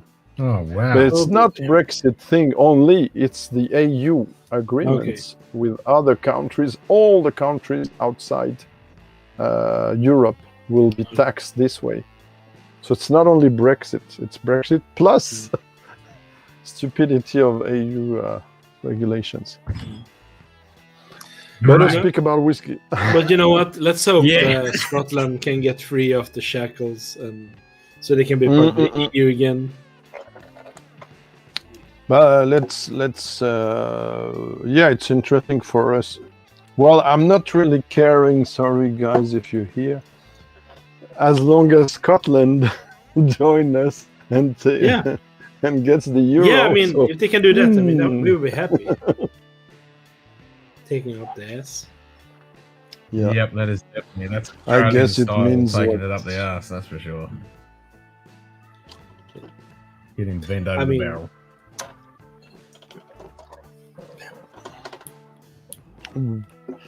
Yeah, that's bullshit. I enjoy that Kleinlich, but maybe it was too soon because it's 54. It's still sweet. It's not super spicy. Some Kleiniches are brutal. So I don't know. I have no idea. Never had a Kleinlich before, so I can't say anything. But I can say this: this iced tea really? is soon gone, and I'm gonna refill it just with water. You should have told me before. I should have. Then I can just say, "Okay, Greg, I have never tried that. Can I just get a list of what you have in your collection first?" And then I will tell you what I have not tried yet. No. I'm gonna have a try of this. There's a few distillers that have not tried anything from yet. I mean, because it's just like Pokemon, just like Pokemon. Me too. You try to get them all, but you just can't collect them all. Right. Yeah. Mm-hmm. I've never been a fan of Pokemon. You gotta catch them all. Which basically you need to buy them all. When do you say enough? Yeah. It's Shiro. What edition is that?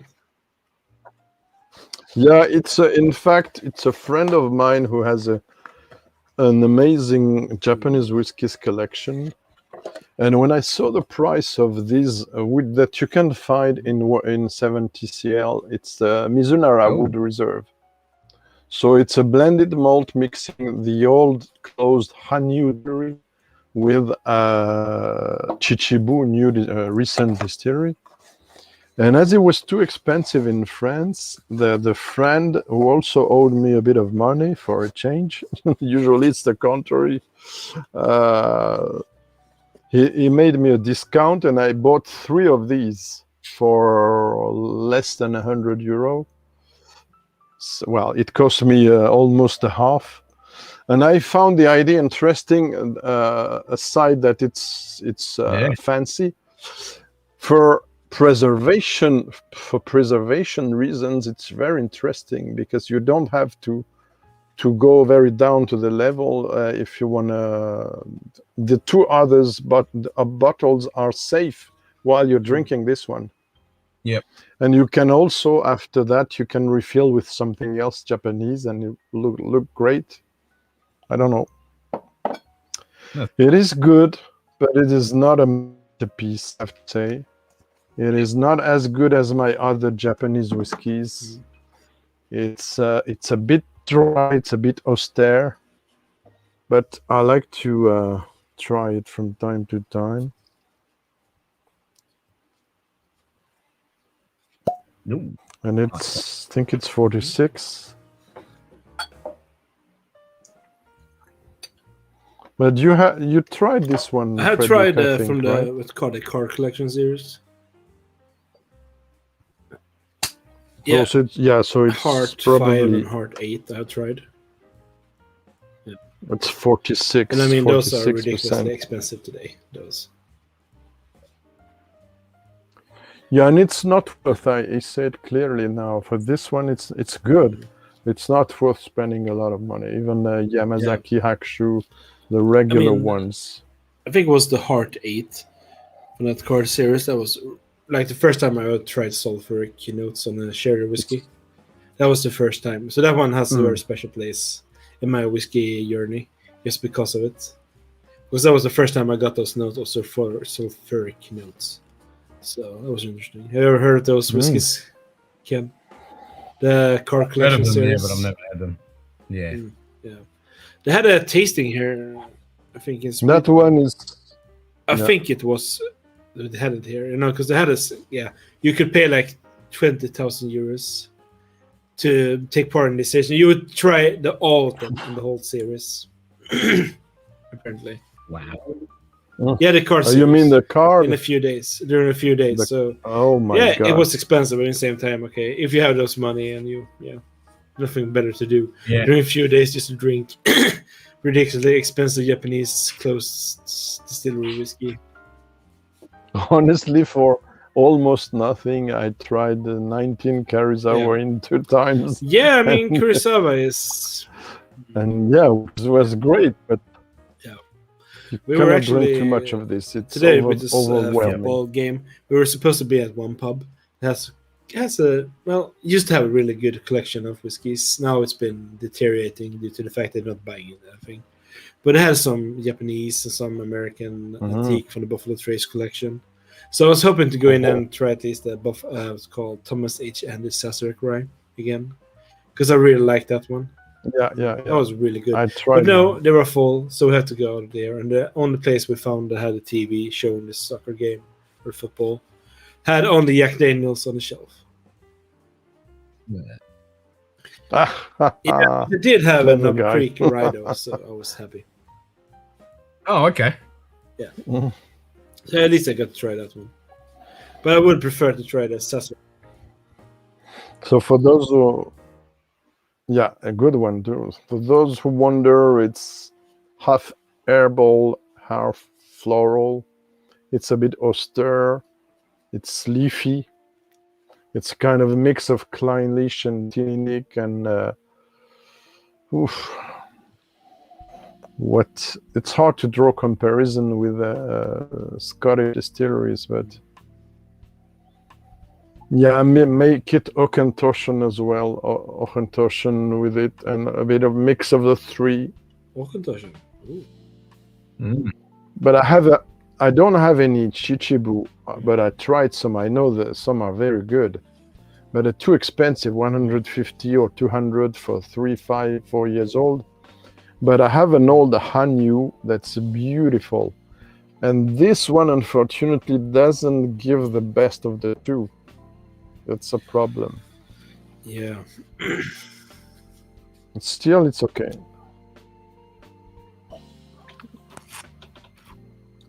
Sounds interesting. Okay, it's not so bad, not so bad. But it's more for an experienced drinker, I would say. It's not satisfying right at the start. It's, you know have what to was dig a really bit in it. satisfying in my iced tea? No, I just want to say it, point it out. That was really satisfying. For instance, last time I think we were live, I suppose, I'm not sure you were there, Frederick. I had the Altamore 18 and I preferred it to this, for instance. It was really awesome, the Altamore 18. Yeah, we did a fantastic. side-by-side. We were talking about it earlier. We did a side-by-side with the 12 and the 18. I actually prefer the 12 over the 18. It had to be, actually. Yeah, I think so too, actually. Oh, really? Yeah. I like the honey note. A long time I haven't tried it. Yeah, I like the honey note more on the 12. Okay, interesting. And you prefer Craig? I saw you had a bottle of Craig Alecki, but I was preparing the dinner. And so you prefer the 13 or the 17? I haven't had the 17, so I don't Ken know. From same Fred. And I Fred, tried you 12 tried and it 18, too? yes. 17. Craig Alecki. Oh, no, the Craig Craig Alecki. Alecki is I Oh, only I'm tried going the on Craig 13-year-old Alecki. Yeah. and the 23-year-old. The 23-year-old was yeah, I amazing. know. Was amazing. I haven't tried. Unfortunately, I had could have got it at a really good price in Germany for like 150 euros. But I choose not to, and now it costs like 300 euros there. So yeah. So I was like, just doubled. So I was like, I know. I know Phil and Deepa have 3 or 4. I mean, that it's one. good. I mean, still, it was good what I remembered. But you know, my palate have changed since then. You know, so I might not appreciate it much. But I remember it was really good. But you know, always try before you buy, especially with those expensive ones. Oh yeah. I've heard that. Grab a bottle of wild turkey American honey.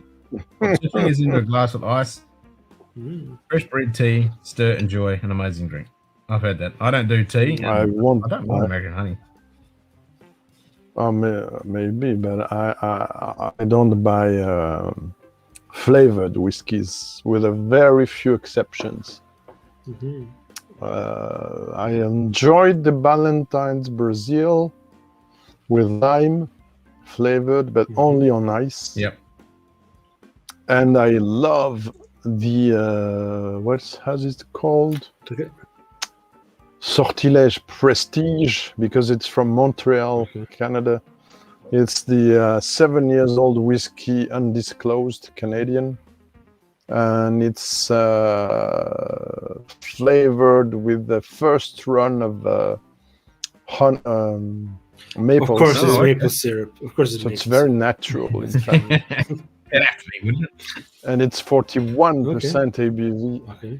And it's 41% ABV. It's not 30 or 35. So it's great.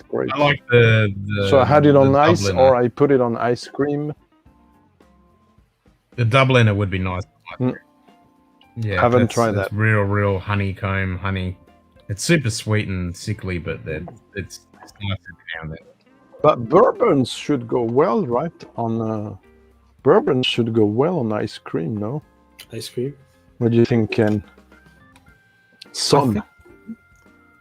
You know, you pour it a bit on the top of vanilla ice cream, for instance, or rum. No. Yeah, but I mean, you can expensive have ice cream for some other country and just make it. Never. Oh yeah, why not? If you had it, like I said, if you had it, you had it. It's yours. I mean, I remember my godfather one time when he got a really expensive cognac in a glass, and the problem was that first of all, the person who gave it to him didn't realize a few things. First of all, it was my godfather. He's notoriously known for taking whatever he gets in the glass and shug his head, swallowing the whole thing, and said, "Oh, that's really good. Can I get another?" Oh one?" no. And the guy was like, "That was like 2-3 No, it's euro gone. cognac. You just swallow down the drain like in a few seconds." Yeah, it was good. Can I get more? Yeah, he didn't get any more. Well, There you go. we have Bourbon caramel ice cream is close awesome. to my work. We have a bar. We have a bar which receives some, I don't know the name in English, but some high class people from the insurance and stuff. And yeah, I'm sure. And the boss likes to bring some people, and they drink Middleton, very rare. And the guys takes it every time. It's 40 euros a dram, I think, something like that. And he puts a big chunk of ice in it. But he likes it like that. Considering it's triple distilled, it's very old stuff in there. It's an onslaught. It's a massacre. Then after what his second, the other. Les cadres in French. Sorry, I'm so bad in English sometimes. Not the boss, but just under it. The second in charge. They bring customers for the first time, and they pick Royal Salute, 21 years old, Chivas. Again, 150 the bottle at least, and the guys orders Coke with it. And it's a bartender that told me. The bartender told me. And why? Because it's to show they have enough money to drown it into Coke. Here in Sweden, we have a thing called Vaska, where we basically pour it down the drain. It's very famous, especially in Stockholm, during the more exclusive nightclubs. Usually people there, like they're diplomat kids and the high executives kids go and buy champagnes, like really expensive champagnes. Usually they always buy 2 of it. One to drink, and the first one to pour down the sink, just to show how much money they have. Yeah. Oh no. Yeah, snobs, exactly. Snub. But I will tell you this though, I love my godfather. He's a great person.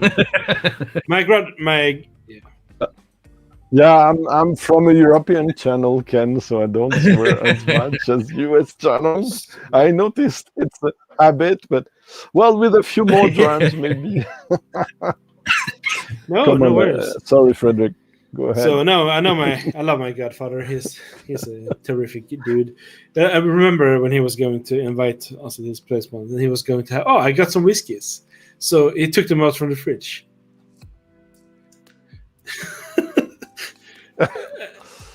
No, it was a Talisker 57 North. It was called 57 North, whatever.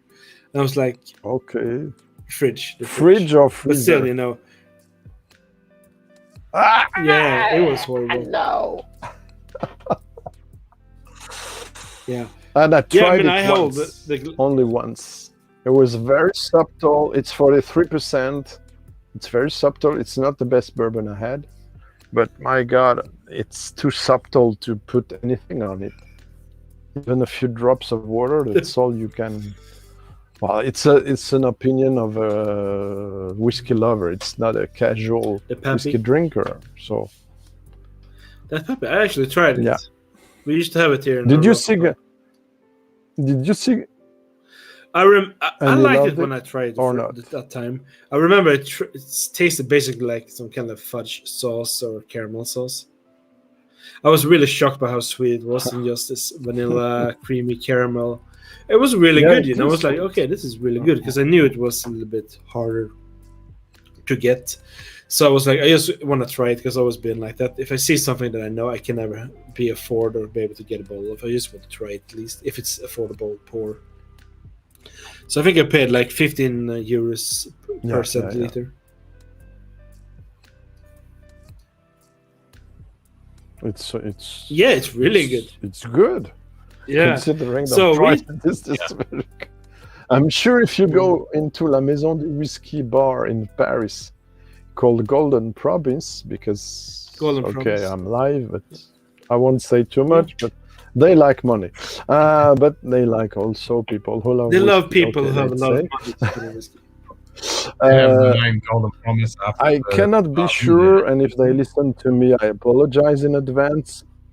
But I'm pretty much giving my hand to be cut if it's under 40 euros the centiliter.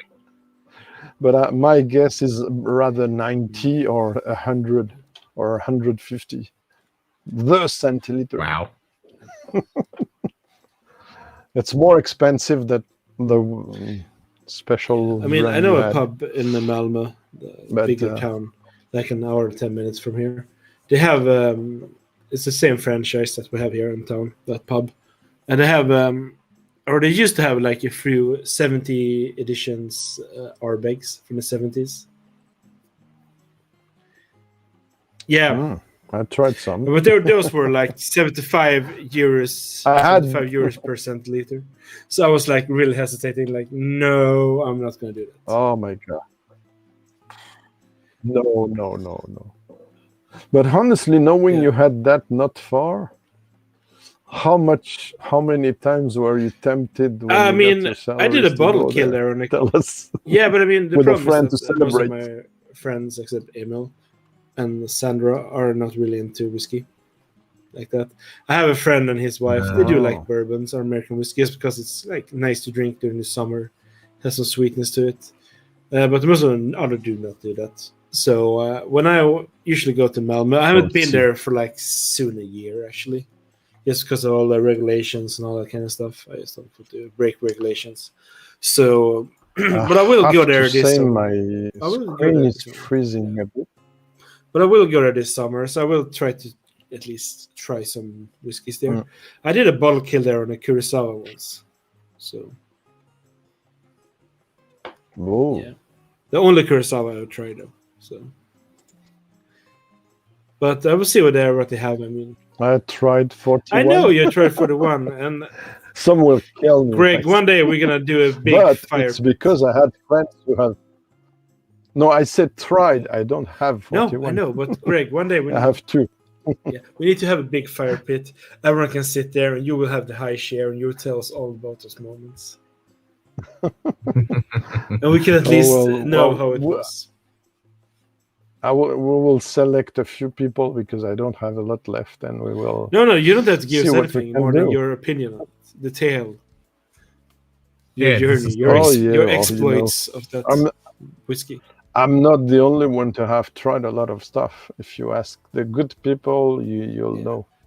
But not good, I mean the good ones that experienced them. But I mean, I have tried a few whiskeys. I'm not like bragging, but like I said, but my journey has always been try as much you can, even though you can't afford a bottle. Just try a sample if it's possible.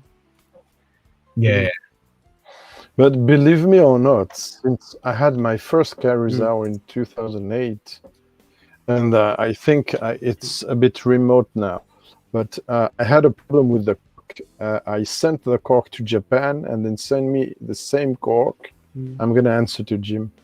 The same cork, same kind of cork came in, and I had friends, collectors, that had bits of the cork falling into whiskey while the bottle was still cut. And this was the time it was not very sought after, so it was 100 or 200 euros the bottle, all cask strength and all 20 years plus old. And the first one I had, and the only one I have, which is called Carizao single malt, otherwise it's called pure malt, and it's less expensive. I have the 12, which is 12 to 31 years old already stuff, but probably cut with a Scottish whiskey, I have to say. But the one that's genuine, when I saw this cork problem, I said, okay, it's the first and last time I'm buying a Carizao. And I stick to it. And 2-3 years later, the prices started to jump. And by 2014, when we understood the distillery will not produce anymore, and And in year 2000, by the way, they stopped distilling, and it was dismantled a few years after. And all the stock was bought by the guy from One drink. the bottle I showed earlier on, Ichiro. Yeah, no, one drink. Number one drinks, yeah. So Marcin Miller, ex Whiskey Magazine, Japan, etc. So they bought all the stock, and then the prices jump. And then I said, no, I'm not buying anymore. And I had enough friends. I had this opportunity to were collectors and having way more income than me. They were gathering together. I call it my informal whiskey club. It's now, I think it's over for different reasons, COVID and stuff. But they were buying Karizawas and other expensive stuff while I couldn't. So when we were together, I was coming with a few whiskeys that were still good and some rare, but they were having the big stuff. So I tried them, but problem is this is a very special profile.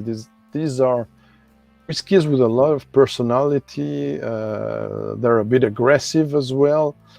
You cannot, like we did sometimes, and I'm not really a fan of that, you cannot drink 10 in a row in an evening. Even with eating, we had food and stuff. I cannot drink 10 cask strength in a row. It's overwhelming, especially those kind of profiles.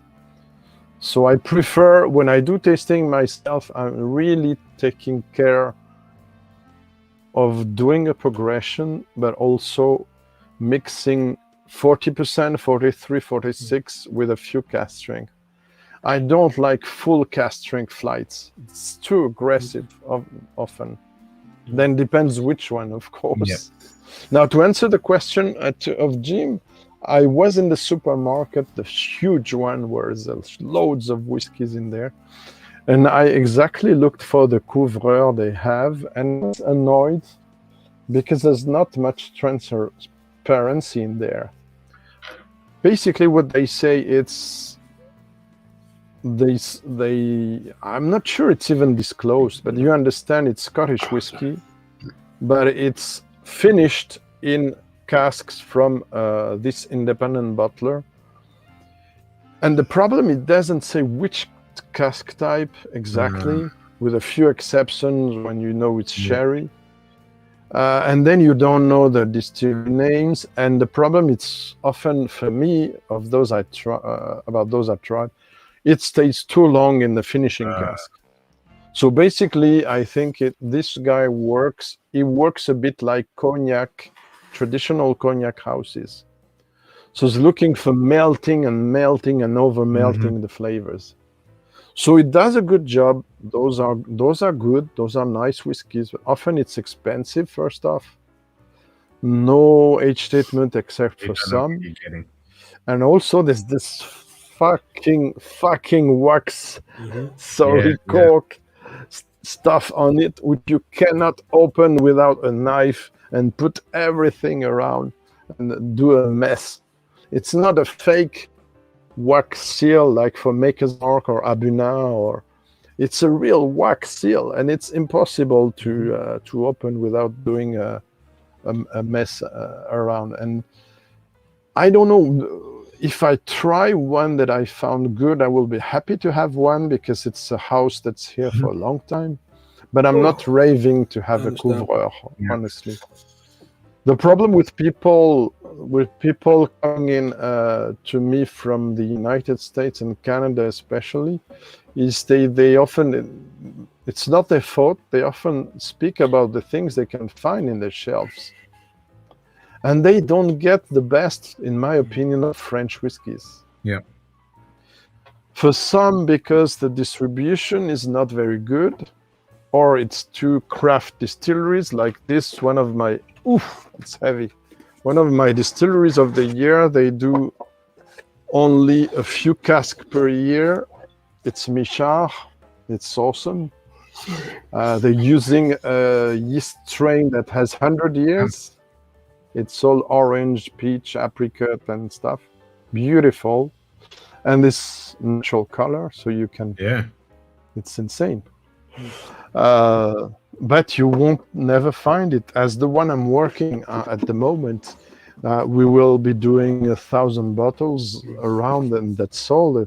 Even Paris, people from Paris won't see it at the Whiskey Live. It's too big for the craft distillery that's involved.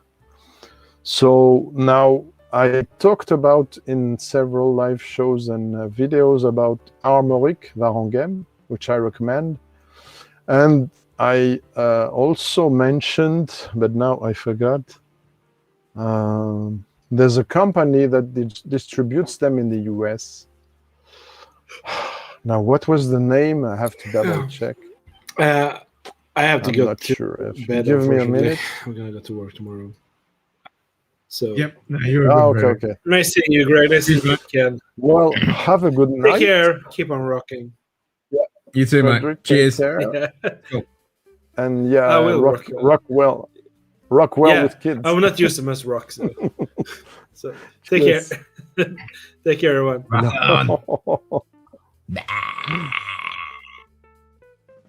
Yeah, so they don't have a lot of choice. That's a problem there. And there's also this American woman who does whiskey that she says it's French whiskey. You know, the Bren. I have tried it in Whiskey Life Paris. It was not bad. But my question that I didn't ask her because she was busy, she just say hello. When I finished the dram, I said, "Is it whiskey?" I'm not sure what it is. But it sounds a bit artificial. It was not. It's not something I will really recommend, honestly. And often people talk to me about this brand. I say, yeah, okay, because it's an American running it. It doesn't mean it's good or bad. But I'm not a fan of it so far. I'm sorry. She's a cool person. She's been interviewed in Mark Gillespie's channel several times. I've been there too, by the way, once. Then after, Mark is going in a way that in some ways I cannot follow with all that happened. We'll still see what he does, but I don't want to talk about politics and stuff, but there's been a lot going on. And there's also been all kinds of things around the Jim Murray case, and as much as I don't like the guy, as I don't like Witches Hunt, you know. I'm not a fan of Witches Hunt. I mean, yeah. Stuff I like mean, that. what he said wasn't right, but yeah, the Witches Hunt that he's received is a bit rough. And also, I'm sorry because I had respect for her. I had a bit less now, but Becky went too far in that as well. And basically, she was there. I'm sorry if she hears it, but I'm convinced now she was there for her agenda of launching her own stuff. Yeah. I'm not the only one to say it. We're 3 or 4 in the YouTube channel community, but it was a bit too evident. So that's why you will never, and even if it shocks people, you will never hear in my channel the words inclusive and diversity. And you know why? It's because it's all natural. Yeah, in my exactly. channel. I don't have to say it. I speak with people from the whole world. Pub is for everybody. Everybody has his opinion about politics, about religion, everything. And as long as it's in private, it's okay. If there's a thing a bit only have 2 rules. sensitive, we can speak Everyone is about welcome. it quickly. Don't be a dick. That's it. Yeah, absolutely. I had a live show, wonderful, with someone from the US who is Indian of origin, and I like India. I've never been there, but I have music from India. I have painting catalogs from India, a lot of things. I met Indian people. So I'm not into even thinking of, and if it's the same thing for me, as long as people behave well with me, wherever they come from, I have no problem with it. Now, if they're there to promote their own thing and they don't give a damn of what I'm doing, it's annoying. But as long as they're here to share, etc. Like I said, I was in a few hours before, I was in LinkedIn Zoom talking about well-being and stuff. It was a bit weird because I was the only whiskey channel and the only French. But I changed let's forget the details. But basically there was a Pakistanis there who was Muslim and he was playing guitar. But the guy was doing a great job. And also he was teaching music to kids, to people in jail, to people in some remote countries that had problems. So I don't have a problem with that. And also we talked about Sufi music, which is for me the highest degree of Islam. So no, I don't like Salafism, of course, all the terrorist stuff. I hate them. But the beautiful part of Islam, which I believe is Sufi, in my opinion, it's wonderful. It's all about praise. It's all about sharing love, singing love, etc. So. Yeah, and also, I don't forget, I'm coming from different origin myself. Yeah, I have two different origins myself, so Armenian and Greek. You get the fanatics. Yep. Yeah, as long as you're tolerant and I don't have a problem with people who are different. So I don't. Nope. Oh, frozen. Greg's internet must have dropped out. Treat everyone the way you'd want to be treated and don't be a huge jerk. Simple enough rules to follow most everyone. Totally, exactly. That's why I say everyone is welcome. Don't be a dick. Simple as that. That's the only rules I got. Don't be a dick. That covers pretty much everything. Yep. Like an Australian comedian that I follow says, be a good motherfucker.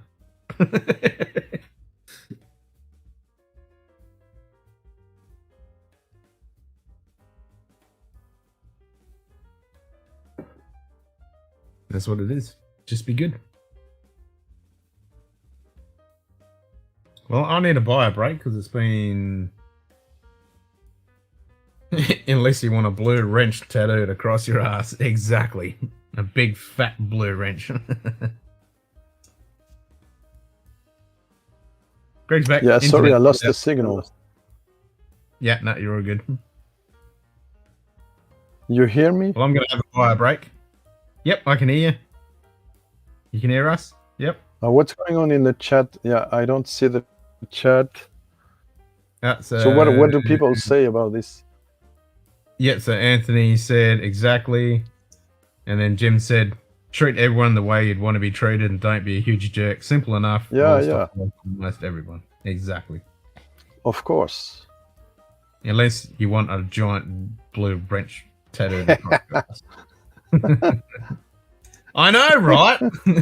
This was funny on I never heard of Speaking about blue wrenches, where's Tony, that arsehole? Tony Two Toes when he timed out Ghostface and timed out bloody Matt from ADHD. Just because in Marty's stream, everybody was wrenched and Tony wanted to time someone out. So he timed out Matt from ADHD and then timed out Ghostface. And how is Simon, by the way, after all that happened? Yeah, he's fine.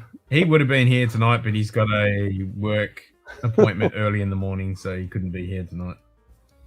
Might be working 30 minutes to go before I go home. And Nice. Top Shelf is in the chat, right? Yeah, Dustin was lurking in here before, so I think Dustin's still floating around. Progress. Nice. Well, I need to buy a break. Yeah, so I don't know what happened. So I'll be back in a second. Oh, yeah.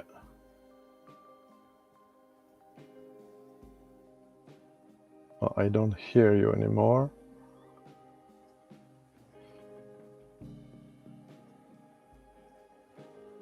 Oh, I don't hear you. I don't know if you guys can hear me. And I don't see the chat, so it's going to be difficult. Basically, yeah, we're speaking about just, being yourself and welcome everyone. And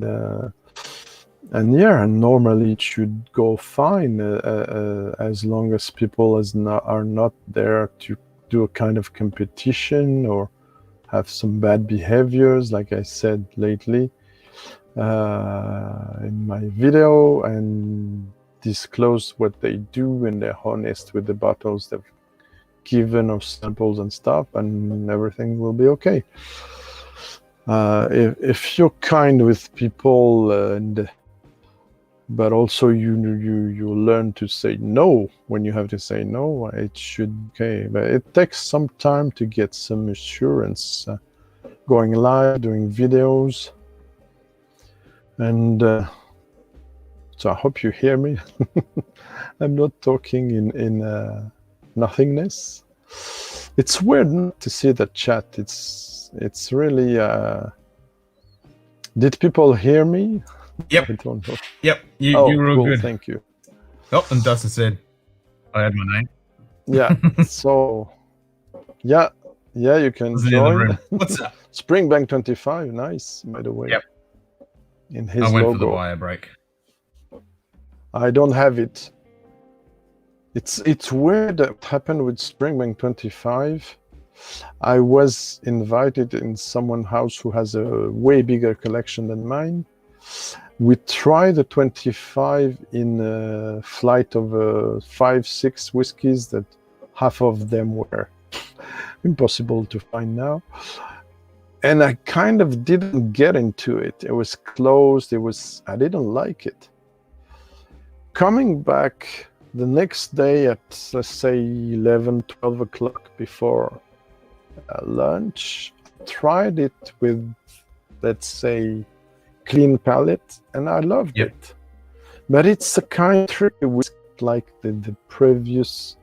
It's not like the 90s Springbank I tried, which were absolutely stunning. The old 12 years old cask strength, for instance, which was not, no, it's not cask strength. It was called 100 proof.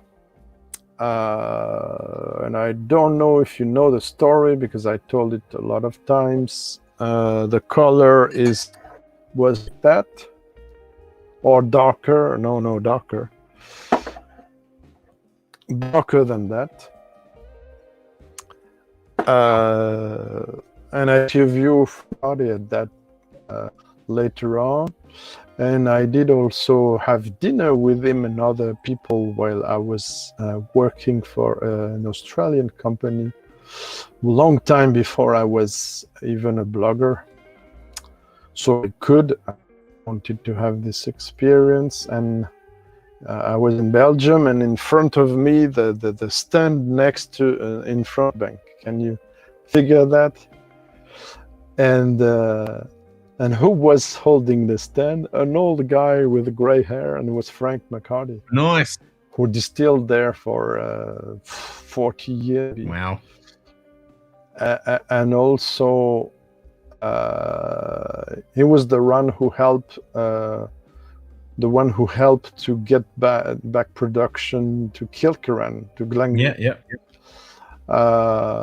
So yeah, let's make it quicker.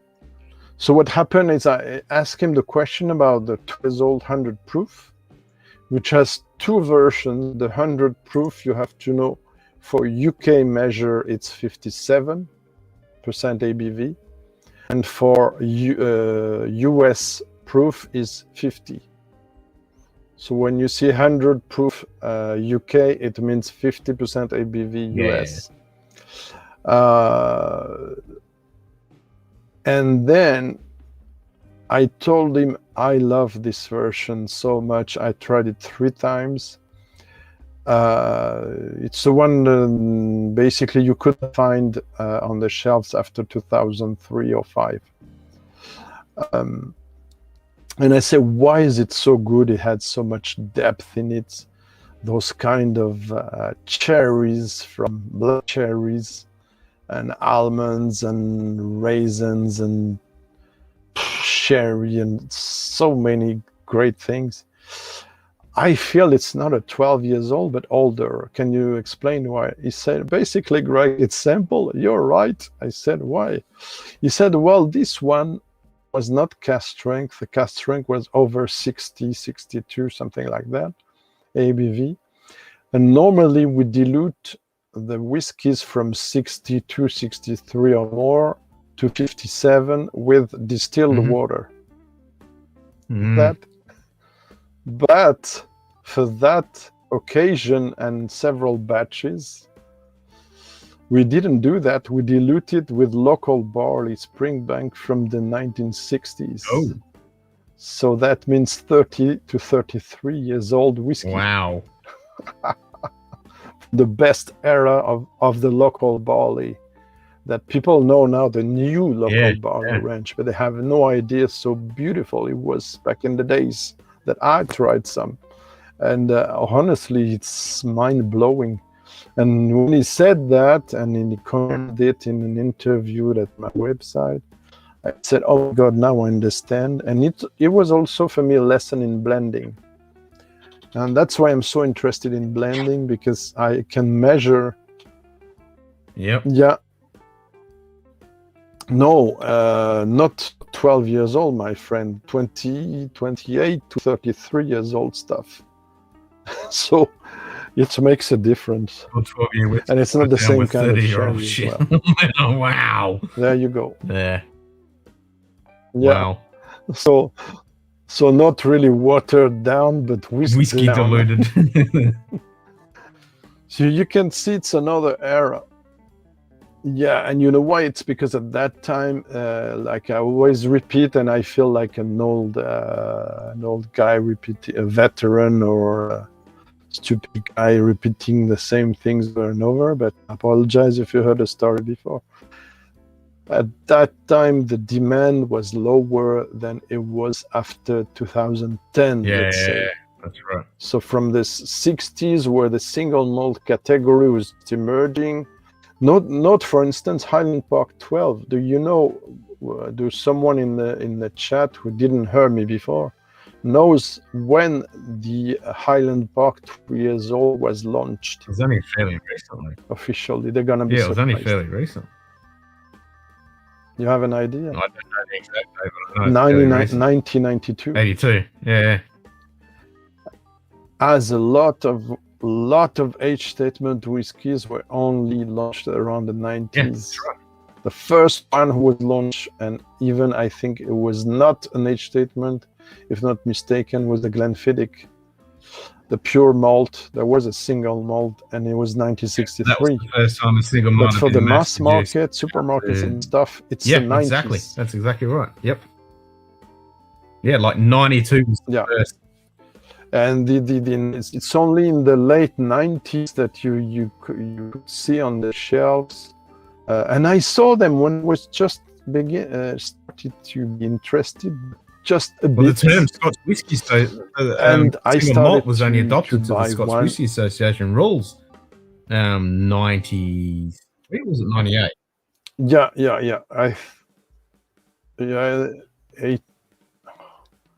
It's more recent than that.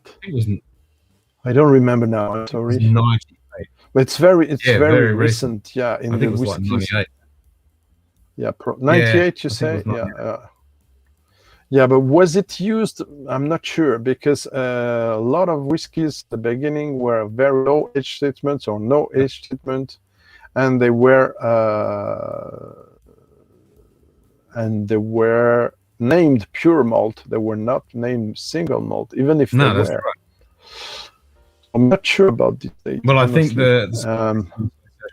and pure malt, because I saw, but the single malt wasn't adopted officially until 98. I think it was 98. In the Scotch Whisky Association. I have to double check that. I wonder if it's not 1983 or something like that. Because I have archives here, lots of books you cannot see, but I have archives where I see crazy labels, which really you won't believe. And I saw some bottles of that, and I have very few old bottles, but I have some. I did some videos, I don't know if you have seen them, comparing a famous Grus before 1974 to a famous Grus from now. In my Glenlivet video, I have a 1970s Glenlivet that was called Unblended All Malt. Silly thing. And it's way more interesting than the ones we have. I found it interesting you didn't have one of the but,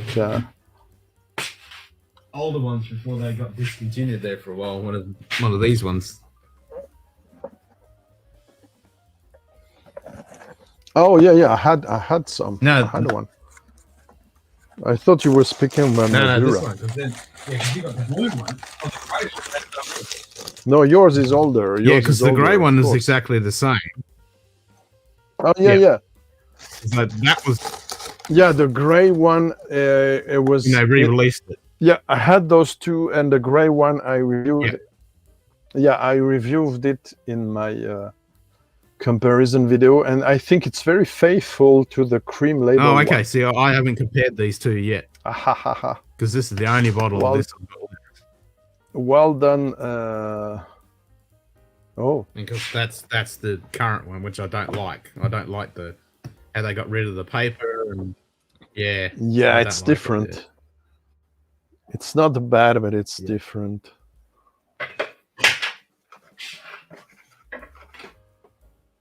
No, I like this packaging.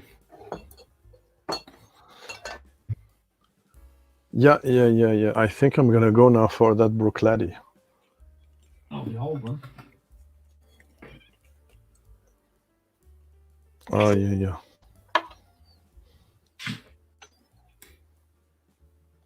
2016 Springback 25. Nice. We should get in here, Dustin. Nice. Enjoy it, Yeah, Dustin. enjoy that. Yeah, sure. And let us see your glass and your Yes, bottle. do it.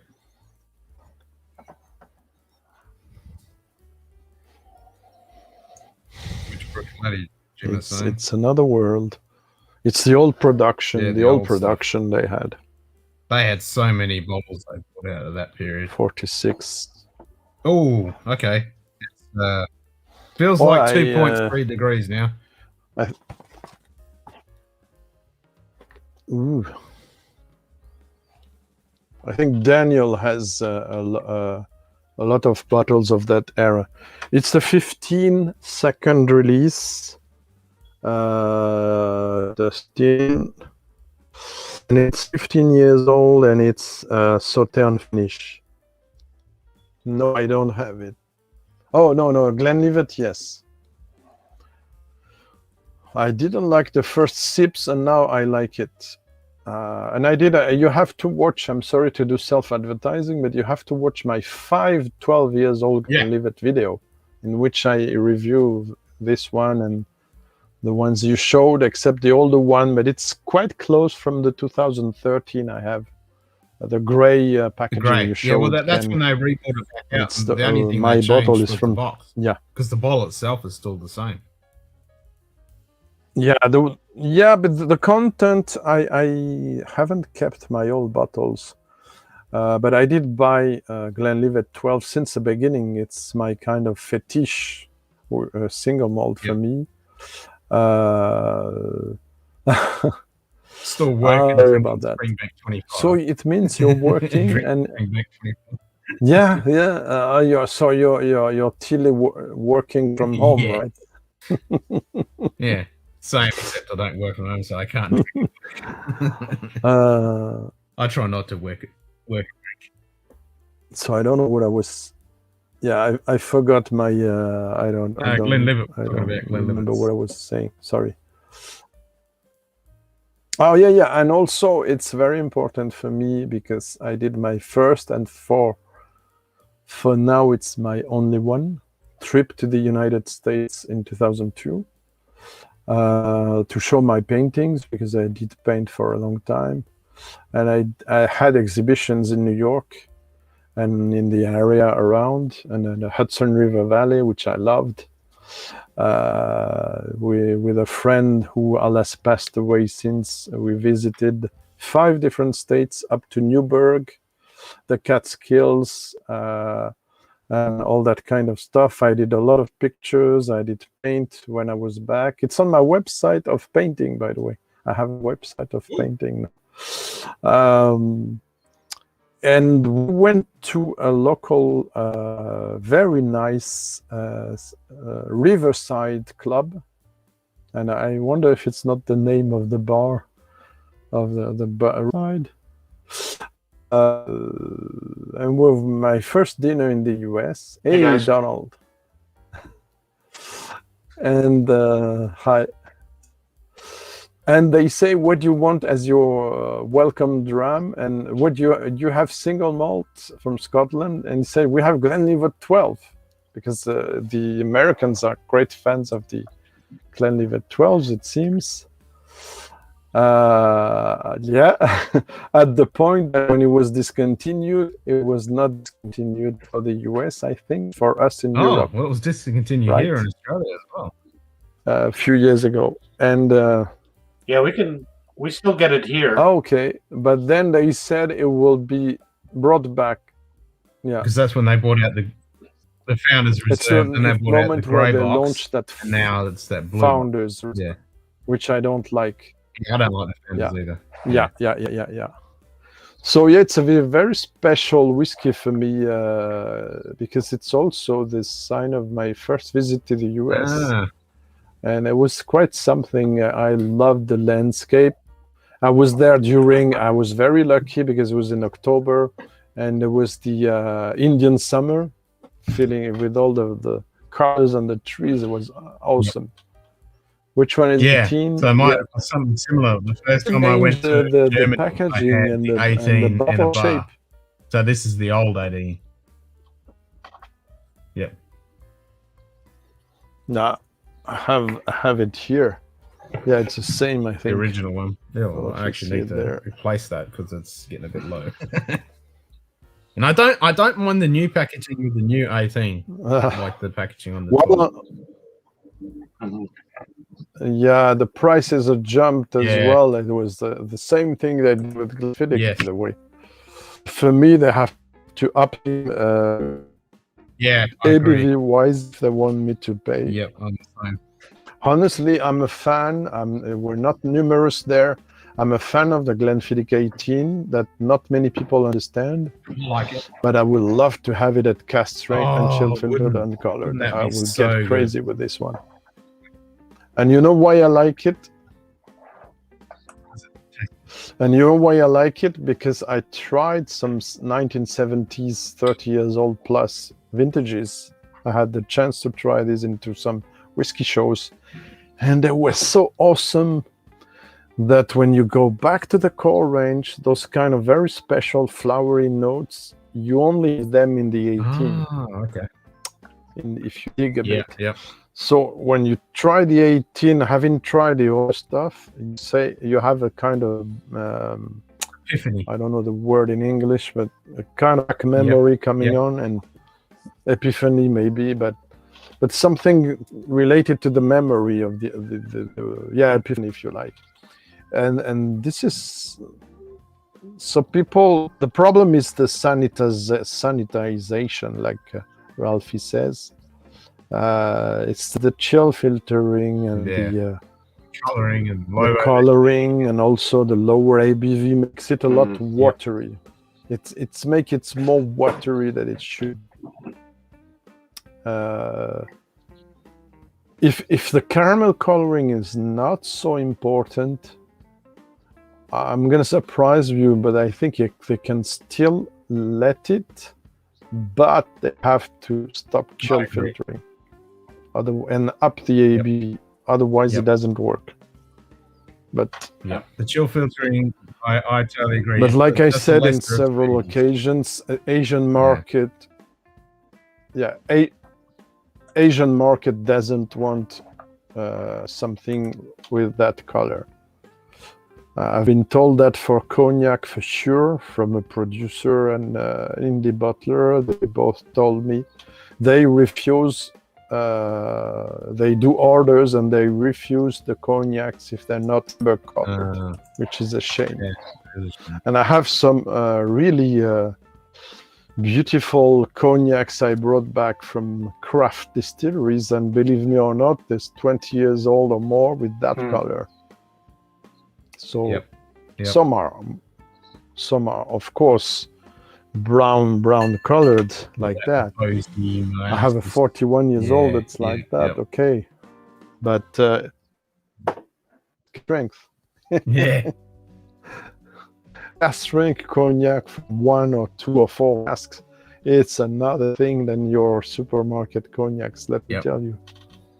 But people don't know it because it's not very much discussed. Well, I wanted to get into cognacs, but the good stuff goes. I'm like, oh, really? And it's been done for so long. Oh, wow. Yeah. Sometimes I missed. I think it's 15th century for cognac. No, 17 for cognac, and 15th for cognac.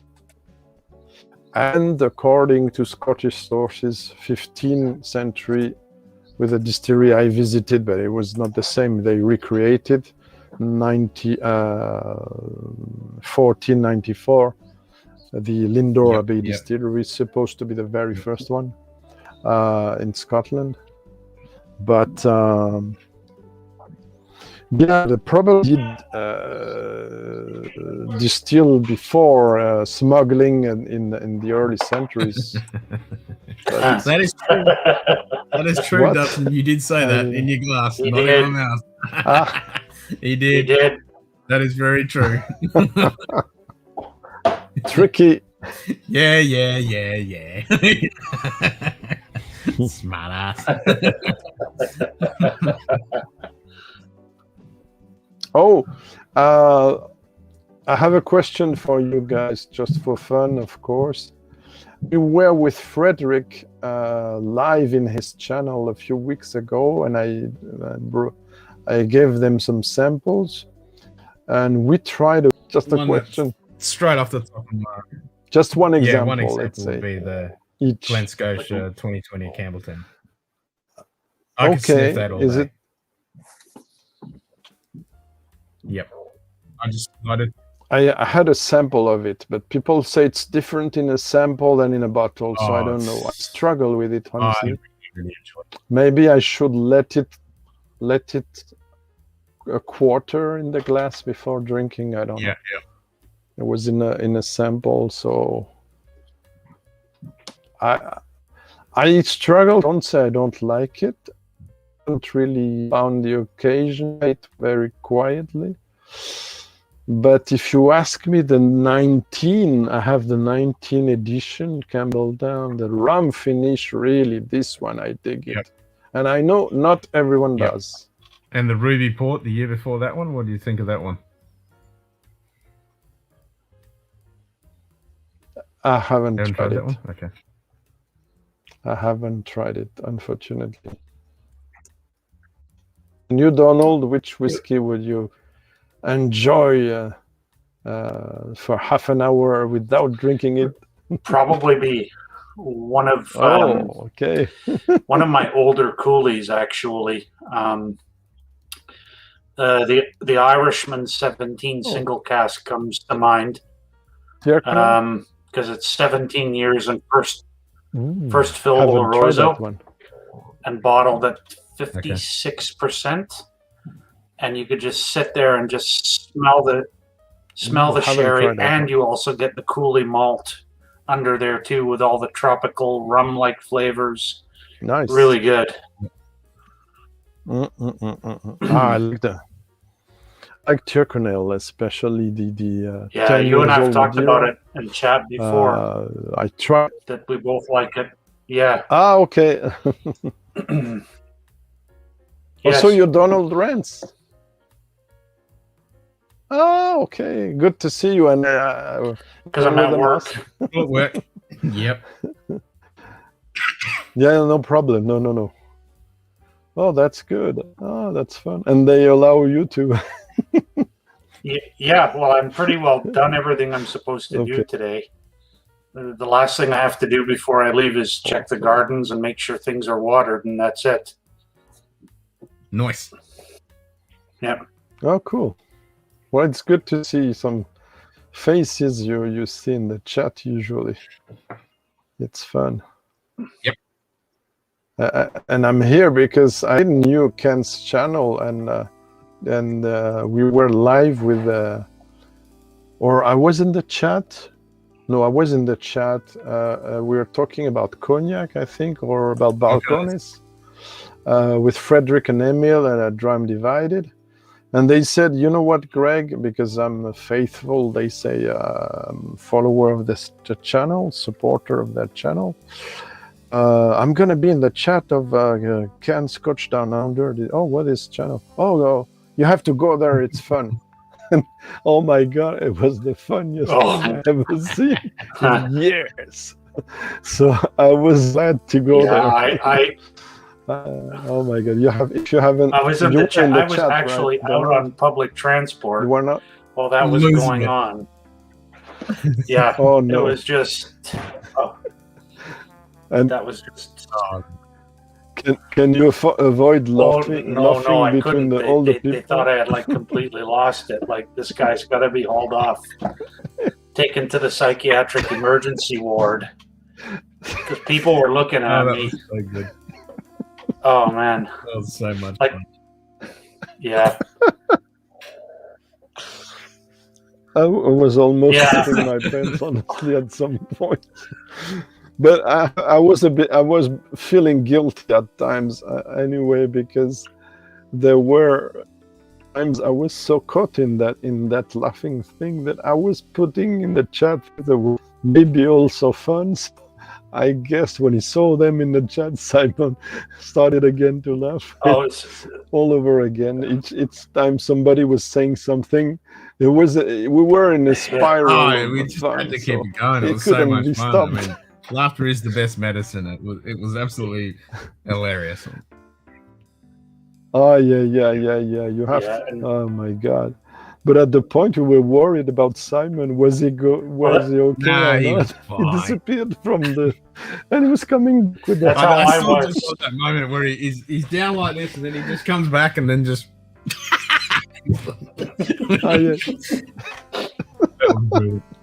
And with the hand, the thing with the hand, I loved it. No, I was exactly like Simon, but on public transport. So that's what made it even funnier. Like I said, social distancing was not a problem for me, because people were like, "Who is this lunatic? I want to wait for him right now."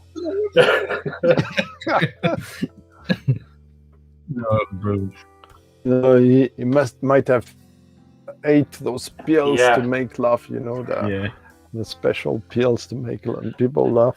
Yeah. It was so good. That was quite something, I have to say. And Dustin still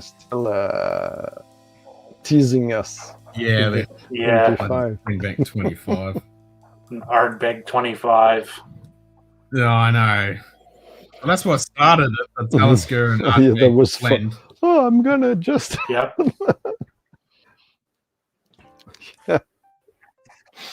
Oh no, he's gonna do it. Yes, he's gonna do it. He did it. And he enjoyed it. And it was amazing. And me, I was serious. No, don't do 50-50. We don't care. Blah blah. I could have used that. Shit.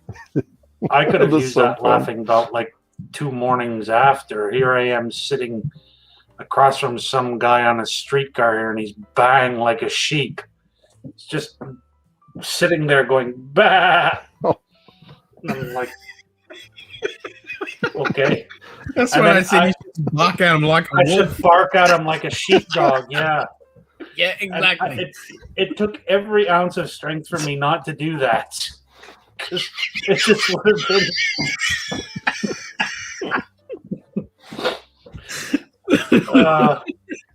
It would have just been so funny if he's sitting there going bah bah, and you just walked up and just went.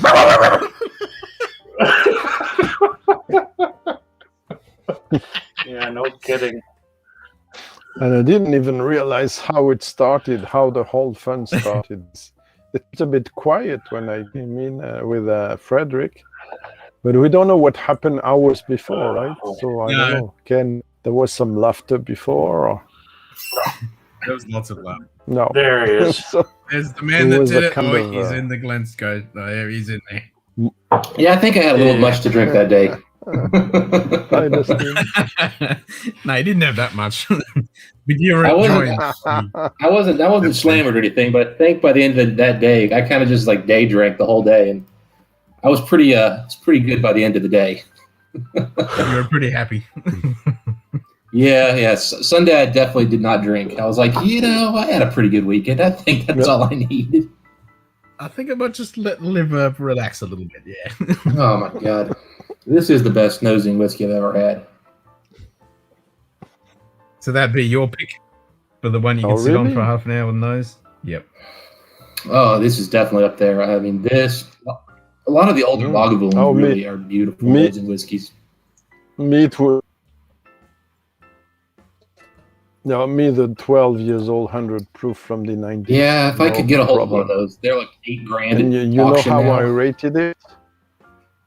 If not 30, actually, those things have gotten 2% insane. random. It wasn't 2% random. It was Baker's. It was a dirty glass with Baker's in it. Oh, that's right. It was a dirty glass. Oh, really? Yeah, there you go. Jim. Yeah, it was Baker's. It was an almost 8-year-old No, it Baker's. Wasn't Rebel 10. That was after. No, Yeah, sorry. I had Rebel 10, but yeah, I was drinking. I had Baker's, Rebel 10. I think I had little Booker's that day as well. Yeah, because you were doing a side by side with the Baker's and Booker. Yep, That's nice. I gotta say, those are not the greatest of bourbons. Those two. No, that was the conclusion, and then you had your 25, your telescope, and then I think One thing I said I blend them is in. that you can't see how much of the Ardbeg 25 is left because of that stupid, outside. And I'm like, this is a really expensive bottle. I want to know how much I have left. Yeah, that's right. It's black steel. Yeah, it's So the you freaking most expensive bottle I I've got own. none left now. Yeah, Like it's legit the most expensive bottle I own in terms of what I paid. Like I want to be able to see what's in the bottle still. Yep. Yeah, it's like when you have to do it to the black art or any of the varieties, you have to scratch the paint down the back just so you have an idea of what's left. Yeah, Mike actually got in a habit of using. He's got these like chopsticks or something. He just dips them in there, and it's like a dipstick with oil. Nice. I like it. It works. It works. Put it in dipstick. That's great. Does he lip the dick step afterwards? I don't ask me about those kind of personal practices.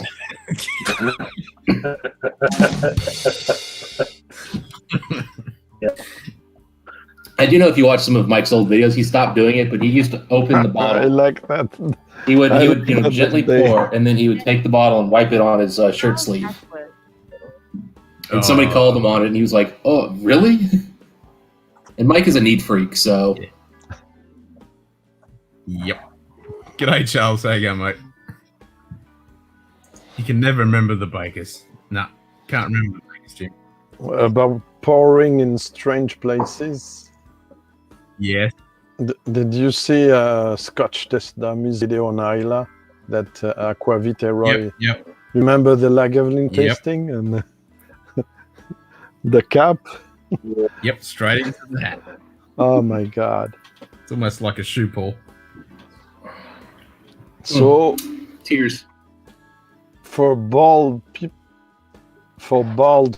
you know what you're going to get if you go there. Lagavulin 21 on your head. Yeah, I'm okay with that. I want that. I want that. And when it did that, depends on which yeah. Lagavulin 21. If it's the most recent release, I'm okay with that on my head. It's what if it's a 1985 or 1996, I want that in my glass. Don't you waste it on my head. Yeah. Yeah, it's kind of sad though. Mike and I were talking about this. But he had on his. Lagavulin hasn't released an epic whiskey in almost 5 years. So he had. That's true. Like since the 25-year-old, they haven't had a release that really was epic. 2016. Yeah, 2016, 200. Oh, there were some good reviews of the 12 cask strength from Serge and Ruben, but then they didn't say it was stellar, but they liked it for 90 or 91 of the 100, something like that. So not stellar. You're right. For a while there, every couple of years, they were putting out like epic whiskeys. I haven't been since 95, and they just haven't done it recently. I haven't tried enough recent ones, honestly. Cannot tell. The 21 and 22, neither is special at all. There was a distiller's edition that came out a while ago that was pretty solid. It was an NAS, but they really, or it was a distillery team pick, I think, that really nailed it. I couldn't tell you which one it was, but it was pretty good. Which year, Aaron? Well, I stopped buying them since the 93 release. And I still have some of the 91 release. Distillation date, I mean, which was for me one of the very best. Yep. I've always enjoyed the Lagavulin 12 until the 19 and 20 releases came out, and those were just very. Well, I only had the 19, I didn't have the 20, but the 19 was a disappointment. Oh. So you don't recommend seriously? The 19 I absolutely won't. Well, let me put it this way. Because I was considering maybe. If you're, I really thought that would fix the lighting.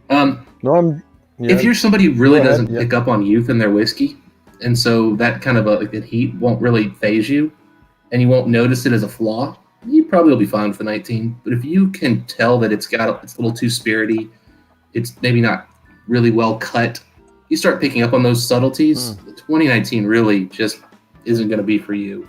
But if you don't pick up on that stuff, you're not quite as sensitive. I think you'll still get the Lagavulin sweetness. You'll get the intensity. Interesting. Yeah. That's the problem with drinking good whiskey. Which was your favorite Lagavulin so far? I can. You start. Yeah. Yeah, you get more and more demanding as you have more and more quality stuff, and you actually can start tasting why whiskey costs so much, or why people will pay so much, I should say, for them. When you first start, you're just like, how much better could it be than this Highland Park 18? It's amazing. Yep. That's like all of us when we started the journey. I prefer the pre-2007 rebranding. The shit we were drinking at the beginning of our journeys compared to what we're drinking now. Yeah, bourbon was better back then, and Scotch was worse. Yeah, well, then after that, then the exceptions, I believe, in craft territory. There's still some exceptions. Always. Some coming on with a pretty good distillate, I would say. Wolfburn I pressed. Kingsborns I was impressed the first 3 years old. I was a bit disappointed by the Glasgow distillery because they heavily charred everything. So Bimber, it's the same. First was stunning, but it was tricky because of the sherry casks, the peaks involved. There were, as I understand, exceptional casks from 20 to 30 years. There were partly hiding the distillery character, but as I didn't try the new make before, I couldn't tell. But I loved it, but I didn't bought it. It was expensive. And then when the first recharge I tried it in the show here. For me, was good. It was looking too much in bourbon territory for me. Too much oak spices. While a lot of Europeans reviewers raved about it, were crazy about it, I was a bit mitigated. I was divided, and I didn't which vote bottle it was this again? because the profile didn't suit me. The Bimber Richard. You were kind of reminding me of the Kilkerran 8-year that came out, that recharge sherry cask they did. Well, I have a sample from Roy, but I haven't was tried not it a fan yet. at all of that whiskey. So I can't tell. He told me beware. Yeah, he said beware. It's a bit this and that. You take the time to try it. Lots of reservations and things that normally, I think I'm an experienced drinker, you shouldn't have to tell me. I'll cover it by myself. But the way he said that, one might turn it into like what Dustin says. That's unbalanced, probably. Yeah. So I don't know. I felt it hid the distillery character. I would tell you, Dustin. Yeah, I'd be interested to see your thoughts, because for me, it overpowered the distillery character. And I'm not a big fan of recharged sherry butts. That's not a profile I guess I like. Honestly, I didn't know that was a profile I didn't like until I had that one. And I've realized, I mean, it's not one I dislike. It's just not one I like. Or recharged wine. So distillery pushed too far the charring for me, because the new make was awesome. Yeah, the Komogat series are for some I tried are good, but the pricing, oh my, I cannot read 150 and stuff. No, I'm not paying that much. There's very few exceptions. I go over 150, but usually I don't. Oh, my screen is getting bad. I hope I'm not gonna be off. Well, I turned the quality down in OBS Ninja to try and 45 minutes. It's trying to help you out with your connection. yeah, I was noticing the video here is kind of stopped. I don't know what it looks like on YouTube. Yeah, I had a lot of issues. Oh, we look fine on YouTube. Turn it down because Greg's connection is not the best, so I've turned down the resolution. Yeah, but it's for months now, and I struggle with fixing it, and I'm getting crazy with it. Honestly, I've never seen that yet in my life, and it's painful. Still managed to do a few videos and go live several times. I'm not gonna stay very long. I see it's worse for me, and love to find a bit of the same thing. yeah, I received the news to Aaron. I received the latest newsletters from them, though I don't buy them because I wanted to follow them in the beginning, especially. And they were saying basically they're having now so many threat insults, menacing mails for people in complete FOMO shit behavior, that they warn people they're gonna stop selling it at everyone and go more and more into ballot for special editions and for limited editions. I was shocked to read there were called every day and threatened and everything and insulted because some people couldn't buy bottles. That's ridiculous. And I myself to flip them immediately. Because I don't go often in auction, but sometimes people tell me, go see this and that. And I watched and I see letter C is so far in the pages. And I see some letter B in auction. And guess what? There were 5, 6, 7 pages of special release distillery bottling. Yeah. Hundreds of people selling. I say, my God. So that means people are they're taking the tube or the train or whatever. They go to the distillery. They say, oh, beautiful distillery, wonderful. Can I buy 2 of these, 3 of these? That's super. Ah, well, fantastic. And they go back home and blah, blah, blah, blah, blah. And they sell it immediately. Yeah. Fucking bastards. That's the way the bourbon world is right now. I mean, it's honest to goodness. There's Really? so few bourbons now that you can actually just go and buy. Like it's incredible.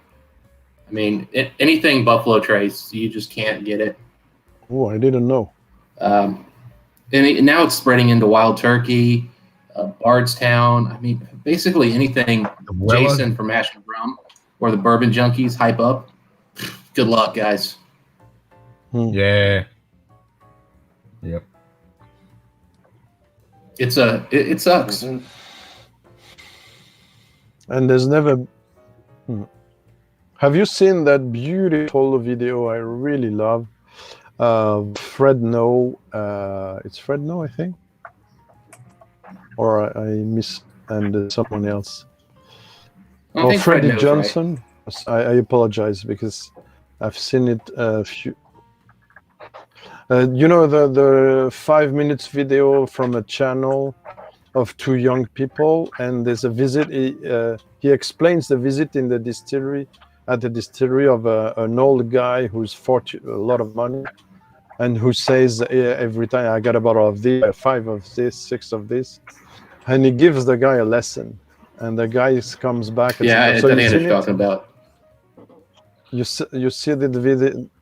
This is such a beautiful answer he gave to this guy. So basically, there will always be whiskey. So why being such a behavior? And he's right, but this has been repeated even for us, because sometimes I get a FOMO as well. Not to flip or anything, and not to fight, not to go on computer getting crazy to get my holds of one, but just regretting, I should, and then I forgot. So I fixed myself some limits, and everything super hype. Except if I tried and I'm sure I will like it, I'm not worried. I'm not gonna try to have any Bimber, any Daft Meal, any whatever. I don't know, even Dingle now. It's difficult to find single cask and stuff, and there's other distilleries I don't even want because I don't like what the values they're pushing forward, such as Waterford. But that's definitely not a value whiskey. But I know some people who've enjoyed the distillate so much that they'll buy more bottles of it at those prices. So again, I never want to be the guy to spend somebody else's money. No, I can understand that, but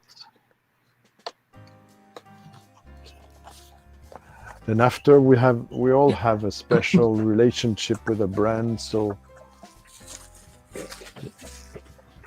like I said about the video I just done about Biaz, the reviews, some people accuse others of Biaz being Biaz, even me.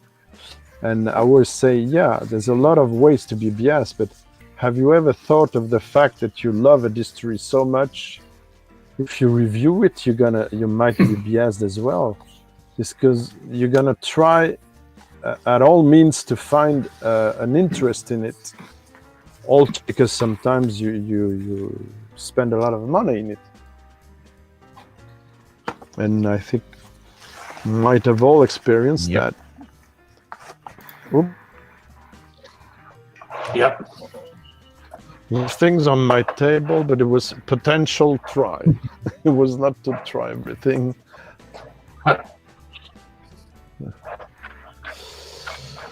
That Kleinish is speaking. Try me. So Drink me. What is that one? Sorry, I couldn't make it out from this stream. Try. Yeah, it's Caden Head.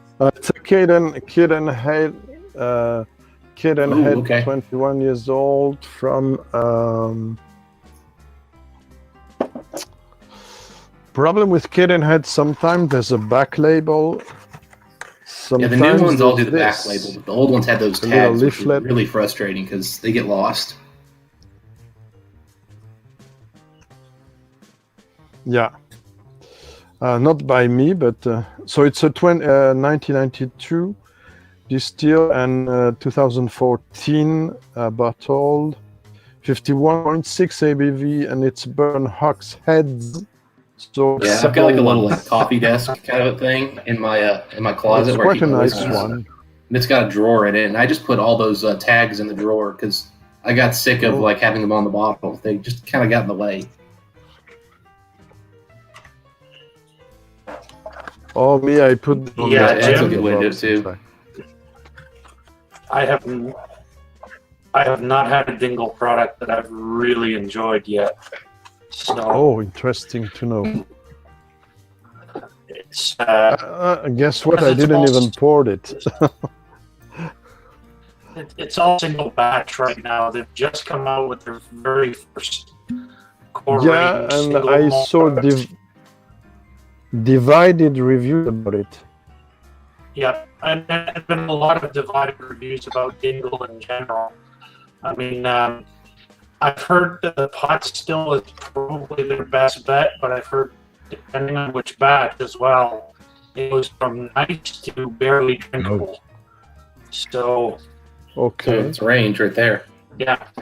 I got Yeah. your sound a bit muffled and cut. Don't know. Yeah, I think Sorry. Donald's I don't know the connection is a others. bit dodgy as well. I think mine is a bit. Well, I mean, it is Canadian government internet, so Yeah. Government issue internet, yep.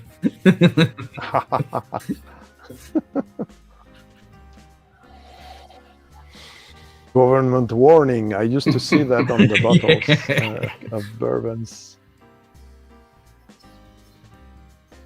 First one I saw was on a Hudson.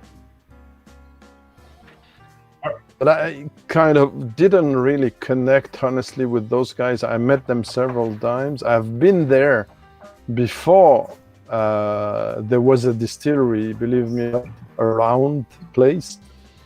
And when I talked with, don't remember, the one with the Italian name, I think it's Ralph, I'm not sure. And he told me it was built when I was there in 2002, so it was too soon for the distillery.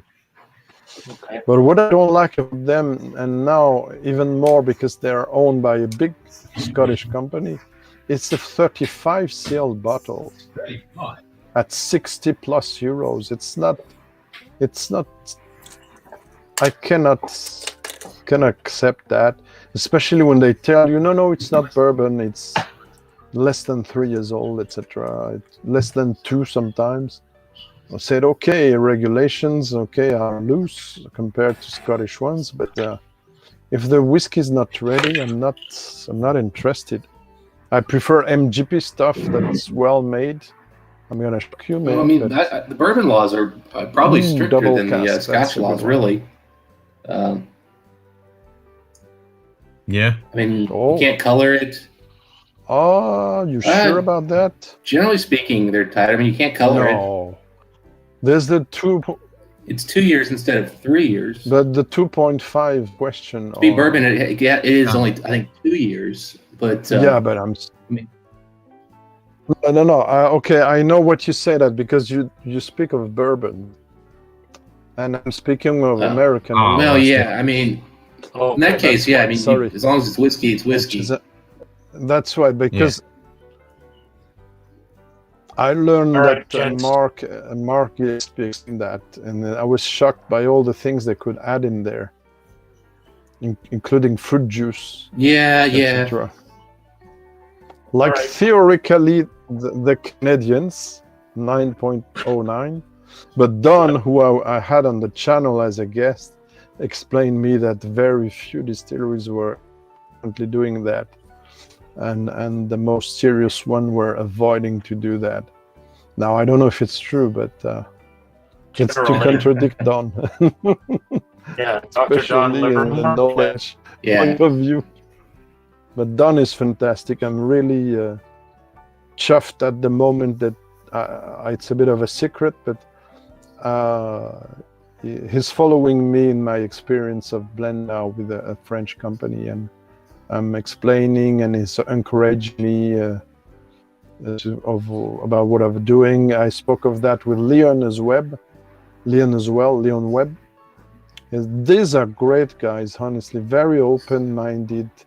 They're so knowledgeable, and still people that just starting things like me in a professional territory. They're very helpful, very kind, and very encouraging. When Don tells you, I want a bottle of that, what you're doing, I say, oh my God. It's a kind of weight, supplementary weight on my shoulders. You gotta be If good. Dr. Don wants it for sure. Yeah, somebody. Yep. All right, guys, I'm going to jump off because I've got to finish the garden work here. Yeah. It was fun hanging out. Cheers, Donald. Thanks, Donald. I was very pleased to see you the first time. Okay. Cheers. Yes, cheers. Hope there'll Cheers, be man. others. Cheers.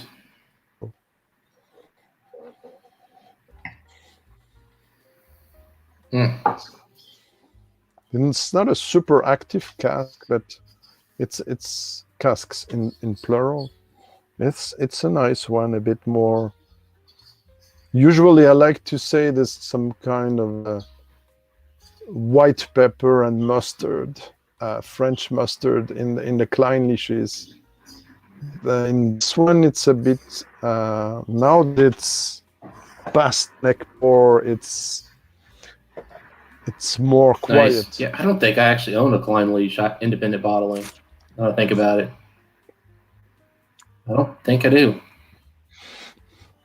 Yeah, they used to have nice ones in Chieftain from Ian McLeod. Also, some signatories, some others are brutal. Very Brass and Rod, but they don't do much things now. I see a lot of Gordon MacPhail, but they're lower proof. Yeah, I don't know if you were there. Yeah. No. Did you see when I showed this one, Dustin? Yeah, I did you not were see in the that chat. one. That's right. Oh, it's a Kleinish 2001, 2016.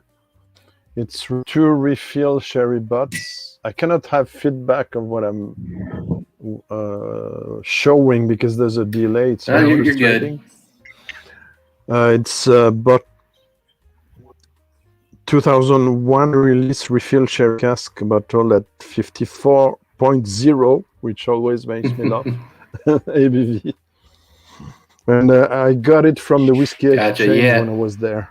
When we get together, Keith brings Klein Leash over a lot. Very He's a big nice fan one. of First Fill Sherry, Klein Leash. So I've certainly tried a lot of them, but I prefer refill sherry for Kleinish. It's so much more subtle for me, and for many whiskeys, by the way. I love my sherry monsters, but for some distilleries, I prefer. I've been refill. I've been kind of going But back it's and personal. forth. I don't like it when the sherry butts reach the point where I'm really not getting the actual wine influence. But I definitely appreciate when it's not so heavily sherried that it overpowers the spirit altogether. It's a fine balancing. There you go. Yeah, you don't want a whiskey that's just freaking sherry. Like, if I want sherry, I'll just buy a bowl of sherry. Give me the spirit. Well, I mean, there's some whiskeys that can do both. Yeah, that's true. Sherry bomb and still have the spirit. Yeah, Abuna, when it's a good then batch, right? When it's a good batch only, Abuna. Some are very harsh and spirity, and I haven't had a good no Abuna interest in a at while. all. Oh, there's a wonderful 46. Yeah. I don't know if in auction you can backtrack the old numbers of vintages. We can still find. We I can don't still know. occasionally around here Probably. find older bottlings.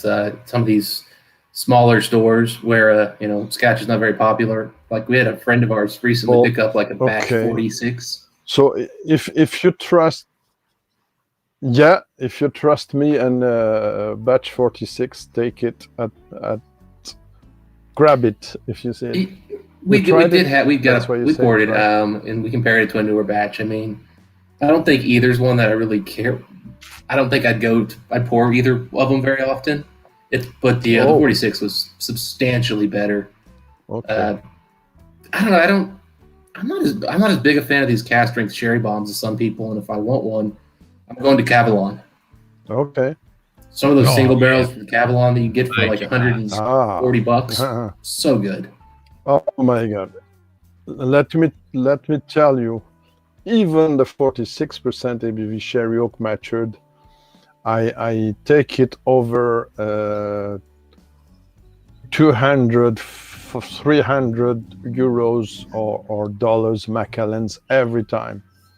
Even the sherry one. From now. Yeah. From nowadays, not from the... Because that one is so well made, even at 46. It's good. Fantastic.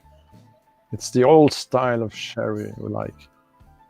And the Solist, it depends of the batches, but I tried just 2 or 3. And I've not had a bad Solist. I know some of the early sherry. Some of the early sherry Solist. I know someone which has a very good palate, who has a bottle he hated. Which doesn't seem to be like the ones we know. It's from the early days they bottled that. I don't know. I haven't tried it. We recently compared a single barrel pick from one of the UK websites to one of the old Macallan cask strengths, not the 10-year, but the NAS one. And I like the Cavalon better, and that's a legendary Macallan. That's not just one of the new classic cuts. I know. I tried it. Well, the classic cuts, as I understand, they're really for the US, right? I see them for sale over on some of the UK websites. I don't know if they're buying them here and sending them. Oh, really? Well, I've never seen any. Never seen Macallan any. Probably France, sold out and went to auction. Germany, I'm not sure. Yeah, probably. Yeah, and it's very recent on English websites. I never seen in a few years ago. It's possible. Not checking every single thing. It's possible that it's an example of they bought a U.S. bottling and they are reselling it. Yeah, probably. It's like I think it's the same thing that might happen with the Glenmorangie Malaga.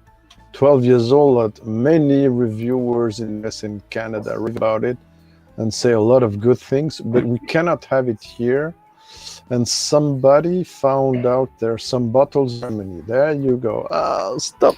Yeah, so I'm looking right now at I'm a online and I Glenmorangie see fan, Macallan Classic Cut and it states here we go. Really? Here we go. But I only got that because I got it through the Whiskey Club here, Greg. So they were able to get the whole shipment that was allocated to Australia. No. Yeah, so Greg, I just looked online and I found it. One of the most enthusiastic. I just found a 2018 release of the Classic Cut. That's just in a 700 ml bottle, so it wasn't an American release. And here's a 2019 as well. Oh. And they are expensive. They're now switching to 7T, but before. Yeah. You know what? I tried the Macallan 5, the number edition with the colors. At the whiskey shop Paris, they had it. And it wasn't bad. It wasn't super good either. But they had 150 or so. And I said, I won't put more than 70 in that one. It's not bad, but it's not boring. super interesting. It's one of the most boring sherry finished whiskeys I've ever I don't know. had. No, it's like the Fine Oak series they did when they arrived. The Macallan fans and the ones like probably Dustin and me. Ken, I don't know him enough on what he says, but we were fans of those ones, and the sherried ones. I mean, and they were known for that. And when the Fine Oak came in, we were a bit shocked, but we had to buy. The 12 I had at home. I had the 18 at home because I had a bargain on it. 44 euros instead of 150. You cannot say no. I liked it, but for me, there was something, the 12 as well, but for me, there were good whiskeys, period, but they were not Macallans for me. It's like not random Speyside, but it's like a good probably Speyside whiskey. That's all. Now, if you want to show me representative of the old style of Speyside whiskeys, very sherried, I will say okay, Glenfarclas Family Cask, and that's it. Well, that's only Not if you even can the find core a good range. family cask, because not all of them are first fill. Some of them are very, very tired casks. That's true, and many are most of them are expensive. They are That's certainly the not problem. affordable. But I tried some though.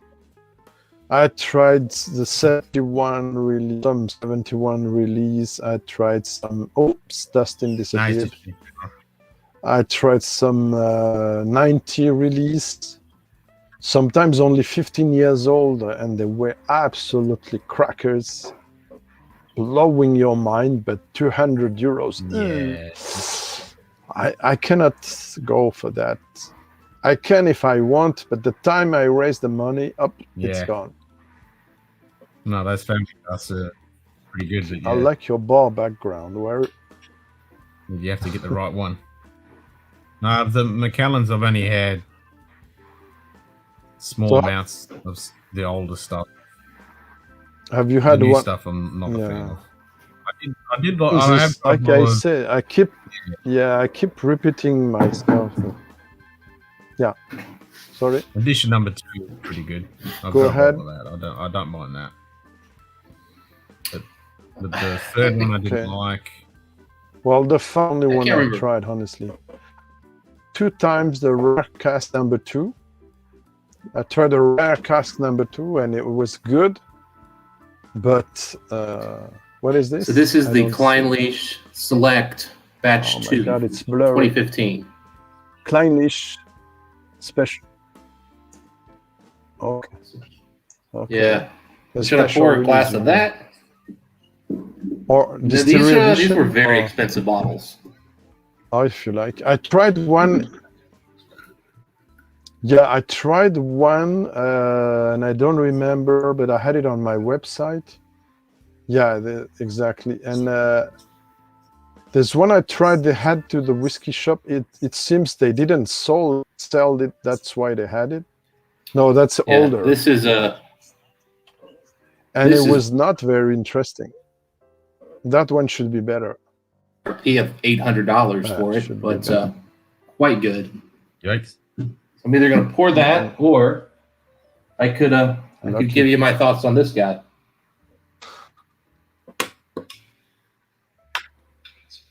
Oh, that's an old one, right?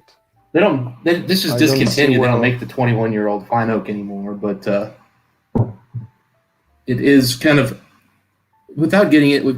Short of getting into like a 30-year-old whiskey from Macallan. I mean, this is the best of the Fine Oak series that one could actually had at one point afforded. Okay. What do you guys recommend? Kleinleach or 21. I Macallan? haven't tried it. Kleinleach. Ah, let's give the. Yeah, I was sure he's gonna say that. You're a big Kleinleach fan, I Ken, do right? like a Kleinleach. So you must be maybe also. You must be a big Compass Box fan then as well. I can't get too many because Compass it's his boxes, favorite not distillery. that easy to get here. Yeah. Yeah, these That's were his favorite $800 here in Ohio, and they went on sale for $300. And suffice to say, Mike and I bought a few. Yeah. Have you tried the old flora and Not fauna? had any flora and fauna stuff. That's one something. Oh my god, the Rosebank. Yeah, 56.1%. Nice score. If you see the Rosebank, if you see the Rosebank and the especially and the Kleinlich, go for it. Those are going to be expensive. Enjoy, my friend. Enjoy. Or maybe where maybe yeah, honeycomb probably. and like baking spice. I was really bummed out There because was the a- Whiskey Club gave away a whole collection of the whole flora and faunas to one lucky winner at one of the Whiskey Club videos. I was like, oh. And the guy who won had Well, the some are same first name as so-so, me. to be honest. I was like, God. I have only one. I have only one home. It's the Inchgauer 14, which is very nice. It's the only one I have. You still can find it reasonably priced. Yeah. So, which kind of casks, Dustin, you have there? Which kind of cask they disclose? They do give you some Or they information. don't? They give you some information, and we've done a little bit of research on this. Let me see here. So this was the second edition from 2015. It's one of it's bottle 2004, 43 of 2,946. And let's see here. The question is, where do they disclose it? It's probably in the little book that comes with it.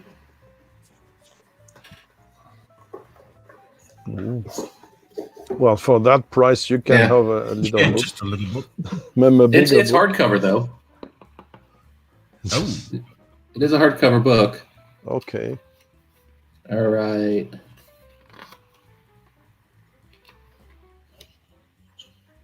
Yeah, I agree, Jim. Then will it be the same quality of the older stuff? Not sure. See here.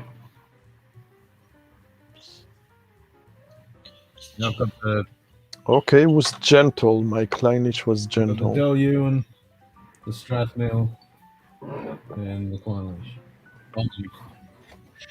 Oh, I love Strath. I Yeah, love JD put me up Strathmill. with the Strathmill, so I got the Strathmill flora and fauna. I missed an opportunity to have a 21 years old Duncan Taylor, and now I regret it.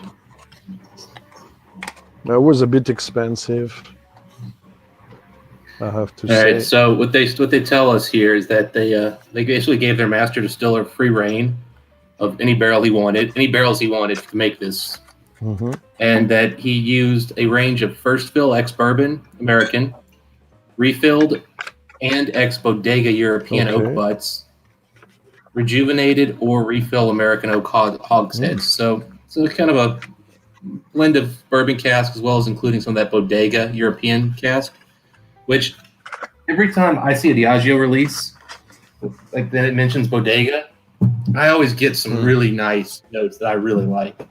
So it might be marketing, but I think there's some quality that goes with it too. So, and then from what I've heard, this is Yeah, I think they probably it's NAS, but I do hear they probably use that. Do hear up to 30-year-old whiskeys in here. There's old stuff in it. Yeah, probably.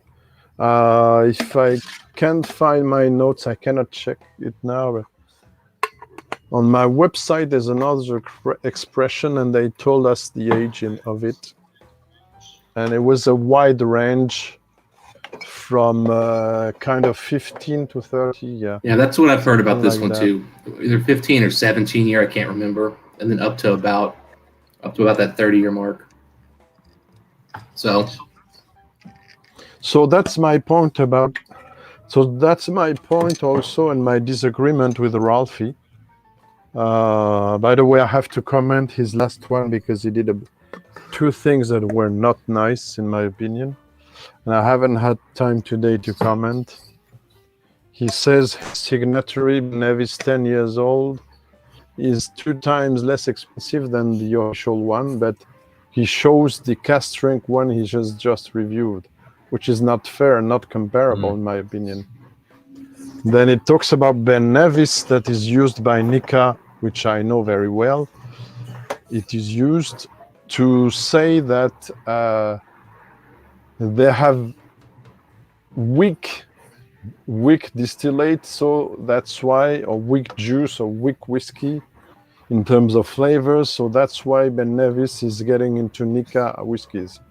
But I'm sorry, it might be true for the other Japanese whiskeys they might use, but not for the Yoichi and Miyagi-Kyo, which distilleries I know quite a bit and used to, and Yoichi is my second favorite distillery. And this very powerful, tasteful, and very expressive and very unique profile. So I disagree with him with that. Then about the NES question, it seems he has evolved, as he has in his extras talked about the Victoriana, which is the NES, and said good things about it. But still, I disagree with him not to cover NES because the exact reason you just said, it allows the master blender to use a wide array when he can, when he's for high-end more, of course, but he can use a wide array of vintages, ages to do his blend of casks. And that's exactly why the good NES whiskies are. Of course, this is the historical category of NES that work like that, like I said in my video.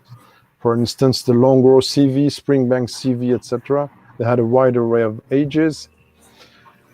And he's targeting, and we know that, but it doesn't say it like that. The new generation of NES that came with the Singleton of Dafttown, that came of the Cardew, the Alwyn Gold, and all that. This is the new generation. Those guys, we know it's not old stuff, it's younger than the age statement. And it's not only NES question, it's a wood technology again, that not anybody points at it, unfortunately. Wood technology, you know that as me, Dustin seems to be very experienced, Ken as well. You know what it is, so I don't need to say heavily char, wine cask, etc. Everything to hide the distillery character and to give the notes they want to do. And I know that also because I've been in jury to choose some special expressions, even from Glenlivet. And they explained about how they were doing that. And they were, for instance, the chapter selection that was for travel retail. We were a jury of journalists and press and bloggers, and I was the only whiskey blogger invited there, by the way. They picked 3 casks for us. The first cask was a bit weak, cask mix, let's say.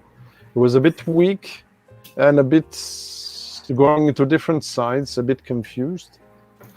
The second one, if I remember well the order, was my favorite because it was very close to the Nadja spirit. Nadra bourbon, especially. But the third one, they put a lot of Richard cask in it. They put a lot of different techniques, and it got very close to a rum profile. So subdued, but pleasant with spices and vanilla and stuff, but not the tropical exuberance of the Nadura, the 16 and the best NES ones. And guess what? The press people that were there, and not many from very, what I understand, very connoisseur people. There were only 2 or 3 of the 20 people that were involved into spirits reviewing, to let you understand. So they voted for the rum-like one, of course. And I was disappointed. Never got released. I said, this is the one. Yeah. Do it. Do it. Do it. Ken says, do it. Okay. And that's what I'm trying to do now with that French distillery, which I discovered some treasures that are way more interesting. Oh, I'm live. Okay. Yeah, it would. Orange. I'm it would trying definitely to push the things. It'd be nice if there was more disclosure on NAS bottlings, though. That's really, I think that's where Ralphie's issue is, and I understand it. The lack of disclosure and openness and honestness, what's in the bottle you're putting into your body. It's a problem. They need to do a better job of telling us what they're giving us. Yeah, of course, but like John says, John Glazer, which I know a bit now, he has discovered the way to turn this around, to go over it, and it's basically you have to contact the company. Or like he does in his master classes, you go into the master classes and he explains, we don't have the right to disclose on the bottle and the box the different ages, but if we're asked, we can answer. And he said, is everybody asking? And then it's all the people, yeah. All this space and then he disclosed. disclosed. Put a piece of paper in there. And that's how... They won't allow that either. Ah, okay. But you know what's funny is they're now disclosing it on their website, but they're not writing it out in words. But they give you a picture of the. No, but they can't. They're not allowed. And they're French, actually doing the it. same. If you go look at the fact sheet on Compass Box now, what they do is they'll tell you where all the casks are from, what kind of casks they are. And then in the picture, it has a ring for every year old the whiskey is. 3. Oh yeah, the rings. Yeah. So the trick is the rings. He's telling you how old it is. He's just not. Now he's not handwriting it. He's giving you a graphic, and you have to zoom in and count the rings. Yeah. I forgot about that. You're right, Dusty. And me, I'm gonna use another trick, and I'm sure it's 100% legal, but we'll see. The label is not completely finalized. I'm working on it, though I'm not part of the company, but this is gonna be my baby. I'm gonna have my name on the back label, so I really want it to be like I want, as much as possible. So it's gonna be non-chill filtered, non-colored, and over 48, if I can. I want to have it gas strength, but yeah, if you can give it at least 48%, you're usually good with most whiskeys. Yeah, because I have this here somewhere, and it's 55, 53, and it's 6 casks only, but we struggled to pick them, and I struggled to find a good balance between them. And one was accidentally picked because we couldn't have another of this kind already reduced.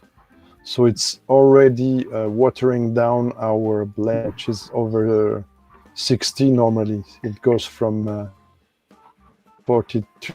I'm too early in saying this, but let's say it's Ken exclusive information. It goes from 42.9 to 63% ABV from 3 to 10 years old. So, but we cannot disclose 10, and I don't want to be disclosed as 3. So I found a few, I won't say, but I found a formula in explaining that there are several vintages that could work with the regulation. So if people are not stupid, they will find out that it's mandatorily 3 years old. And if I said that there's 6 different vintages, they should understand that it's minimum from 3 to 9. Something like that. We have to be That would smart. definitely be a hint. You have to be It's smart. interesting. I mean, with bourbons, they can just tell you, hey, we blended this, and this. Like, they can just put it on the label. They can even give you the percentages and ratios. I don't understand why the Scotch. That's nice. Do they give it though? Not all of them will, but some do. In fact, here, give me a second. It's strange that they don't allow it. I mean, You know why they do that? No, I know why do they that. do it, but Because, if you put something that's We do it because half the people in Scotland are swindlers. But like right here, yeah, this gives a breakdown right here on the label. Yep. Oh, fantastic! I don't see the details, but So I this see tells there us- are details. And This is the a bourbon. whiskey? This is from Bardstown Bourbon Company. It's a fusion where they're blending sourced bourbon with their own bourbons. So the first blend is 40% Kentucky bourbon, aged 13 years, with a mash bill of 74% corn, 18% rye, and 8% malted barley. If you know, that's bourbon, precise. you know that's Bardstown's mash bill. So this is Bardstown sourced, 40%. Then then it contains. So each distillery, It's not exclusive, but they're the only ones who use that exact mash bill. No, I mean, is it? No, it's an interesting question. No, go ahead. To interrupt you in your quotations. So each distillery, can we say that each American, at least in bourbon territory, has his signature in percentage mix? Generally speaking, yes. Or no. Generally speaking, most I didn't know that. bourbons have a signature mash bill. That's not to say that all distilleries only have one mash bill. Some have multiple. Some have different brands, and they'll have different mash bills within the brands.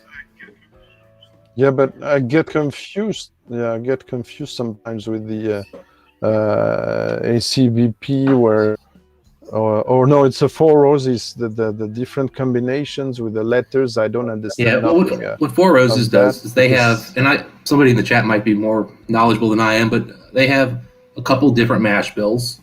And so based on some of those letters, it tells you which mash bill. So they have like a high rye and a lower rye mash bill. And okay. So there's not only one that says this is the distillery. If you tell me that 66% of corn, it's not always going to be the perfect, but there's not a lot of overlap from the big guys. Okay. They generally don't overlap, but that's not to say there isn't, and that's not to say there aren't experimental versions out there where maybe they do test a different. Okay. Yeah, But it's interesting. Just to kind of continue what we were talking about. So then this contains three different bourbons produced by Bardstown Bourbon. The first one's a 3-year-old, makes up 11% of the blend, and it's 60% corn, 40% rye. The second one is also 3%. It makes up 15%, and here we've got 78% corn, 10% rye, and 12% malted barley. So Bardstown, and then Bardstown has a 4-year-old bourbon in here with the same mash bill as the last one.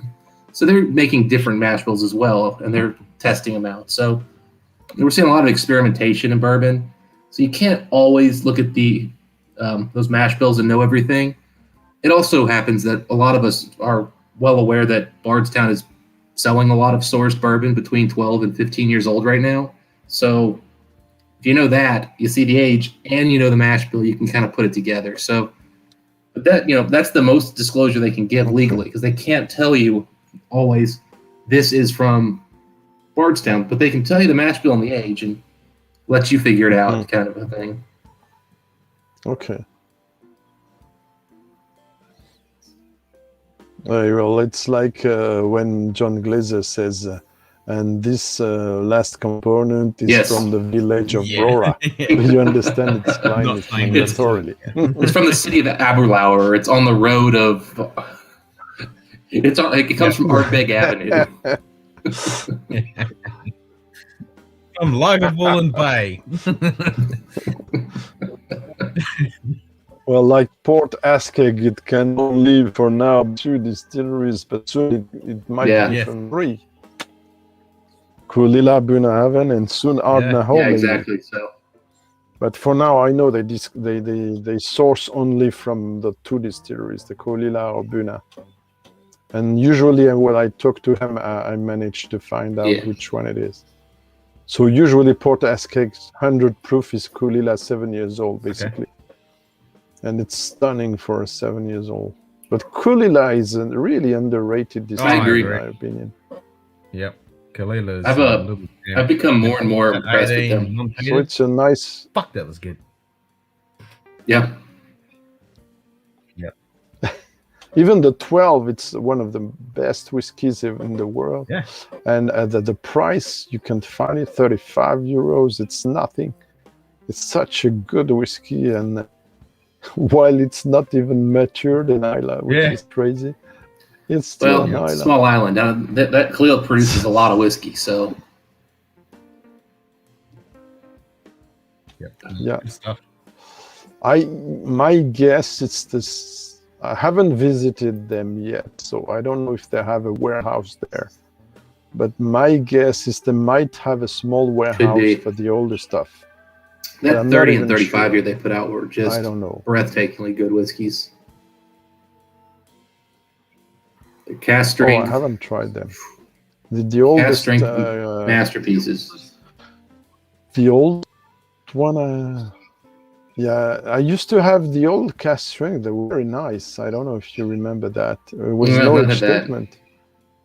In the early 20s, it was stunning. It was just written Kulila cast strength, official bottling. Yeah, I never got one. Never had that. But yeah, I'll tell you what was really impressive was that the 2013 release of the Stichel Reserve, which was an unpeated cast strength Kalila. That's my favorite of them. It was actually the NAS. Usually, it was, and again, it goes back to they had free reign to take anything they wanted. They had some ex bodega barrels they used in that thing, and it couldn't have been over. It's 2013. I'm trying to remember that. I've looked it up. It probably couldn't have been over like 14, 15-year-old whiskey in there because they weren't producing unpeated whiskey before that. Like they started back up in the late 90s doing unpeated. So, breathtaking. Well, Jim might be right. I haven't tried the Scarabus, but it's people. I don't mind it. I've got the. So I guess he's right. The non-age stated Scarabus, the NAS one, and that's pretty good. I don't mind it. But I've been actually quite surprised by. I loved, there was one made by Atom Brands called Aerolite Lindsay, 10 years old. That was pretty good as well. I've been quite surprised Which by one this. you have This there? is Johnny Walker. Their what's the name released? The Black Label Origin It's a Series. new This is one? Lagavulin and Kalila. Ooh. Yeah, Ooh. it's actually good. Never seen this label before. But they did 4, so they bought them out. Okay. Not last year, the year before, and 2 of them were travel only. So 3 of these, the 4 of them. There's 3 of them that are blended malts, and 1 is a blend. But this one's Kalila and nothing else. Are they trying to mimic Douglas Lang old series called Double Barrel? Nah, this was just the Black Label Probably. Origin Series, so they're just picking out the different characteristics of the Black Label. Oh, okay. So this one's actually good, and then the one with Well, in Polish fact, generic they're- is good, which I had a little bit earlier. But the other 2 are pretty meh. Okay. And what's the ABV on this It's one? only Ken? 42, but it's good. You definitely pick up the Kalila and you definitely pick up the Lagavulin. Okay. But for a cheap blend, it's actually pretty good. Well, blended malt, not a blend. Yeah. Oh, okay. Is it for US only? No, this was a again, or- travel only exclusive. This one, but they bought it out. Only on not March. sold in America. Okay. Yeah. And then, Travel retail means you can buy it Yellow- anywhere except America. Really? So you got? I've seen people reviewing it. Well, I mean, if you travel, you can get it, and I mean, you can get it shipped to you No, from it's been overseas. released. It's been released. It's been released now. Yeah, well, I mean, okay, if you're saying it's no longer travel retail exclusive. It was a travel only exclusive, but now Okay. it's been released. Gotcha, 'cause yeah. I bought this in a local shop online, so because they released it because they weren't selling them, obviously. Yeah. Well, I mean, let's be honest. I mean, are you really interested in buying a cheap bottle of whiskey when you're buying from travel retail? Like, that's the one time I think you're looking for an expensive bottle, aren't you? Well, it depends. Yeah. I mean, Good question. Again, if you're going to buy one bottle because you can only get it at travel retail and it's not available anywhere Well, you're else, going to buy right? a good fucking bottle. Exactly. Most 99% of the people buy a good fucking bottle because it's travel only. And Yeah, I mean, are you just trying to get hammered while you're driving home? Yeah. Well, a lot of people do that too. They just grab a bottle to get hammered. But yeah, people like you and me will go out and buy a good fucking bottle. Yeah, well, I mean, I guess if they'll let you open it in the airline or at the airport, I don't think they will. Yeah, that's right. I might spend a few more minutes with you, and then I sign off. And we'll have a dram of this with What is you. it, Deanston? Or? It's a Star Wars for France. It's a French. Star Wars French store pick for La Maison du Whisky. It's 4 years old. A pair of casks, which is their version of Perry. 2016, 2020, 4 years old. 400 bottles. Nice. 240, sorry, and 58.5 ABV. Well, I will. Victoriana, I'm having another. It was very hard. Blend Scotia. Yep, I will pour a little on Macallan 21. Macallan 21. Ooh. Like Fred says, ooh. I like when he says that. Ooh, hello. Ooh, good pop. No Star Wars. I haven't got any Star Wars sounds because they're all copyrighted and shit. Oh, no way. Bastards. Yep, but Disney bastards. Right? We're at the pub. We can say whatever we want They here. own. Well, that's true. Fuck them fucking fuckers. This one is. This one is crazy banana, green banana. Green stuff. bananas. Once the sherry, overpowering sherry was gone, now it's balanced with the distillery character. We showcase some weird esters, especially that green banana thing. I think some say also banana bread, which we don't have here. Oh, I like banana bread. Banana bread is tasty.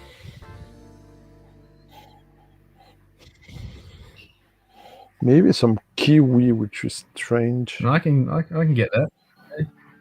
It's a very weird profile, very special profile for a single malt, honestly.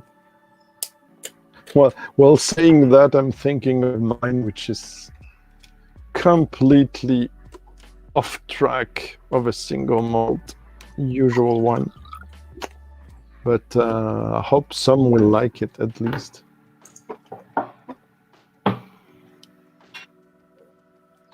We'll see that in September, October. This is weird. Yeah, Australian single malt. It's weird. It's some kind of artificial, banana sweets.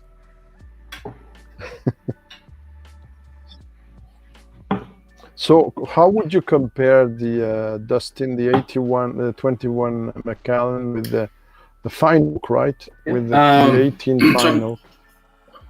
Because the 18 fine oak is a bit aggressive. Alcohol. So I've not had the 18 fine oak officially. What I have had is the 17-year-old fine oak, which, from my understanding, was an 18-year-old fine oak. So, but weird. Originally, when they first did it, they didn't want to. They didn't want to compete with the 18-year-old sherry, so they essentially underaged it. To avoid, confusion and confliction. And then they eventually just decided to make it 18 because, 18 Macallan is famous, so why not use the cash that you've already developed for your brand? So Mike and I did a side-by-side comparison of the two, which we have a review up there. So if anybody, wants to get detailed notes where we went side by side, that's there. Now, we went into that one with a different expectation, though, because we both had them separately, and we really had very similar tasting notes. Tropical fruits were really a big one. Really nice tropical fruits on both. So would you say the same cask selection? I would assume that they are using the same cask maturation, same, everything, really, honestly.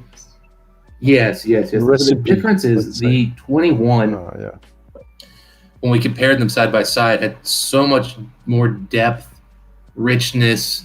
It had much more body. It you could definitely tell that those additional 3 years in the oak substantially impacted the whiskey. Yeah, that's what I'm So my gonna best say. guess is that they either were using some older casks in it, or they were actively looking for the profile. There was a profile they were looking for, and they just chose much better oak influenced casks for the 21. So substantial improvement. Well, I guess the price Well, the was price not the difference same between the either. two of them was the 21 was like three times the price. Yeah. Okay.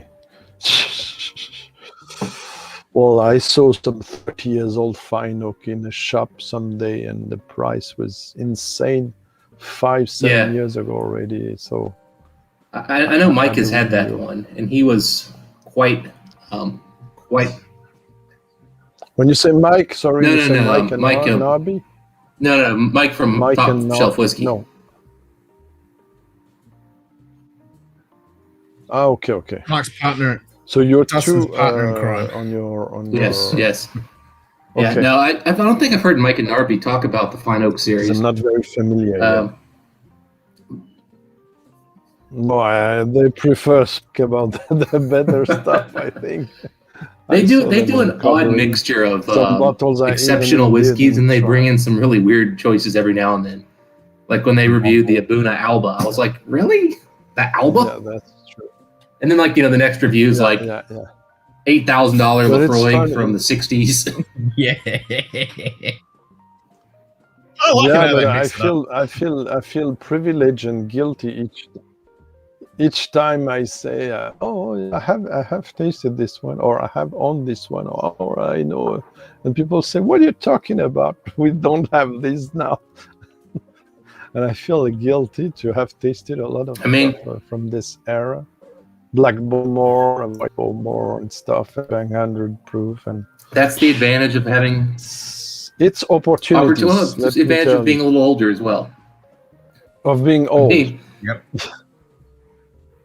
Yeah, because, earlier on I was speaking about supply and demand, and I was interrupted by the connection, and obviously from between the 70s and 90s, there were access to a lot of more things.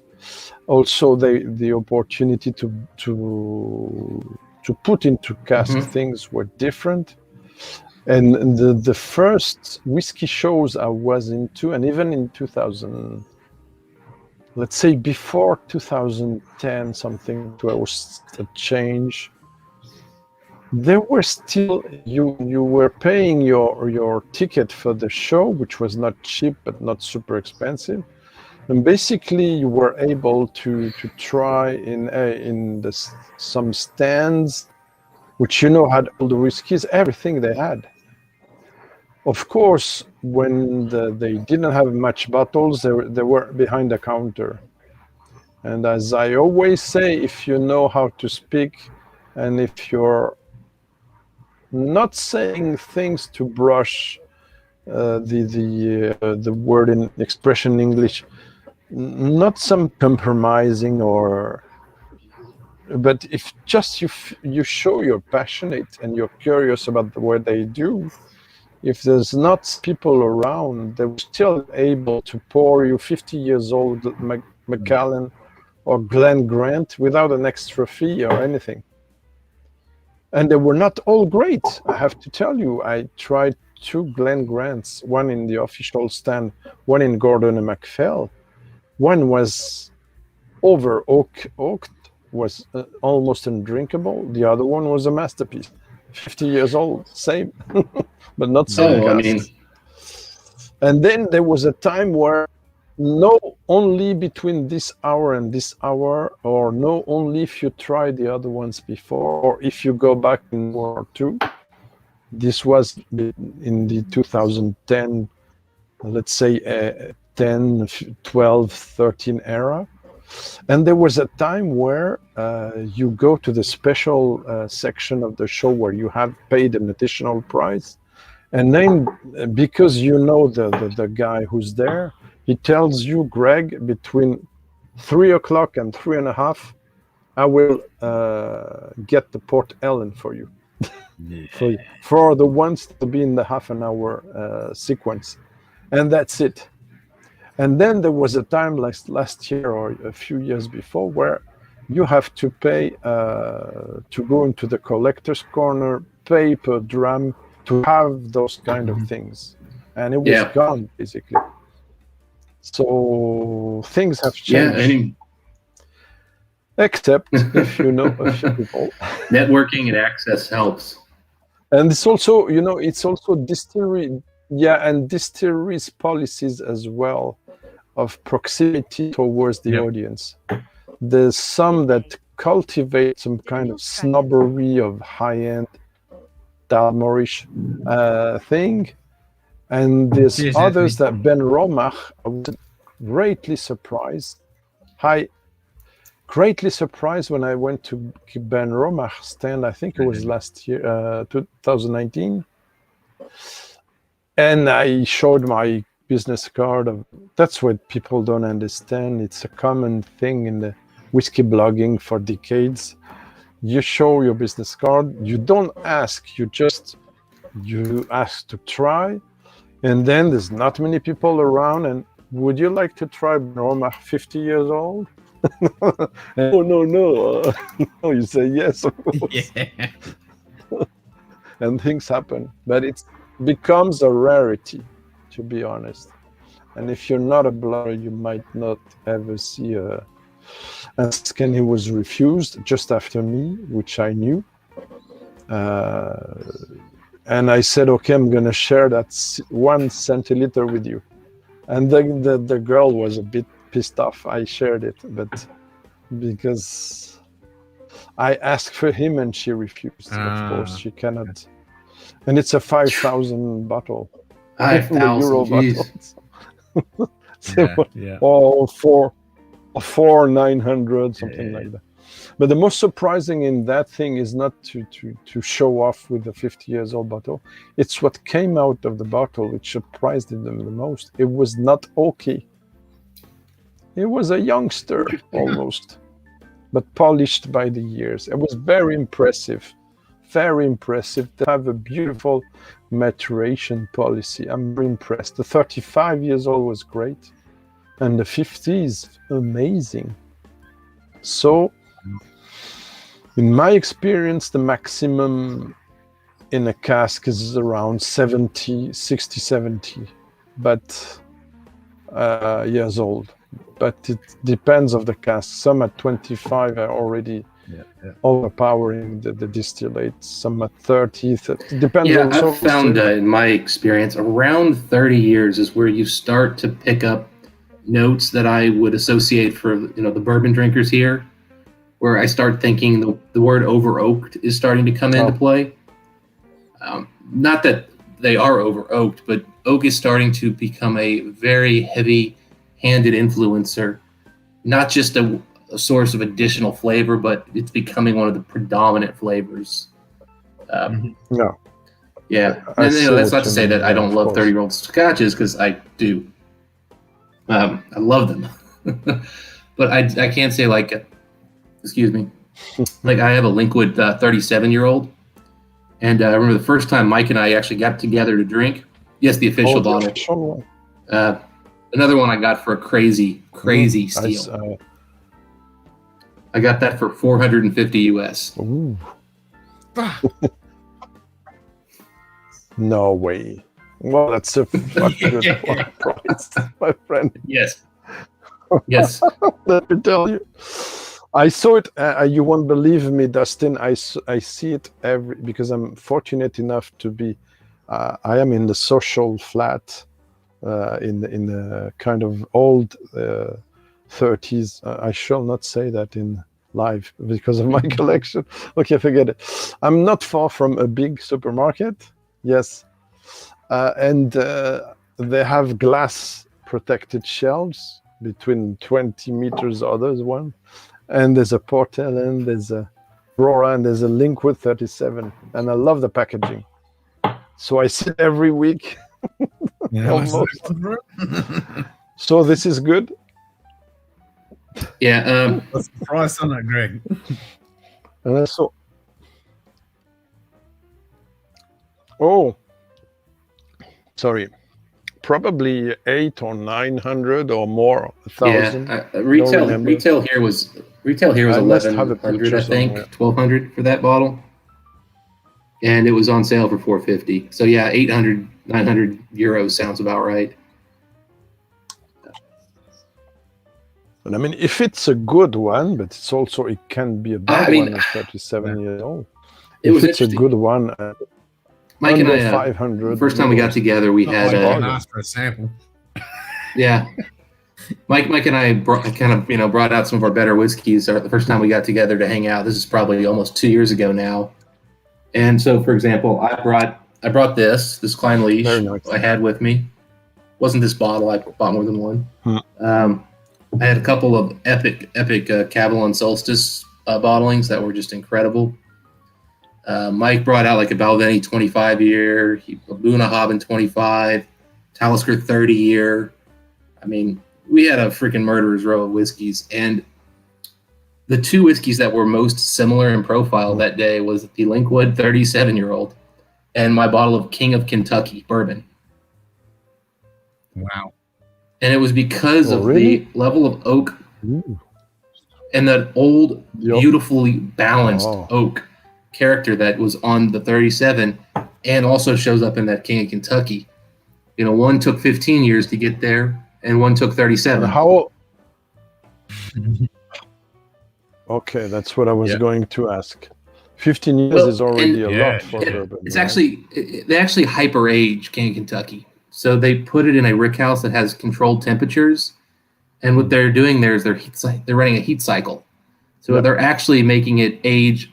They claim it ages almost like 40% faster. So they're claiming that you're getting more like the effect of a 21-year-old bourbon than you would be getting with a 15. And I would tend to agree that that's what they've accomplished.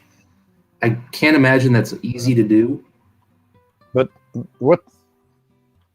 what's the distillery then? King of Kentucky? It's produced by Brown-Forman. It's not sourced. It's produced by Brown-Forman, and so it's basically. I would assume it's being distilled out of Old Forester. It's the same distillate as the. It's the same distillate as Early Times, and these are just again it's the hand-selected barrel by the master taster who decides that these meet the profile of this King of Kentucky. That's kind of the magic of bourbon is. Okay. The barrels vary enough in quality and character that it's just you pick the ones you want and you bottle it under a certain brand, and you can create unique brands just from the same entry point. Yeah. And how many American distilleries do very few. It's very it's very uncommon. Honestly, I'm not sure if there's more than a handful, and really, Brown-Forman, it's really the only one I can think of off the top of my head. And how many did, how can I put this up?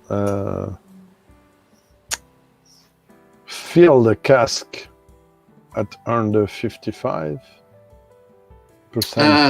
These come in at cask strength. They come in just whatever the cask strength is. The casks are cask. No, before aging, I mean. It's in a 50. Bourbon gets put into 55-gallon barrels traditionally. No, the ABV, Dustin. At which ABV the cask I do was not. filled, Generally if you speaking, know. 125 proof is what This most distilleries are putting their stuff in. I would assume that's the case with these, but I couldn't confirm. Interesting. 125 is Interesting. usually the entry point for most bourbons. It's also the highest legally allowed entry point.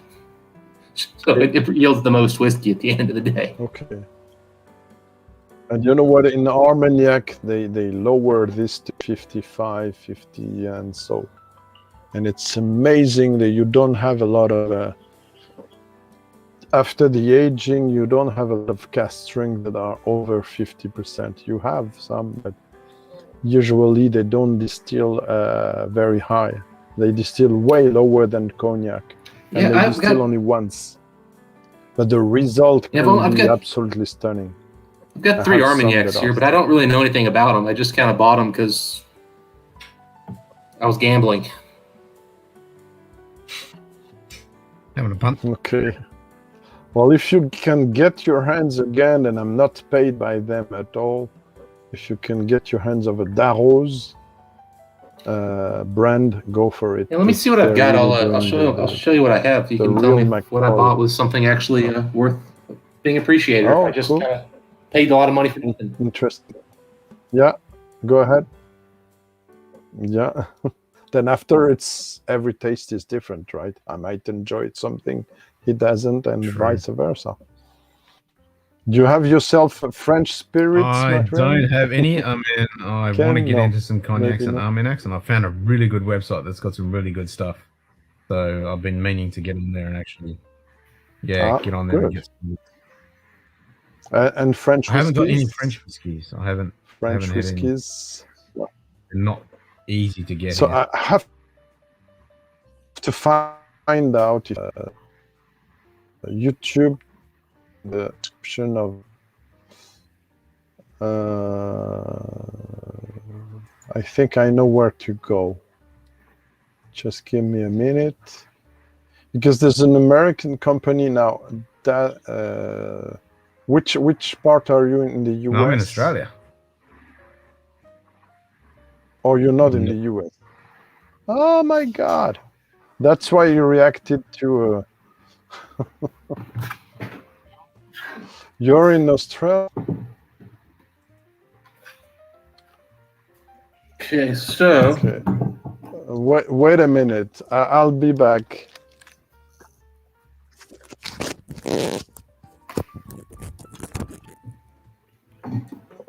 we're gonna have Greg hopefully interpret these French words into words I understand. Yeah, that's it. Good, bad, shit, not bad. Well, like I have absolutely no idea how to even say these distiller names, so No, I'm the same when it comes to French stuff. I haven't got a freaking clue. I just know the basic ones. Oh, everyone's dropped off.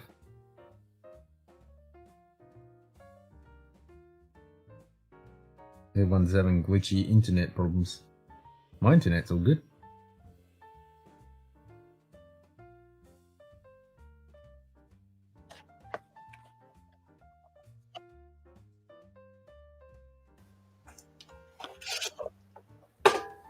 Dustin dropped off at the same time.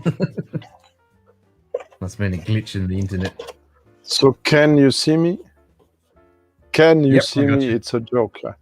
Okay. Yeah. So I guess you recognize this. Oh, Sullivan's Cove, yeah, for sure. Yep. So you don't know my story. So you don't know my story because we're new each other. Like I've seen some of your videos, but I haven't Have seen a that look on the date. one. Alright, I need to Have a look on the date on the label.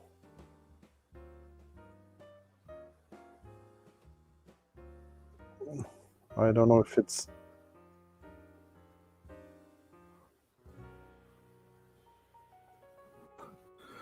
It says 29 December of 2007. 2007. Yes, and guess what? Is this the one? No, it's the before I was in. You were there. No, I mean I was in the leaflet. as well. Because I praised what they did, and then they hired me as brand ambassador at Whiskey Life Paris. Oh shit! You might not know the story. No, I didn't know that. For 3 years, and at the end of the shows, I had freebies opened, all except this one. Wow! Which I'll never flip. Yeah. No, that's a special bottle. Wow, that's 2007. And next time I show you the 6 bottles. Wow. With my name on the oh, that's cool. Like, yes. Yeah, I participate. I'm not maybe very humble there, but I think I have participated to bring the fame of Sullivan's Cove to Europe, to France at least. That is cool. I didn't know Sullivan's Cove was that. I did my that best. well known in France. I didn't know that. It's the only one I know that's really got Well, global. No. No, I'm the only one. I'm the only one to have talked about it in France, and in Europe there was only 2 or 3 people before 2008. Wow. But now, sorry, I interrupted Dustin. Oh, not a problem at all. Armagnacs. So this is the first one I have here. I don't know if you can read it, but it's Armagnac. Oh no, Castarid. Oh, there you go.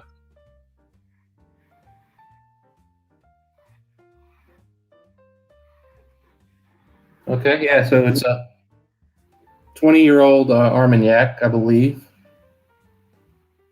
So I got this on sale for a pretty good price, so I enjoyed it. It didn't blow me away, but very good. Yeah, and then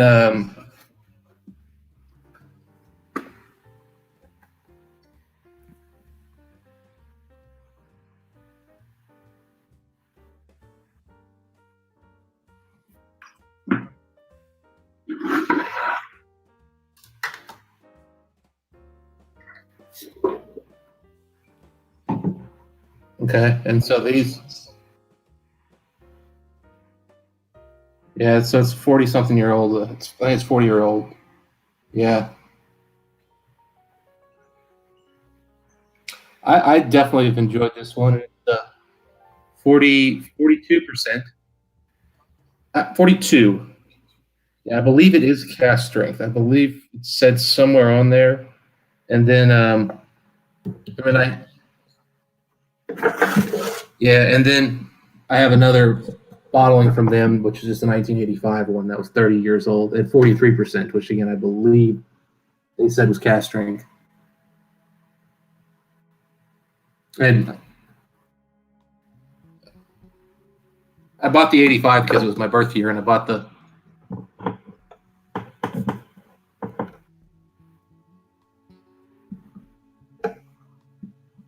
I bought the 85 just because it's my birth year, so.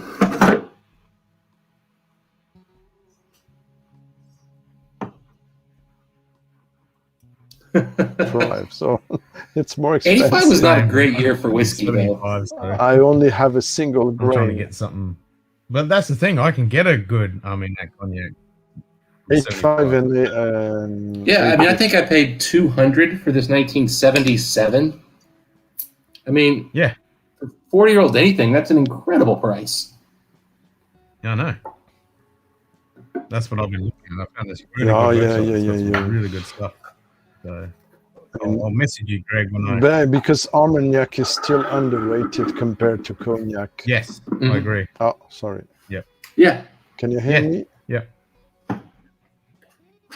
They're underrated, and there's a lot of Armagnac cask in families and lots of estates that refuse to sell to anyone. And I'm afraid, as I was told by an indie bottle, some of those casks might go too far in aging, and nobody will benefit from them. either the because they're salesmen and they're afraid basically to sell them. But I understand, but at the same time they're murdering the distillate. Yeah. So that's a shame for sure if that's happening.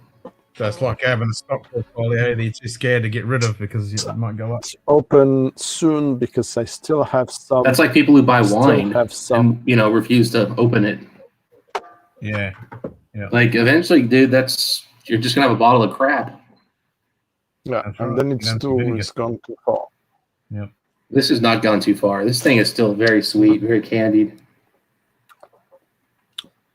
There's oak, but it's definitely not overpowering it. Well, I enjoy my Starward, even if it's a bit unusual for some, even for sherry casks. That's Australian. Do you know, Ken, by the way, as you're in Australia, you must know Andrew from Prestige Liquids. Yes, I certainly do. Yep. Right? Prestige Liquid, WW. Yep. Oh, it's a friend of mine. He has other Starwards there that I cannot find, and is very jealous. My Sullivan's Cove. He never tried a Sullivan. I have only tried a couple of and Sullivan's. of this one.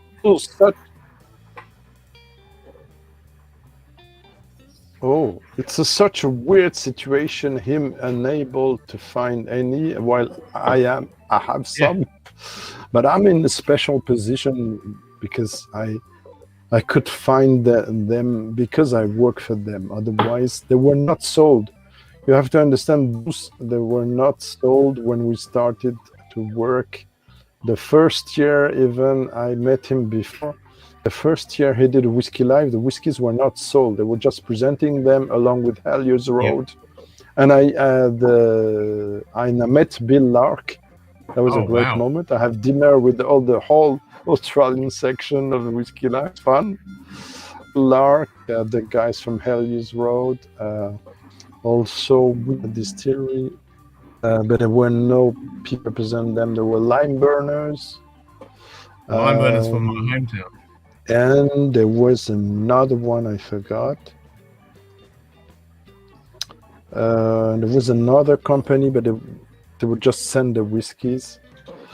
But I've never been a real fan of Hellier's Road. I'm sorry. I don't know many people. I don't like much their stock single malt. Yeah. I prefer Lark at cask strength, especially. The only company, strangely, that didn't came because too much than Sullivan's Cove or average is the Bakery Hill that I always wanted to try. Yeah. But Bakery Hill comes out in 50 cl and it's very expensive in UK. Yeah. Have you tried the Bakery Hill, I know of it, Ken? yeah, I guess so. Yeah. No? I was saying earlier in the stream, I haven't tried too many Australian whiskies for the simple reason I'm biased because Starward is my favourite because that's my. But now you have I do like Starward, but Lime Burners is my favourite. Which one? Which one is your favorite? Lime Burners. Okay. That's from my hometown. Okay. So as soon as I left, good to know. Left there, they built the distillery and now been taking the world by storm. Which is amazing stuff.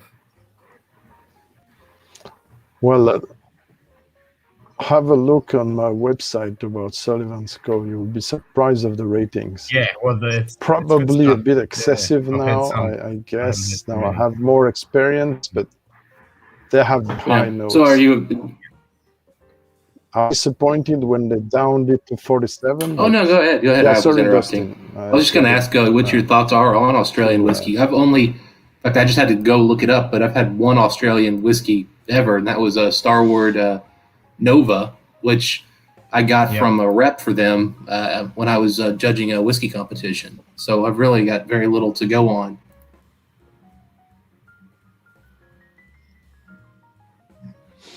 Well, I'm not crazy about all the reduced and wine-driven only whiskeys, honestly. but I think they are holding something with these and all the releases at higher ABV and just. Hi, Chris. How are we all? And also, I think there, if I listen to Andrew, nice, and you? I'm gonna go. Oh, I'm gonna sign off soon, but still enjoying the Star Wars. We're talking about Australian whiskies, so. Yeah, I just heard you were talking. And I haven't tried any of the craft. Yeah, I was just kind of looking at my review on that. I gave it. Andrew has. I gave it a very mediocre but respectable score on the Star Wars, and I was kind of impressed by the nose on it. It was pretty. Well, they're watered down a lot. So on the nose, I basically said it was rich. Nova, and rich, sweet, bready, vanilla, chocolate, toffee, and a hint of savory. And then on the taste, I went watered down version of the nose. That was my first comment. Yeah, that's the like I do remember that one. I was like, I think those at 46 should work. Yeah, 41% is just not. Nah, it doesn't cut it. Doesn't cut it. Yeah. That's why I like wine burners. I mean, they do. And 50 CL. Like the darkest window is 69.5%. I mean, come on. That's getting a little high. It doesn't come across high though. But it really doesn't. But there's a bunch of. Comes across as like 46, 48. There's a bunch of others that seem to be interesting. They're only local, as Andrew says. Yeah. But I'm glad they spoke about Australian whiskey wider with what's her name? I forgot her name now. Cara, with Cara Devine from Behind the Bar. Yep. If you know Yes, the I YouTube follow channel her. Yep. again. Yep. You Yes, heard I of follow it? her. Yep. And she did 2 episodes. I commented. She did 2 episodes with a specialist, a true one. They were good. About They were good Australian episodes. whiskies, and they did great. The guy is great. But the one she did, the Japanese, it was really a joke. It was. So I had to comment and to explain that this guy doesn't know his thing. It was disgusting. Yeah, I totally agree. It was a bit annoying, but I had to say it because I have some experience on Japanese whiskies, I can tell. And later on, I did my own video. My mistakes as well, I corrected. But I had to explain a bit more about this. And even me, I don't know the new distilleries because they're just starting now to come here and not always good priced. So Yeah, I mean that's kind of the reality of new whiskey, though. Is it's never going to be a good price. No, not when it comes to Japanese stuff. Well, I mean, with nobody really. I mean, bourbons, the micro distilleries, they're not good prices. They're not going to be good prices. They're because the startup cost is just so high to create a distillery. It's true. One of them. Yeah. And the same thing with Waterford. As much as I don't like the prices, I get it. They're trying to start up, and going 3 years without making a buck is kind of difficult. Yep. Going 20 years to get really good quality whiskey. But for instance, I love Westland. You can't do that. Yeah. I love Westland, but it's a bit too high for me. What are you paying on for Westland Too high there? Because Westland's actually, I think, moderately acceptable pricing. 75 from 85, 75 euros to 85. So probably 10 more in I pay about 60 USD. Not sure, they're $60 maybe for us. So that's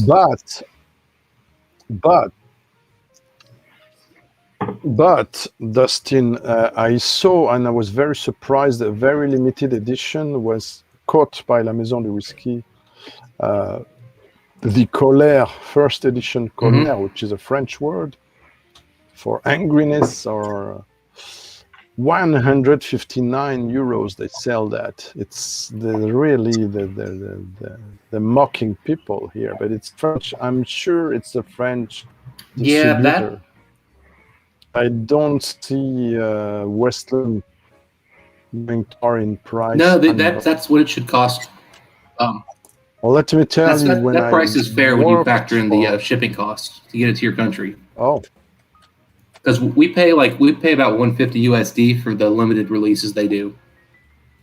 I've never seen that one, but I've seen they've got another one that's very similar packaging. Oh, really? So that's not a big markup you guys got there. It's just they charge a lot for those. They're using special trees and oaks and stuff. Yeah, but I can tell you, I understand, but I can tell you I work for them. And when I work for them, sorry guys, if you hear, not a distillery, but the distributor, I saw the professional prices. And they were almost a half of the final prices. Every bottle was around 100 euro, except the double cask. And I had to explain the audience behind my desk why it doesn't have an age statement and it's 100 euros. Because it's Australian. No. It was very hard at the beginning. Make people understand it's a craft distillery. Yep. They don't have phones. They don't have a lot of money. It's all natural. It's super pure water from the source. It's really protected, almost a area. Yep. It's kind of. I didn't say that. It's a kind of New Eden when I see the pictures of Tasmania. Yep. It's insane. Yeah, the taxes over here, and everything. And the taxes that are put on the Australian whiskey industry. Well, I mean, I don't know that any industry, any alcohol industry in any country is surviving taxes. I mean, mostly when you buy a bottle of whiskey, it's taxes. That's most of your cost. Yeah, but Dustin, for anything which comes into us here, like any bottle which we bring in, it's about $86 per alcoholic litre. Yep. In tax. Alcohol excise tax. And then you've got the import duty, and then you've got the GST. Mm-hmm. Yep. So I understand.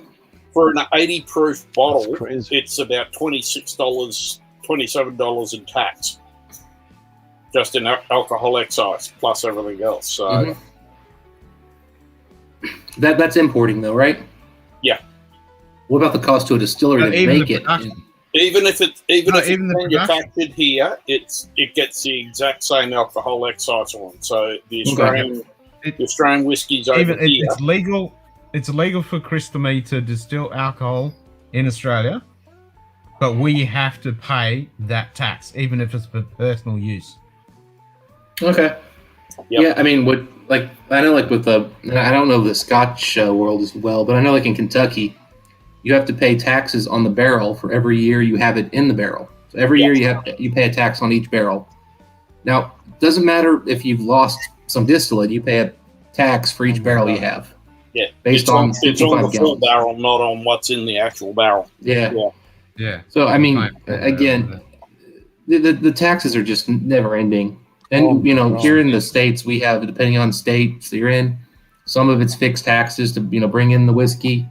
You pay tax based on the alcohol. Some places it's based on the cost. Most states they charge you both. They charge you a cost per liter you bring in, plus an additional cost for the value. So yeah, I mean, by the time we actually get to the whiskey, you're drinking a $10 whiskey and you're paying $1,000. Yeah, it's good to see that you're still going tonight, Ken. Considering you started just before I started work, and it took me. I was going to go 10 hours. I've done 10 hours. Yeah, it took me an hour and a three-quarter, about an hour and a quarter to get home. Oh my god! Yep.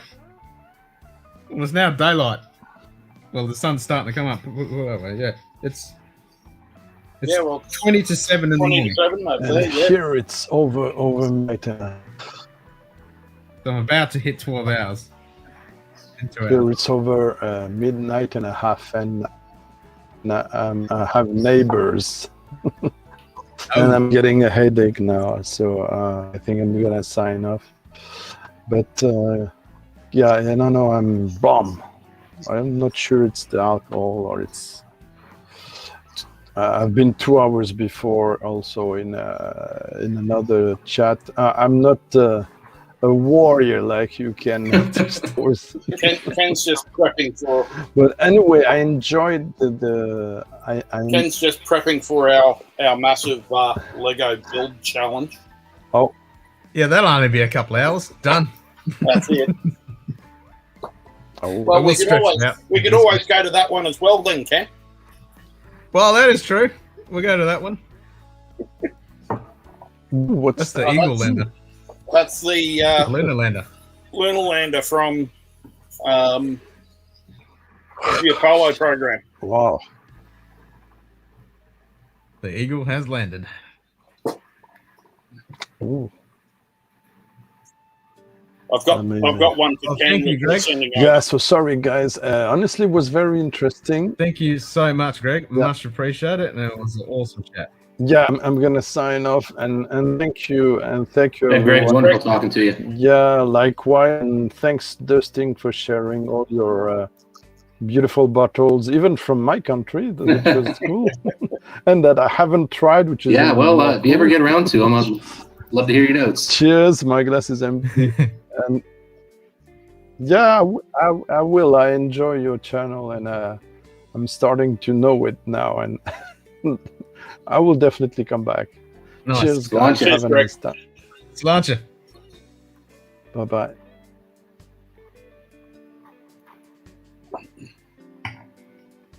Nice. All right, let's crank up the quality a bit. I gotta say, this is a beautiful. This Armagnac is beautiful. I love it. Oh shoot, I'm moving and I can see myself now. Yep, I'll crank it up a bit. There we go. We'll turn the flames on, make me feel a bit warmer. I keep checking to see if my my internet's having issues or my laptop's maxing out here. No, it shouldn't be. No, we're all good now. Look at that. We're beautiful, nice and crispy and sharp and stuff. Yeah. It's funny, I'm using my work laptop for this just because I actually think the camera on this thing is... I like the angle. It's actually at the top of the screen, and the audio seems to be better than on my personal laptop where it's like the ultra thin deal. And, yeah, the video quality's better, angle's better. Yeah. I think the camera itself's actually better on the other one. I mean, the other laptop's a way better laptop, but yeah, in terms of this stuff, it's better. I gotta buy a freaking webcam. I keep debating which one to buy. Yeah, well, I'm going and picking up a webcam finally again tomorrow. I used to have one, but it died, and I hadn't gotten around to picking up another one. But I figure I better get another one before Monday. Yeah, I'm thinking it's looking like 150, 250 range gets you kind of the high end of webcams, and they seem like they do the job. And then I'll get a Yeti mic, then that'll probably call it a day. But I really need to go buy a table to put my non-work desk on it, so I'm not using a card table still. That's true. I've got a freaking like $1,000 monitor sitting on a card table with a $400 monitor next to it. I'm still in the process of moving most of my house around because we're getting rid of things out of here finally from my mother's estate and Lil's mum's estate and the rest of the family, and so I'm starting to get my house back to being my house, not a family commune center. Yeah. It's got a little poop, but it has no there's no squeakiness when you turn it on these synthetics. I gotta say, there's like 4 people in the chat, so nobody's watching at this point, but this is a disappointing. This is disappointing. So this is the Bardstown Discovery series, right? Or no, sorry, Fusion series. Fusion, yeah, the 3. So it looks just like when you buy it. It looks just like a Discovery. The only thing different is that this is a cheap plastic topper, and they use a synthetic cork, which I like way more. Then, and that's all I noticed at first. And these retail for a little less than half the other ones. Yeah. This is about 60, and the Discovery is 135. So I'm thinking to myself, depending where you get them from, yeah. I think I paid about 140, I think, for my Discovery 4. Those are MSRP traditionally in Kentucky, at least. Yeah. Yeah, well, I got mine from Justin's House of Bourbon. I wouldn't buy anything at that place. I get looked after pretty well because I know the owners. No, fair enough. So you in Kentucky? I've known them for years and years with going over there. Gotcha. So you're in Kentucky, or? Yeah. Okay, cool. So you're in Lexington even then? Yeah. So, oh, wow. I'm from Lexington. I'm in Australia, but we come over to the US every year for the last 10 years. So. Oh, okay. Except for last year because of COVID. Gotcha. Yeah, I just don't want to buy from places that make their living off of secondary pricing, but that's to each their own. Anyway, there's certain things which I have, which is like really good price. It's anything which they've got on consignment, which is ridiculous. Yeah. But anyway, you got the people who are trying to flip it through consignment, and they're wanting a fortune, and then the store's got to make a good profit off of that. I understand it. I'd just rather there not be places that do that in the first place, but it's just me. Well, I kind of wish there was a guy with a shotgun that when the guy showed up with his consignment bottle, just took care of him.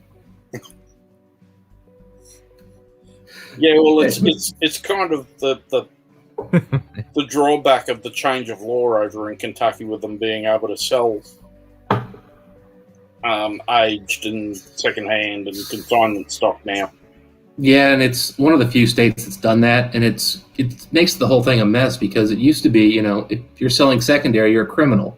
Yeah. And Kentucky legalized it. It just kind of it's confusion, and I don't know. There's nothing like that right now where I'm at, or when I just go over the bridge into Kentucky. But anyway, what I was saying about the Discovery. So, all right, $60. It's 40% old bourbon and 60% young. So you're thinking, okay. So it's 45% the price. That seems fair. Yeah. And then I get it. I get my glass and I'm like, it smells good, but something's not right. And I go taste it. And I'm sitting there thinking, okay, a lot of interesting stuff, a lot of nice flavors. This thing's kind of thin. Why is it so thin? And I look, 47.45%. Yeah. They watered it down. Yeah, it's only 95 proof. Not even 95. They left it 0.1 below. and I'm like, wait a minute. So they 25% of this bottle is water. They only used 40% old whiskey. I'm like, how the hell is this $60? And that's when I kind of was just like, I won't be buying another Fusion because I just think that's ridiculous. For $60, I expected cask strength. Yeah. I mean, again, 60% of this is... much else around now was that, you get your Elijah Craig cask strength for that.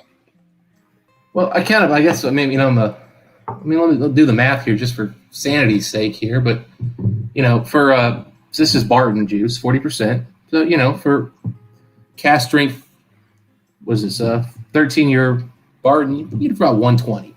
Mm. So my math in my head is 120 times 0.4, $48. All right, cool. I'm paying $12 for the rest of these cheap young bourbons. That's a pretty good deal for craft bourbon. So I'm thinking that's a great deal. Maybe I needed kind of winning here, And then I went, but it's normally I'm getting those at like 58%. Yeah. And this is 47. And I'm like, well, now Now I'm thinking there's $38 of old whiskey in here. And now I'm paying 20 something for the 60% that's watered down young bourbon. I'm like, I don't see the value. And you took away my nice heavy cork topper. That was kind of cool. So yep. Maybe I'm complaining for no reason because there is more expensive craft out there, but I don't know. I feel like they really kind of took the value out of this thing. Oh yeah. That said, you know what? It's tasty. It's unique. Yep. I mean, I'm not going to regret drinking the bottle. I'm also not going to regret when the bottle's gone.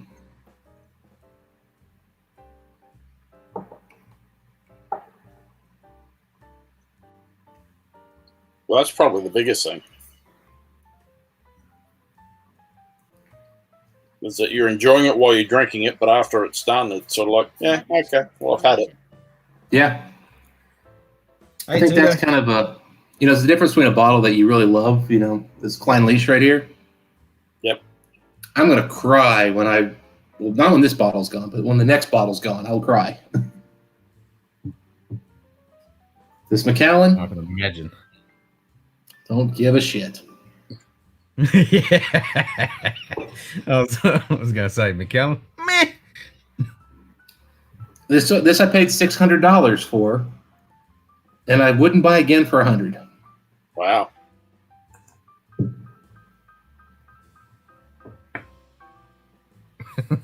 We were just talking Bardstown then. Yeah. Tito, we just spent like 5-10 minutes on Bardstown bourbon. Yeah. No fucking Scotch anywhere to be seen. And that's not Glenlivet, by the way. You won't hear too much Scotch talk out of me. Nope. Definitely not. 99.99% of my cabinets are all bourbons. Yeah, I would be very sad if I had that little Scotch. Yeah, I would be too. As much as I like bourbon, I will always want bourbon to be either the first pour of the night to let me know if my palate's right, or to be something I drink once I'm kind of done with being impressed and I just want to have flavors. It's such an inferior whiskey. Just on the whole. No, that's where I've just started really getting over into the Irishes. I don't mind a few single malt scotches, but I do not like peat. Well, I mean, again, that's fine. Unless you're one of these rare people who can taste and get offended by the most minute amounts of peat that exists, and generally speaking, those are women who can do that, and that's not a knock at women. That's more women tend to have better noses than we do, and they can pick up stuff a little more offensively. Lil just sits there and goes, "Peat is just bad decisions and band-aids." Yeah. Well, and I'll point this out to the chat for those who do know Scotch. This is a Macallan. Okay? Oh, wow. Ken? Okay. What do you think the tasting notes on this Macallan 21 are going to be? It's a blend of bourbon and sherry casks, Macallan. It's going to be watered down fucking sherry. Well, Shitload what would Macallan? What's Macallan going to say about the palate? Very generic. Macallan going to say what they're going to say. Yes. I'll give you the start. It's soft and rich.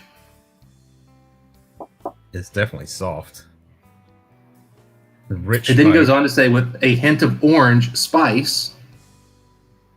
And, you ready for it? Peat. Fuck off.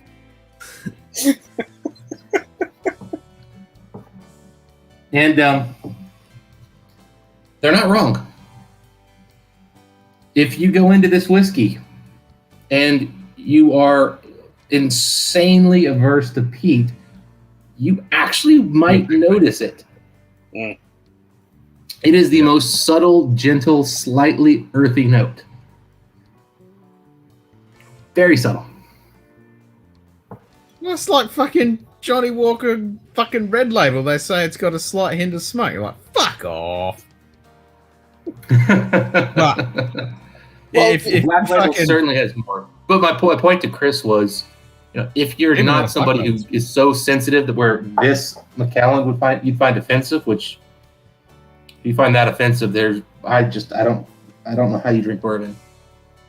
Now, is it worth the money or is it that good? No. No. But my point being is, I don't think the average person is going to pick that up, and that's what the majority of Scotch is. Probably 70% of Scotch has almost zero discernible peat, unless again you are a super taster, and then most Scotch does have a little bit of sourced barley that was slightly peated. Yeah.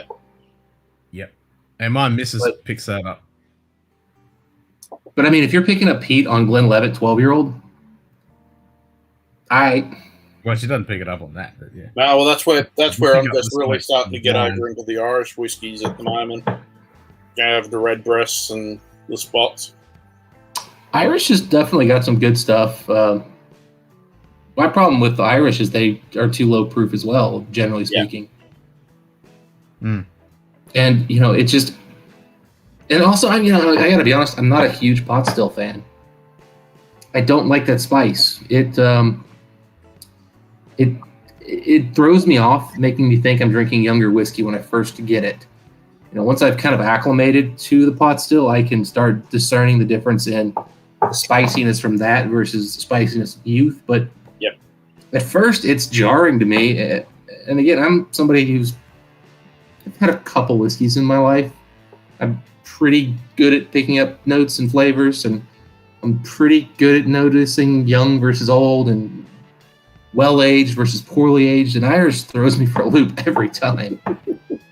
Yeah, it's a different beast, that's for sure. Yeah, well, I know Ken's waiting to crack open the bottle of Johnny Walker Red that I've got in the cupboard. Yes, that one. What year was that one again? About a 67. 67, okay. Because it's right at the end of the 1.6 fluid ounces over here. Yeah, just as we were transferring from Imperial to Metric. Yeah, because 66 is when we transferred, so 67 still would have had it on there. It wouldn't have been pushed through yet.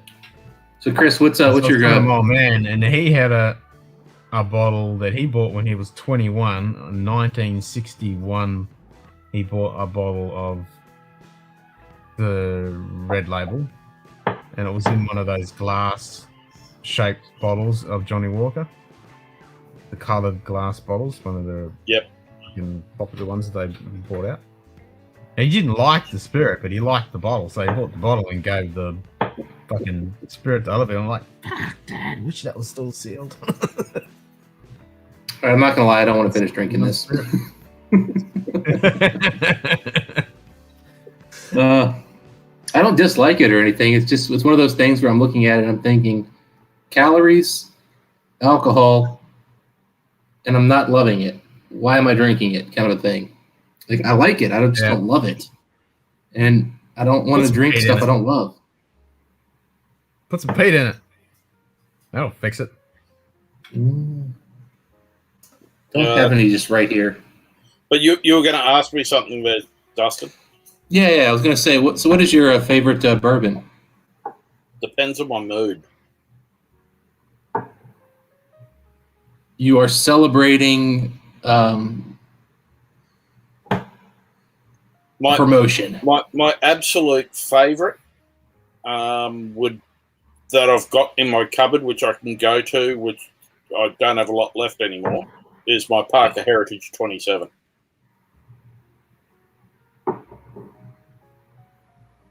Did they have a 24 as well? Yeah.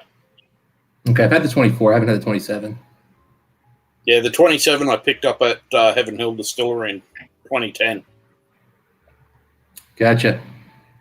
I've heard nothing good about super ultra aged Heaven Hill, but I enjoyed the 24-year-old. So, But yeah, I mean, some of it is just Yeah, really bad. But the 27 Parkers was off the bottom rung of the bottom rick. Mm-hmm. And I mean, yes, it's very oaky, but it's not really like you're licking an oak stave. Like 24 wasn't either. The 24 was it was executed well. It had more oak than maybe was necessary for. Yeah. Like they probably could have released it a couple years earlier, but I enjoyed it. Yeah. How about something more? How about something released in the last 5 years? My preferred drink is basically like the Elijah Craig's ball batches. One, because they're easy to get over here relatively. They're expensive. They're about $83 a bottle. Yeah, I had a friend who was a giant Buffalo Trace, just regular Buffalo Trace fan, and he was telling me what he paid over there, and I was just like, good God, man. Yeah. Oh, yeah. Yeah. Oh. Probably my William LaRue Weller from 2017, I think it is, which is one of the hazmats. Or was that the 14? Was 17 a hazmat? No, I think the 14 was the hazmat, actually. And last 14 year, was the hazmat, but 17, was it that high? I don't think I've had the 2017 WLW. Yeah, I've got to look at which bottles are which. I've got a couple open, but... Okay. I've actually never owned a BTAC bourbon. I've just never. Well, they're expensive or they require networking, and I never felt that my networking should be wasted on Buffalo Trace products. Well, for me, it's one of my best mates has either run a liquor store, now he's got his own over here, and so what I bring over, I generally. When I bring multiple bottles over, I generally put a couple of bottles in his bar. So he looks after me for everything. So. No, I get that. It's just, well, it's like I've got stores where like if you spend a certain amount of money, you can buy certain bottles kind of a thing. And I've got some stores where I have some clout where I can kind of, I've been part of their bourbon picks and I've helped them market. And so, they'll cut me some deals. And I've never asked for a deal or asked for an access to a BTAC. Or a Pappy. Like they're not on my list. Yeah. That said, I mean, the because the thing is like if I'm gonna stores that sell secondary, right? They can make so much more money off those. I don't even want to ask. Like I don't want them to cut in their profits for that. Yeah. And then the stores that do like the point system, again, they're trying to sell $50,000 in wine to some yuppie who wants to buy 6 bottles of bourbon. Yep. Again, I don't want to use that on that because, again, it doesn't help the store, and there's way better bourbon. Yeah. Oh, that said, the 2017 George T. Stagg, I would do dirty things for that bottle. That was magic. I've got a couple of bottles of Stagg. I've had quite a few George T. Staggs, and I've always thought that was one of my favorite bourbons, and I've just never owned one. But that 2017 was on a level that I didn't think Buffalo Trace could get to. Yeah. It was. I honestly think next to King Kentucky, that one might have contended, and that's a bold statement. Like it next to King Kentucky and Michter's 20, it would be in the right company. Yeah. And that's a bold statement. Yeah, probably my other absolute favorites. I think it's the 2018 spring release summer release for Old Fitz, which was the 14-year bottled and bond. Okay, I've got a 16. Just about killed that bottle. I've got a 15 and a 16 Old Fitz. Right. They're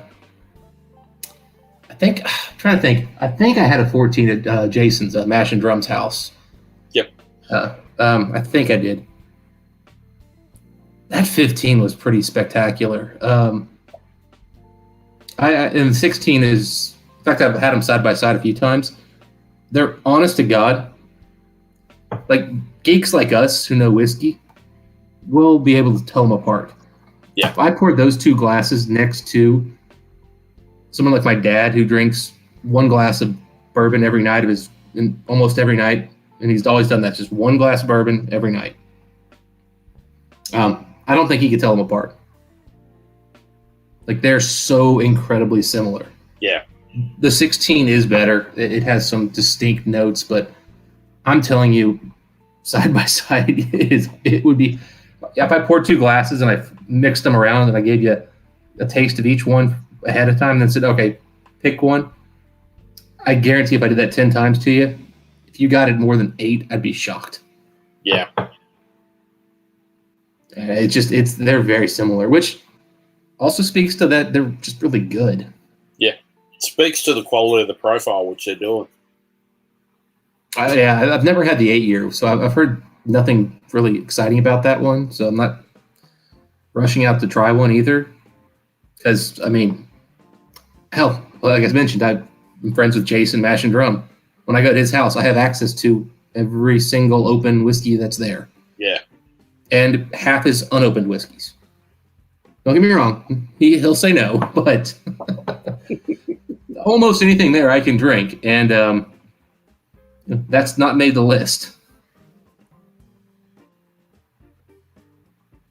Yeah, no, but that's where I've got enough bottles over in Kentucky still. I've got about 3 or 4 bunkers over there at the moment, and I've probably got about 70-odd, 80-odd bottles. Most of them are picks, so...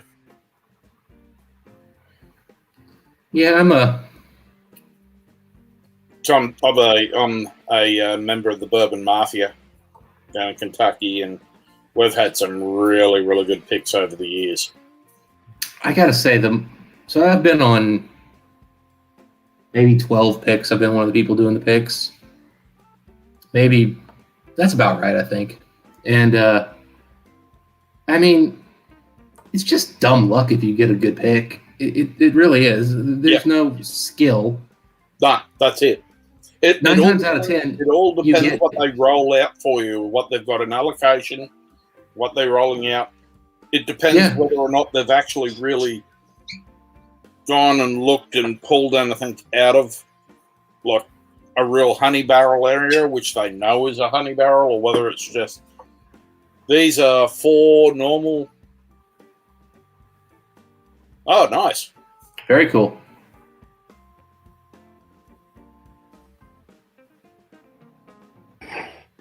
Yeah, I was with Jason and Scotty for my bourbon journey. Did you go down there for his Elijah Craig pick? Yeah, I was part of the Elijah Craig barrel proof pick. Yeah. It was it was actually all 4 of us have YouTube channels, so it's crazy enough.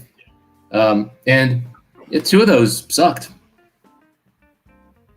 I mean, I can give you some positive notes on both of them because there was some quality in those, and if you got those as a $40 bourbon, you'd have been fine with it. And then one of them was actually really tasty, and I mean, I think it was really good bourbon. I don't think it's better than an average Elijah Craig barrel proof pick though, or a batch. I think it's different, and I think it's very good, and I'm super excited I'm going to get a bottle. Probably the most expensive bottle of bourbon I'll own after I got a speeding ticket on the way down there. Yeah, heard about that. Which I just paid last night, actually. But what was it, 95 and a 70 or something? 96 and a 70, yeah. Oops. Yeah.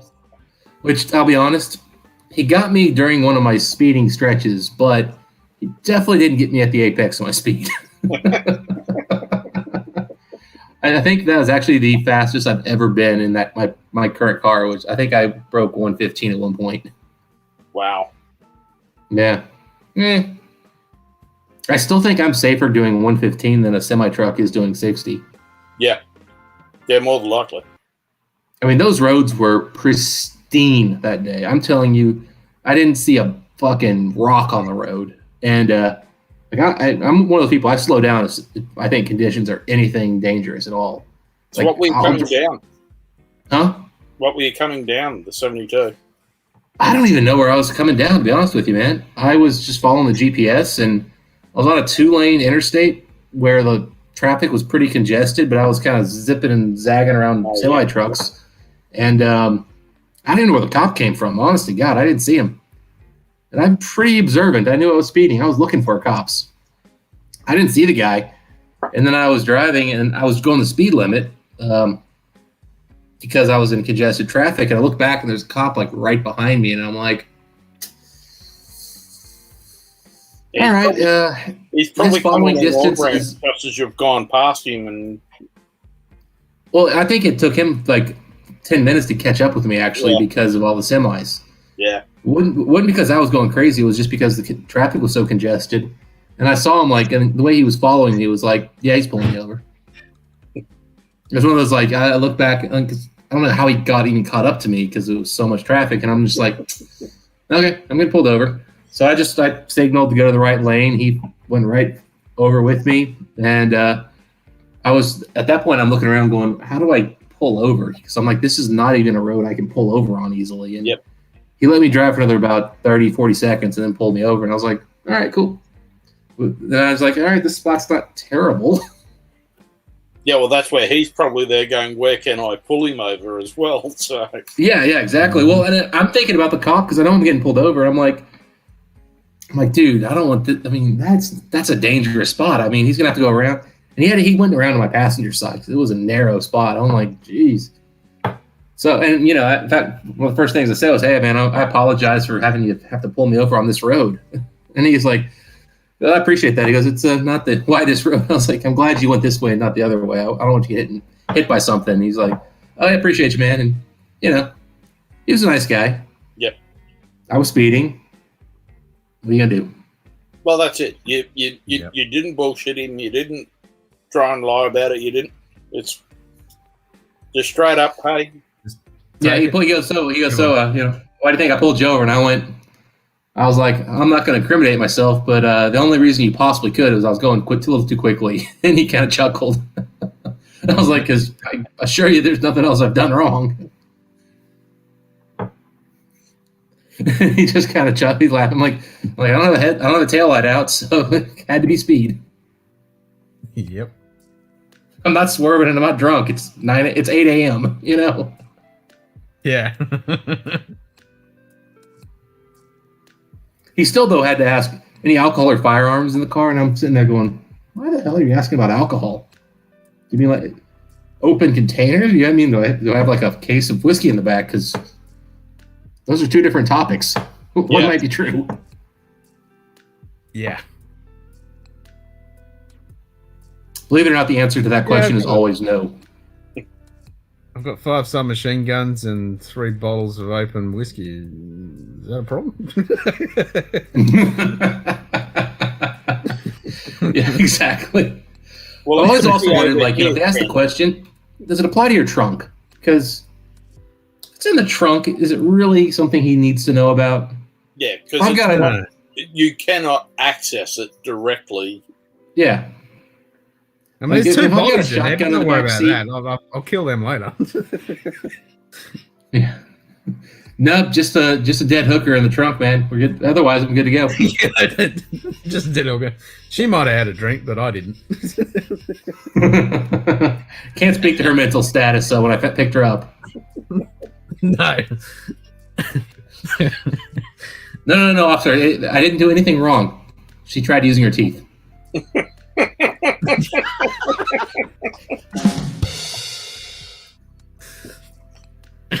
That sound effect's had a bit of a working over tonight, Ken. It has. I enjoyed the chat with Greg, who's much more serious and somber, but let's be honest, it's more fun to cut it up a little bit too, you know? Oh, yeah. But we did that with Julie. We cut up a bit and then, Greg is I'm glad that I made you absolutely lose it, though, Ken. I'm trying to remember now. It's been 10 hours. Just well, Chris, one more comment. In honor of you, I'm going to pour my favorite Heaven Hill whiskey that I own. What's that? What? I'll let you. What do you think it is? I can hear you. I'll pour it right now.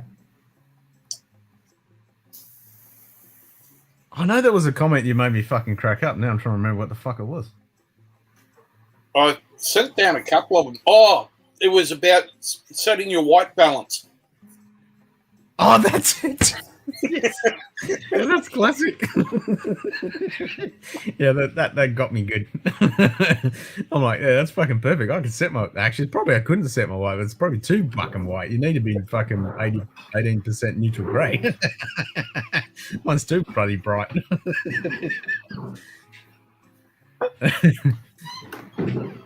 Right. Any guesses what I'm gonna pour? It's not an Old Fitz. A William Heaven Hill. Which one? Ooh, that's the question. So I'll tell you this one. I don't have a long archive, and I will tell you that one of my least favorite bottles I own from Heaven Hill is a William Heaven Hill. Yeah, I believe there has been a fair few which have been a little bit off profile.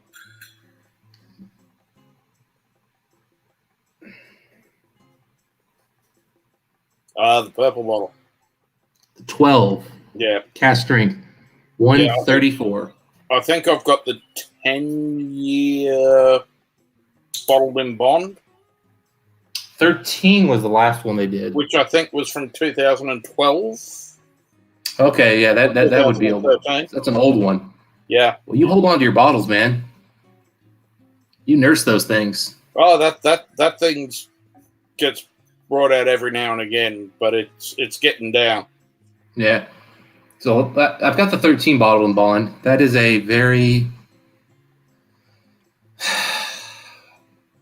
It's a good bourbon, but it's mediocre as hell. When you look at it, when you compare it to the price. I've got the 16-year-old, which is just not good bourbon. After it's been open for about 2 years now, and it's now kind of starting to taste pretty good. Yep. But it reminds me a lot of the mediocre Elijah Craig 18s, where it takes 2 years before it's whiskey you want to drink. And that's ridiculous. My original Elijah Craig 18, which I got back in 2010, which was a pre-fire, was fantastic.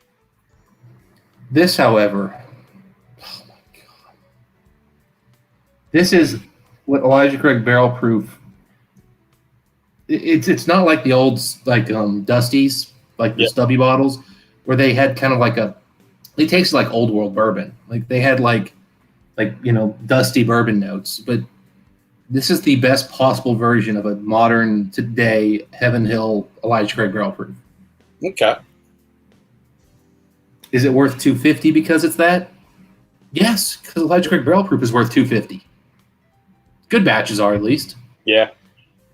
I mean, I always go back to Elijah Craig barrel proof is what a $200 bourbon should taste like. Yeah. Plain and simple, that's what a $200 bourbon should taste like. And most $200 bourbons don't taste as good, or even close. Don't worry, Ken, you'll get to have some Elijah Craig barrel proof when you come over in September. Have you never had one, Ken? No. Damn. We need to we need bottles. We need to get you some bottles, Ken. I can't get access to enough of them to help you out, unfortunately, because I'm in Kentucky. I've got a couple of different Elijah Craig barrel proofs coming over. So, well, Chris apparently is going to have like old stubbies from like 2006 or something. So, yeah, exactly. Well, I've got the original Elijah Craig barrel proof, which is in the old pirate bottle, which was 129 or something, I think. You got the first bottling? Yeah, which is the brown label. Was that one even distributed? Barrel strength? No, it was only at the distillery. Well, okay, so Kentucky rule distillery only. Well, no, it was visitor center only. You know where I got this? Sure as hell wasn't at the distillery. Yeah. Even though this is distillery only, it's not where I got it. All bourbon in Kentucky has to be sold in Kentucky through distribution. You can't have an exclusive distillery only officially. They just, 90% is distillery, 10% it gets shipped around Kentucky. Which means I actually had to spend over $1,000 for the right to buy this one. Yeah. Yikes. No, that was always a good thing from 2010 when we did our first trip over and we did a tour in Heaven Hill. We've stayed friends with that. Whoop, we've lost us. I'll be back. I just I got some weird sound in the other room I want to check on. Oh, okay. But we did. We've stayed Make friends. sure you double tap him in the head, one the chest. And one in the ceiling. Yeah, one the ceiling afterwards. You've Stop always or fired a else- warning shot. That's right. Yep. But no, we've stayed friends with the woman that did our first tour at Heaven Hill, and we're over there. I was from my 39th, and that's where we picked up the Parker 27 and my first Elijah Craig 18-year-old. Because we did the tour, did the tasting, and it was the Evan Williams single barrel Elijah Craig 12. We're sitting there. Nice. We went through the tasting. It's all like, yeah, I'll get them back at home. And we didn't leave, and she's sort of like going, oh, can I help with that? They're going, yeah, I'd really like to taste the stuff up the back there. She goes, oh, they're much higher, they're more expensive, and it's all like, yeah, no, that's okay. I'm after something for my 40th birthday for a toasting bourbon. Yep, sorry about that. Some like, I don't know, autoplay video, a page refreshed, and I guess I don't know, started playing. I was like, what the hell is that? That's why all these auto-playing videos need to go away on the internet. Yes. And then we got to taste the Parkers and the Elijah Craig and end up buying bottles. Then we went back in 2012. She seen us again, and I think that's where I walked out with, I think the Elijah Craig 20 was out that year.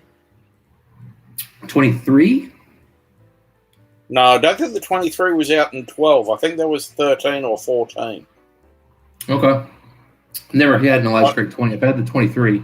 I'll have to go back and have a look. Oh, well, I've got the full vertical. I've got the 18, which is not pre-fire now, but everything else is pre-fire. So I've got the 20, the 21, 22, 23. Okay. The 23 was it was good. I just wouldn't chase after it. No, and basically I got looked after, and that's where like a couple of my Parkers that I've got, I got looked after because the tour guide, every time I walked in, she made sure that I got whatever was on the seasonal release and distillery. And well, you're lucky. You are lucky, man, because I mean, nowadays people just wait in line at like 7 a.m. Like you can't. There's no real. Like we got lucky when we went down there. They hooked us up with the 16-year-old Fitz. I don't think they were supposed to sell us those. But she told us it was available, and we were all like, yes. Yeah. Yeah. But well, that's like people got onto the idea that the breakfast during the Bourbon Festival, you got access to everything. So it's like the Four Roses breakfast. You got access to the LE small batch before anyone else. You got guaranteed a bottle. that's actually a pretty good. You're talking like the $50 roughly bottle they came out with a couple years ago. Yeah. That was the first like regular release Four Roses I've actually enjoyed. I was not a fan of the regular Four Roses. The single barrel, like the regular ones, I just never thought was special or good. And I was kind of really down on Four Roses. Then I had that one, and I went, "Oh, all right, guys, this will do. And then obviously some of the single barrel cast strengths that have some age on them, those can be pretty exceptional. And then the 2019 limited release they put out was, I remember Jason gave me a pour of that one at his place, and I like almost cried. I was like, where has this been the last like 6 years? What's that, the small batch or the single barrel? Well, not the single. No, this was the limited edition 2019. Yeah, small batch. No. Well, or the single barrel. It's not single. It's the limited. It's like the $160 bottles they put out once a year. Yeah, that'll be the small batch. Yeah. Okay, it's a small batch. Yeah, it's sort of the love heart shaped sort of bottle. Yeah. Yeah, And I remember I've got one of those in the cupboard here. You know, what's funny is that's actually a much easier to get bottle internationally than it is here in the States. Yeah, no, but I've actually got them from the States from the breakfast for we did the breakfast at Four Roses about 4 or 5 years, and yeah. But that 2019 was really exceptional. It was It brought out all the characteristics of old bourbon that I love, with being cast strength and other stuff. And I remember just thinking, like, why can't you buy bourbons that taste like this anymore? This used to be like a shelfer, like not this particular whiskey, but like 20-year-old bourbon you could just buy it anytime you wanted. Yeah, you didn't have to like do some trick. You didn't have to like blow some dude. You didn't have to like know about some breakfast or go to the distillery. I mean, God, F that. I hate going to the distillery. Well, it's like 2012. I walked into Old Bardstown Road liquor store in Louisville, and I bought like a 18-year presidential Jefferson's for $45. Mm-hmm. You know, just I think I got Rock Hill Farms for about $45. Yeah. I mean, 2012, yeah, for sure. That's, and it was sort of that's 9 years you ago. could get anything. Pappies were on the shelf, everything. Now, The only thing that was ever hard for me to get was the 15-year Pappy. Yeah. The only time I ever got that one, I got it in Chicago. Every year I'd pick up the 20 and I'd pick up like a 12, Lot B. But the 15 was never available, and the 23 was just too expensive for me. yeah, but that's because the 15 is someone's gotten up. The 15 is Julian and Preston's Van Winkle's favorite profile. Well, and I mean, back in those days, it was they made less of it. They were they weren't releasing it because they were holding on to it. They were holding on to barrels to keep the production of the 20. Yeah. Well, the 23 that nobody ever cared about back in those days. 23 was like an afterthought. It was just like they were hoping to make money. But the 20 is the one that won all the awards. It was the one with all the hype. Yeah. Like if you are buying a Pappy because of the hype and you're not buying the 20, you're not buying the Pappy.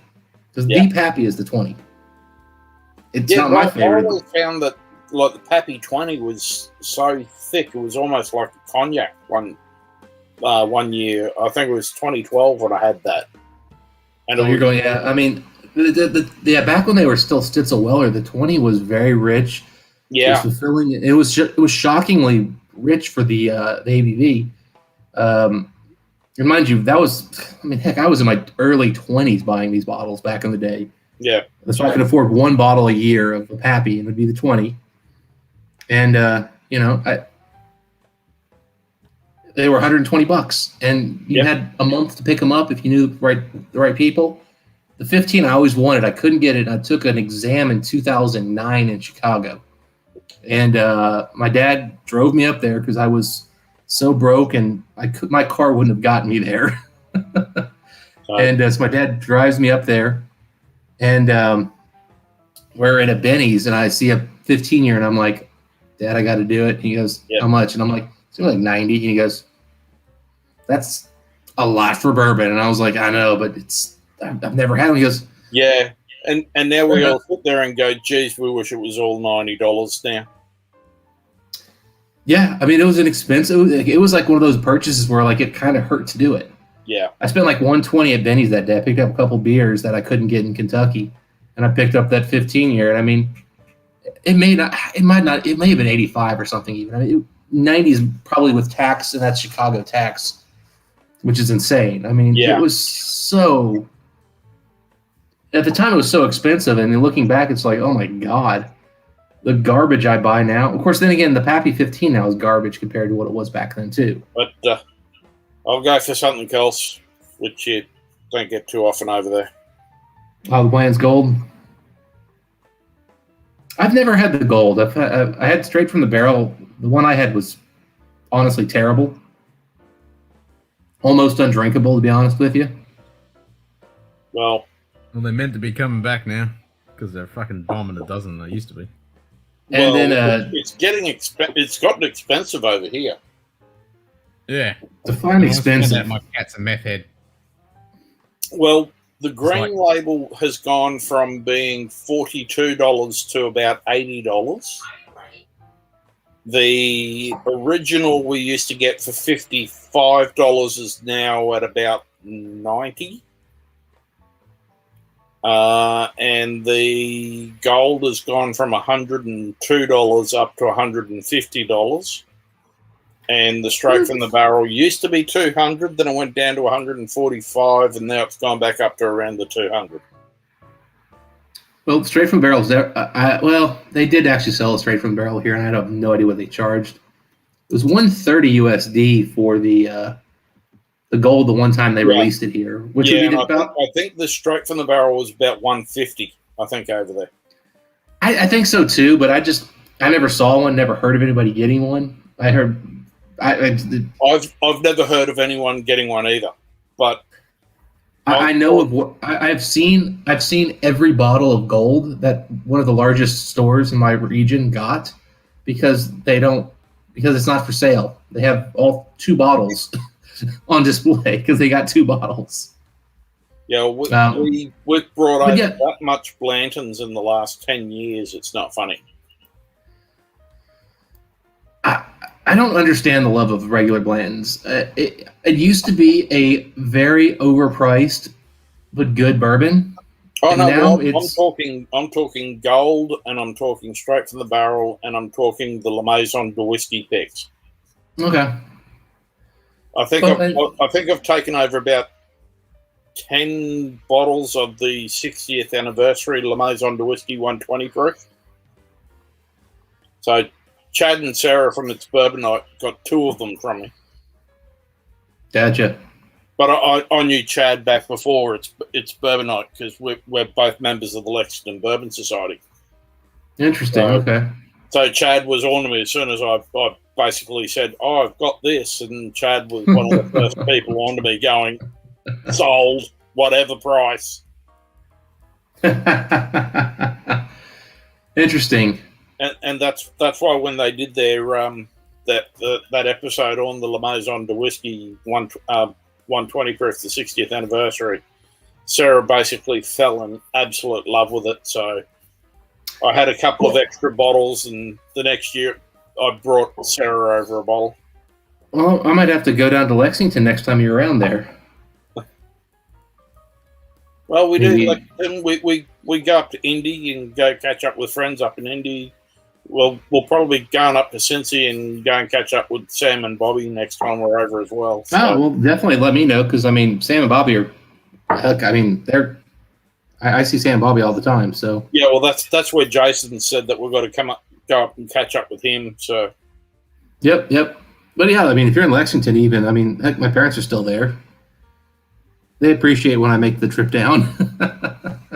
Yeah, we generally stay about 800 yards away from OBC. Okay, over on Tates Creek Road? No, up off Melaleuca. Okay. We've got a friend who's got an Airbnb. It's a 3-bedroom duplex, and we basically stay there. She looks after us for the price. You actually just reminded me that Wheels kind of messaged me earlier on Discord, and I was trying to, because he's supposed to be actually heading up this way here in the next was it going to be tonight or tomorrow? Yeah, I know that he was heading up. Yeah. And I just realized, like, I'm texting him right now. Yes, Ken. Yes, Joe. Ken is still streaming. He's gotten through me being at work all night and me traveling home and getting home for me to be able to come on. Yeah, because Wheels wanted me to meet up with him at Union 42 with Bobby and Sam. It was going to be today or tomorrow, and I was supposed to bring some samples, and I just kind of forgot about it. So he never told me what he wanted samples of, though. So I'm like, And I'm like, wait a minute, I've been drinking since 5. I don't know if I want to. It's not a bad drive, but it's not a quick one. No, that's where I've been talking with Sam and Bobby about getting them down to Wise Guys down at Goodfellas Pizza down in Covington. I haven't been to that one yet. I've been to I'm Lexington Goodfellas. I'm friends with Eric, one of the owners, so I've said to him, I'll get him to organise a couple of his really good picks to have up there, and that's cool. There's a number of picks that they have, but anytime you want to go down there, let me know, Dustin, and I'll try and sort something out for you. Yeah, absolutely, man. I mean, Covington's like 20 minutes from me, so. Oh, okay. Yeah, I mean, I'm very southern Cincinnati, so.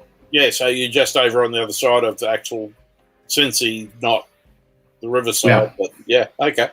Yeah, I'm not downtown area, but I'm just kind of.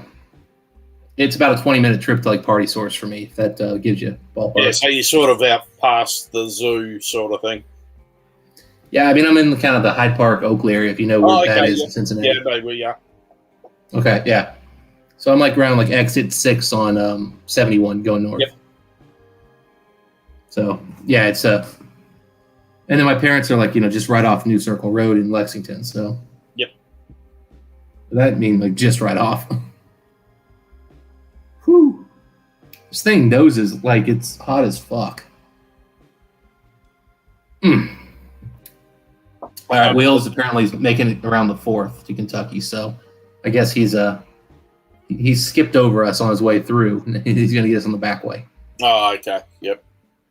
I gotta say, that's like the one flaw in this bourbon is like it noses way hotter than it is. Wow, okay. Way hotter. It drinks like you'd expect a 134 to drink.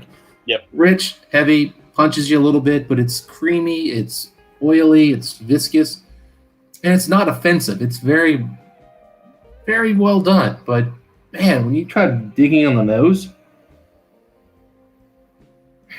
you got to get it right. Like when you're smelling, otherwise you get hit with like a just little punch in nostrils. And what year's that one? The third one? This was 4 years ago, 3 years ago. I'm trying to think here. So it's a 35 barrel blend, and so if it's 4 years ago, that'd probably still be Craig Beam. So we think here. Change over to Danny Potter. Well, so it's been a year since the last release. Like they're getting ready to do their next release here very soon. Yeah. The last release was this is 2 years. This is 3 years ago now. So this is okay. So it would have been Danny. Yeah. So it was they did the 13-year bottle and bond, and this was the year before that. Yep. And then 2 years before that was a 16. And I missed out on that 14-year-old one, which apparently is absolutely bonkers good. So I'm upset. But this is the best Heaven Hill I've had. Period. End of story. Including the Parker's 24, the Old Fit stuff. This William Heaven Hill 12. One of my favorite Parkers is still Promise of Hope, the 10-year. I haven't had a lot of Parker's is hard to get, man. You've got better access to bourbon than I do, and you live in another continent. It's only because I go to the distillery and I've got contacts there. I think the You've been to the distillery more than I've been to. Honestly, Yeah. I've been to Heaven Hill twice my entire life. So the weeded bourbon for the weeded Parkers, I think it is. I've got. We were leaving Kentucky the day before its release,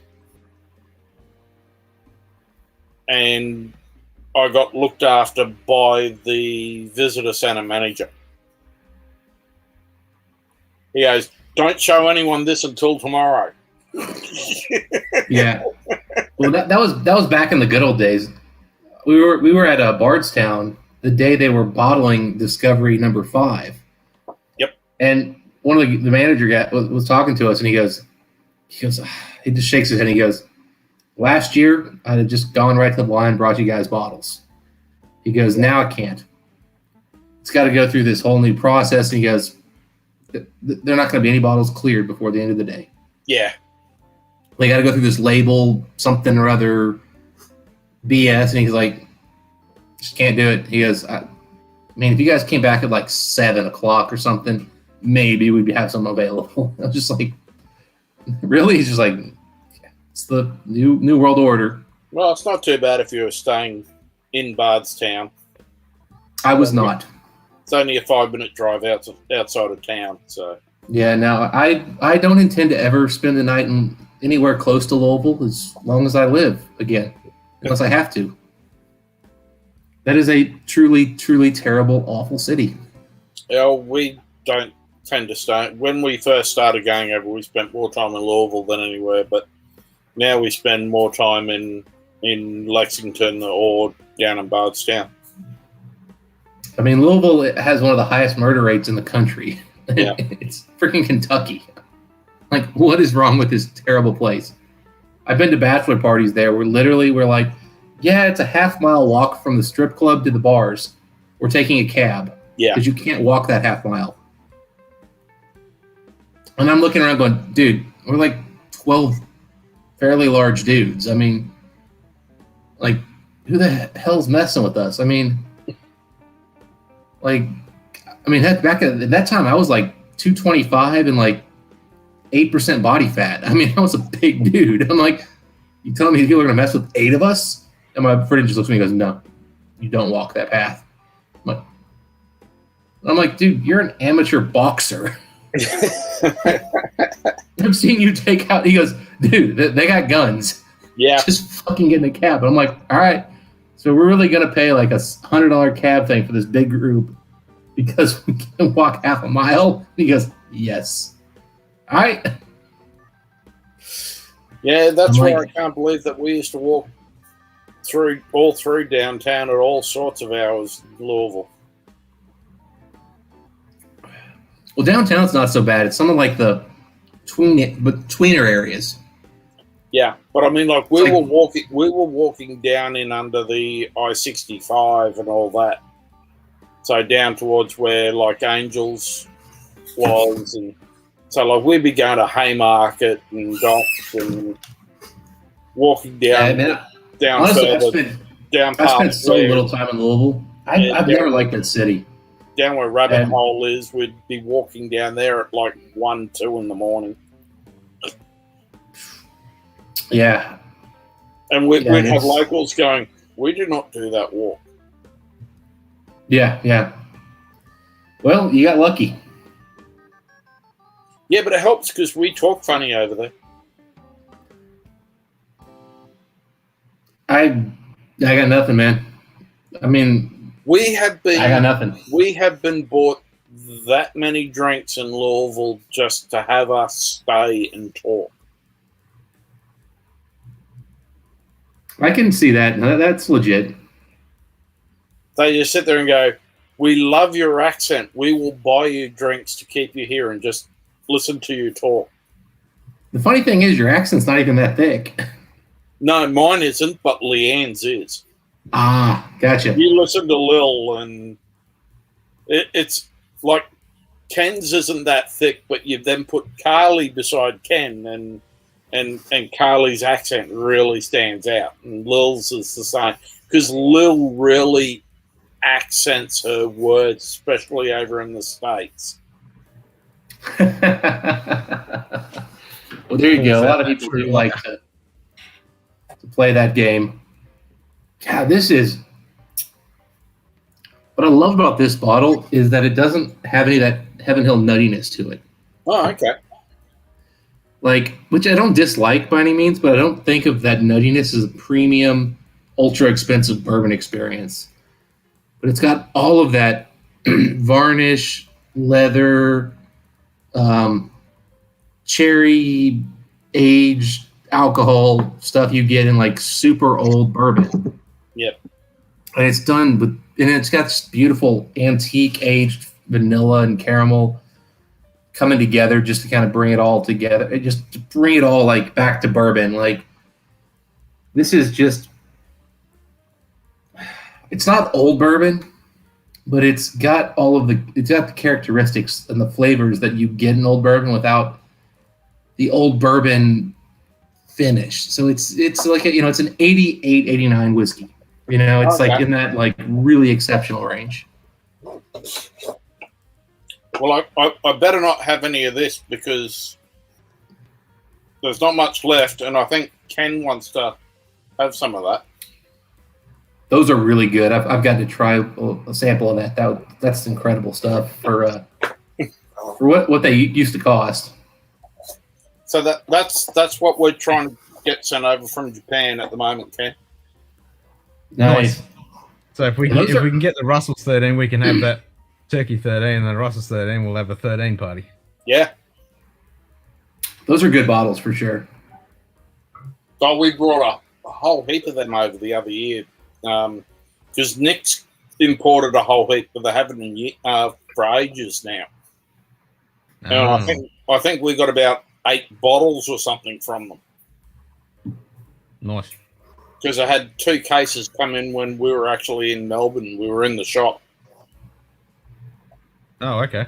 And we went, whoa, well, I'll take you 18, 13. Oh, we'll take a few bottles of that. And I've gone, no, give us another 6 and send them home. Just give us a case, yeah.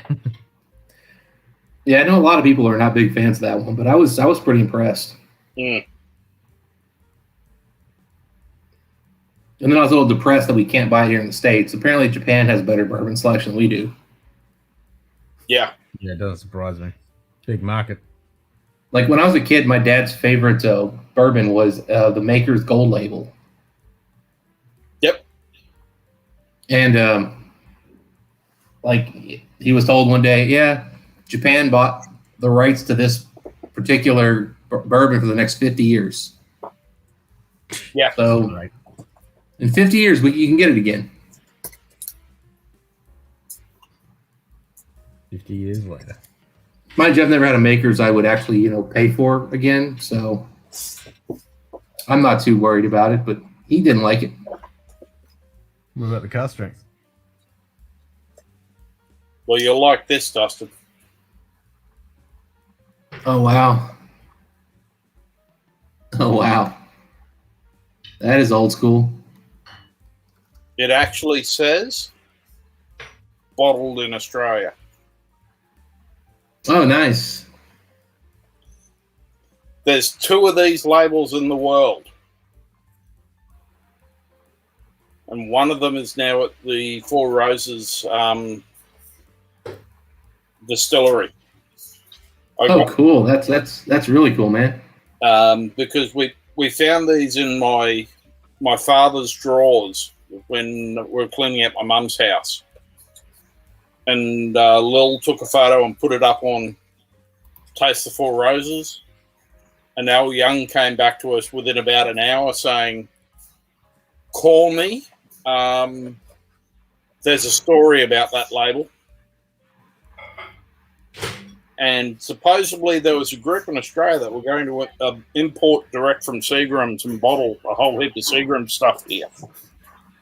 And it turns out that my father was one of the people involved in that consortium that were going to do that.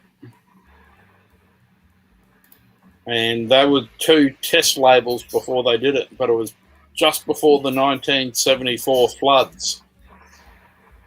And when the floods happened, the the hotel restaurant which they had, which they were going to do all the import through and everything, the warehousing, went about 14 foot underwater. So it sort of stopped them doing anything. So so Al was quite happy to finally get one of those labels just before he passed away. That's awesome, man. So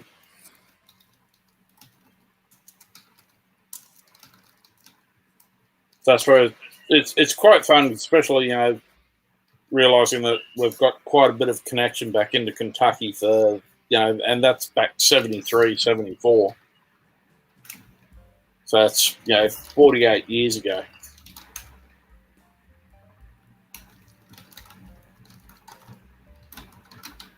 Sorry, the one negative right now is I'm actually using my work computer for this live stream, which means I can see when I get emails and leads me to wanting to respond. Yep. And I just realized I'm learning how to I've been streaming for that fucking long that now Kilco's streaming. Oh, is he? Bobby Bourbon. I saw Bourbon Battalion streaming as well. Yeah. And bloody Jason's gonna be on. Yeah. Oh yeah, I've got the notification on my iPad for Kilco going on. Yep, This and is then just beautiful. 50K celebration. This is just beautiful. Just beautiful whiskey.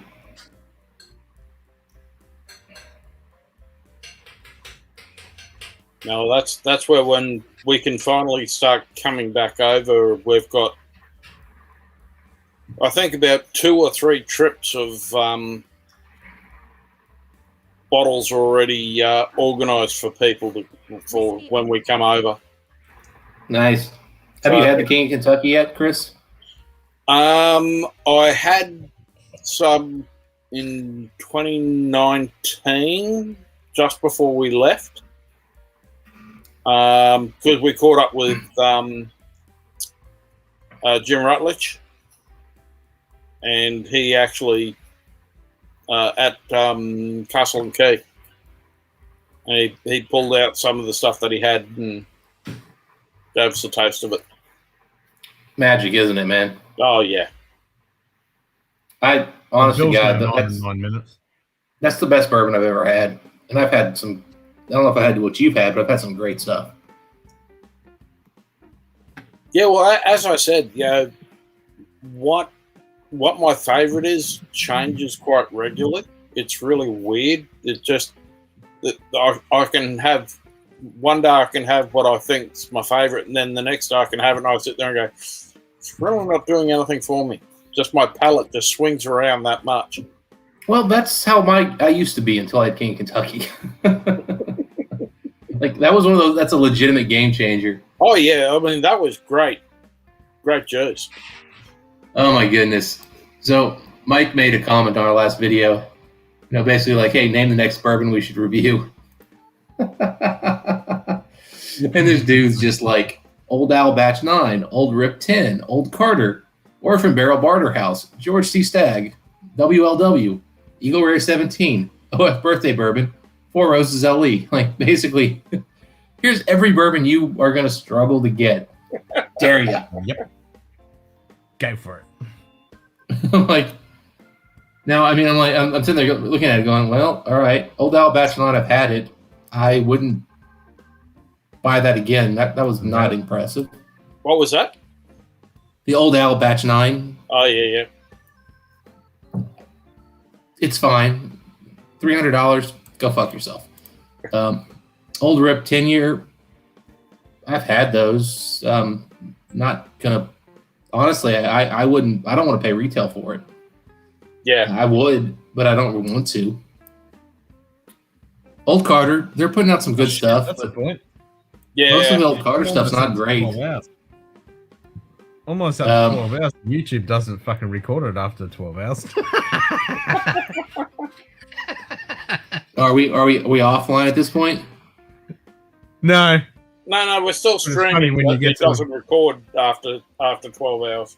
Well, it's Gotcha, kind yeah. of hit and miss. Sometimes it does, sometimes it doesn't. It's kind What of. time did you start, Ken? Because usually you start at 8:30, which would be another 36 minutes from now. Another You start 36 early minutes, exactly 12 hours, yeah. But yeah, and I'm like, all right, George T. Stagg. We can get a hold of bottles of George T. Stagg to review, but I mean,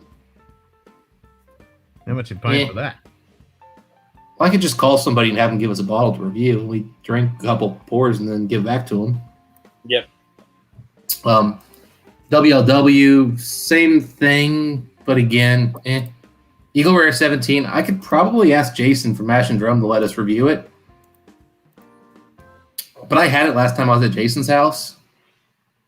Doesn't do much for me, the 17 Eagle Rare. Here's the funny thing with the Eagle Rare is my first pour, I was like, Jason, what the fuck's wrong with you? This is awesome.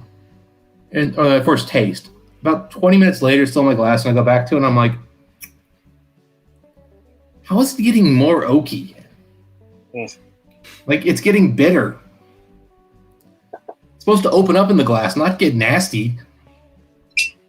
And Jason just kind of laughs and like looks at me and goes, exactly. And I'm like, what the fuck's wrong with this whiskey? So you have your first sip, put it away. That's it. Yeah. Old Forester birthday bourbon. Yeah, go fuck yourself. There's no way I'm ever getting one of those bottles. I've got a 2011 sitting in Kentucky.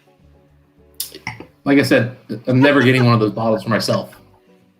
Because it's better than watching the Munted pub before I start work, after I finish for the day. Exactly. And you know what? The thing is, I've had some Old Forester birthday bourbon that would be worth $200, $300, $400. Oh yeah. But they're $800 now. Yeah. Fuck off. Like, yeah. And Did you then- see? Then there's one of the groups has got a an auction over here at the moment. I think birthday bourbon was at 1,400 or something. It's like, I know how much that bourbon's worth. I'm not bidding that. Fuck no. Again, bourbon's gotten to the point where like there's just no reason to drink it anymore because it's gotten so expensive. Yeah, there's too many people who are just. Speaking of expensive bourbon, I'm going to bring you the most expensive bourbon I have ever purchased at MSRP. Okay. Did not pay a penny over MSRP.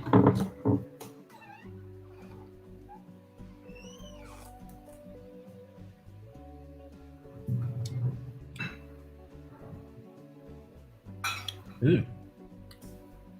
Didn't like that aftertaste. Ooh, that's weird. Oh, very old St. Nick. Yeah. It's a 13-year-old. Oh, okay. Yep. 400 MSRP. Yeah. With no ties to Sitzelweller at all in this bottle that I'm able to verify. Wow. Okay. And again, the 17 was Sitzelweller. I've seen nothing that indicates this is Sitzelweller, which begs the question why I was drunk and stupid enough to pay $400 for it. And MSRP was $400. And all I can tell you is, looks like bourbon. Holy dooly, that's dark. It's really not. Like, it's really not. It's I'm in a dark room. Yeah, why? Yeah. It's not as dark as the William Heaven Hill was. No. It's 107 proof, 107 and a half proof, which is not cast strength.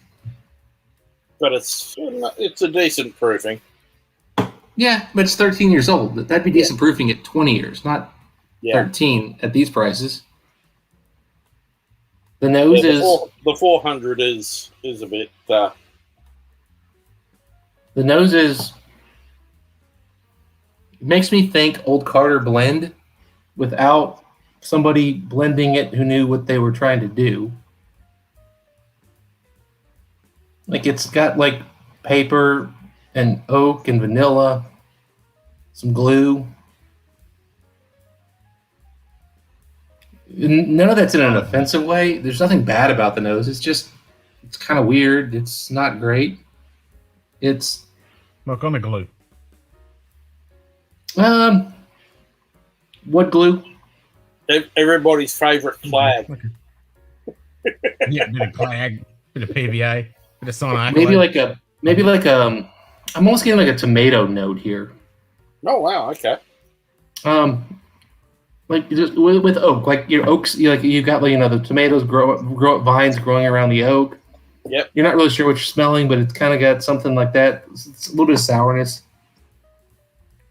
Again, $400 bourbon,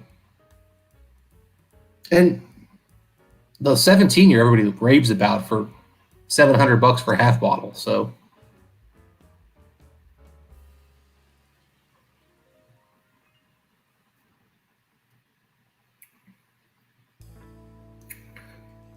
Spicy, it's funky, it's acidic.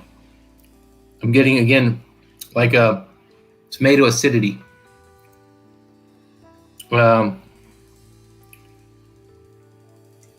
It's decent bourbon, but there's nothing about this that is sweet. It's not candy. It's not that vanilla caramel that you love.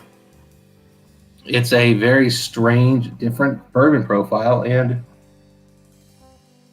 while I think it's enjoyable and the whiskey, I guess I'll drink and enjoy it. I can't comprehend how this is $400 whiskey and how they thought this should be $400 whiskey. And the reality is, they're available. You can still pick these up. Yeah, I believe. Money. They also put out another bottle at the same time as this, the Rare Perfection 12-year. That was $300. Cast strength, bottled at Willet. So I'm assuming it's basically a purple top that they just kind of paid them to make it their own, I guess. Just so you know, Ken, Lil's very concerned. About what? That I'm still up and that you're still streaming.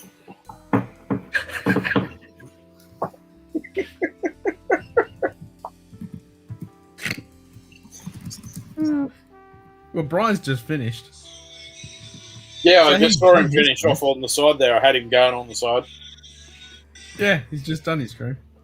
And prescription bourbon goes, Ken's always going. No. Ken's warming up for another 24-hour stream. Yeah, nah. I'm going to be prepped for that.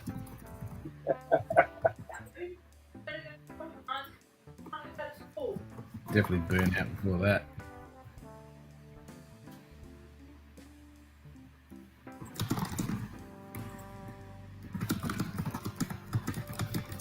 So who's about to go on now? 8 o'clock. I think honestly, I think Bourbon Battalion is going to just stay on. And then Jason starts at 9. Yeah. Oh, Bill, Whiskey Dick's online now, too. Oh, okay. Yeah, Whiskey District's on now as well, yeah.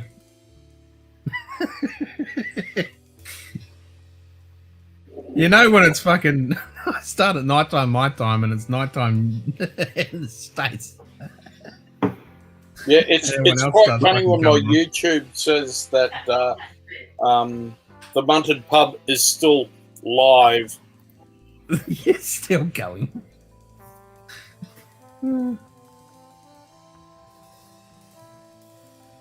This is just such disappointing whiskey. I swear. For that fucking money? Fuck that. I mean, honest to God, if this was $100 bourbon, I don't know that I'd be super excited about it. There's nothing offensive. It's not bad. It just is. Yeah, stupidly overpriced. And that's the weird thing these days is that some distilleries that they get that one bottle which has gone out and it's been really good. It's gotten a name for itself, and suddenly everyone's just throwing money at it, and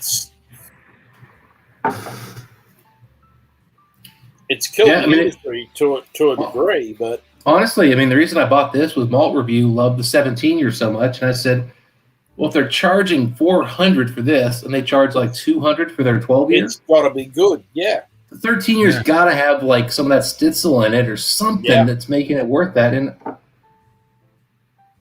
and I'll be honest, I bought the 13 year and the 12 year Rare Perfection first, and one, it's a better bourbon than this. Two, it wasn't worth $300, but it was a better bourbon. And I said to myself, well, if they want $400 for that one, it's lower proof, it's the Saint Nick brand.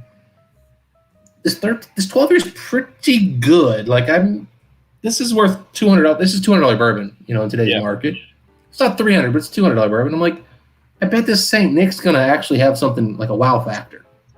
And I bought it, and I'm like, I knew going in I bought the Rare Perfection on my birthday, and I bought this one the day after. So this was kind of like my birthday gift to myself. It was like, I'm gonna get two really cool bourbons. They're available. What the hell? And I'm gonna overpay like crazy because it's my birthday, and fuck it. And no, I just threw money away. And you gotta hate that. Yeah, well, and that's become the entire bourbon world right now. Is people are hyping up Old Carter Batch 5. I got one in the cabinet over there. I can bring it out. I can give you the same notes I'm giving you here. Boring, interesting, complex, but hell no, not a super expensive whiskey. Now, at the same time, though, Mike and I just put out a review of the new Four-Gate Batch 12, the Kelvin Collaboration 3. Yep. That's fucking goddamn beautiful, masterful whiskey. And worth every penny of $200. And we got our first ever comment where somebody's like, you guys are selling out. You must have been paid for that review. I was like, I love it, man. Oh, is that what you were saying that you got the comment about, you and Mike got the comment about selling out? So yeah. On that. Because I had to mute Ken whilst I was at work when that was sort of being talked about. So I had some stuff going on. And yeah. So the funny thing is, Scotty from My Bourbon Journey commented on our stream or our video, and I comment on Scotty's stuff occasionally, and I try to comment on as many YouTubers as I can, and the reality is he kind of annoys me with all of his clickbaity bullshit thumbnails. Best bourbon since, killer of so and so, is this the best $50 bourbon there is? That kind of stuff. The thing is, I don't mind it once in a while. It's the fact that every video he does has one of those on it. And I'm like, come on, man.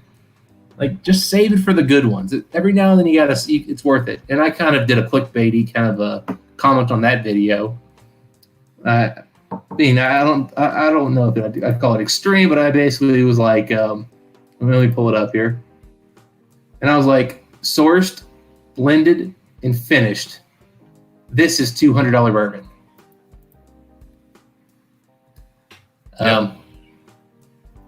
And mind you, I put the text so small that from the little thumbnail on our channel, you can barely read it. So I don't know if I don't even know if that brought people in, but anyway, this guy's like, dude, this is blah, blah, blah. I'm seeing these pop up everywhere. It's just not that good. And I bought the Andalusia, paid $190, not worth it for me. And I responded back and I'm like, well, hey, man, awesome. So I actually have met the head guy over at Four-Gate. Great guy, and we did talk about some samples, and we might get some. Do it. But I was like, this channel's never gotten a free bottle of anything. We've never gotten any, every review here has been, paid for by us or a friend of ours who gave us a bottle or review. And I'm like, and Four-Gate doesn't give bottles to anybody. They give very generous sample bottles to reviewers, and you can tell they're reviewing them because you'll see a very generous sample bottle. Yep. And I can show you examples, and I said a couple more things. Just and he responds back, "Hey guys, thanks for the open, honest response." And he goes, "Fair enough." And then he actually changed the comment. He actually just edited it to say just redacted. So our first hate comment actually got taken away. My bad. Oh, so you haven't even got a hate comment anymore. Yeah, no, exactly. I'm like, damn it, we finally earned our badge, and it turned out the guy's like, "Oh, fair enough." I actually told him, I was like, honestly, if you posted on one of our videos and said, "Hey, should I buy this Andalusia?" I said no to you. You need to have a Sam and Bobby stream where they got absolutely all of us to do a thumbs down. Let's go count. Once Mike and I get our setups for live streaming, they're gonna be the first channel we collaborate with on a live stream. We've already talked to them, and it's definitely happening. So it's just we got to get our setups ready. But yeah, we're definitely gonna live with Sam and Bobby at one point. I love those two. I'm getting messages from Lil about the fact that we're still going, and she said that she's just driving into town. And I said, "Well, Dustin said for you to come in and say hi." And she's gone, "Driving at the moment." Well, clearly she needs some kind of hands-free device in her car for streaming. You can talk on your phone now, through your Bluetooth. Why can't you live stream through Bluetooth? Yeah, no, they kind of don't like it in those thin blue line vehicles. Well, I mean, would they care? Again, they don't care if you're talking on your Bluetooth headset, right? No, they don't care if you're talking on your phone in your ear because, it's part of their duties. Well, not even in your ear. I mean, modern cars, it's like it's going through the speaker system. Yeah, but most coppers don't put their phones to their vehicle. Wait, what? Most police officers don't pair their phones to the car. Oh, okay. Well, yeah, but for them. But I'm talking about for like individuals. I mean, if somebody calls me, I just push a button on my steering wheel and we're talking. Oh, yeah. Well, Lil's got that in her car, but she's in a thin blue line vehicle at the moment. Oh, okay. Why don't they connect their vehicles to the Bluetooth? Personal phone hooking up to they've got about five vehicles in their station for her section, and when you've got about 18, 20 staff, you've got to continually pair it. So, oh, gotcha. They only hold so many mobiles. It's not like Lexington where the cops take the cars home. That's it. Well, yeah. Not even allowed to take their firearms home. I don't know what the rule is on firearms, but I know Kentucky, actually, they want the cops driving the cars as their daily driver. Yeah. Because it gives the impression that the police are more available. Yeah. But it's over in the US, every police officer that we've met, we're basically considered 24/7 police officers. We take our firearms home. I would assume the firearms come home, but again, in the U.S., firearms are like taking your work cell phone home with you. That's exactly right. Yeah.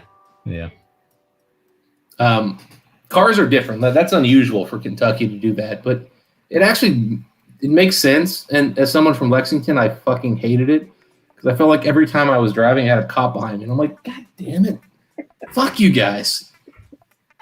Of course, I also basically the entire time I was in Lexington, I had expired plates, like 90% of the time. Like I'd pay to get my plates renewed like 6 months to 9 months after they were 3 years late.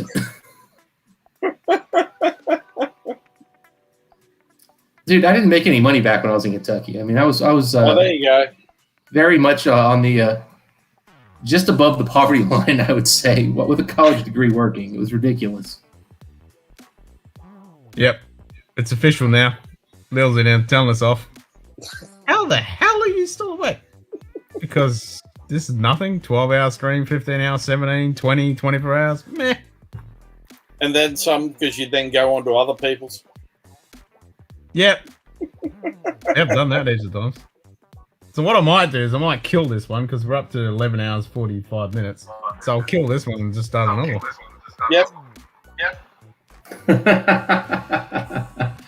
We got 6 watching, so it's not like this is popular. You sure you don't want to join another person's stream? No, there's 7 now because Lil's joined in and it's finally caught up with her being. Well, there's no one else. I know Jim's coming in. Open pub style. Yeah, we got no one else doing another pub style, so no one else is just. That's what I was just ready to say is Bourbon Italian's doing pubbers. He's doing his bookers thing. Yeah, he's doing a bookers thing. He's not doing a pub thing. And we're now he's got 3 people. He's got 3 people on right now. My darling. What? He's got people on. Yeah, he's got Neophyte and Loose Moose. Oh yeah, he just posted the StreamYard link. All right, let's all fucking jump on there then. Fucking. Okay. Take over. Bourbon Battalion. Bourbon BATT. Actually, here. Yeah, give me a sec. I'll post it. There we go. There you go, Ken. All right, guys. I will hop off here and we'll jump in on Bourbon Battalion. We'll see what he's up to. Yep, we'll take over. Yep. Let's do it. All right, guys. Yeah.